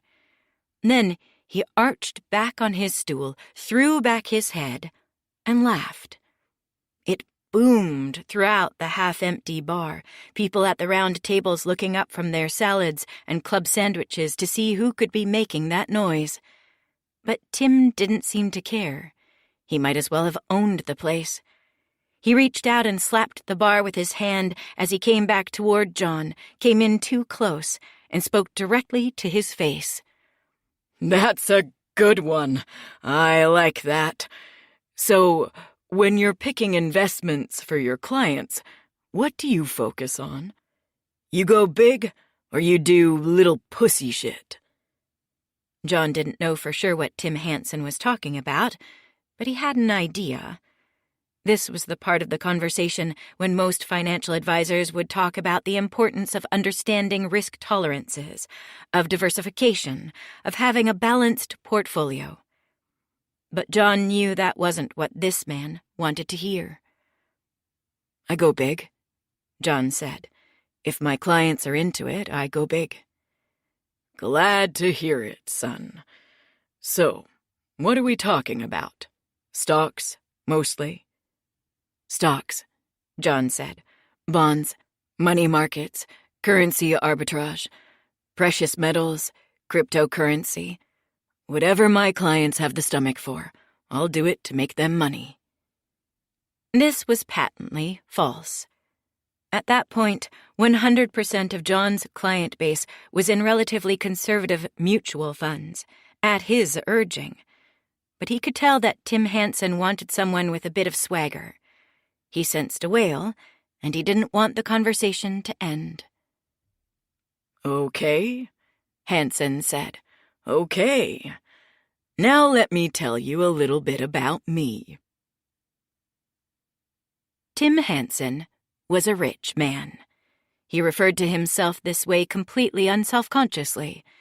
He'd made most of his money in car sales, winning Salesman of the Month for years on end early in his career, ultimately making enough money that he bought out his boss and then set up new dealerships in his name all over the Twin Cities. But he was semi-retired now, sold 3/4 of his stake in the business to younger business partners, spent most of his time on the golf course. He still had a sizable income from the car dealerships, though, money that came in each month without his having to do anything to earn it.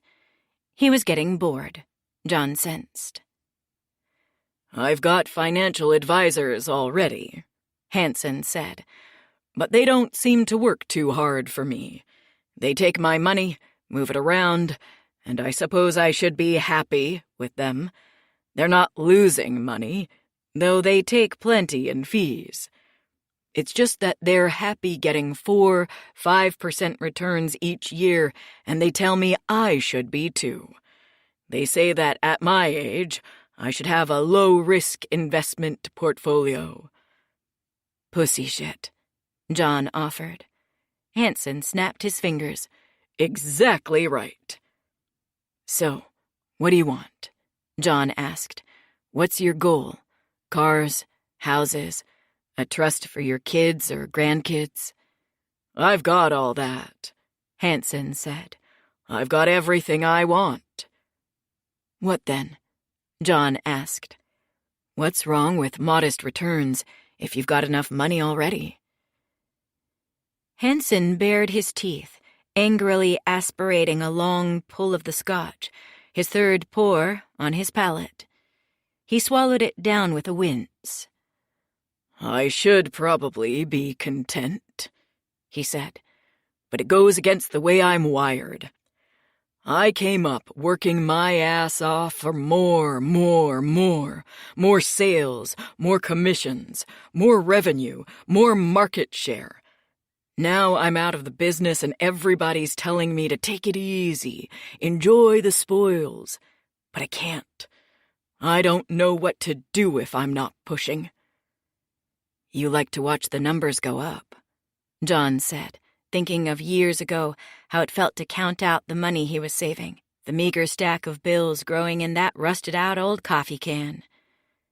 "You like to watch a pile of money grow larger."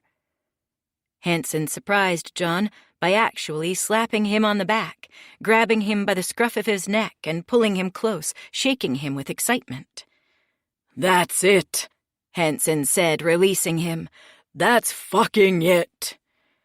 John rubbed the spot on his neck where the older man had grabbed him. "I get it," he said. And he did. He hadn't felt that feeling himself in a long time. These days, the numbers in his bank account were a little larger than they were when he was a teenager, but they were going in the wrong direction. He hungered for it just as much as Hansen did. More, maybe. "Look," Hansen said. "This may be stupid, but I'm having fun talking to you, and I see something in you, kid." "Yeah?" The whiskey had dulled John a little bit. He wasn't used to it, but he felt himself perking up.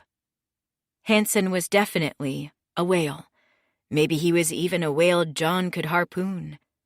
The rarest of prospects, one who wanted to be reeled in. "I think you're a kindred spirit, maybe," Hansen said.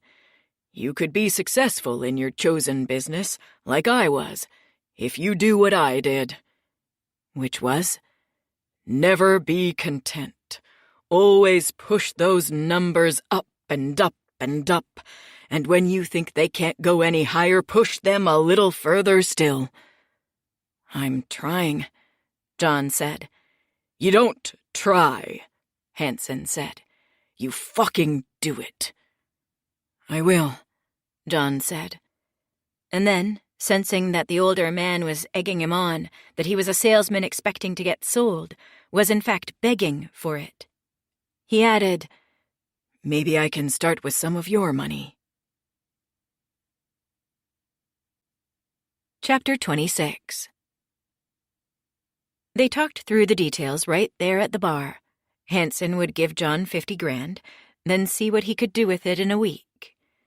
John almost fell off his chair when he heard the number. Hansen's investment alone would double John's income for that month. A week wasn't much, though. The conventional wisdom among financial advisors was that investment was a long game. You put money in the market and then didn't touch it for years, riding out the big swings up and down to end with a modest year-over-year gain. The fee on Hansen's money would help John make all his payments that month, pay down his credit cards, maybe even put some money away in his own emergency savings account. But to keep the rich man coming back for more with only a week's worth of performance, he'd have to pick a couple stocks that would just happen to move big in the next few days, then sell fast before there was a market correction. He spent the rest of the weekend researching hot stocks, obsessively reading The Motley Fool, Morningstar, Bloomberg, kept CNBC on in the background. He looked at growth charts, visited the websites of startup companies that had just gone public. If a stock was going to break big, it would usually be one from a newer company, not an established one. In the end, he picked a pharmaceutical company that was alleged to be on the verge of some breakthrough for rheumatoid arthritis. The buzz said that they were going to bust out big in the coming week. He might have picked a few other stocks, maybe some fund shares to even out the risk on Hansen's investment. But that would reduce his gains, too, and Hansen seemed to be expecting a lot. He put in an order for the full amount. His whole future as a financial advisor, it seemed, riding on the fluctuations of a single drug manufacturer. That Monday, the market opened big, and the stock spiked up 10%. Then it quickly dropped 5, then 15, below the level of John's initial investment, then back up 20, all within 15 minutes of opening. John was breathless with nerves. He had some meetings later that day, new prospective clients, so he turned off his market tracker and drove to them. He didn't have an office yet, so he was relegated to meeting people in coffee shops, buying his prospective clients whatever they wanted, while he stuck with cheap cups of brewed coffee. "I just don't understand why I need you," said his 10:30 appointment, a woman in her 20s who he'd met at another of those young professionals networking things. They had proven to be a decent source of clients, the networking events. He could usually walk away from them with at least a dozen business cards. The young corporate climbers who attended them usually had money to spend and a low cost of living. But if they agreed to invest with him, the amounts they committed each month were often small. "Tell me more about that," John said. "Well, I've got my 401k, she said. Money goes into it from every single one of my paychecks." John suppressed a sigh. A part of him wanted to end this meeting right now, check on the stock. But Hansen had told him to sell himself, to always push the numbers higher. If it were him sitting across the table from this young woman sipping a caramel macchiato and picking at a scone he'd bought for her, he'd go for the close. Hansen would be relentless. That's how he'd become a rich man. "That's good," John said. "A 401k is good. But tell me this, do you actually know what you're investing in?" "Not really," the young woman said. "There was a whole list of things, different funds, and I just picked some." "That's right," John said. "That's what most people do. Because there's no one to help you, right? There's no one to tell you where you should be putting your money, what the right mix of assets is. You could be underleveraged. You could be making less money on your investment than you're able to. Or you could be exposing yourself to too much risk by putting too much money in just one sector of the economy. You're probably not doing yearly rebalancing, and you might not even be investing enough. What percentage of your paycheck are you putting in the 401k? I don't know, 5? That's not nearly enough. You're what, 26? These are the years when you should be investing the most, because it could grow so much in the years ahead. If you get aggressive with your investment strategy now, by the time you're in your 40s, 50s, 60s, you could be so rich, so comfortable. But you have to start soon. Stop wasting your time. You have to get serious. And getting serious means partnering with someone like me. Someone who can tell you where to put that money. Someone who can keep an eye on it for you. He paused, licked his lips, and used his usual line, the line that had captured him years ago. Someone who can take your money and turn it into more money. The young woman pursed her lips. Then she nodded. "Okay. Yes, you're right. I have to get serious. This feels like something my dad would want me to do if he were here." John forced a laugh. "That's a good thing." The young woman shrugged. "He's a smart guy." They rushed through the paperwork, filling it out right at their table. Then the young woman left, and John dove for his phone. He thumbed to his stock app, checked the pharma company. John's stomach plunged when he saw the chart, as though the jagged line of the stock's fluctuation were a roller coaster he was riding. It had declined more than 50%. He had lost half of Tim Hansen's money. John watched the stock for the rest of the week, praying for a spike that never came. Online, the chatter was still that the stock was poised for a big gain, but around Thursday, the buzz on it began to turn sour, Rumors of mismanagement, high turnover, a rejected patent, looming legal troubles, and the stock sank still lower.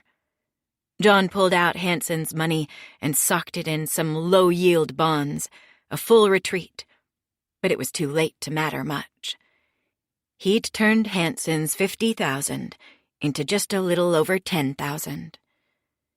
The call came on Friday, just as John had expected it would. "John," Hanson said, "where are we with that 50 grand? Tell me something good." "Yes," John said. "It's good to hear from you. How was your week?" "Cut the small talk," Hanson said, his voice gravelly. "What are you, stalling? You're making me nervous. I put a lot of faith in you, son. Don't tell me it was misplaced." "No," John said, "it wasn't, even though it was." "Okay," the older man said. "Then get to the good stuff. How are we doing?" We're doing great," John found himself saying. Somehow his mouth simply couldn't form the words to tell the truth. "Yeah? How great. Where'd you put my money?" John was in his apartment, sitting on the couch with his laptop on his lap. He quickly glanced at the screen, tapped a couple times to bring up a list of that week's best-performing stocks, the big movers. He picked one that showed a nice gain since Monday. Big, but not too outlandish. "Ultravex," John said, vaguely aware that he was probably breaking the law. "Huh?" Hanson said. "Never heard of it." "Me neither before this week," John said. "It doesn't matter. It's up more than 30. 30%? Damn. My money still in there, or did you get out?" "We're still in," John said, thinking maybe the stock would go down before the end of trading, and he'd somehow find the courage to tell Hanson about the loss sometime over the weekend. Either that, or he'd have to come up with 40,000. "Get out," Hanson said. John's heartbeat pulsed in his temples. He felt lightheaded. "You're cashing out? You don't mind paying the capital gains?" "Not cashing out. I just don't want to lose if this is one of those pump-and-dump things," Hanson said. "Sell the stock, put it somewhere safe for a while, then do it again. Okay?" John breathed out. Hanson didn't want his money back. John had time to make up the loss, work his way to some real gains so Hanson would never know that he'd lied. "And John?" Hanson said. "Yeah?" "I'm sending you some more money, okay? You're my guy from here on out." "How much are we talking about?" "Millions, John. But I can't send it to you all at once. Have to move some things around. You know how it is." "Of course," John said, as though he knew anything about what it was to be so rich that you didn't even know where all your money was, what it was doing. "I'll start you with 100 grand, Hanson said. "Let's make the transfer before close of business if we can." "Sure thing," John said. "I appreciate your faith in me." Yeah, Hanson said. "It's not faith. If you hadn't made me money this week, I would have dropped you like a handful of dog shit." "Of course," John said. "I won't let you down." "I hope not." "Mr. Hanson," John said timidly. "What is it, son?" "I appreciate referrals." There was silence on the line, then a laugh. "I bet you do. I'll call some people." "Thank you." "I'm gonna make you rich, son." John knew he should probably forego the fee on the incoming 100,000. He had a loss to make up, after all, but he couldn't bring himself to turn down the money. Hanson would be unforgiving if he knew what had really happened. But at the same time, the man seemed so uncaring about what actually happened with his money, seemed unable to keep track of it. Perhaps when all was said and done, he'd barely noticed the loss of $40,000. Given enough time, There were things he could do to cover the losses. Maybe he could divert some money from one of his existing clients, or a new one if Hanson's referrals came through. Jittery with adrenaline, John suddenly saw that money coming in the door could cover a multitude of sins, if there was enough of it. He just had to be careful, claw his way back to even, then do everything above board from then on out. He called Regan that evening. "Hey," he said, "I'd like to see you. I want to talk." Regan breathed out on the other end of the line, and John realized that she was as relieved to hear his voice as he was relieved that she'd picked up. "Talk?" she asked. "Uh-oh." "No, it's nothing bad. It's just, I feel like we fell out of touch this week." "Work was nuts," Regan said, and John perked up again. Maybe she wasn't giving him the cold shoulder. She seemed normal, seemed as though she was willing to act like the club, the money, the cons, all of it, had never happened. "You gotta get out of there," John said. "Start your interior design business." "I'm trying," Regan said. "I need some startup money." "You'll get there," John said. "We'll get there." "We? What's this we?" "I don't know. I'm part of your life, aren't I?" "All right," Regan said. "We, then." "So, can I see you?" "I was planning on some drinks with friends. I could blow it off." "Do it." "You want me to come over? Is this a booty call?" John could hear the smile in her voice. "No," he said. "Dinner. I'll pick you up. Wear something nice." John expected another joke. Ooh, something nice, huh? But something in the way he was talking had put a hush into Regan. "Okay," she said. He hung up the phone, then went online and made a reservation at the most expensive restaurant he could find. Then he drove to the mall, went to a jeweler's, and bought an engagement ring. Chapter 27. One evening, some years later, John came home from work late, a frequent occurrence. The business was bigger now, enough to warrant an office. No more working from home, no more client meetings at coffee shops. He and Regan had been married a year, and they had a house in the suburbs. Everything had changed. It was about to change even more. Regan was waiting for him in the living room, sitting on the couch facing the door. She stood and walked to him, put something in his hand. He looked at it.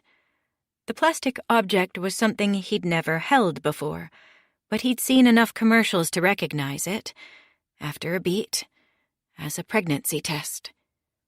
The indicator window showed 2 pink lines. He didn't know what that meant, but the way Regan had presented it to him gave him a pretty good hint. "Wow," he said. In the moment, it was all he could muster. The day had been long, and on the way home he'd been soothing himself with the thought of a beer, something from the fridge, maybe a bit of TV.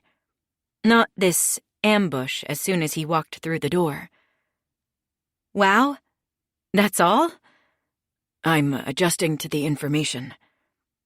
"Aren't you happy?" John saw that Regan was hurt.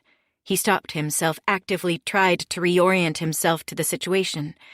Regan had probably been sitting with this information all day, bursting with it, dying to share it with him. Maybe this was how it happened, John thought. 1 minute you were going along with your life head down, then you looked up and everything had changed. A house, a wife, a baby on the way. Regan was waiting for his response. "Of course I'm happy," he said.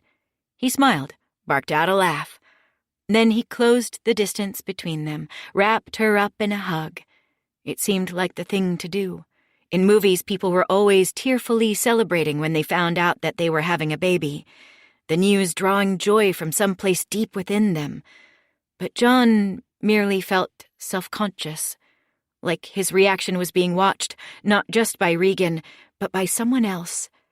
Some hidden camera outside the house, piercing the walls with its gaze. The people in movies were actors, and that's what he was doing too. He was acting. "This is great, Regan," he said into her hair. Her body was stiff in his arms. She pulled away from him. "Is it?" she asked. Her eyes sparkled with tears. "I wasn't sure what you'd think." "I'm happy," John said, but even he could hear the dullness in his voice. "I really am. Just a little surprised is all. I didn't even know you were taking a test. Why didn't you tell me?" "Because I didn't know," she said. "I didn't want to do the thing from the commercials, waiting together. If it wasn't positive, I don't know what I would have done. I couldn't. Not in front of you. I needed to do it alone. I'm sorry." She burst into tears. John laughed and grabbed her by the shoulders, ran his hands up and down her arms. "Regan, don't apologize. It's okay. This is a good thing, okay?" This was something he was used to, comforting his wife, being what she needed. Safe ground, a place where his routine, his act was more practiced. "It's what we wanted, isn't it?" "It is," Regan admitted. "It's just so fast." This was true. They'd been talking about having a baby for months. Well, Regan had done most of the talking while John had mostly listened. But they'd agreed in the end that they were open to it, and had recently decided to stop taking precautions. If John was honest, it had happened a little fast. Too fast. "Some people, it takes a really long time," Regan said. "I know," John said softly, still fully committed to the role of supportive, wonderful husband. Maybe he could do this. "But it's a good thing, right? That we didn't have trouble? That's a painful thing for a lot of couples." "It still isn't a definite," Regan said. "I could have a miscarriage." That took John by surprise, and he didn't know what to say at first. It was amazing the things women held in their heads, all the things they had to think about that never crossed men's minds. "Maybe," he said after a moment's consideration. "But maybe not.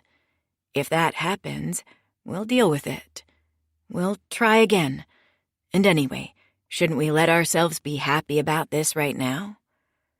Regan nodded, blinking hard, and John hugged her again.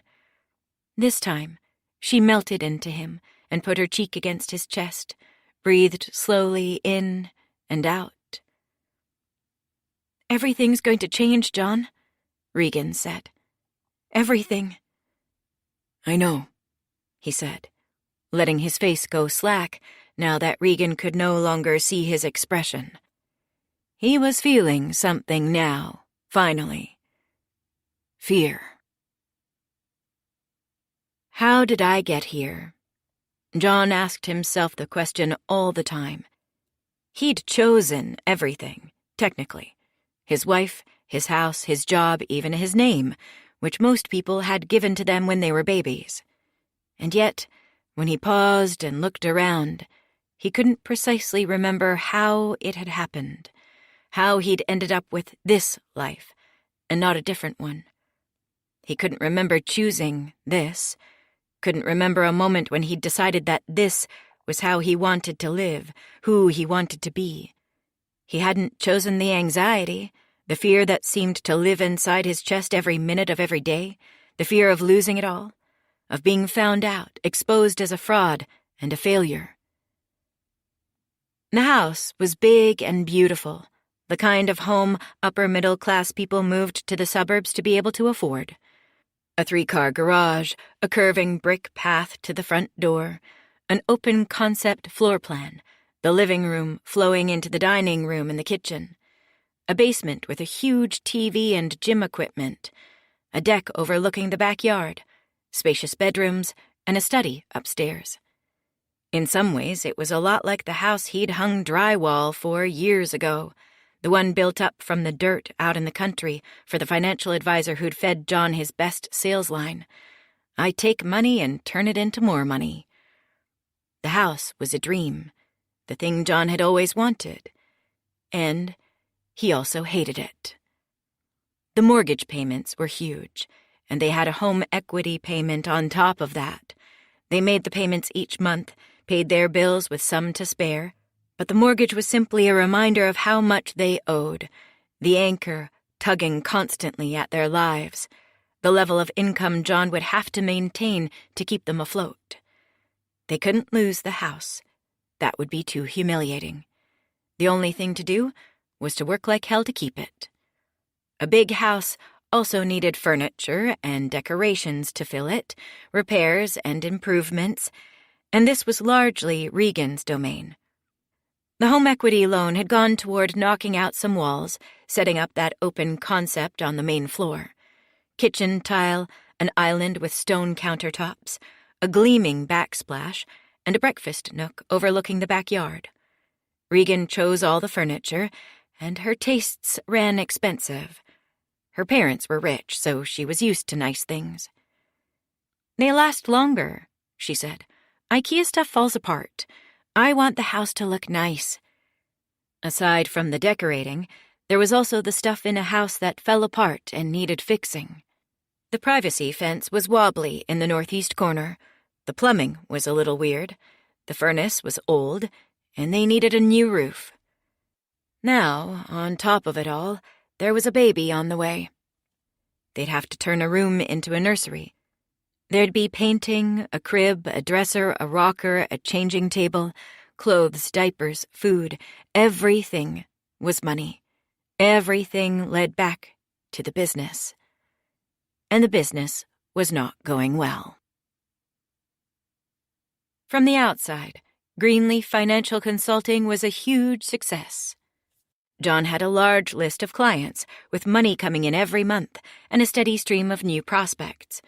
He'd rented an office in a gleaming glass building with a dentist, a chiropractor, a couple lawyers, and a center for diagnostic imaging and lab tests. The office granted him legitimacy, made people more likely to sign with him and give him their money, as did the website and the string of secretaries he stationed in the reception area to welcome his appointments and offer them coffee while they waited. He could never keep a secretary for long. It was an entry-level job, and the young women he hired generally moved on fast. But it didn't matter. There was always a new girl waiting to take the place of the one that had left, and she didn't need any particular experience. She only needed to be young and polite and pretty, needed to charm the men. It was mostly men, the ones who had money and were dumb enough to hand it over without asking too many questions, upon whom his livelihood depended. Because on the inside, the business was crumbling, forever on the verge of collapse. A fragile house built of paper, of spreadsheets and charts and numbers, insubstantial as gossamer. John needed that constant influx of new clients, of new money, because without it, everything would fall apart. The Hansen investment, choosing poorly, losing most of the money, then lying about it, had been the original sin, the error from which the whole fraudulent scheme sprang. Hansen's money kept flowing in, as did his referrals. Men who'd made modest fortunes in home renovating, in carpet cleaning, in appliance sales, or in local restaurant franchising. But John was never able to cover the original loss, never able to put together a string of investment wins to bring the value of the portfolio up to the false gains he'd reported to Hansen. He took to diverting money from other clients to cover the losses in Hansen's account, but that only created deficits in their accounts, which had to be covered by money from yet other clients, and so on, the lie ballooning until it touched every part of his business. By the time Regan dropped a positive pregnancy test on the arm of the couch, John had no client whose reported investments were not at least partly fraudulent. Put not into the market, in stocks or in bonds, but into the business, into another client's partial payout, or into John and Regan's own bank account.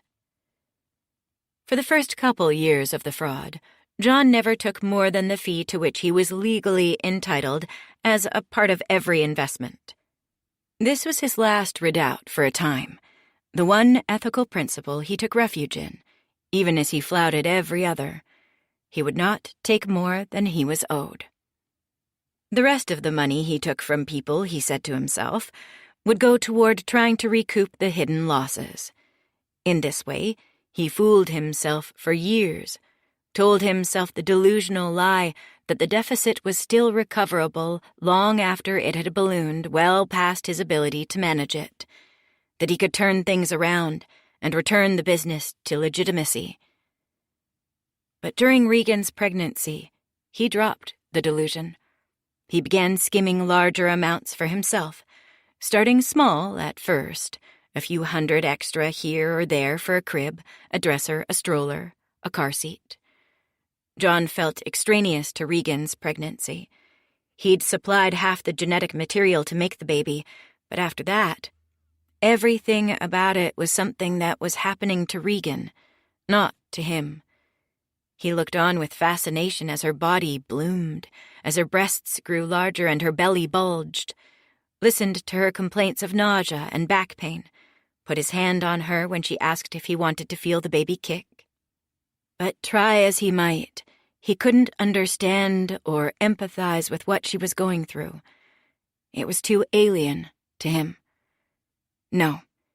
If he had any contribution to make, he thought, it was to support Regan and the baby financially, to keep bringing in the money to keep the roof over their heads, to put food in the refrigerator, and to have a few $100s extra when Regan wanted it for a fancy bassinet that rocked and played lullaby music, for a couple's birthing class, for a doula who'd stand by the bed and cheer her on when it came time to push the baby into the world. John was extraneous at the labor and delivery, too. Regan did everything.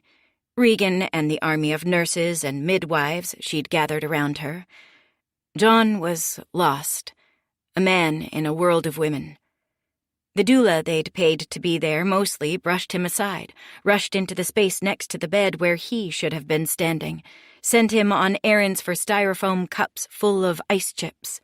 When it came time to push, he went to the other side of the bed and held Regan's hand, but when the pain got really bad, she let go of it, braced herself against the mattress, but went on gripping the doula's hand on the other side of the bed. He was useless here, good for nothing, except perhaps to pay the hospital bill once it was all done. Even after the baby came out, after Regan fell back against the pillow sweaty and exhausted, John had little part in the proceedings. The nurse put the squalling baby on Regan's chest, and she cuddled up under her mother's chin and stopped crying. "Do you have a name?" the nurse asked. "Henrietta," Regan said, saying the name they'd agreed upon. "Etta, for short." "Beautiful," the nurse said. Regan looked to John. She seemed to be expecting him to say something. "You did it," he said. "Yes, I did." She looked down at the baby on her chest, then back to John. "Do you want to meet her?" John smiled, something in him cracking. "I do," he said. "But the two of you look so peaceful. She's sleeping." "Just give her a kiss," Regan suggested. John moved close and leaned over the bed. Whirls of dark hair were matted to the baby's head, and there seemed to be a fine white down all over her skin. John gave her a little kiss right behind her ear. She squirmed and cooed.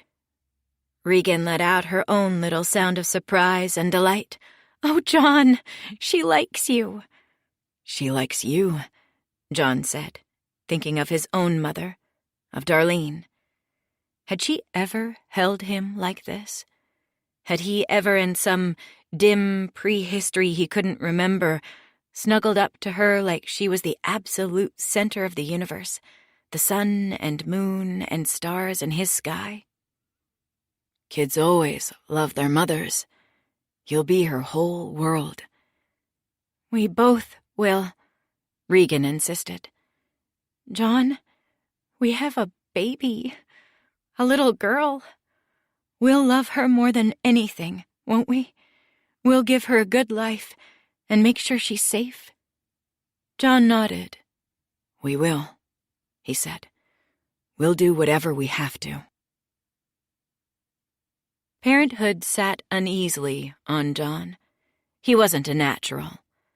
Baby Etta tended to cry when she was in his arms, quieting down only when she was returned to her mother. This was a point of stress between John and Regan in the early days, as it meant that John was basically useless in getting Etta to sleep.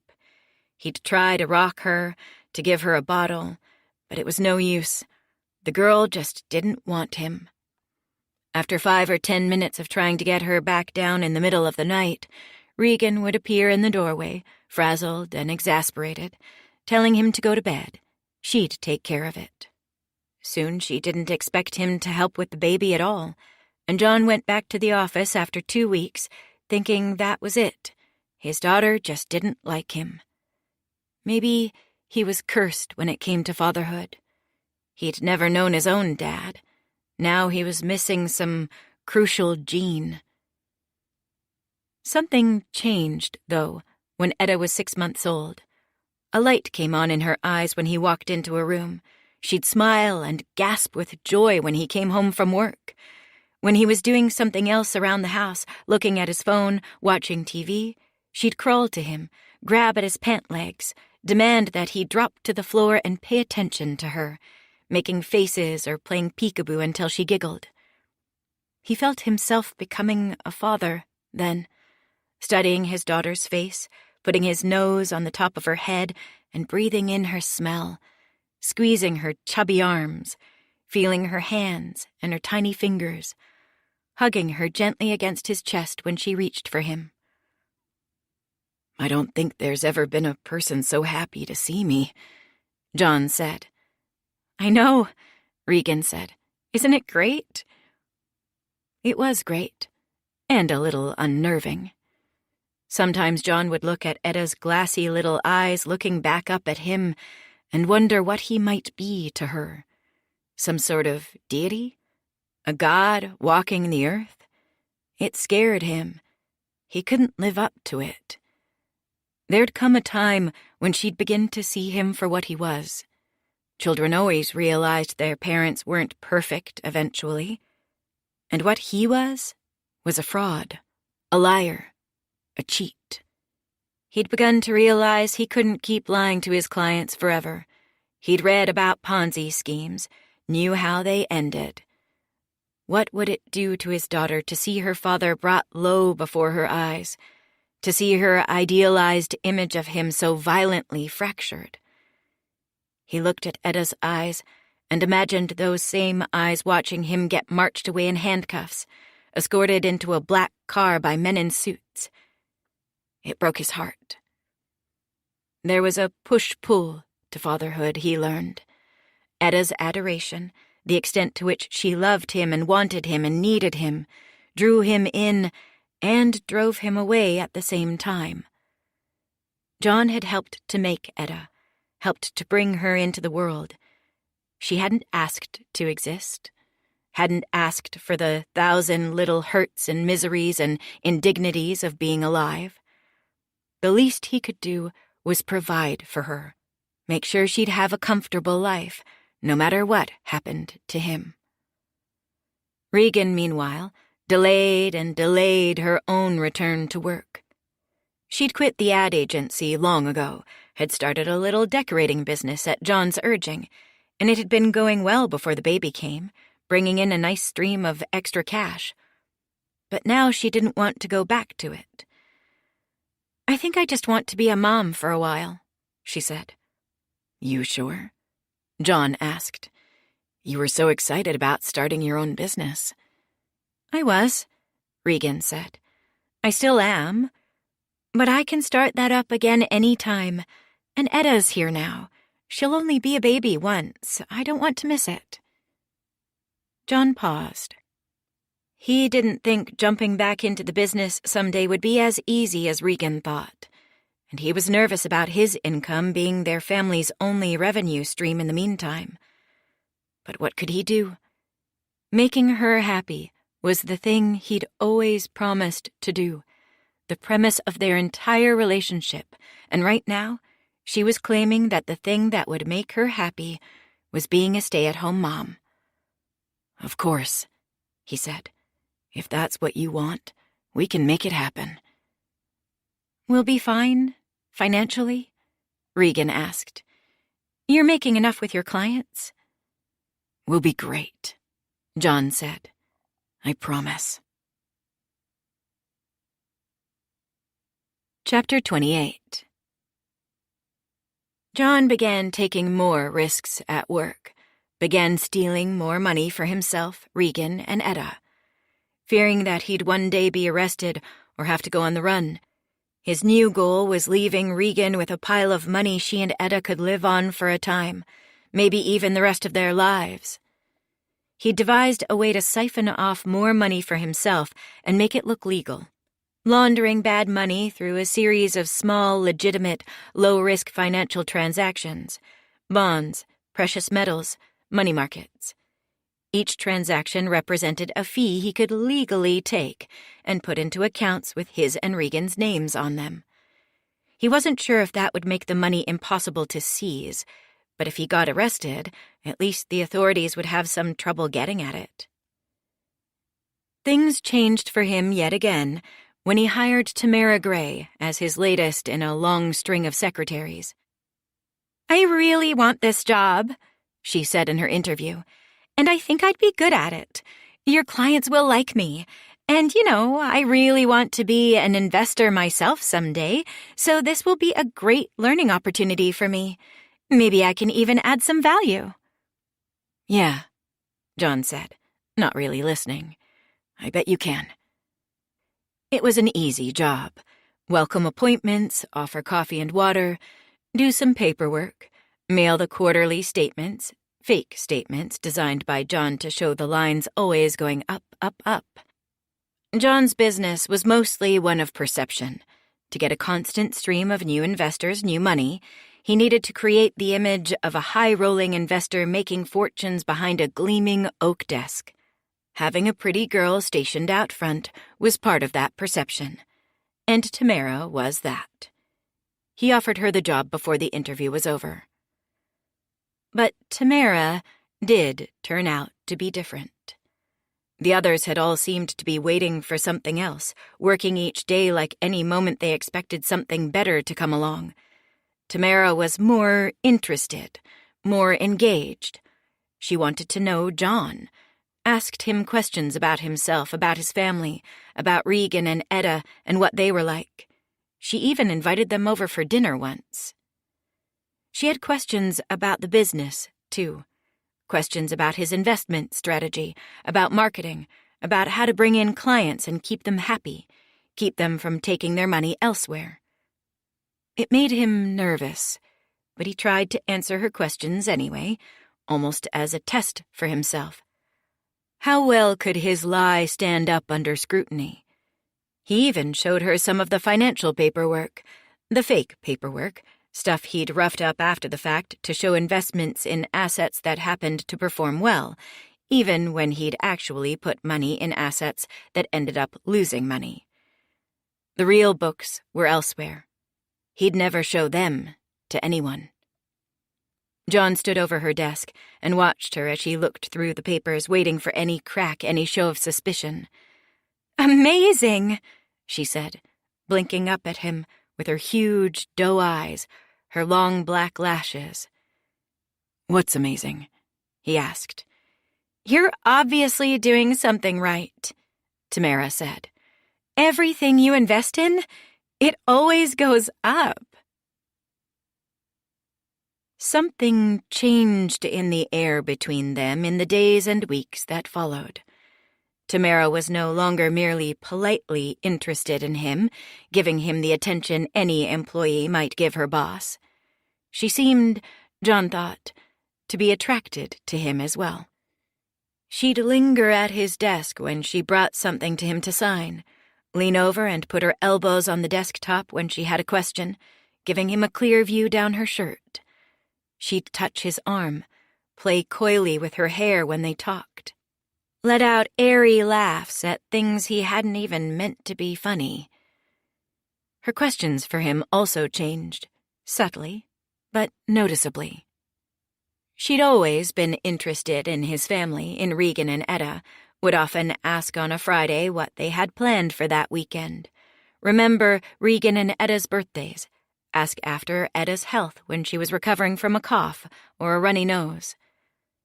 But now she began to ask more probing questions, about John and Regan's marriage specifically. "People always say marriage is so hard," Tamara said once, during a lunch break, both of them eating salads out of plastic bowls that she'd picked up from a takeout health food place at the strip mall across the street. "I suppose they do," John said, poking at his salad, wondering why he hadn't asked for a sandwich. He was always still hungry after a salad. "Is it true?"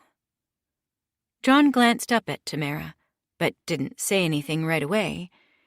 He wasn't offended, wasn't annoyed, just unsure of what she was driving at. This was a delicate dance they were engaged in, and John didn't want to be caught misreading Tamara's intentions. "I'm sorry," Tamara said. "I don't mean to pry." "No," John said. "I don't care about that. Just trying to figure out how to answer. What do you want? Relationship advice? Got a boyfriend? Wondering if he's marriage material?" Tamara laughed. "I'm single as a nun," she said. "No boyfriends? No dates?" She shook her head. "Nope." "I find that difficult to believe," John said, leaving the crucial part of that communication unsaid. "You're beautiful. I find you extremely attractive. I'd want you if I were a single man." Tamara blushed, seeming to read his mind. "Well, it's true." "So you're not looking for relationship advice?" "No, I guess I'm just curious. We spend so much time together in this office, after a while small talk gets boring. And you're going to think this is silly, but I feel like I'm a part of your family a little. Sometimes it's Regan on the phone when I answer, you know, and sometimes you're in a meeting and I can't just pass her through to you. If I knew a little more about the two of you, maybe I'd be able to help you with that more." John thought about this for a moment. "Okay," he said. "So, your question was, is marriage hard? And the answer is, it can be. Even a good marriage has problem spots, times when it seems like all you do is fight, and you have to work on it to get to the other side of it." John paused, realizing that these were all meaningless platitudes. He hadn't yet offered anything real. "Regan and me, for instance, our big tension is how much I work." "You're still here when I leave most days," Tamara said. "Yeah, and meanwhile Regan's at home with Etta," John said. "Parenting a 1-year-old is hard work. How do I describe it to someone without kids? It's really consuming. It takes all your attention. But it's also really boring at the same time. A lot of the time. That's Regan's day-to-day, consuming and boring. While I'm here, she's doing almost all of the parenting, and that causes problems." Tamara looked down at her salad, chewing daintily, thinking. "My older sister had a baby with her husband," Tamara said. Her voice was even, slow, cautious. "She told me once—" "What?" John asked. "What did she tell you?" "She told me that for the first 2 years afterward, they basically didn't have sex at all." John froze. This seemed to him to be a pretty clear declaration of something. Tamara was asking about his sex life, wondering if he was satisfied. And he had no clue how to respond. It was true that John and Regan were having far less sex than they used to before Etta came along. In the early days, there were the changes to Regan's body to think about, the damage that childbirth had done. Sex hurt for her for a long time afterward, and she just simply didn't want to do it, understandably so. But even after she'd fully recovered, after there was no more pain, they kept not having sex, and not having it, and not having it, and not having it. In fact, it seemed to John that they'd often go days, weeks even, without so much as touching each other.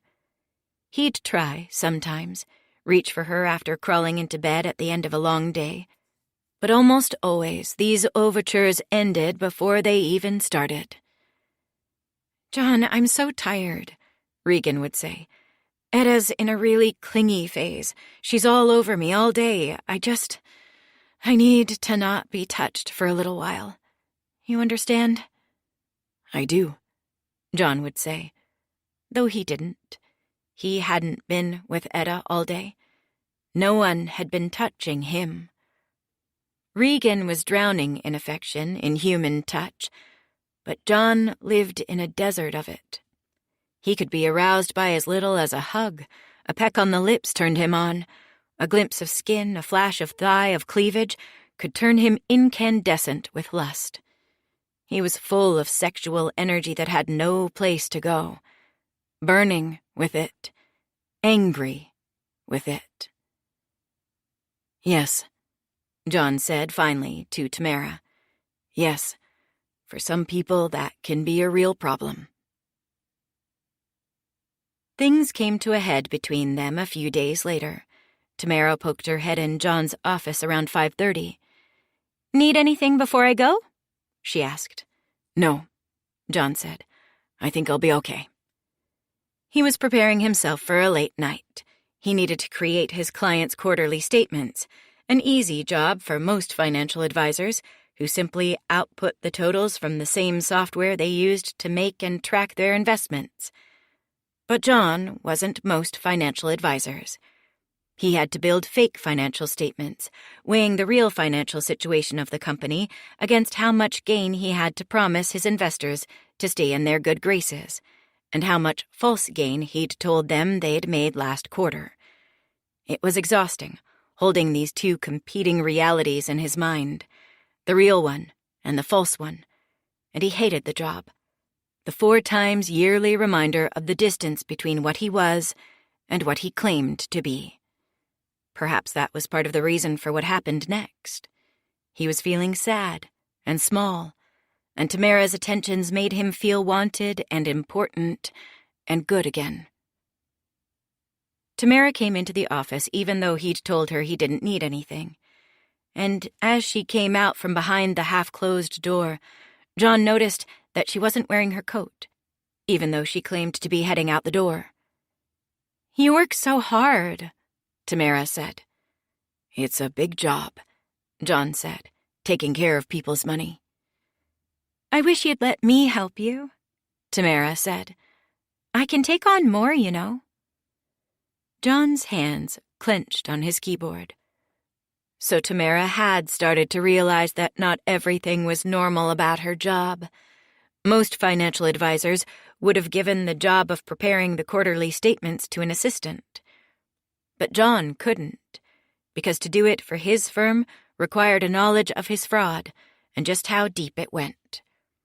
Any task more complicated than answering the phone, than scheduling appointments, than making coffee and arranging the flowers in the sitting area required an accomplice.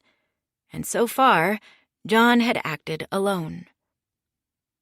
"I like to do the statements," John said. "Keeps me close to the portfolios."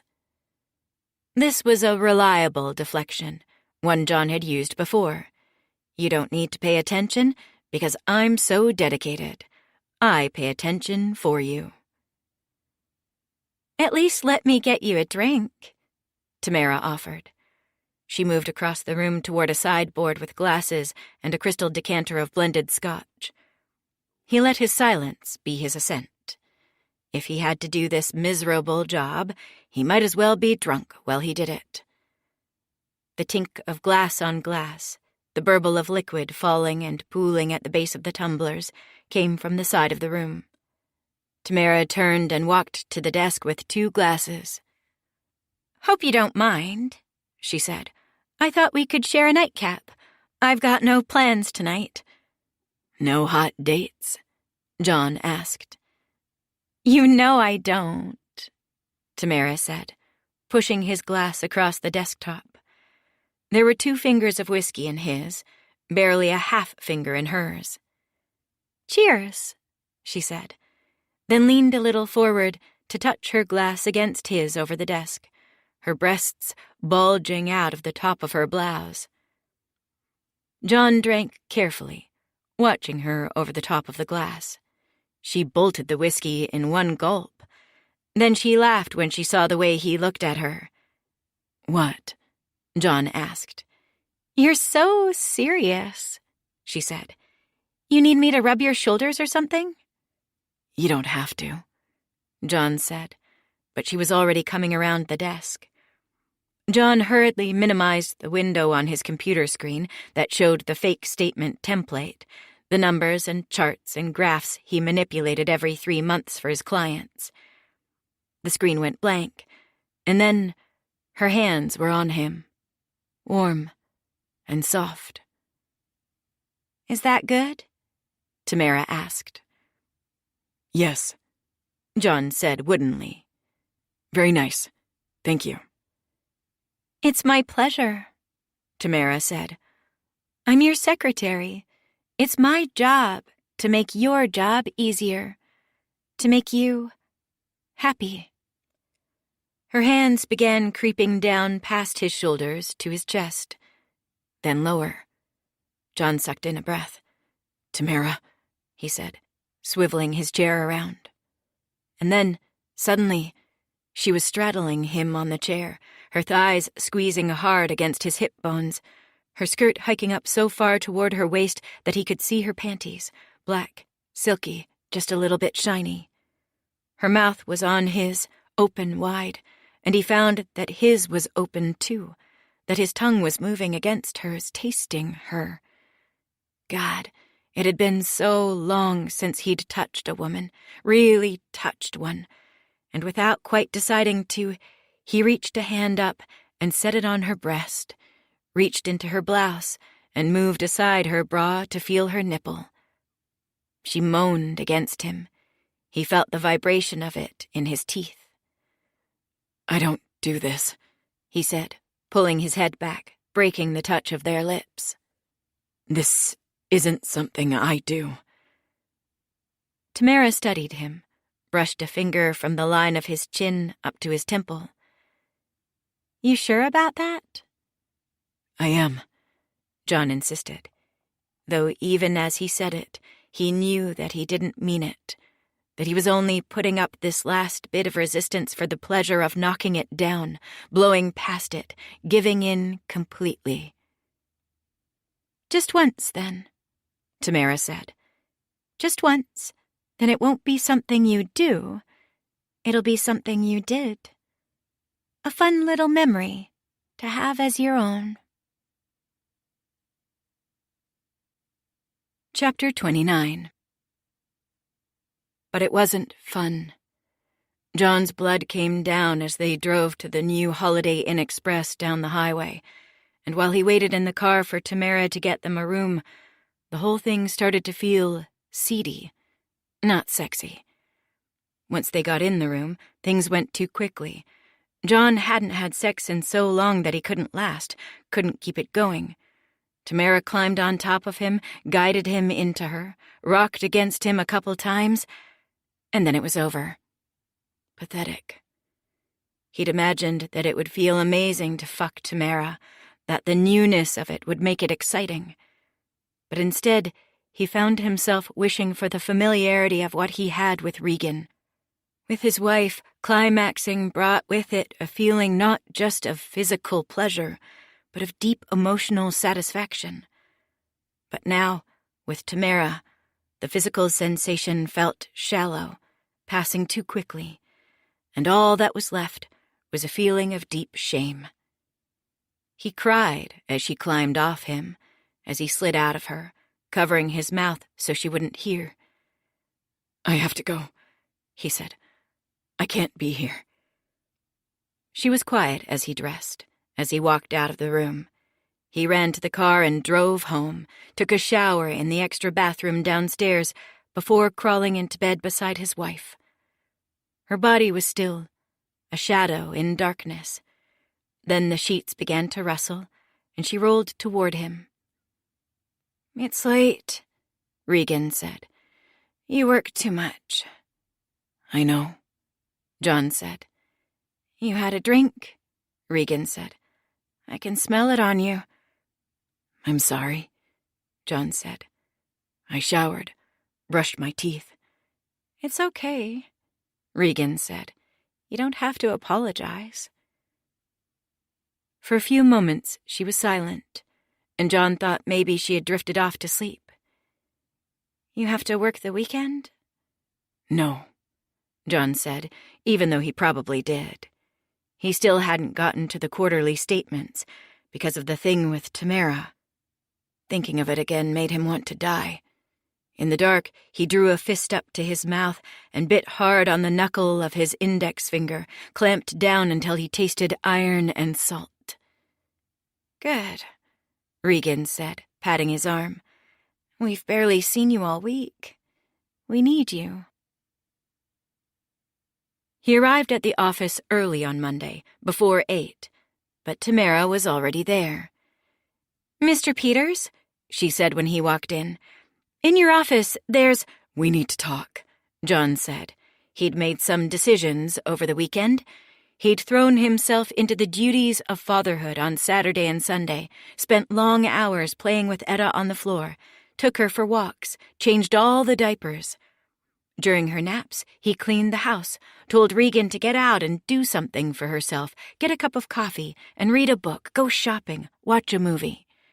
On Sunday evening, they'd made love, and then afterward, as they lay together naked, with Regan's cheek resting against his chest, he made his plans. Tamara would have to go. He couldn't fire her, that wouldn't be fair, but he could tell her to look for a new job. And the business, he'd have to fix that, too. Maybe he could start putting up losses with his clients, drive the fake quarterly statements toward the real ones, stop trying to make up the gap with a string of investment successes that would never come. Turn the business legitimate without anyone knowing there'd ever been anything wrong.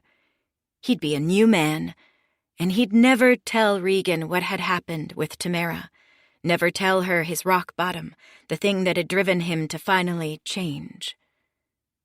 "Look," he said now, standing in front of her desk with his briefcase in his hand and a coat draped over his forearm. "What happened on Friday was a mistake. We shouldn't have done it, and now I'm thinking it's probably best if we—" "John?" Tamara cut in. "You have to listen to me. You have an appointment. He's in your office." "An appointment? It's not even 8. I don't remember anything on my calendar." "It's sort of an impromptu thing. I couldn't say no." "Who is it?" Tamara winced. The question seemed to cause her some internal pain. "Just go in and see him, would you?" John walked into the office and saw a man sitting in his chair. He was heavy-set, wearing jogging pants and a windbreaker. The hair atop his head was stringy and thinning, and there was stubble on his chin and cheeks.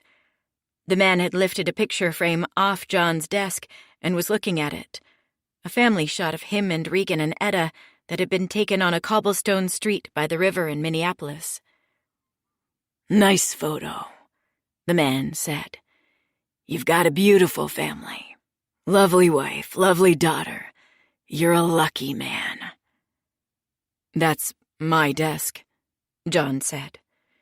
"Sure it is," the man said, and he moved around to the chair on the other side while John took his seat. What can I do for you? John asked. You're in investing, the man said. That's right. Tamara tells me that everything you buy, it always goes up. Is that true? I've had some good luck. See, the man said, but that doesn't sound right. The way I understand it, the market is volatile. Up one day, down the next. Well, yes, John said. Day to day, there's a lot of volatility. What you want to look at is the overall trend.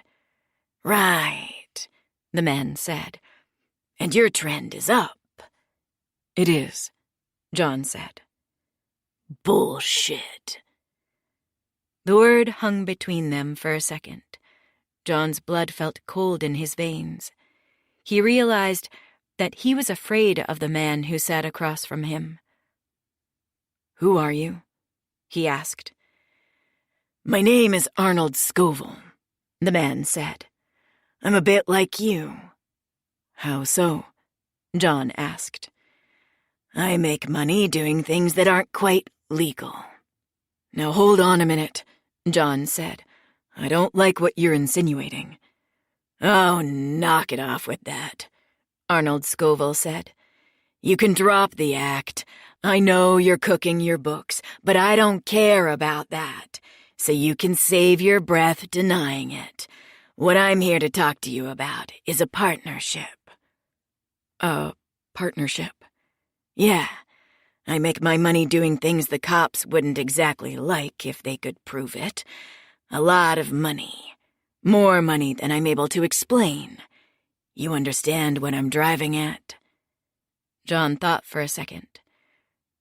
Money laundering. Scoville nodded. I figure you make money appear out of nothing for your clients. Maybe you can do it for me. No, John said, remembering all his plans, becoming a new man, being there for his family, his wife, and his daughter. No way. Scoville grimaced, sucked air through his teeth. See, here's the thing, he said.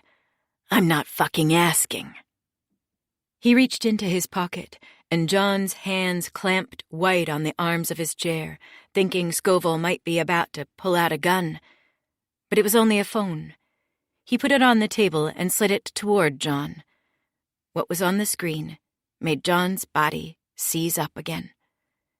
It was a grainy black and white photo, showing him and Tamara having sex in the hotel room. Like I was saying, Scoville said, you've got a lovely family, a beautiful wife. There's no reason for her to see something like this. You made a mistake, but it doesn't have to ruin your life. John stared at the photo, stared at the black and white image of himself, his head thrown back and his eyes closed as Tamara rode him. He looked pathetic, weak. In that moment, he'd have done anything to prevent anyone from seeing the photo, anything to destroy it, to expunge it from his memory even as it imprinted indelibly in his mind. If I agree, John said, you'll delete that. Oh, I don't know, Scoville said, putting the phone back in the pocket of his windbreaker. I think I might hold on to it, actually. I need to trust the people I do business with. Having this helps me trust you. He stood and began walking toward the door. I'll be back in a couple days to work out the details, Scoville said. You think about it in the meantime. Get used to the idea. And then he was gone. A few minutes later, Tamara crept into the room. Mr. Peters? She called from the door. Go away. But she didn't go away. She came inside, went to the sideboard, poured a glass of scotch, and brought it to him. It was so much like how things had started between them on Friday night that he felt his stomach turn, felt himself overcome by the sudden urge to stand up and shove her away from him, send her sprawling across the floor.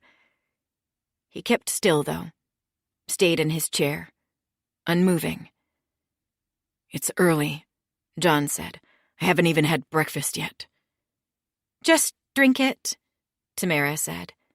And he did, threw it down in one gulp. Tamara sat across from him, in the chair where Scoville had been minutes before. "I'm sorry," she said. "I really am. I owed him money. A drug thing. I party sometimes, buy stuff for the weekends, and I got a little ahead of myself, and my paychecks from you aren't quite enough to... Anyway, I owed him, and he said I could pay it off another way."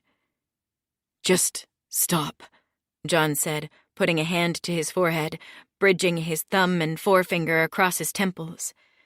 "Stop talking, please."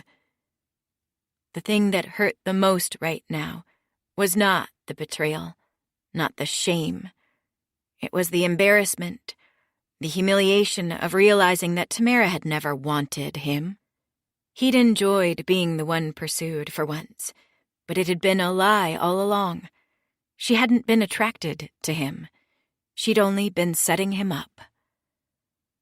"Look, I know you probably don't want to talk about this right now," Tamara said, "but I was hoping that maybe you could not fire me. I really need this job." "Fine," John said in a kind of exasperated surrender, almost laughing at the ridiculousness of it. This would be his life now, he realized, doing what others told him to. The moment he kissed Tamara, he'd given up the right to be the master of his own fate. This was what he deserved now. "Fine. Fuck. Whatever." "I can help you, okay?" Tamara said. "I can make it up to you. You're going to need help moving that much money, and I've been thinking. I've got some ideas for how we can make it work." Chapter 30. Laundering money for Scoville actually wasn't so bad at first. The task came for John with a sense of resignation and even relief. The relief of taking orders rather than being in charge, of no longer being responsible for what he did, because he had no other choice. Before, John had been alone with his mistakes, the only person to bear the weight, the unbelievable anxiety of the things he'd done. The money moved from one account to another, the fraudulent reporting of gains, the desperate desire to claw his way back to even. He'd been the only one accountable, the only one to know the truth. If his crimes were made public one day, he'd be the only one who'd deserve punishment, since he'd kept everyone else in the dark and had no accomplices. Not anymore. Now he was following orders, taking direction. It was still technically John's business, his name on the paperwork and on the nameplate down in the lobby, but he was no longer in charge.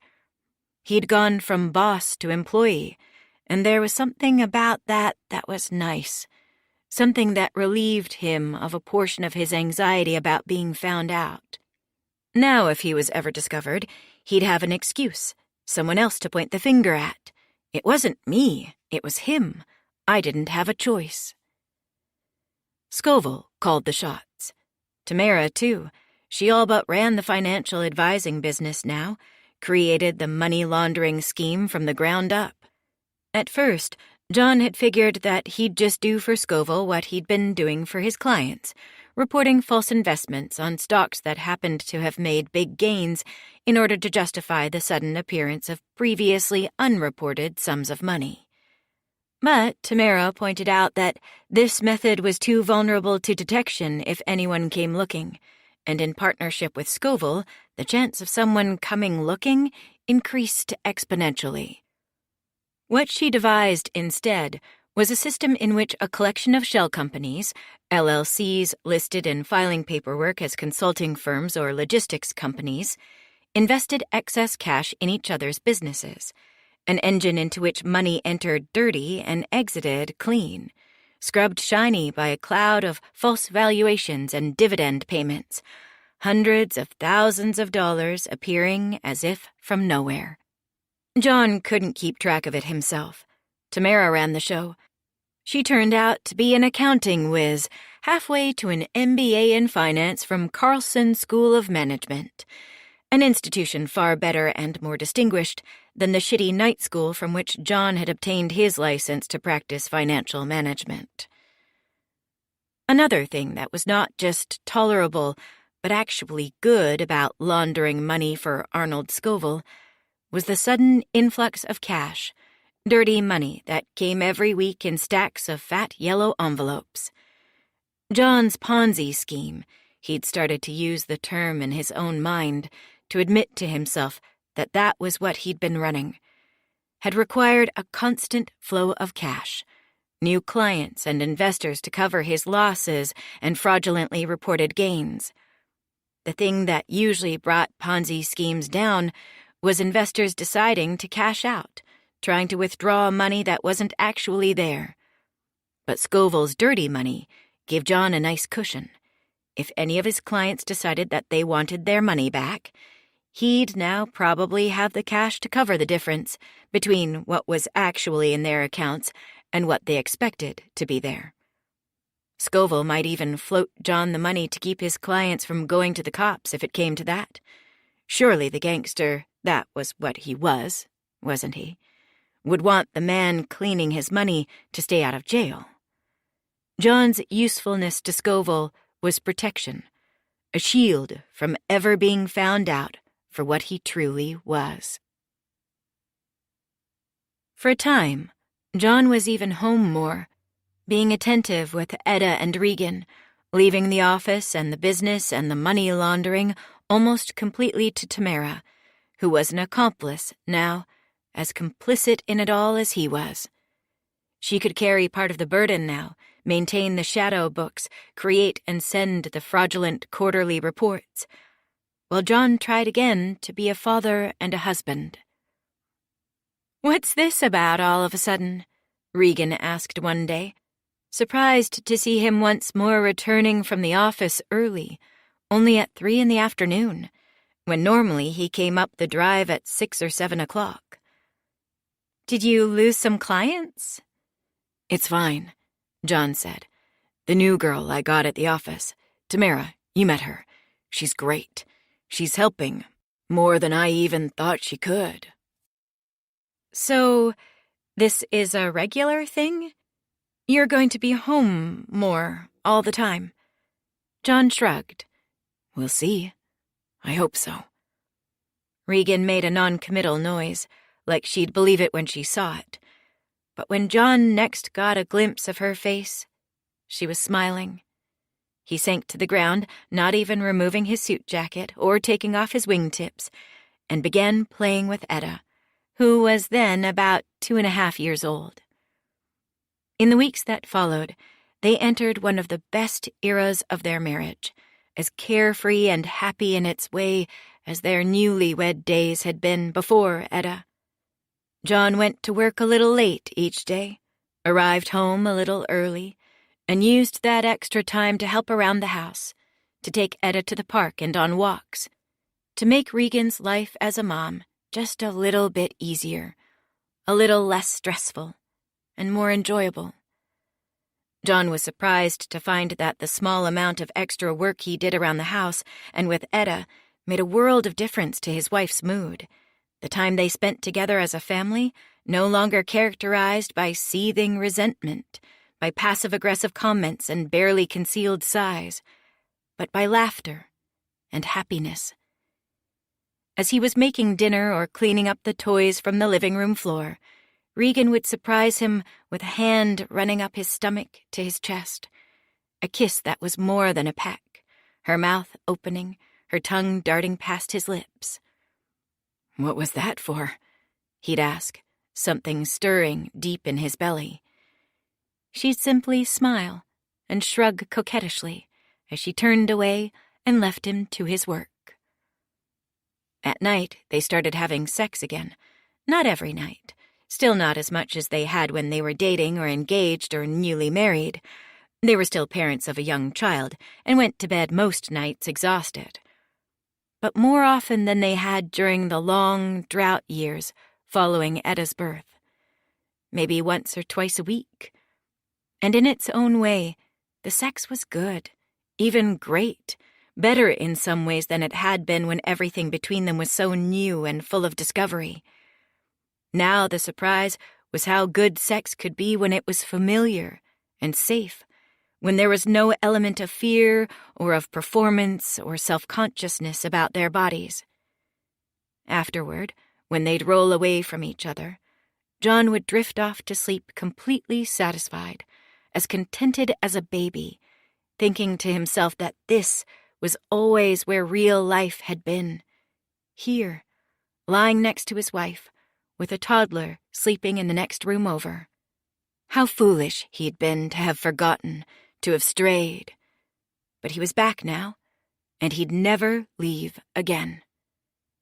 He'd think about the business sometimes during those lovely months of reprieve, his mind turning back to the Ponzi scheme and the money laundering, Tamara and Scoville, as he watched Etta come down a slide at the playground, or measured out a glass of milk for her at dinner time. He'd think about it, his ongoing crime, and worry. But not too much. Criminals like Scoville went years without being caught, even lifetimes. Maybe John could have the same luck. With Scoville, he was safe. Safe to build the good life he'd wanted from the beginning.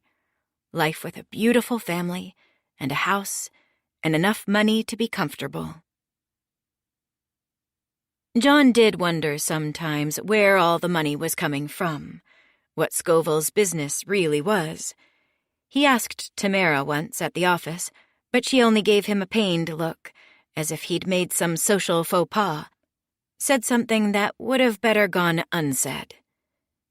"Do you really want to know?" "I don't know," John said. "I think so."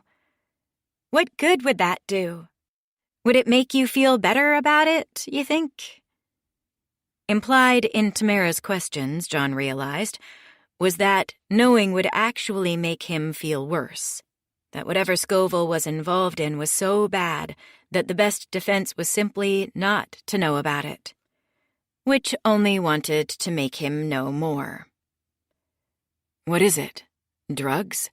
I know it's drugs. That's how he got you, but what else? Does he steal stuff? Run fraud schemes? Does he kill people? I need to know where it's coming from, Tamara." "John," she said, using the voice of someone who needed the other person to just stop already. "You're running a Ponzi scheme." John bristled. Tamara had been doing this with him lately, ever since they'd had sex. Something about that night had flipped the power dynamic between them, put her on top. She thought less of him than she used to, or perhaps she'd never thought much of him, and only now felt free to show it. Either way, she was the boss now, he the underling. She seemed to be implying that he was no better than Scoville, that he was dirty too, and had been for a long time, so who was he to complain? What grounds did he have to be offended at anything Scoville did to earn money? He'd been compartmentalizing his own crimes for years now, keeping them from his clients, from Regan, keeping them even, for long stretches of each day, from himself.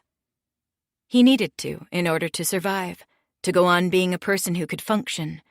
What right did he have to demand the truth from Scoville when he could barely tell the truth to himself?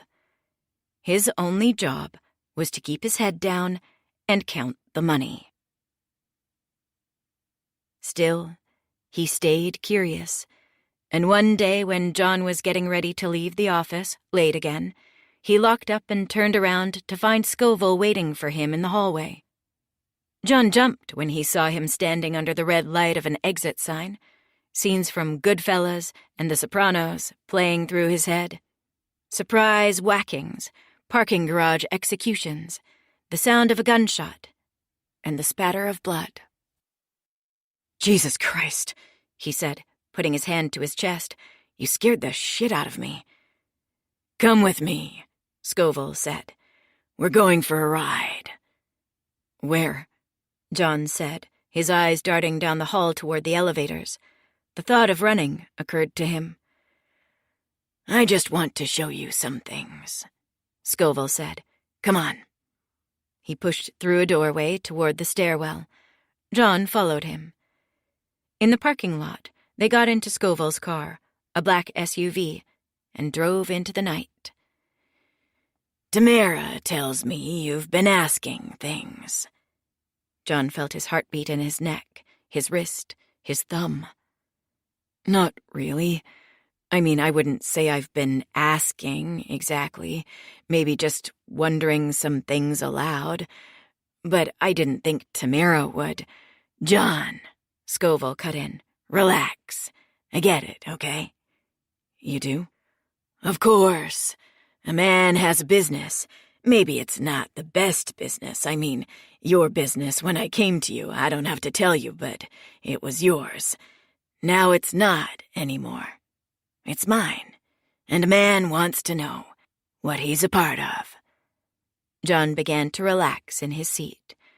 There was no one else in the car but them, no one hiding in the back seat with a gun to the headrest, and Scoville couldn't pull anything while he was driving. He was safe. "Yeah," he said. "I suppose." Scoville pulled the car off the highway onto a dimly lit road next to an industrial park. They turned again down a gravel road, the car rocking on its shocks, and drove through some dark curves before they came out on a low promontory overlooking an abandoned parking lot where trucks and backhoes sat, asleep for the night. John glanced at Scoville. His eyes were on the parking lot, sparkling with the reflection of the amber light below. "What are we?" "Just wait," Scoville said. They sat in silence for 5 minutes, 10, 15. Nerves rumbled in John's stomach. Just when he thought this was all a ruse, that he was about to be dragged from the car and beaten to death, there was movement below. An unmarked delivery van pulled into the lot, followed by a pickup truck, the loaded bed covered with a blue tarp. "Here we go," Scoville said. Men poured out of the two vehicles, and then simply stood around with their hands slung low in their coat pockets, glancing to each other and mumbling.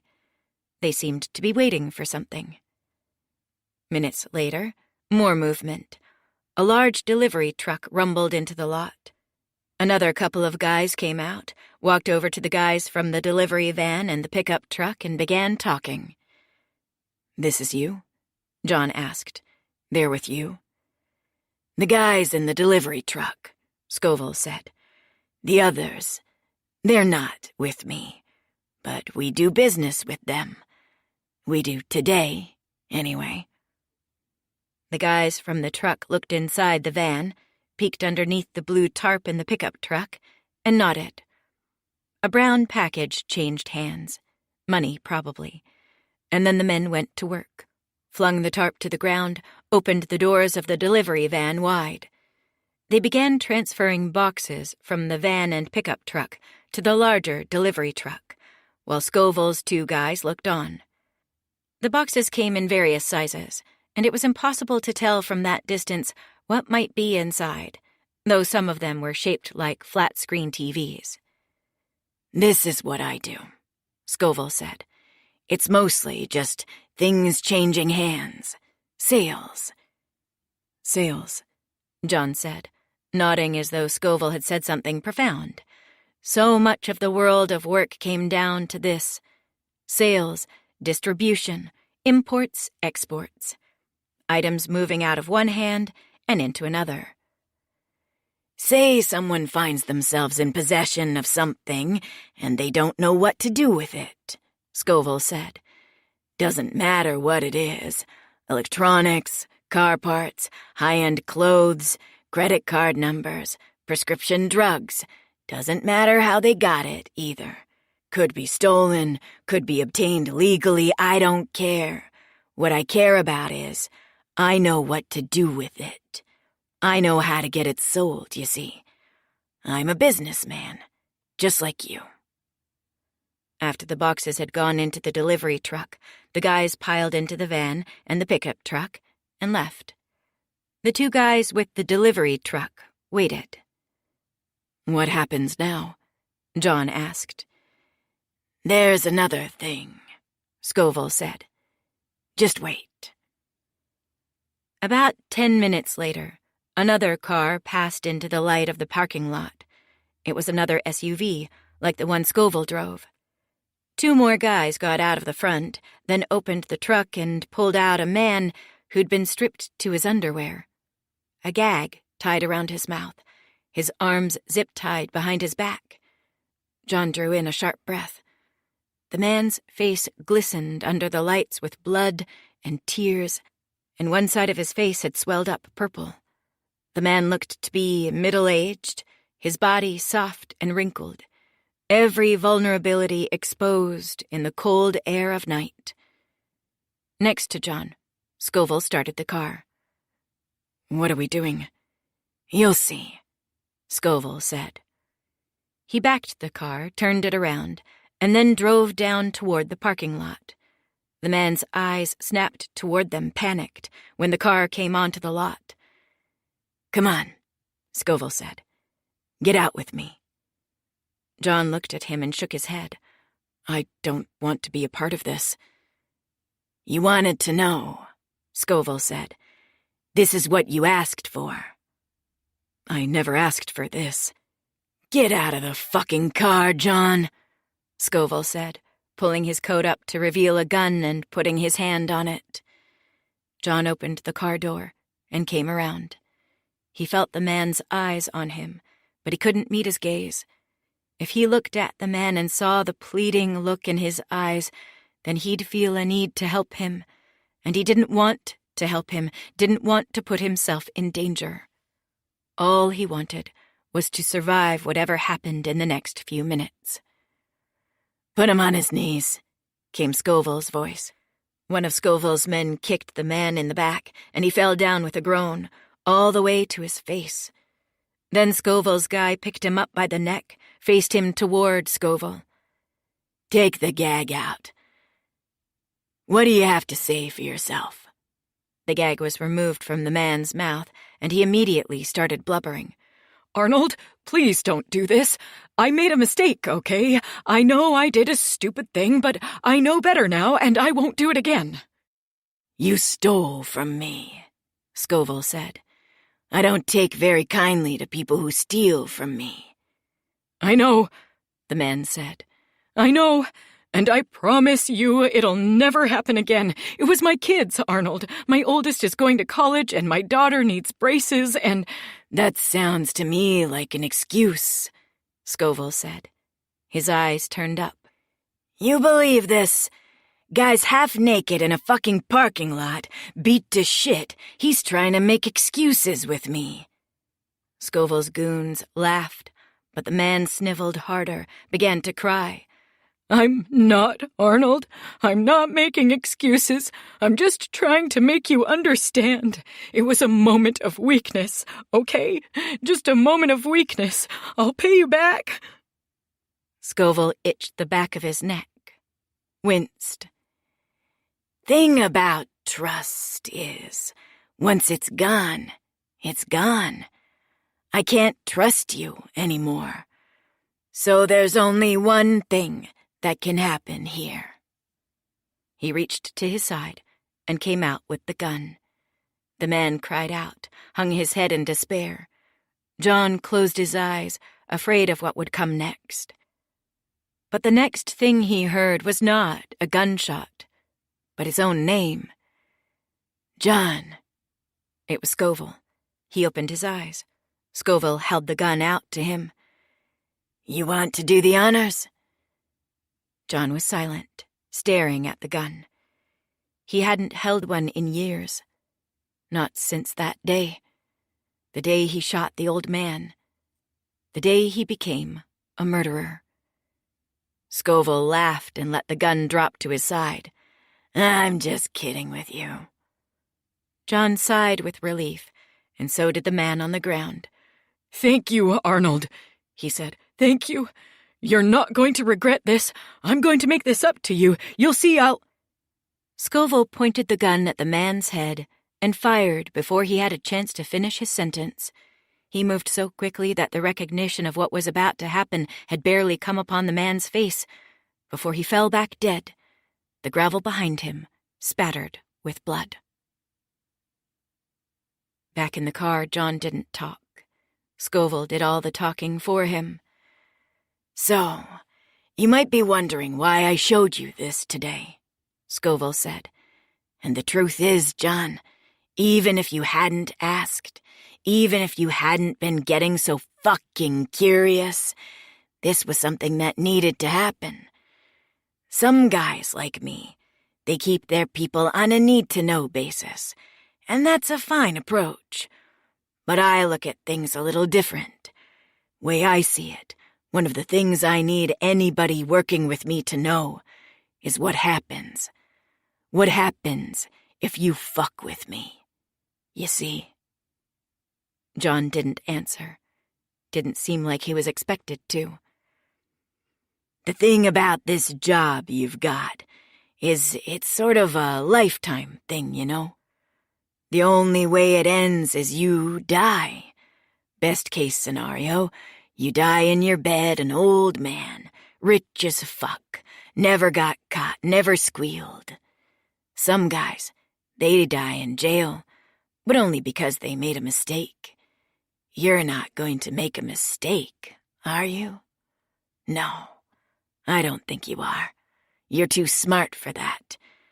Other bad way to die is, well, you just saw it, I suppose.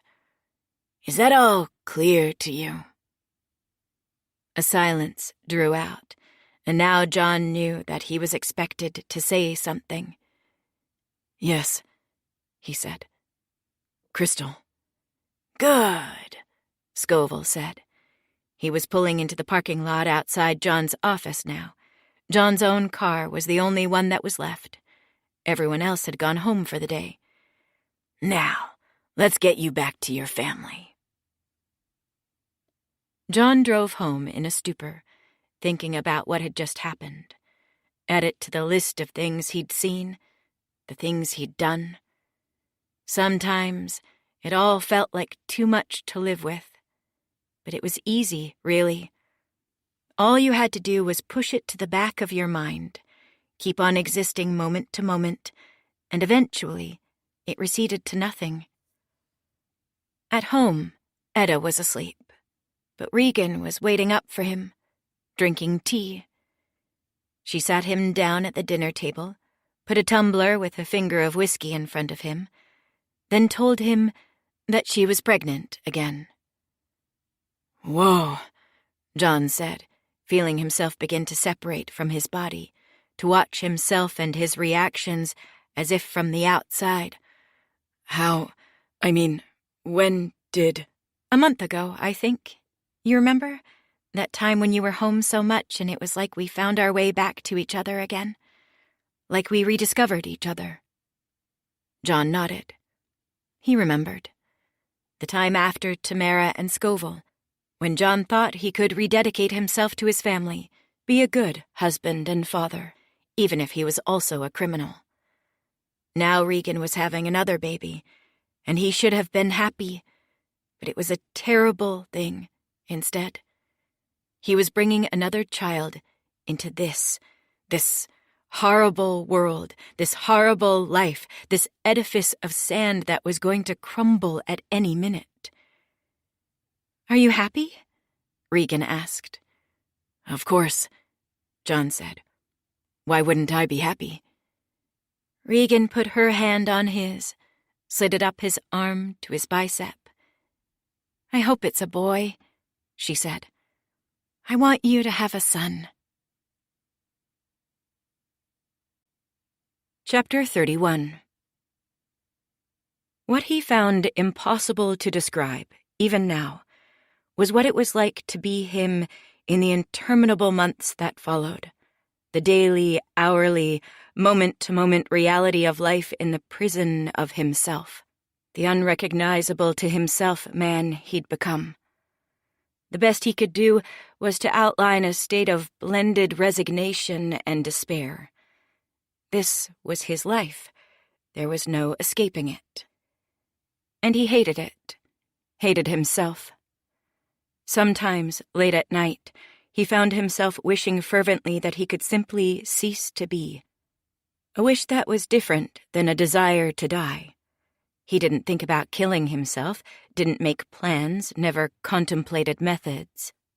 More accurate to say that he simply wished he'd never been born, like George Bailey in It's a Wonderful Life, with the difference that if an angel ever came to show him what the world would be like without him, everything about it would be better. The old man would be alive, Randy, his brother, wouldn't be in jail, and Regan would be married to someone else. Someone better. The kids didn't help. Etta and then Philip, who was born in the natural way of things some months after Regan had told John she was pregnant. The kids made things worse, actually.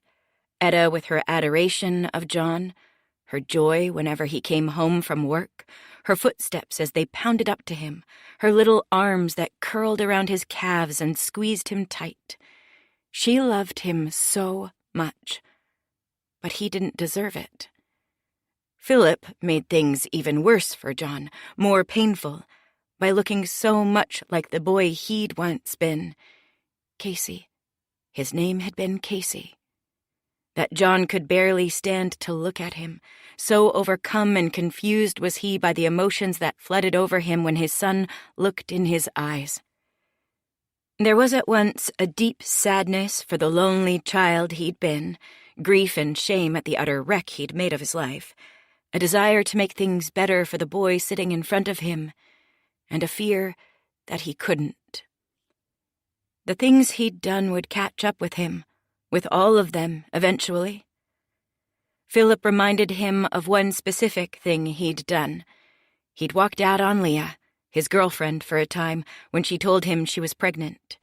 He'd become an absent father, just like his own dad had been. He'd kept tabs on Leah. It was easy these days with Facebook and Instagram. Easy to lurk, to spy, to look up photos and torment himself with what he'd done, with what might have been. He'd seen pictures of his son online. His name was Matthew. He was a teenager now, and he also looked like John. Leah wasn't married. Matthew didn't have a stepfather.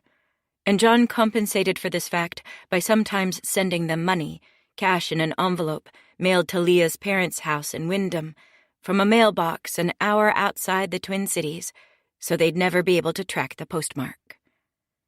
Plagued by all this guilt, all these memories, John ultimately came close to a real breakdown in the wake of Philip's birth.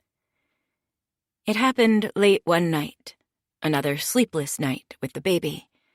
He slept terribly, Philip did, and as a result, they slept terribly too, Regan and John splitting the nighttime feedings. On this particular night, Philip had woken up every hour, and when he woke up yet again like clockwork at 1 a.m, it was John's turn, since Regan had breastfed Philip then rocked him to sleep at midnight. John pulled himself out of bed, trudged practically sleepwalking to the kitchen to warm up a bottle of milk Regan had pumped from her breasts, then brought it in to the baby. This was how he remembered it. He settled in the wing-back chair they'd bought for the nursery, then began feeding his son. Philip quieted immediately when he got his lips on the nipple of the bottle, latched, and then began pulling at it with his gums, made the clicking sound that was the sign that he was eating. John gazed at his face. It was like looking in a mirror.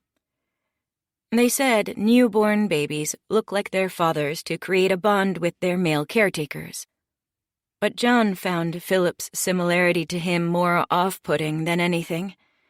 Holding his son, John found himself remembering, or reflecting since he couldn't actually remember, that he'd been a baby once as well, unmarked by life, full of possibility. How he'd squandered it. There was no possibility in his life now. He was who he was. He'd become something he hadn't anticipated, and there was no undoing any of it. John finished feeding Philip, then put him into his crib asleep, milk drunk, and slunk back to the bedroom. When he reached his side of the bed, he was surprised to realize that he was crying. He put his fingers to his eyes, and they came away wet. His shoulders quaked. He was astonished at himself, unsure where this was coming from. He put a hand on his chest, felt his shaky breath, and then realized that what he was feeling was envy. He was jealous of his own son. In that moment, he wanted nothing more than to go back to the beginning, to do it all over again. He turned around and put his hand on Regan's shoulder, lightly shook her sleeping form. She came awake and then said with some annoyance, "What?" John didn't know how to answer. Why had he woken her up? "I can't do it," John said, sniffing tears. "I can't. I'm not who you think I am. I'm a fraud." Was it a confession? A cry for help? Even John didn't know what he was trying to communicate. But he knew what he wanted. He wanted Regan to comfort him, to hold him and rock with him, the way they did with their children, surrounding them with love, with safety. That's what he wanted for himself, the thing he'd never gotten. She told him to shut up and let her sleep. No, Regan and the kids weren't a solace, weren't a refuge. They were a complex trap, like one of those gift shop contraptions that squeezed tighter on your fingers as you tried to pull out of them. Being with them made him feel guilty, reminded him of the ruin that was waiting for them if he failed, which drove him deeper into the Ponzi scheme, the money laundering, the need to take as much for his family as he could, to make a soft place for them to land in the event that he was arrested or killed. Sometimes he even found himself hating them, because it was the pressure to provide for them, to make a good life for them, houses and cars and food and toys and college funds, that had driven him to these lengths in the first place.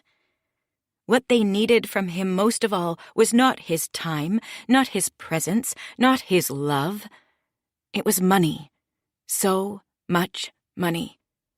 Ultimately, the mix of emotions, loving Regan and the kids but hating them and himself at the same time, was too confusing to process, so he just stayed away as much as he could. He haunted the office, stayed late even when there was nothing he had to do, made excuses to Regan. Often he drank late into the night, emptied the crystal decanter of scotch, watched the orange lights come on in the parking lot as the sky above darkened. Sometimes he realized that he was waiting for something, but he wasn't sure what it could be. It was on one such night that John looked out the window and noticed a man in the parking lot waiting by his car. John waited and watched for about an hour, nursing the dewars rolling around in the bottom of his glass. As the parking lot emptied, he became more certain.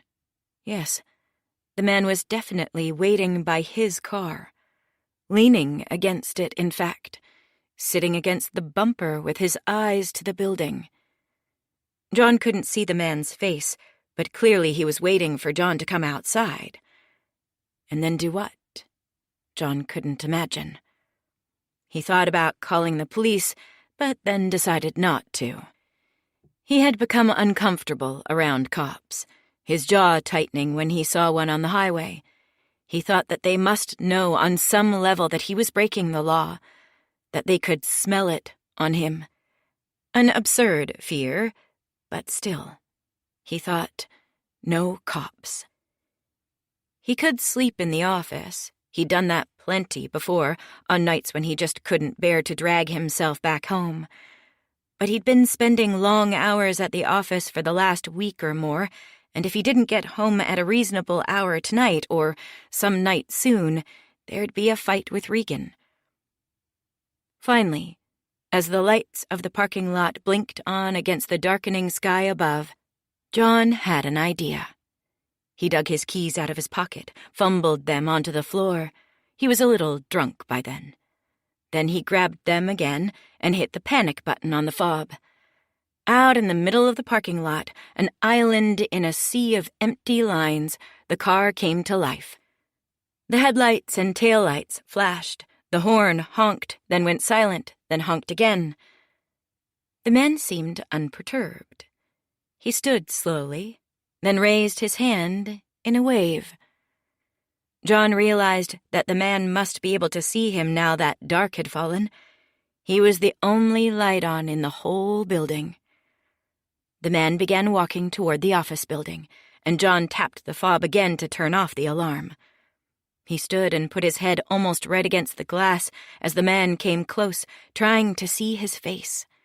Was it one of Scoville's men? But the man disappeared into shadow just as he passed under the window. Now John couldn't see him. He was at the entrance, which was locked this time of evening. A few seconds later, John heard the entrance door rattling loudly, and then a voice that sounded familiar. John's blood chilled as he realized what the man was shouting. Casey? Casey? I know you're in there, Casey. John left his office and crept into the hallway slowly, feeling a horror movie sensation, fingers on the back of the neck, a fear of every corner and shadow. But there was no jump scare until he got to the main floor and saw the face through the glass. The man waved again, and John, absurdly, waved back.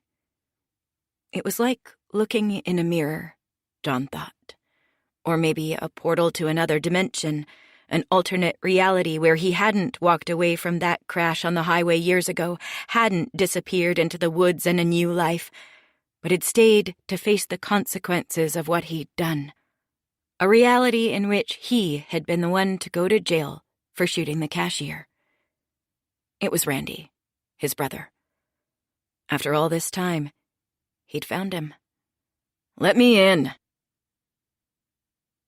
Now Randy was stalking around the office, putting his hands on everything, touching Tamara's reception desk, her computer screen and keyboard, testing the furniture in the waiting area, running his fingers on the upholstery. Inside John's office, he tapped his fingers on the top of the upturned glasses and the stopper of the crystal decanter, then crossed the room and knocked on the desktop with his knuckles. It was as though he was testing everything to see if it was real and not hollow. As though, having spent years in jail, he now needed to explore the outside world with his hands and make sure it was all still solid. When did you get out? A few months ago, Randy said. Parole. They're lighter on second-degree murder. My lawyer decided to go with a defense of, I didn't mean to kill the guy, the gun just went off. It wasn't too far from what had really happened, John reflected. He could have gotten the same light sentence, but jail time was jail time, and he was still glad he'd run. He wouldn't say this, though. He wasn't stupid. Since the long-last brother defense wouldn't fly, Randy said. Negotiating a lesser charge was the only thing we could do. I'm sorry about that, John said. I really am. I want you to know that. I never intended for this to happen to you. But you're not too sorry, are you? Not so sorry that you decided to help me, no. It was good for you that I went to jail for the guy you shot. Me going down for it meant that nobody looked too hard for you. Maybe John should have tried to deny that, but he didn't.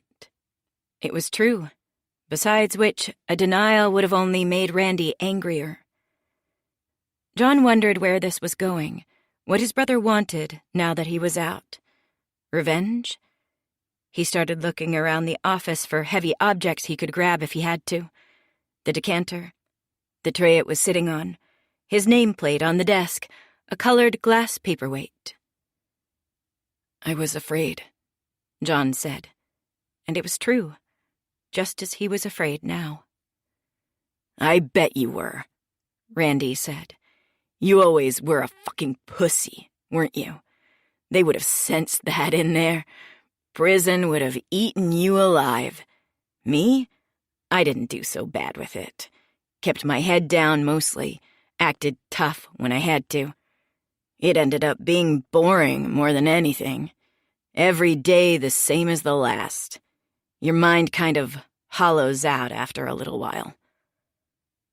It sounded horrible, but not that different from his own life, John thought.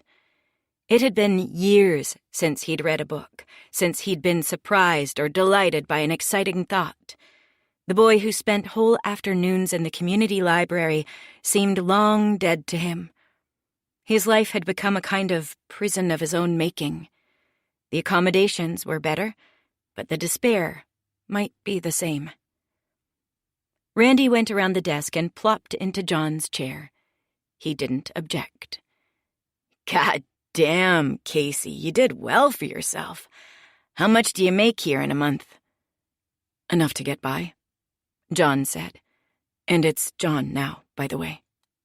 John, Randy said, then laughed. John Smith? Peters, John Peters. I know, I was just kidding, Randy said. I found your name on your website. You ever think about the fact that even when you get to pick who you are, you go with the lamest Joe Blow kind of name? Like you're choosing to be a shitty nobody. What do you want, Randy? John asked. Randy shrugged. I don't know. Maybe just to see the brother who sent me to jail for 15 fucking years. I didn't really have a plan after that. John crossed the room and poured himself another drink. He kept his hand on the bottle even after he'd poured. His back was to Randy, but he was listening for any movement, any rustling as Randy came up out of the chair. Maybe I wanted to hurt you. That right? John asked. Yeah, that's right. I thought about it plenty of times on the inside. Thought about what I'd do to you once I caught up with you. And now that you're here? Now that I'm here, I want something else. John's body eased. His hand came off the decanter. He turned around. What? I'm thinking money, Randy said. You made a nice life for yourself while I was in prison. The way I look at it, you were able to do all this because I took your rap for you. So you owe me. Call it a dividend. John nodded. That's fair, he said. How much are you thinking? Oh, I don't know, Randy said. How does $1 million sound? John's teeth clenched to hear the number, but he didn't argue. It'll take me some time to pull that much together. His mind was already going, thinking about which accounts he'd have to unlock, assets he'd have to unload, money he'd have to move around. How to do it without raising any attention from Scoville or the feds or his wife. The savings and money market accounts didn't have enough money, and John couldn't touch those without Regan noticing. The retirement accounts had more, but drawing from those would bring large tax bills and questions from the IRS. He couldn't touch the business's money without Scoville finding out. I'll give you a month to figure it out, Randy said. 1 month. Then I start talking about everything I know. Chapter 32. The next morning, John was considering the problem of where to get Randy's money when Tamara knocked on his door and came walking in. "What is it?" he asked. "We have to talk," Tamara said. It's something bad." John waved her in with a kind of resignation. Everything was bad. More bad barely registered. Tamara sat. "Before I tell you what I'm going to tell you," she said, "you have to promise not to tell Scoville. He'll kill me. I'm serious about this, John. I'm telling you because you have a right to know, to make plans for yourself, but I really shouldn't tell you. I shouldn't even be talking to you. What is it? John asked, his panic rising. Tell me. I got picked up last weekend. Picked up? Yeah, Tamara said. By the police, on a drug thing. John's stomach dropped. Tamara, no. I was selling just some pills at a club I was at. It was entrapment. This lady asked me if I had anything extra she could buy off me, but she must have been undercover because before I knew it, I had cuffs on my wrists and I was in a cop car headed to the station. And I'm cutting a deal, John, she said. The Ponzi scheme, the money laundering, all of it. I can't do this anymore. I have to stay out of jail. I have to get clean. John's head was in his hands. He stared at a spot on the desktop, a knot in the oak. The world felt as though it was shrinking down to nothing around him, his whole future seeming to narrow to a point no bigger than that would not. Reality was closing in fast. You're ruining me, John said. My life is over. I'm telling you to warn you, Tamara said, so you can make a plan for yourself. Maybe you can cooperate, too. Scoville's the one they want. He's bigger than you are. If you can give them anything on him, they might give you immunity. John blinked, kept staring at that knot. He shook his head to himself. Immunity might be an option for Tamara, not for him. He was in too deep, with too many other crimes that could come to light in the course of an investigation. The fake identities, the cashier he shot dead, a crime he'd let his brother go to jail for. No matter what he did, how much he cooperated with the authorities, he'd never walk free. Or you could run, Tamara said. Running. Yes, that was better. He'd done it before, and he could do it again. Go somewhere, lay low, regroup, start over. He'd have to leave Regan and the kids behind, but maybe he could find a way to send them money from wherever he ended up, or take them with him somehow. He just needed time to figure it all out. How long do I have? I don't know, Tamara said. Maybe a month, maybe less. I've only just started working with them. I've got to bring them things, financial records, evidence, recordings. I don't know what yet. They told me to just go in today, pretend everything is fine, await instructions. Stall them, John said. How? I don't know. Tell them you can't get at the records. Tell them I'm watching too closely, that I've destroyed things, moved files, whatever. I just need time. I need that month. Please. Okay, Tamara said. But I have to give them something eventually or I'll go to jail. And I can't stall them forever. The paper trail is there. It's discoverable. They'll find what they're looking for eventually, and then they'll arrest you. Just a month, John said. That's all I need. The month that followed was one of frantic, panicked activity for John. The first thing he did was switch all their personal accounts to be in Regan's name alone, to make it harder for the feds to seize the money. There was $250,000 in a series of savings and money market accounts, then a few million in retirement accounts, each one now in Regan's name after he'd had her sign some papers. A nice cushion to keep her and the kids afloat after he got arrested or went on the run.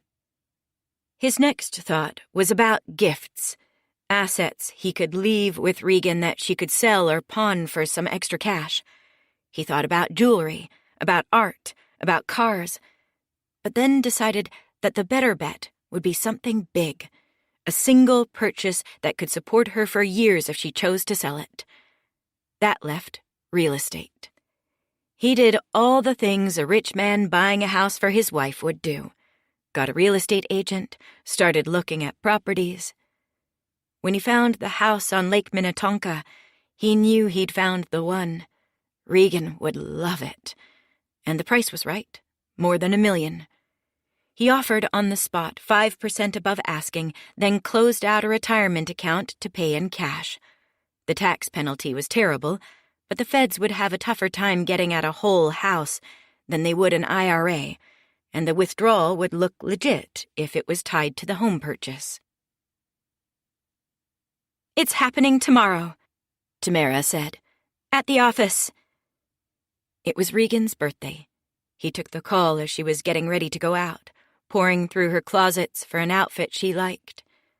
"Thank you," John said, and then hung up. It was happening earlier than he'd have liked, but he thought he could make it work. He had a plan, and he needed to stick to it. "Who is that?" Regan said from the top of the stairs coming down.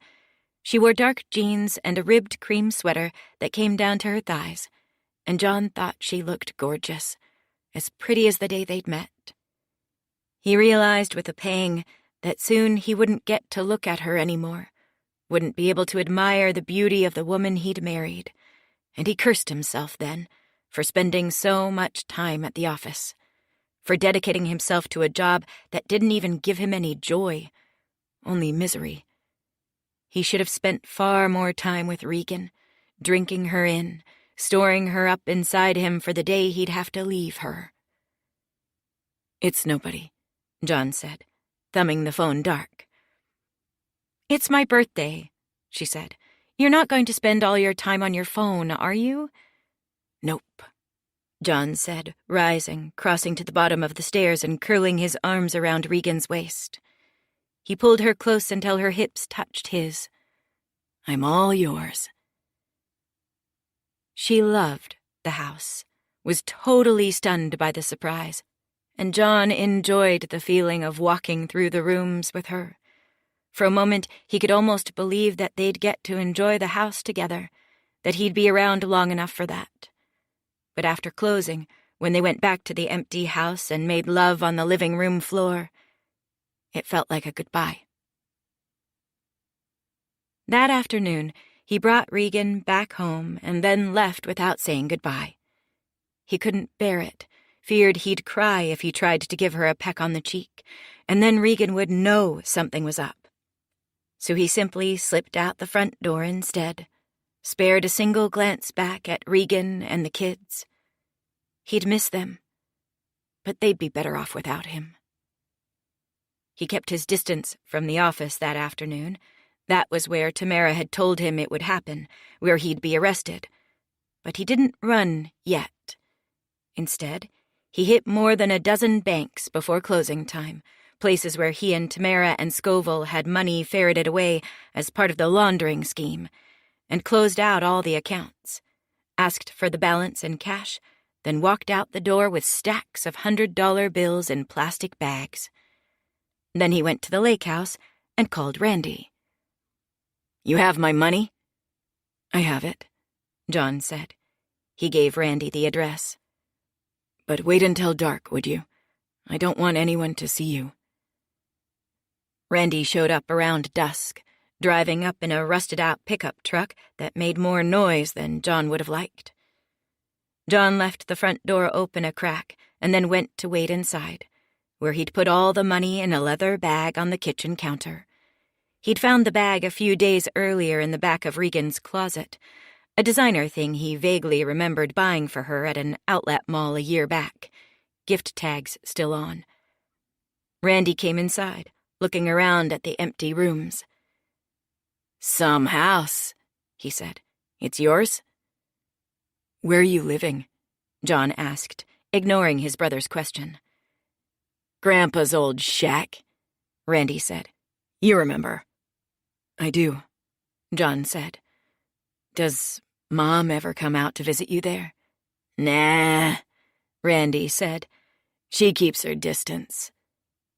"I see," John said. Randy's eyes fell on the leather bag. "That's it. Looks like a lady's bag. This where you keep your tampons?" He bellowed a laugh. John's jaw bulged. Randy hadn't changed a bit. "Why don't you look inside?" he suggested, and Randy stepped toward the island, pulled on the zipper. "So, that's what $1 million looks like, huh?" "I guess so," John said. "It's all there? Should I count it?" John shrugged. "If you really want to. 100 stacks of 100 hundreds. Pretty easy math." "I'll take your word for it." Randy pulled the zipper closed, lifted the bag by both straps, heaved it off the island. "That's it?" "That's it," John said. "Well," Randy said, "good doing business with you then. See you never." He turned and walked back toward the front door, and that's when John began to move. He reached with smooth, unshaking hands toward a drawer, slid it open, then grabbed at the object he'd hidden inside. A crumbling red brick he'd found outside the front door. He gripped it in one hand, the chipped edges cutting against his fingers, the flat of it pressed against his palm, and walked calmly to the entrance behind Randy. He'd taken off his shoes so his footfalls would be quiet on the tile, so his brother wouldn't turn and see him coming up behind. Randy was just at the door, putting his hand on the knob, when John caught up with him and swung the brick round, feeling the pleasing momentum of its arc pulling on his arm. He landed a blow on the back of Randy's head, felt the skull cave beneath the force. Randy fell to the floor. Blood pooled on the tile, ran through the grooves of it like water filling a dry riverbed. What surprised John was how calm he felt, how little what he'd done upset him. He was reminded of how it had felt to shoot the cashier, the out-of-bodiness of the whole thing. Standing there, he could almost convince himself that it had not been him who'd done what he'd done, but someone else, and he'd just happened to walk in on the aftermath. He took off Randy's clothes, moving his dead limbs and rolling him over to work him out of his shirt, his pants. Then he took off his clothes and put on Randy's, put his on his brother's corpse, along with his wallet and his driver's license and credit cards. It was dark by the time he pulled the body to the water's edge, the heels dragging along the grass and dirt as he pulled it by the armpits. His legs and arms were exhausted by the time he heaved Randy into the boat, but he still had to row to the middle of the bay. Randy was propped up in the bow, and the waves jostled his body so that he looked like he might still be alive and watching John through the darkness. Chilled by the black hulk of his brother in the dark, John moved quickly once he got to deep water, heaving the cinder block into the water. The rope attached to the cinder block unreeled from the bottom of the boat, then tugged Randy's body to the edge. John had tied the rope around his chest. The boat rocked, almost capsized when the corpse caught on the edge, but with a panicked heave, John was able to push it free. There was a splash. Then the water swallowed Randy, and then, finally, he was gone. John rowed back to the shore, left the boat at the dock, ran up the grass to the driveway. He left the money in the trunk of his car in the garage. Regan would find it first, he hoped. Then he got in Randy's truck, started it, and roared away. He drove north, back to the cabin, the place where this story had begun. He arrived late, after midnight, and slept in a chair, the same tattered lazy boy that had been there when he was a kid. In the morning, he thought about going farther, driving up to Canada, then disappearing. But he stayed where he was, paced the floor, and wondered why he wasn't running. What it was that was keeping him in that place. Soon enough, he realized. He was waiting. Waiting for Regan. Waiting for his wife to come and find him. Part 3. Chapter 33. "You're a fucking asshole," Regan said. "Huh?" "I said you're an asshole." John blinked at her. He'd been talking for a while, forever, it seemed. Not that Regan had let him tell his story without interruption. In fact, It had turned out less like a story and more like a long, epic marital argument, curving, winding, spinning off into tangents and eddies as Regan disputed parts of his memory of things, insisted that it had happened differently. For instance, she argued for almost a half hour that John had been the one who was turned on by the cons, not her. And on the night of his quasi-confession, she insisted that she'd been the one to have just finished feeding Philip, not him. Still, his story had gotten told, for the most part. Now he felt as though he was climbing out of a dream, still half embedded in the accounting he was giving of himself, and he experienced her pronouncement as a kind of rupture, something so out of context as to be almost incomprehensible. Asshole. Fucking asshole. For a few seconds he sputtered, unable to summon a response, and into his silence Regan poured more words. "You think that story is going to make me feel sorry for you?" John opened his mouth for a rejoinder, but then stopped when he realized that had been exactly his purpose.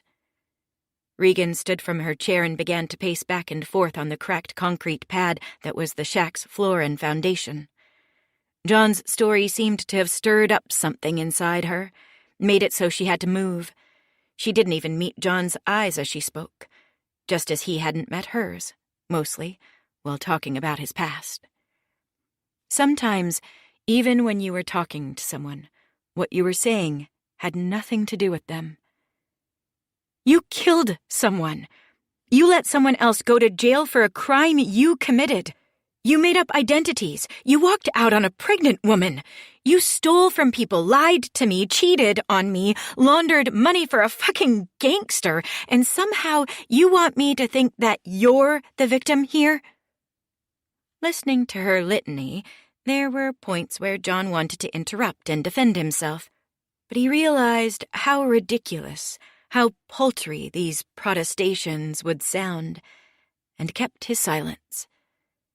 "Then you walked out on me," Regan said. "You walked out on us, on our family, our marriage, our kids. When it fell apart, you ran, like a coward. You ran instead of staying to face what you'd done. You left me to pick up the pieces. You know how terrifying the last few days have been? Scoville, your gangster friend, he found us, John. He texted me a picture of you fucking your little drug addict girlfriend. You have any idea how that feels? To get a picture on your phone of your spouse having sex with another person?" "I don't," John said, his voice gone small. "It must have been horrible." Regan didn't seem to hear him. "I thought he was going to kill us. He actually did kill Tamara, you know that? And I was the one who had to walk in on her. I was the one who found the dead body of the woman who fucked my husband." She let out a kind of desperate laugh at the absurdity of it all. She was breathing too fast, practically hyperventilating, and under different circumstances, John might have jumped up and grabbed her hands, tried to calm her down. But he didn't think she'd take very kindly to being touched by him right now. She stopped pacing, drew both hands up to her forehead in a kind of panicked, jerky movement, then let them slide over the top and down the back of her head, smoothing down her hair. Then the hands coming down moved again, one to cover her mouth, one to grip the opposite elbow, and suddenly she was crying. Silent, but her shoulders quaking, tears positively squirting out of her shut eyes. John felt like shit. Worse than shit. There was a special place in hell for men who made their wives cry, and he was in it. "You're just," Regan began. "You're a bad person, a bad husband, a bad father. I can't believe I didn't see it before. I can't believe I married." She trailed off, let her arms fall, gestured toward him. "This." John was still sitting, planted in the same tattered, mouse-chewed recliner that had been there since the day 2 decades ago that he went looking for Randy. He felt as though he was being held in place there by a giant weight, pinned down by an invisible hand on his breastbone, a criminal in the dock, forced to hear his sentence. "I didn't want it to be this way," John said. His voice came out thick, and he was surprised to find that he, too, was crying, tears stinging at the edges of his eyes, his wife going blurry in front of him. "I tried to be good. All I wanted was to be what the world wanted me to be, what you wanted me to be. I wanted to be someone, I guess. Someone worthwhile. Someone you'd be proud to be with." The tears were coming too thick for John to see Regan's expression, but her blurry form merely stood on the floor in front of him, not moving, not saying anything. "I know that probably sounds stupid to you, the way it all ended up," John said, looking off to the side. "But it's true. All I ever wanted was to be someone who someone like you could love. And I figured you wouldn't want anything to do with me if you knew about this." He lifted an arm and twirled a finger in the air, indicating everything about the squalid shack. The uncovered pipes, the rat droppings in the corner, the unraveling braided rug, the bucket catching a leak in the roof when it rained, the mouse-gnawed boxes of food, the rusty back door hanging off its hinges. This was the core truth of his life. The shameful truth. Poverty, squalor, desperation. He was not John, but Casey. A scared boy with no future. A criminal. A coward. A human dead end.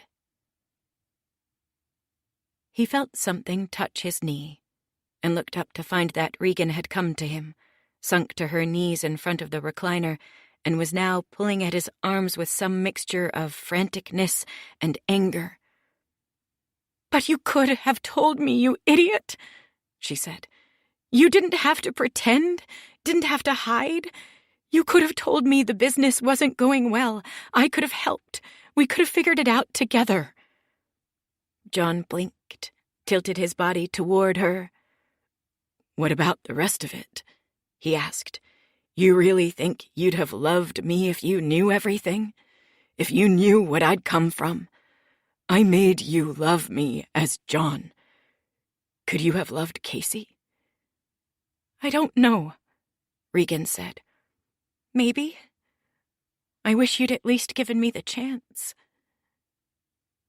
Somehow, her hand had found its way into his. Their fingers fumbled together, then clasped, and Regan gave his hand a squeeze. The pressure of it was something he felt all the way up his arm and into his chest, deeper than that even, all the way to the core of him. It felt to him like a possibility, the possibility that he might still be worthy of being loved by Regan, that there was still something inside him, a small something perhaps, but something that was worthy and valuable and good. "God," John said. "I've really fucked everything up, haven't I?"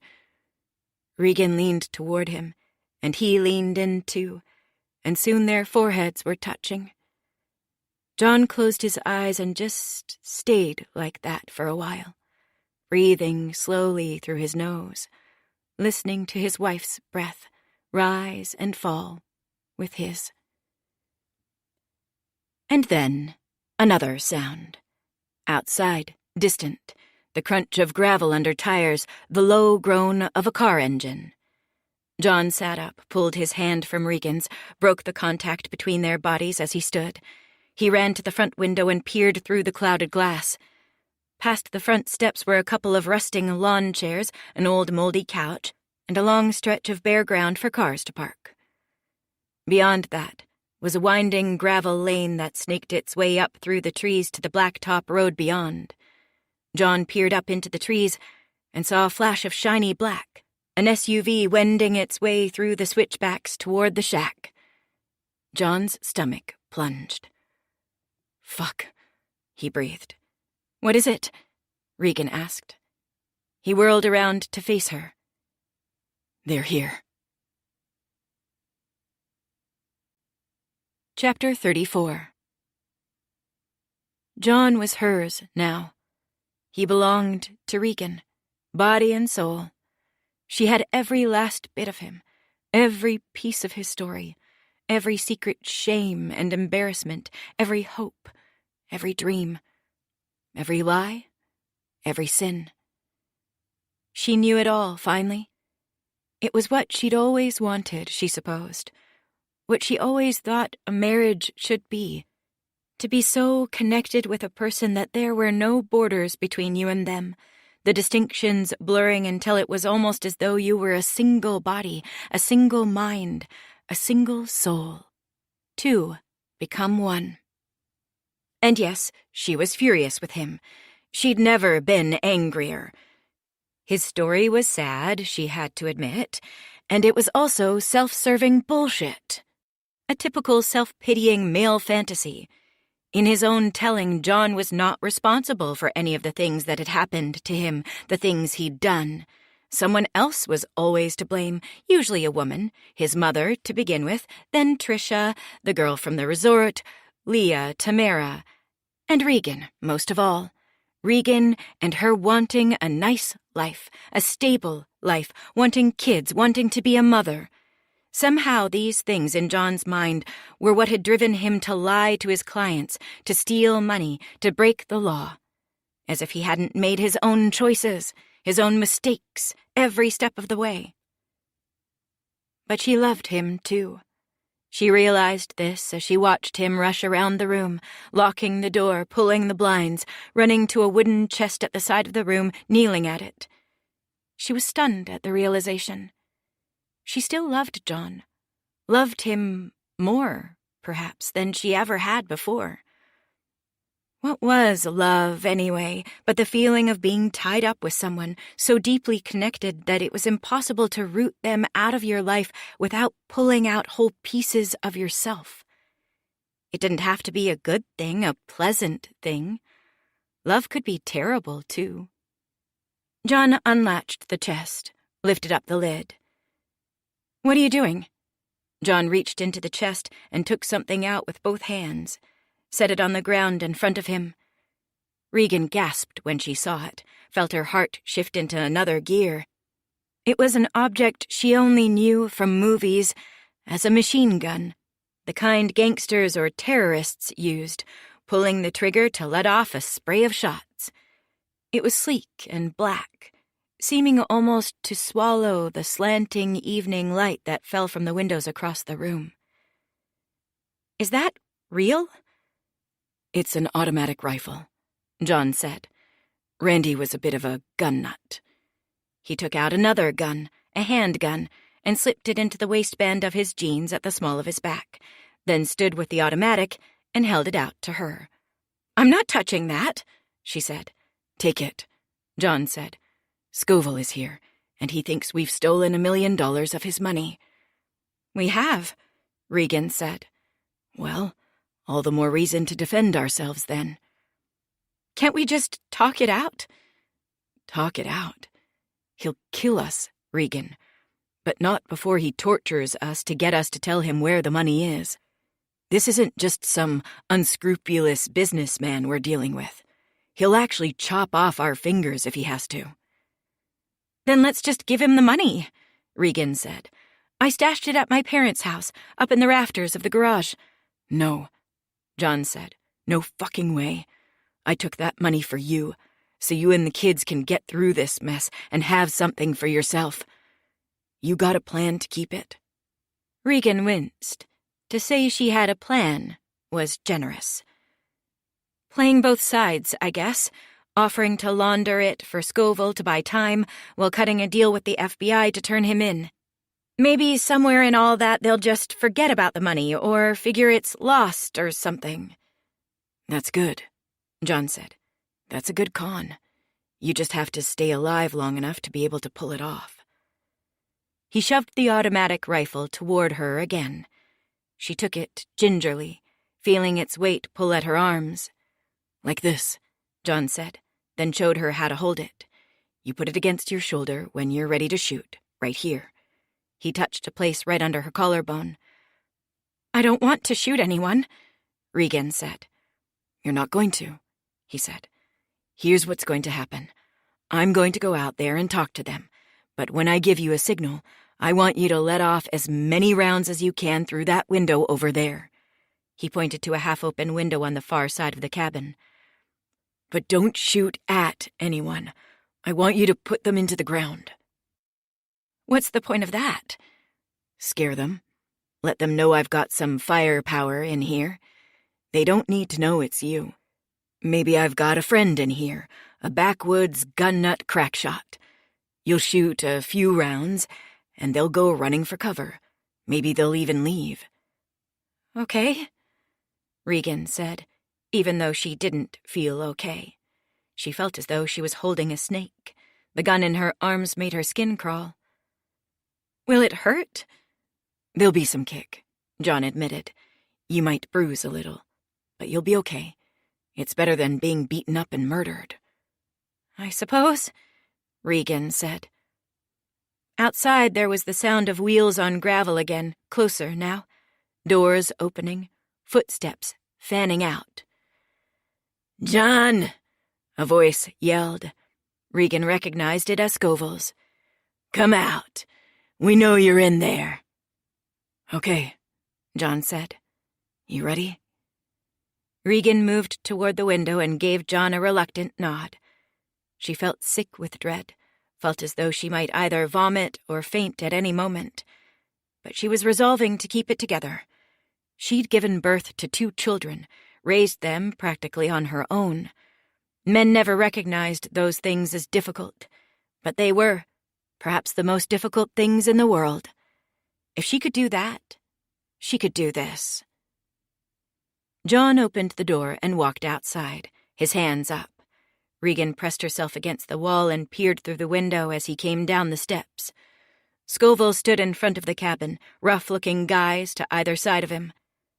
They had nondescript faces, but Regan thought she recognized them as the men who'd been keeping an eye on her at Minnehaha Park, the ones Scoville had threateningly pointed out to her.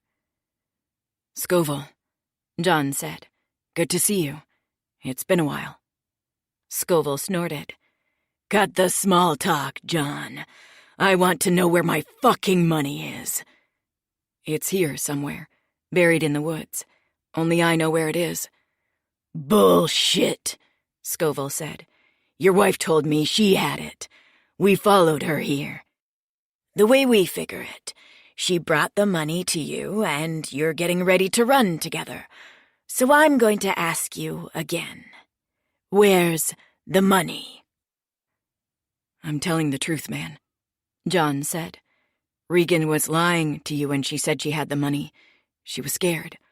I had it the whole time. I'm telling you, it's buried somewhere on this property."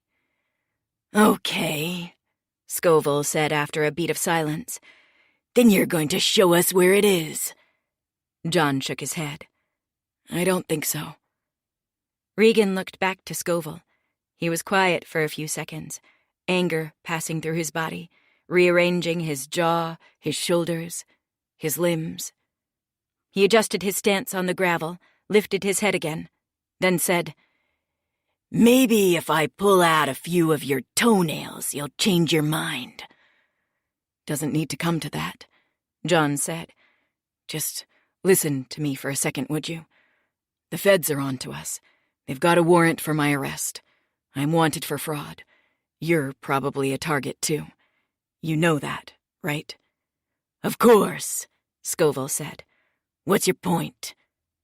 "My point is that you've got bigger problems than $1 million. If the feds get me, they get the business. They get everything I know, and they get you. But if I get away, they've got nothing on you. Think of the money as severance, okay? You pay me to go away. The feds will never find me." Scoville put his head down. He seemed to be thinking it over. For a moment, Regan thought that might be the end of it. He'd accept John's terms and leave. But then he raised his eyes again, and there was a new hardness there. No, Scoville said. Fuck no. We're doing this my way. You stole money from me, and you gotta pay for that. Only choice you make is whether I let you die fast or take it slow. I was afraid you'd look at it that way, John said.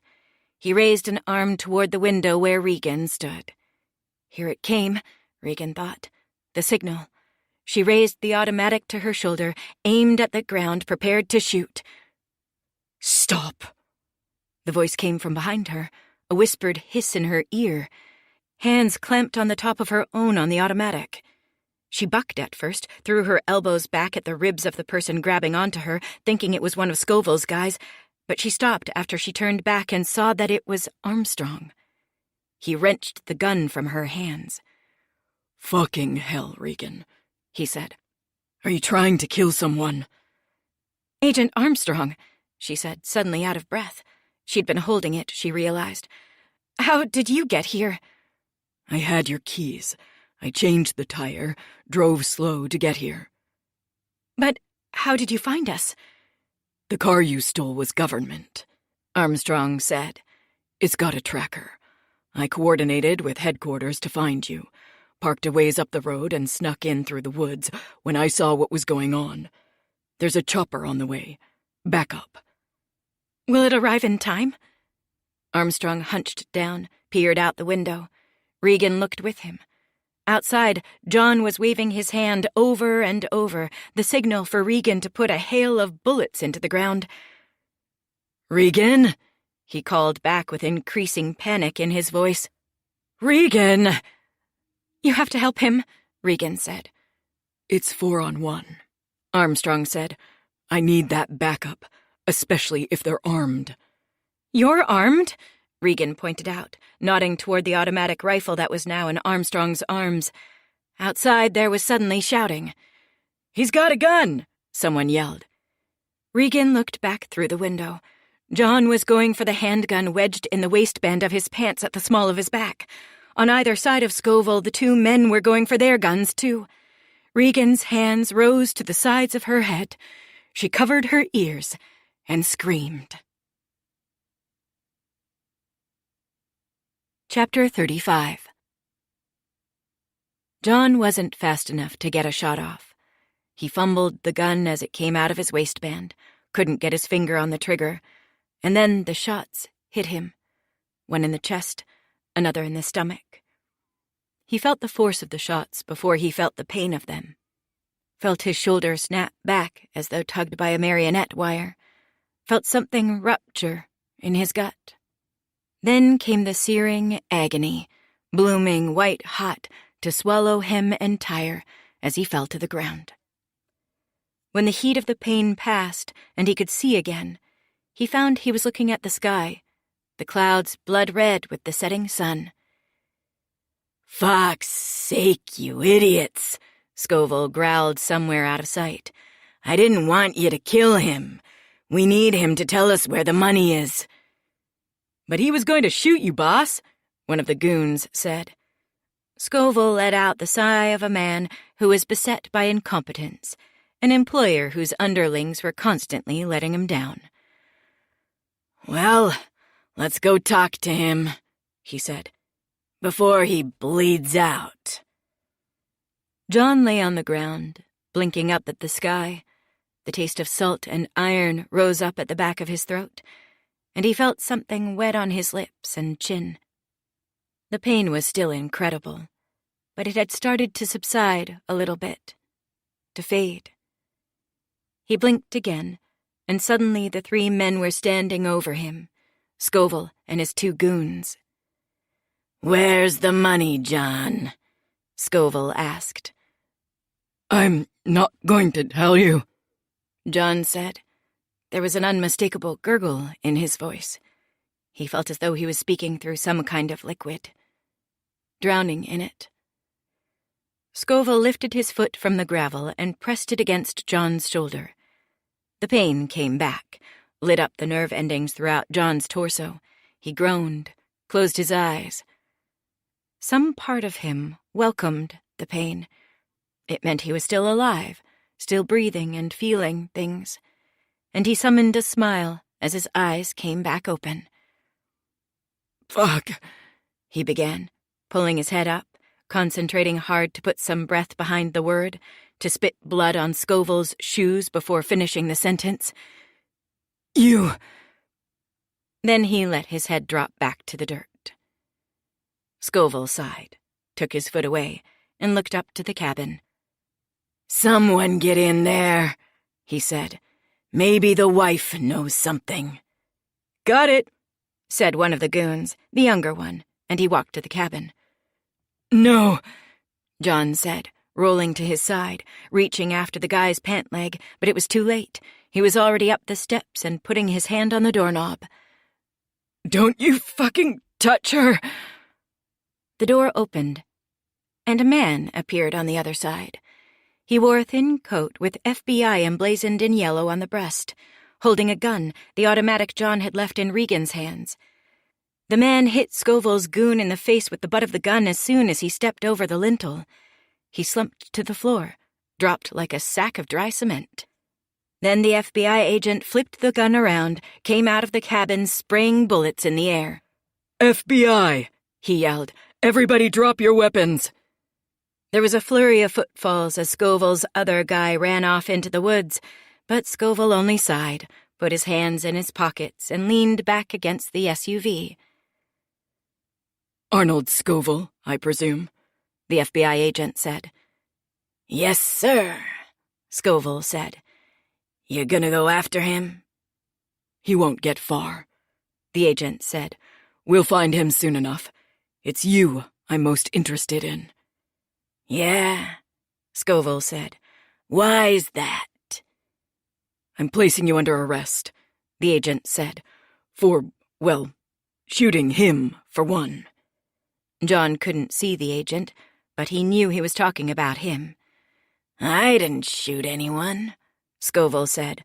"I was just along for the ride. I had no idea what my associates were planning to do. If I had, I would have tried to stop them." "Right," the agent said. "We'll see about that. You stay where you are." "Oh, you don't have to worry about me," Scoville said. "I'm not much of a runner. My knees." There were footsteps, and then the FBI agent's face appeared above John's head. "There's an ambulance on the way," he said. "And just in case there was any doubt, you're under arrest too." It wouldn't matter, John knew. They were too far out for help to get there in time. "I hid the money," John said, struggling to speak through the blood filling his mouth, gagging him. "You'll never find it." "What money?" the agent asked.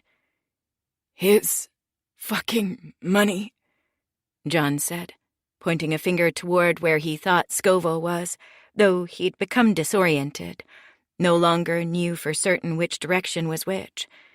He'd begun to feel a drunken kind of sensation, the world spinning around his head. "My wife had nothing to do with it, with any of it. You remember that?" "Okay," the agent said. "Whatever. Just don't talk anymore, okay?" John saw Regan's face next, saw it floating in his line of vision, and at first he thought he was hallucinating, until he remembered she was there. She was with him. It was really her. "My wife?" he said, absurdly. He felt a stab of pain in his shoulder once more, dimmer now. "Hold it tight," the FBI agent said. "And don't let up until the paramedics get here." He looked down and saw Regan's hand against his chest, holding a cloth there, trying to slow the bleeding. He smiled, trying to meet her eyes, but she was focused on the wound, her face pale, as though she was the one losing blood. Regan was always so good to him, even now, after everything that had happened. So good. Regan, he said. The kids. You have to tell them. He coughed, gagged, then swallowed down the blood pooling in his mouth and forced himself to go on. You have to tell them. I love them. They have to know. Regan nodded. They'll know. I'll make sure of it. And you, he began, but Regan cut him off. No, she said. Just don't. It can wait. It can't, John insisted. I need to say this. Fine. What? With you, John said. The person I was with you. That was the best version of me. John realized as he said it how pathetic it sounded. What a terrible self-judgment it was. The man he'd been with Regan had still been pretty bad. But it was also true. He loved Regan, and he also loved who he'd been with Regan. The man he'd sometimes become, at his best, for her. Okay, Regan said, brushing her free hand lightly across his forehead, cupping his cheek. Quiet now. Help is on the way. Just lie back. There came a sound from above, a thwomp, thwomp, thwomp, that John recognized as the rotor blades of a helicopter slashing at the sky. The rhythmic pulse of it grew louder, even as John's heartbeat grew softer, more faint, as he himself began to fade. Just a little bit longer now, Regan whispered to him. You're going to be okay. Yes, John said. Of course I will. It was a lie, he knew. The last lie he'd ever tell her. He was feeling thinned out, woozy and light, and he knew it wouldn't be too much longer now. It was okay, though. If this really was the end, the last thing he saw might as well be his wife. His beautiful wife. The woman who'd made him believe, briefly, that he could be good. Epilogue. It was a simple storefront, red brick with tall square windows and a sign designed in sleek, modern lettering hanging above the door. The name Regan had given her business was Abide, all lowercase, and underneath the name were 3 more words vaguely detailing what the establishment offered: design, furnishings, provisions. Parked across the street, Armstrong squinted to see past the glare on the glass. It didn't look to him like there were any customers inside. It was still early, not even 10, but he could see Regan, sitting at a computer, the light of a huge Mac screen shining on her glasses. He'd never seen her wearing glasses before. She looked nice in them. Pretty. "What are we doing here?" Torres asked. She sat in the passenger's seat. Technically, they weren't supposed to be here. They were on their way to a new investigation, a non-profit embezzlement case with some interstate implications. But Armstrong had argued for the detour. "I don't know," Armstrong said. "I guess I just wanted to see it." The case was long over by now. It had been more than a year since that day outside the clapboard cabin up north. A year since John Peters had died of multiple gunshot wounds, and Arnold Scoville had been arrested on a host of charges ranging from fraud to racketeering to murder. Armstrong no longer had any reason to speak to Regan, no official reason at least. And yet something had stuck with him about the case, about Regan, if he was honest with himself. He'd read every newspaper article that mentioned her name, watched every TV story where she appeared on camera. Online, he'd tracked the progress of her business from coming soon social media pages and websites to full operation on a corner of Minneapolis's East Lake Street. But he'd never stepped inside the shop, never seen it with his own eyes. "Why do you care so much?" Torres asked now. "I don't know," he said. "Doesn't it bug you a little?" Torres was silent, and when he looked at her, there was a little smile on her face. He smiled back. Working together for as long as they had, they now knew each other almost as well as married couples did. Torres knew when he wasn't really asking her a question, not even looking for her opinion, only looking for an excuse to tell her what he thought. "It bugs you," Torres said. "So out with it already."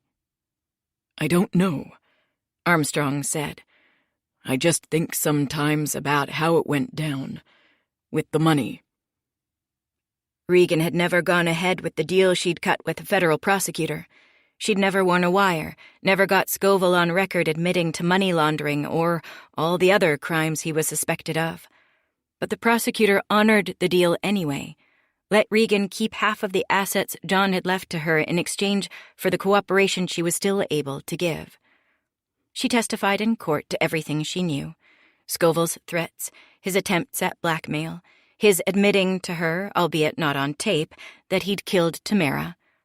And then, of course, the scene in the woods, Scoville dispatching his men to shoot her husband dead. It couldn't have worked out any better for her, Armstrong thought.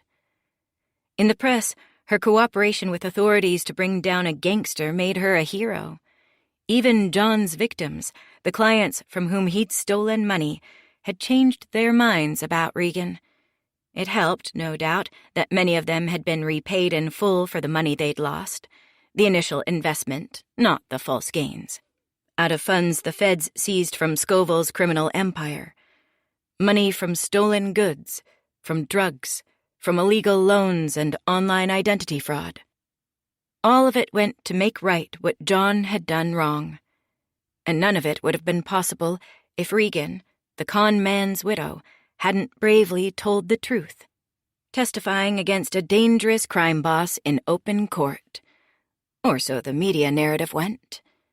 A redemption story. Armstrong, meanwhile, couldn't shake the sense that he'd been played, that there'd been a deeper con going on all along, and that Regan was the one who'd pulled it off. "She lied to us," Torres said. "She lied to us plenty. But she cooperated, too, in the end. I don't know. You never tie up all the loose ends from a case. There's always something left, something that'll bother you if you think about it too much. The key is not to." "I know," Armstrong said. "I can't help it." "That's because you like her," Torres said. "No," Armstrong said. Then he let his gaze drift back across the street, back to Regan sitting at her computer, studying something there, a look of deep concentration on her face, and he reconsidered. "Maybe." "So, what do you want to do about it?"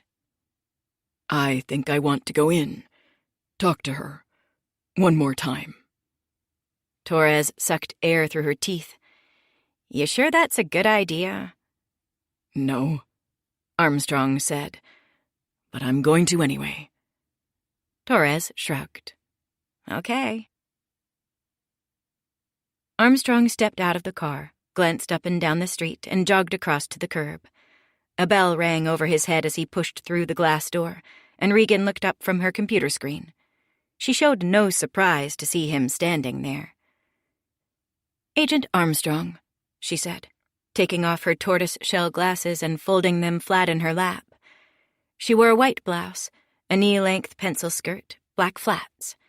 Under her swivel chair, her legs were crossed at the ankle, her smooth calves folded demurely together. "How nice to see you." "Is it?" Armstrong asked, his voice coming out angrier than he'd intended. Regan blinked at him. "It is," I always enjoyed seeing you, even when you were investigating John. It was a bad time, but you made it easier for me, as much as you were able to." Armstrong felt a flush of shame, but he couldn't locate its source. Was he embarrassed to have come in with so much hostility toward Regan, or to remember his foolish deference toward her during the investigation? Either way, he felt lightly chastened, and he didn't know what to say next. "What are you doing here?" Regan asked, standing. Armstrong swallowed down a lump in his throat. What was he doing here? It seemed so clear to him in the car, but now that he was inside, the sight of Regan had wiped all the thoughts from his head. He glanced around the room as though looking there for some refuge. What he saw looked more like an IKEA showroom than a design studio. Couches and side tables, vases and lamps and framed art. On the far wall, opposite Regan's desk at the entrance, there was even a coffee counter with a shiny espresso machine, wrapped sandwiches, desserts under glass. "Just wanted to see how you were getting along," Armstrong said, then brought his gaze back to her. She cocked her head to the side and smiled through squinting eyes. "That's sweet of you. I'm fine, trying to juggle the kids and getting a business off the ground, as you can see." Regan gestured toward a tucked-away corner behind her desk, and Armstrong rose up on the balls of his feet, craned his neck, and saw her 2 children, the boy and the girl. What were their names again? On the floor amid a scattering of toys. They were paused in their play, looking up at him with something like fear in their eyes. "Oh," Armstrong said, surprised. "Your kids are here." "They're in daycare most days," Regan said, "but it's closed today for some reason. Something about staff training. I bring them in sometimes when I can't find anyone to sit with them." "I get it," Armstrong said. "You don't have to apologize." "I wasn't," Regan said, her voice brittle. Armstrong cleared his throat. "It's the business I was most curious about, actually. It's an interior design business, isn't it? The same thing you wanted to do for the federal prosecutor." "That's right," Regan said. "But why all the furniture? The fancy coffee?" "Well, my interior design consultancy is the core of the business. It's where most of the money comes from. But I wanted there to be more to the business, too. Keeping the shop gives me a chance to show off my design sensibility to potential customers, to show them the kinds of furnishings I might put in their homes if they go with me. And the coffee, oh, I don't know. I just wanted people to feel comfortable being here." Armstrong made a show of looking around. "Not many people here now, though." "You should have seen it earlier," Regan said, her eyes bulging. "There's always a morning rush for coffee and pastries. Then things tend to quiet down until lunch. The weekends are when we get most of our initial consulting appointments and walk-ins looking at the home furnishings. The rest of the time I work on client projects. That's what I was doing when you walked in, actually. A nice couple down in Tangletown. They're getting an addition, a sunroom." "You mentioned consulting appointments," Armstrong said. "How much does that cost?"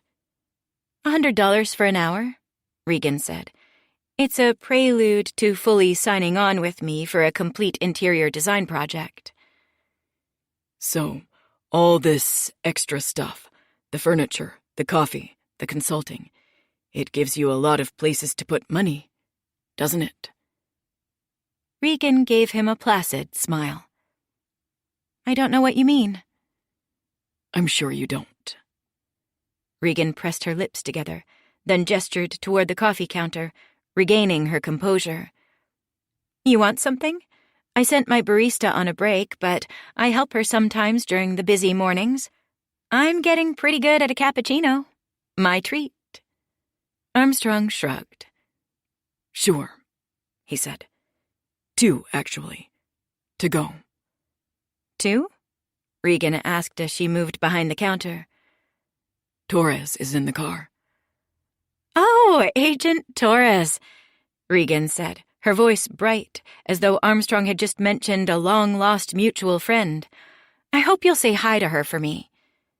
I will," Armstrong said, then put his hands in his pockets and watched Regan bustling around behind the counter, pouring the espresso shots, steaming the milk, setting out 2 white cardboard cups. "There's another thing I'm curious about," he said as she began to pour the espresso and the hot milk into the cups. "Okay?" "Out by that cabin, before your husband died. Remember?" Regan's face went cold. "I don't like to think about it, or to talk about it in front of." Her eyes darted past him, and he glanced back to see the kids still staring, not playing with their toys. Armstrong lowered his voice. "I'm sorry to bring it up, but I have to. Before John died, he said something about some money he stole from Scoville." Regan shook her head. "I really don't know anything about it." "Scoville said it was $1 million in cash." "Yes, that's what I heard."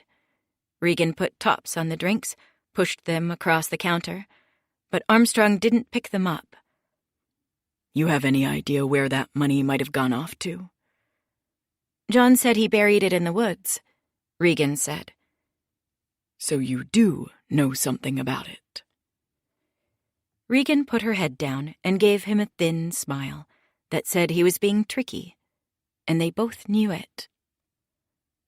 "I know what John said before he died." "And you think it's true?" She shrugged. "Someone must think it's true. I hear there are people searching those woods looking for it. Treasure hunters coming from all over. There was a story about it in the Star Tribune, wasn't there?" "So you have no idea where that money could be?" "None," she said. Armstrong studied her face for a long moment, looking for some hint of what? Guilt? Deceit? Armstrong didn't know. He reached down and took the coffees, then turned and walked back to the front door. "I'd love to see you back sometime," Regan said, following after him. "Maybe you could come in for a consulting appointment. Bring your girlfriend. Men don't always think about how to make spaces beautiful, but women do. It's important for a relationship. It makes a house a home." Armstrong turned back. "I don't have a girlfriend," he said. "I didn't know that," Regan said, cocking her head. "I'm surprised. A man like you should have a girlfriend." "A man like me," Armstrong said, then let it drop, gave a shrug. "It doesn't matter. I'm too busy with my job. It doesn't leave much time for relationships." "What a shame," Regan said. "You'd make a good catch. For someone. That's what I meant." A silence descended. A long, electric silence, full of possibility. There seemed to be an invitation in it. The moment called for a decision, and Armstrong made one. "Goodbye, Regan," he said, then turned and walked through the door before she had the chance to say anything back. At the car, Torres took her coffee from Armstrong's hand. "Thanks," she said. "You get what you need?" "No," he said. "Anything there we should be thinking about?" "No," he said again. "There's nothing." Torres considered that for a moment, then nodded. "All right." Armstrong gave one last glance at the shop. Regan stood at the window looking out. Above her head was that sign, and looking at it, Armstrong felt annoyed all over again. "Abide," he read, What the fuck does that even mean? A smile came to Torres's face. I think it's sort of a play on words. Abide like live in a place, a home, but also abide like be, maybe. Exist, persist. In a sort of, I don't know, a Zen sense. It's clever, if you think about it. I guess. Just let her have it, Armstrong, Torres said. It's not so easy, you know. What's that? Being a woman in this world. He still felt like arguing, but there wasn't anything he could say to that. Maybe she was right. Maybe he should just leave Regan alone. All right, he said. You win. We're going then? Armstrong nodded. We're going. He started the car and drove away. Regan stood at the front windows, arms crossed over her chest as she watched Armstrong walk to the car. He spoke for a few moments to someone in the passenger's seat, that must have been Torres, then pulled away from the curb and slid down Lake Street. Maybe she should have been worried. Maybe they were investigating her again. But she didn't think so. The way Armstrong had said goodbye had a finality to it. She'd never see him again. She felt almost sad to think about that. There was a time when she thought something could have happened between them, that if she'd ever choose to be with a man again, it could be a man like Armstrong. A silly thought, she realized.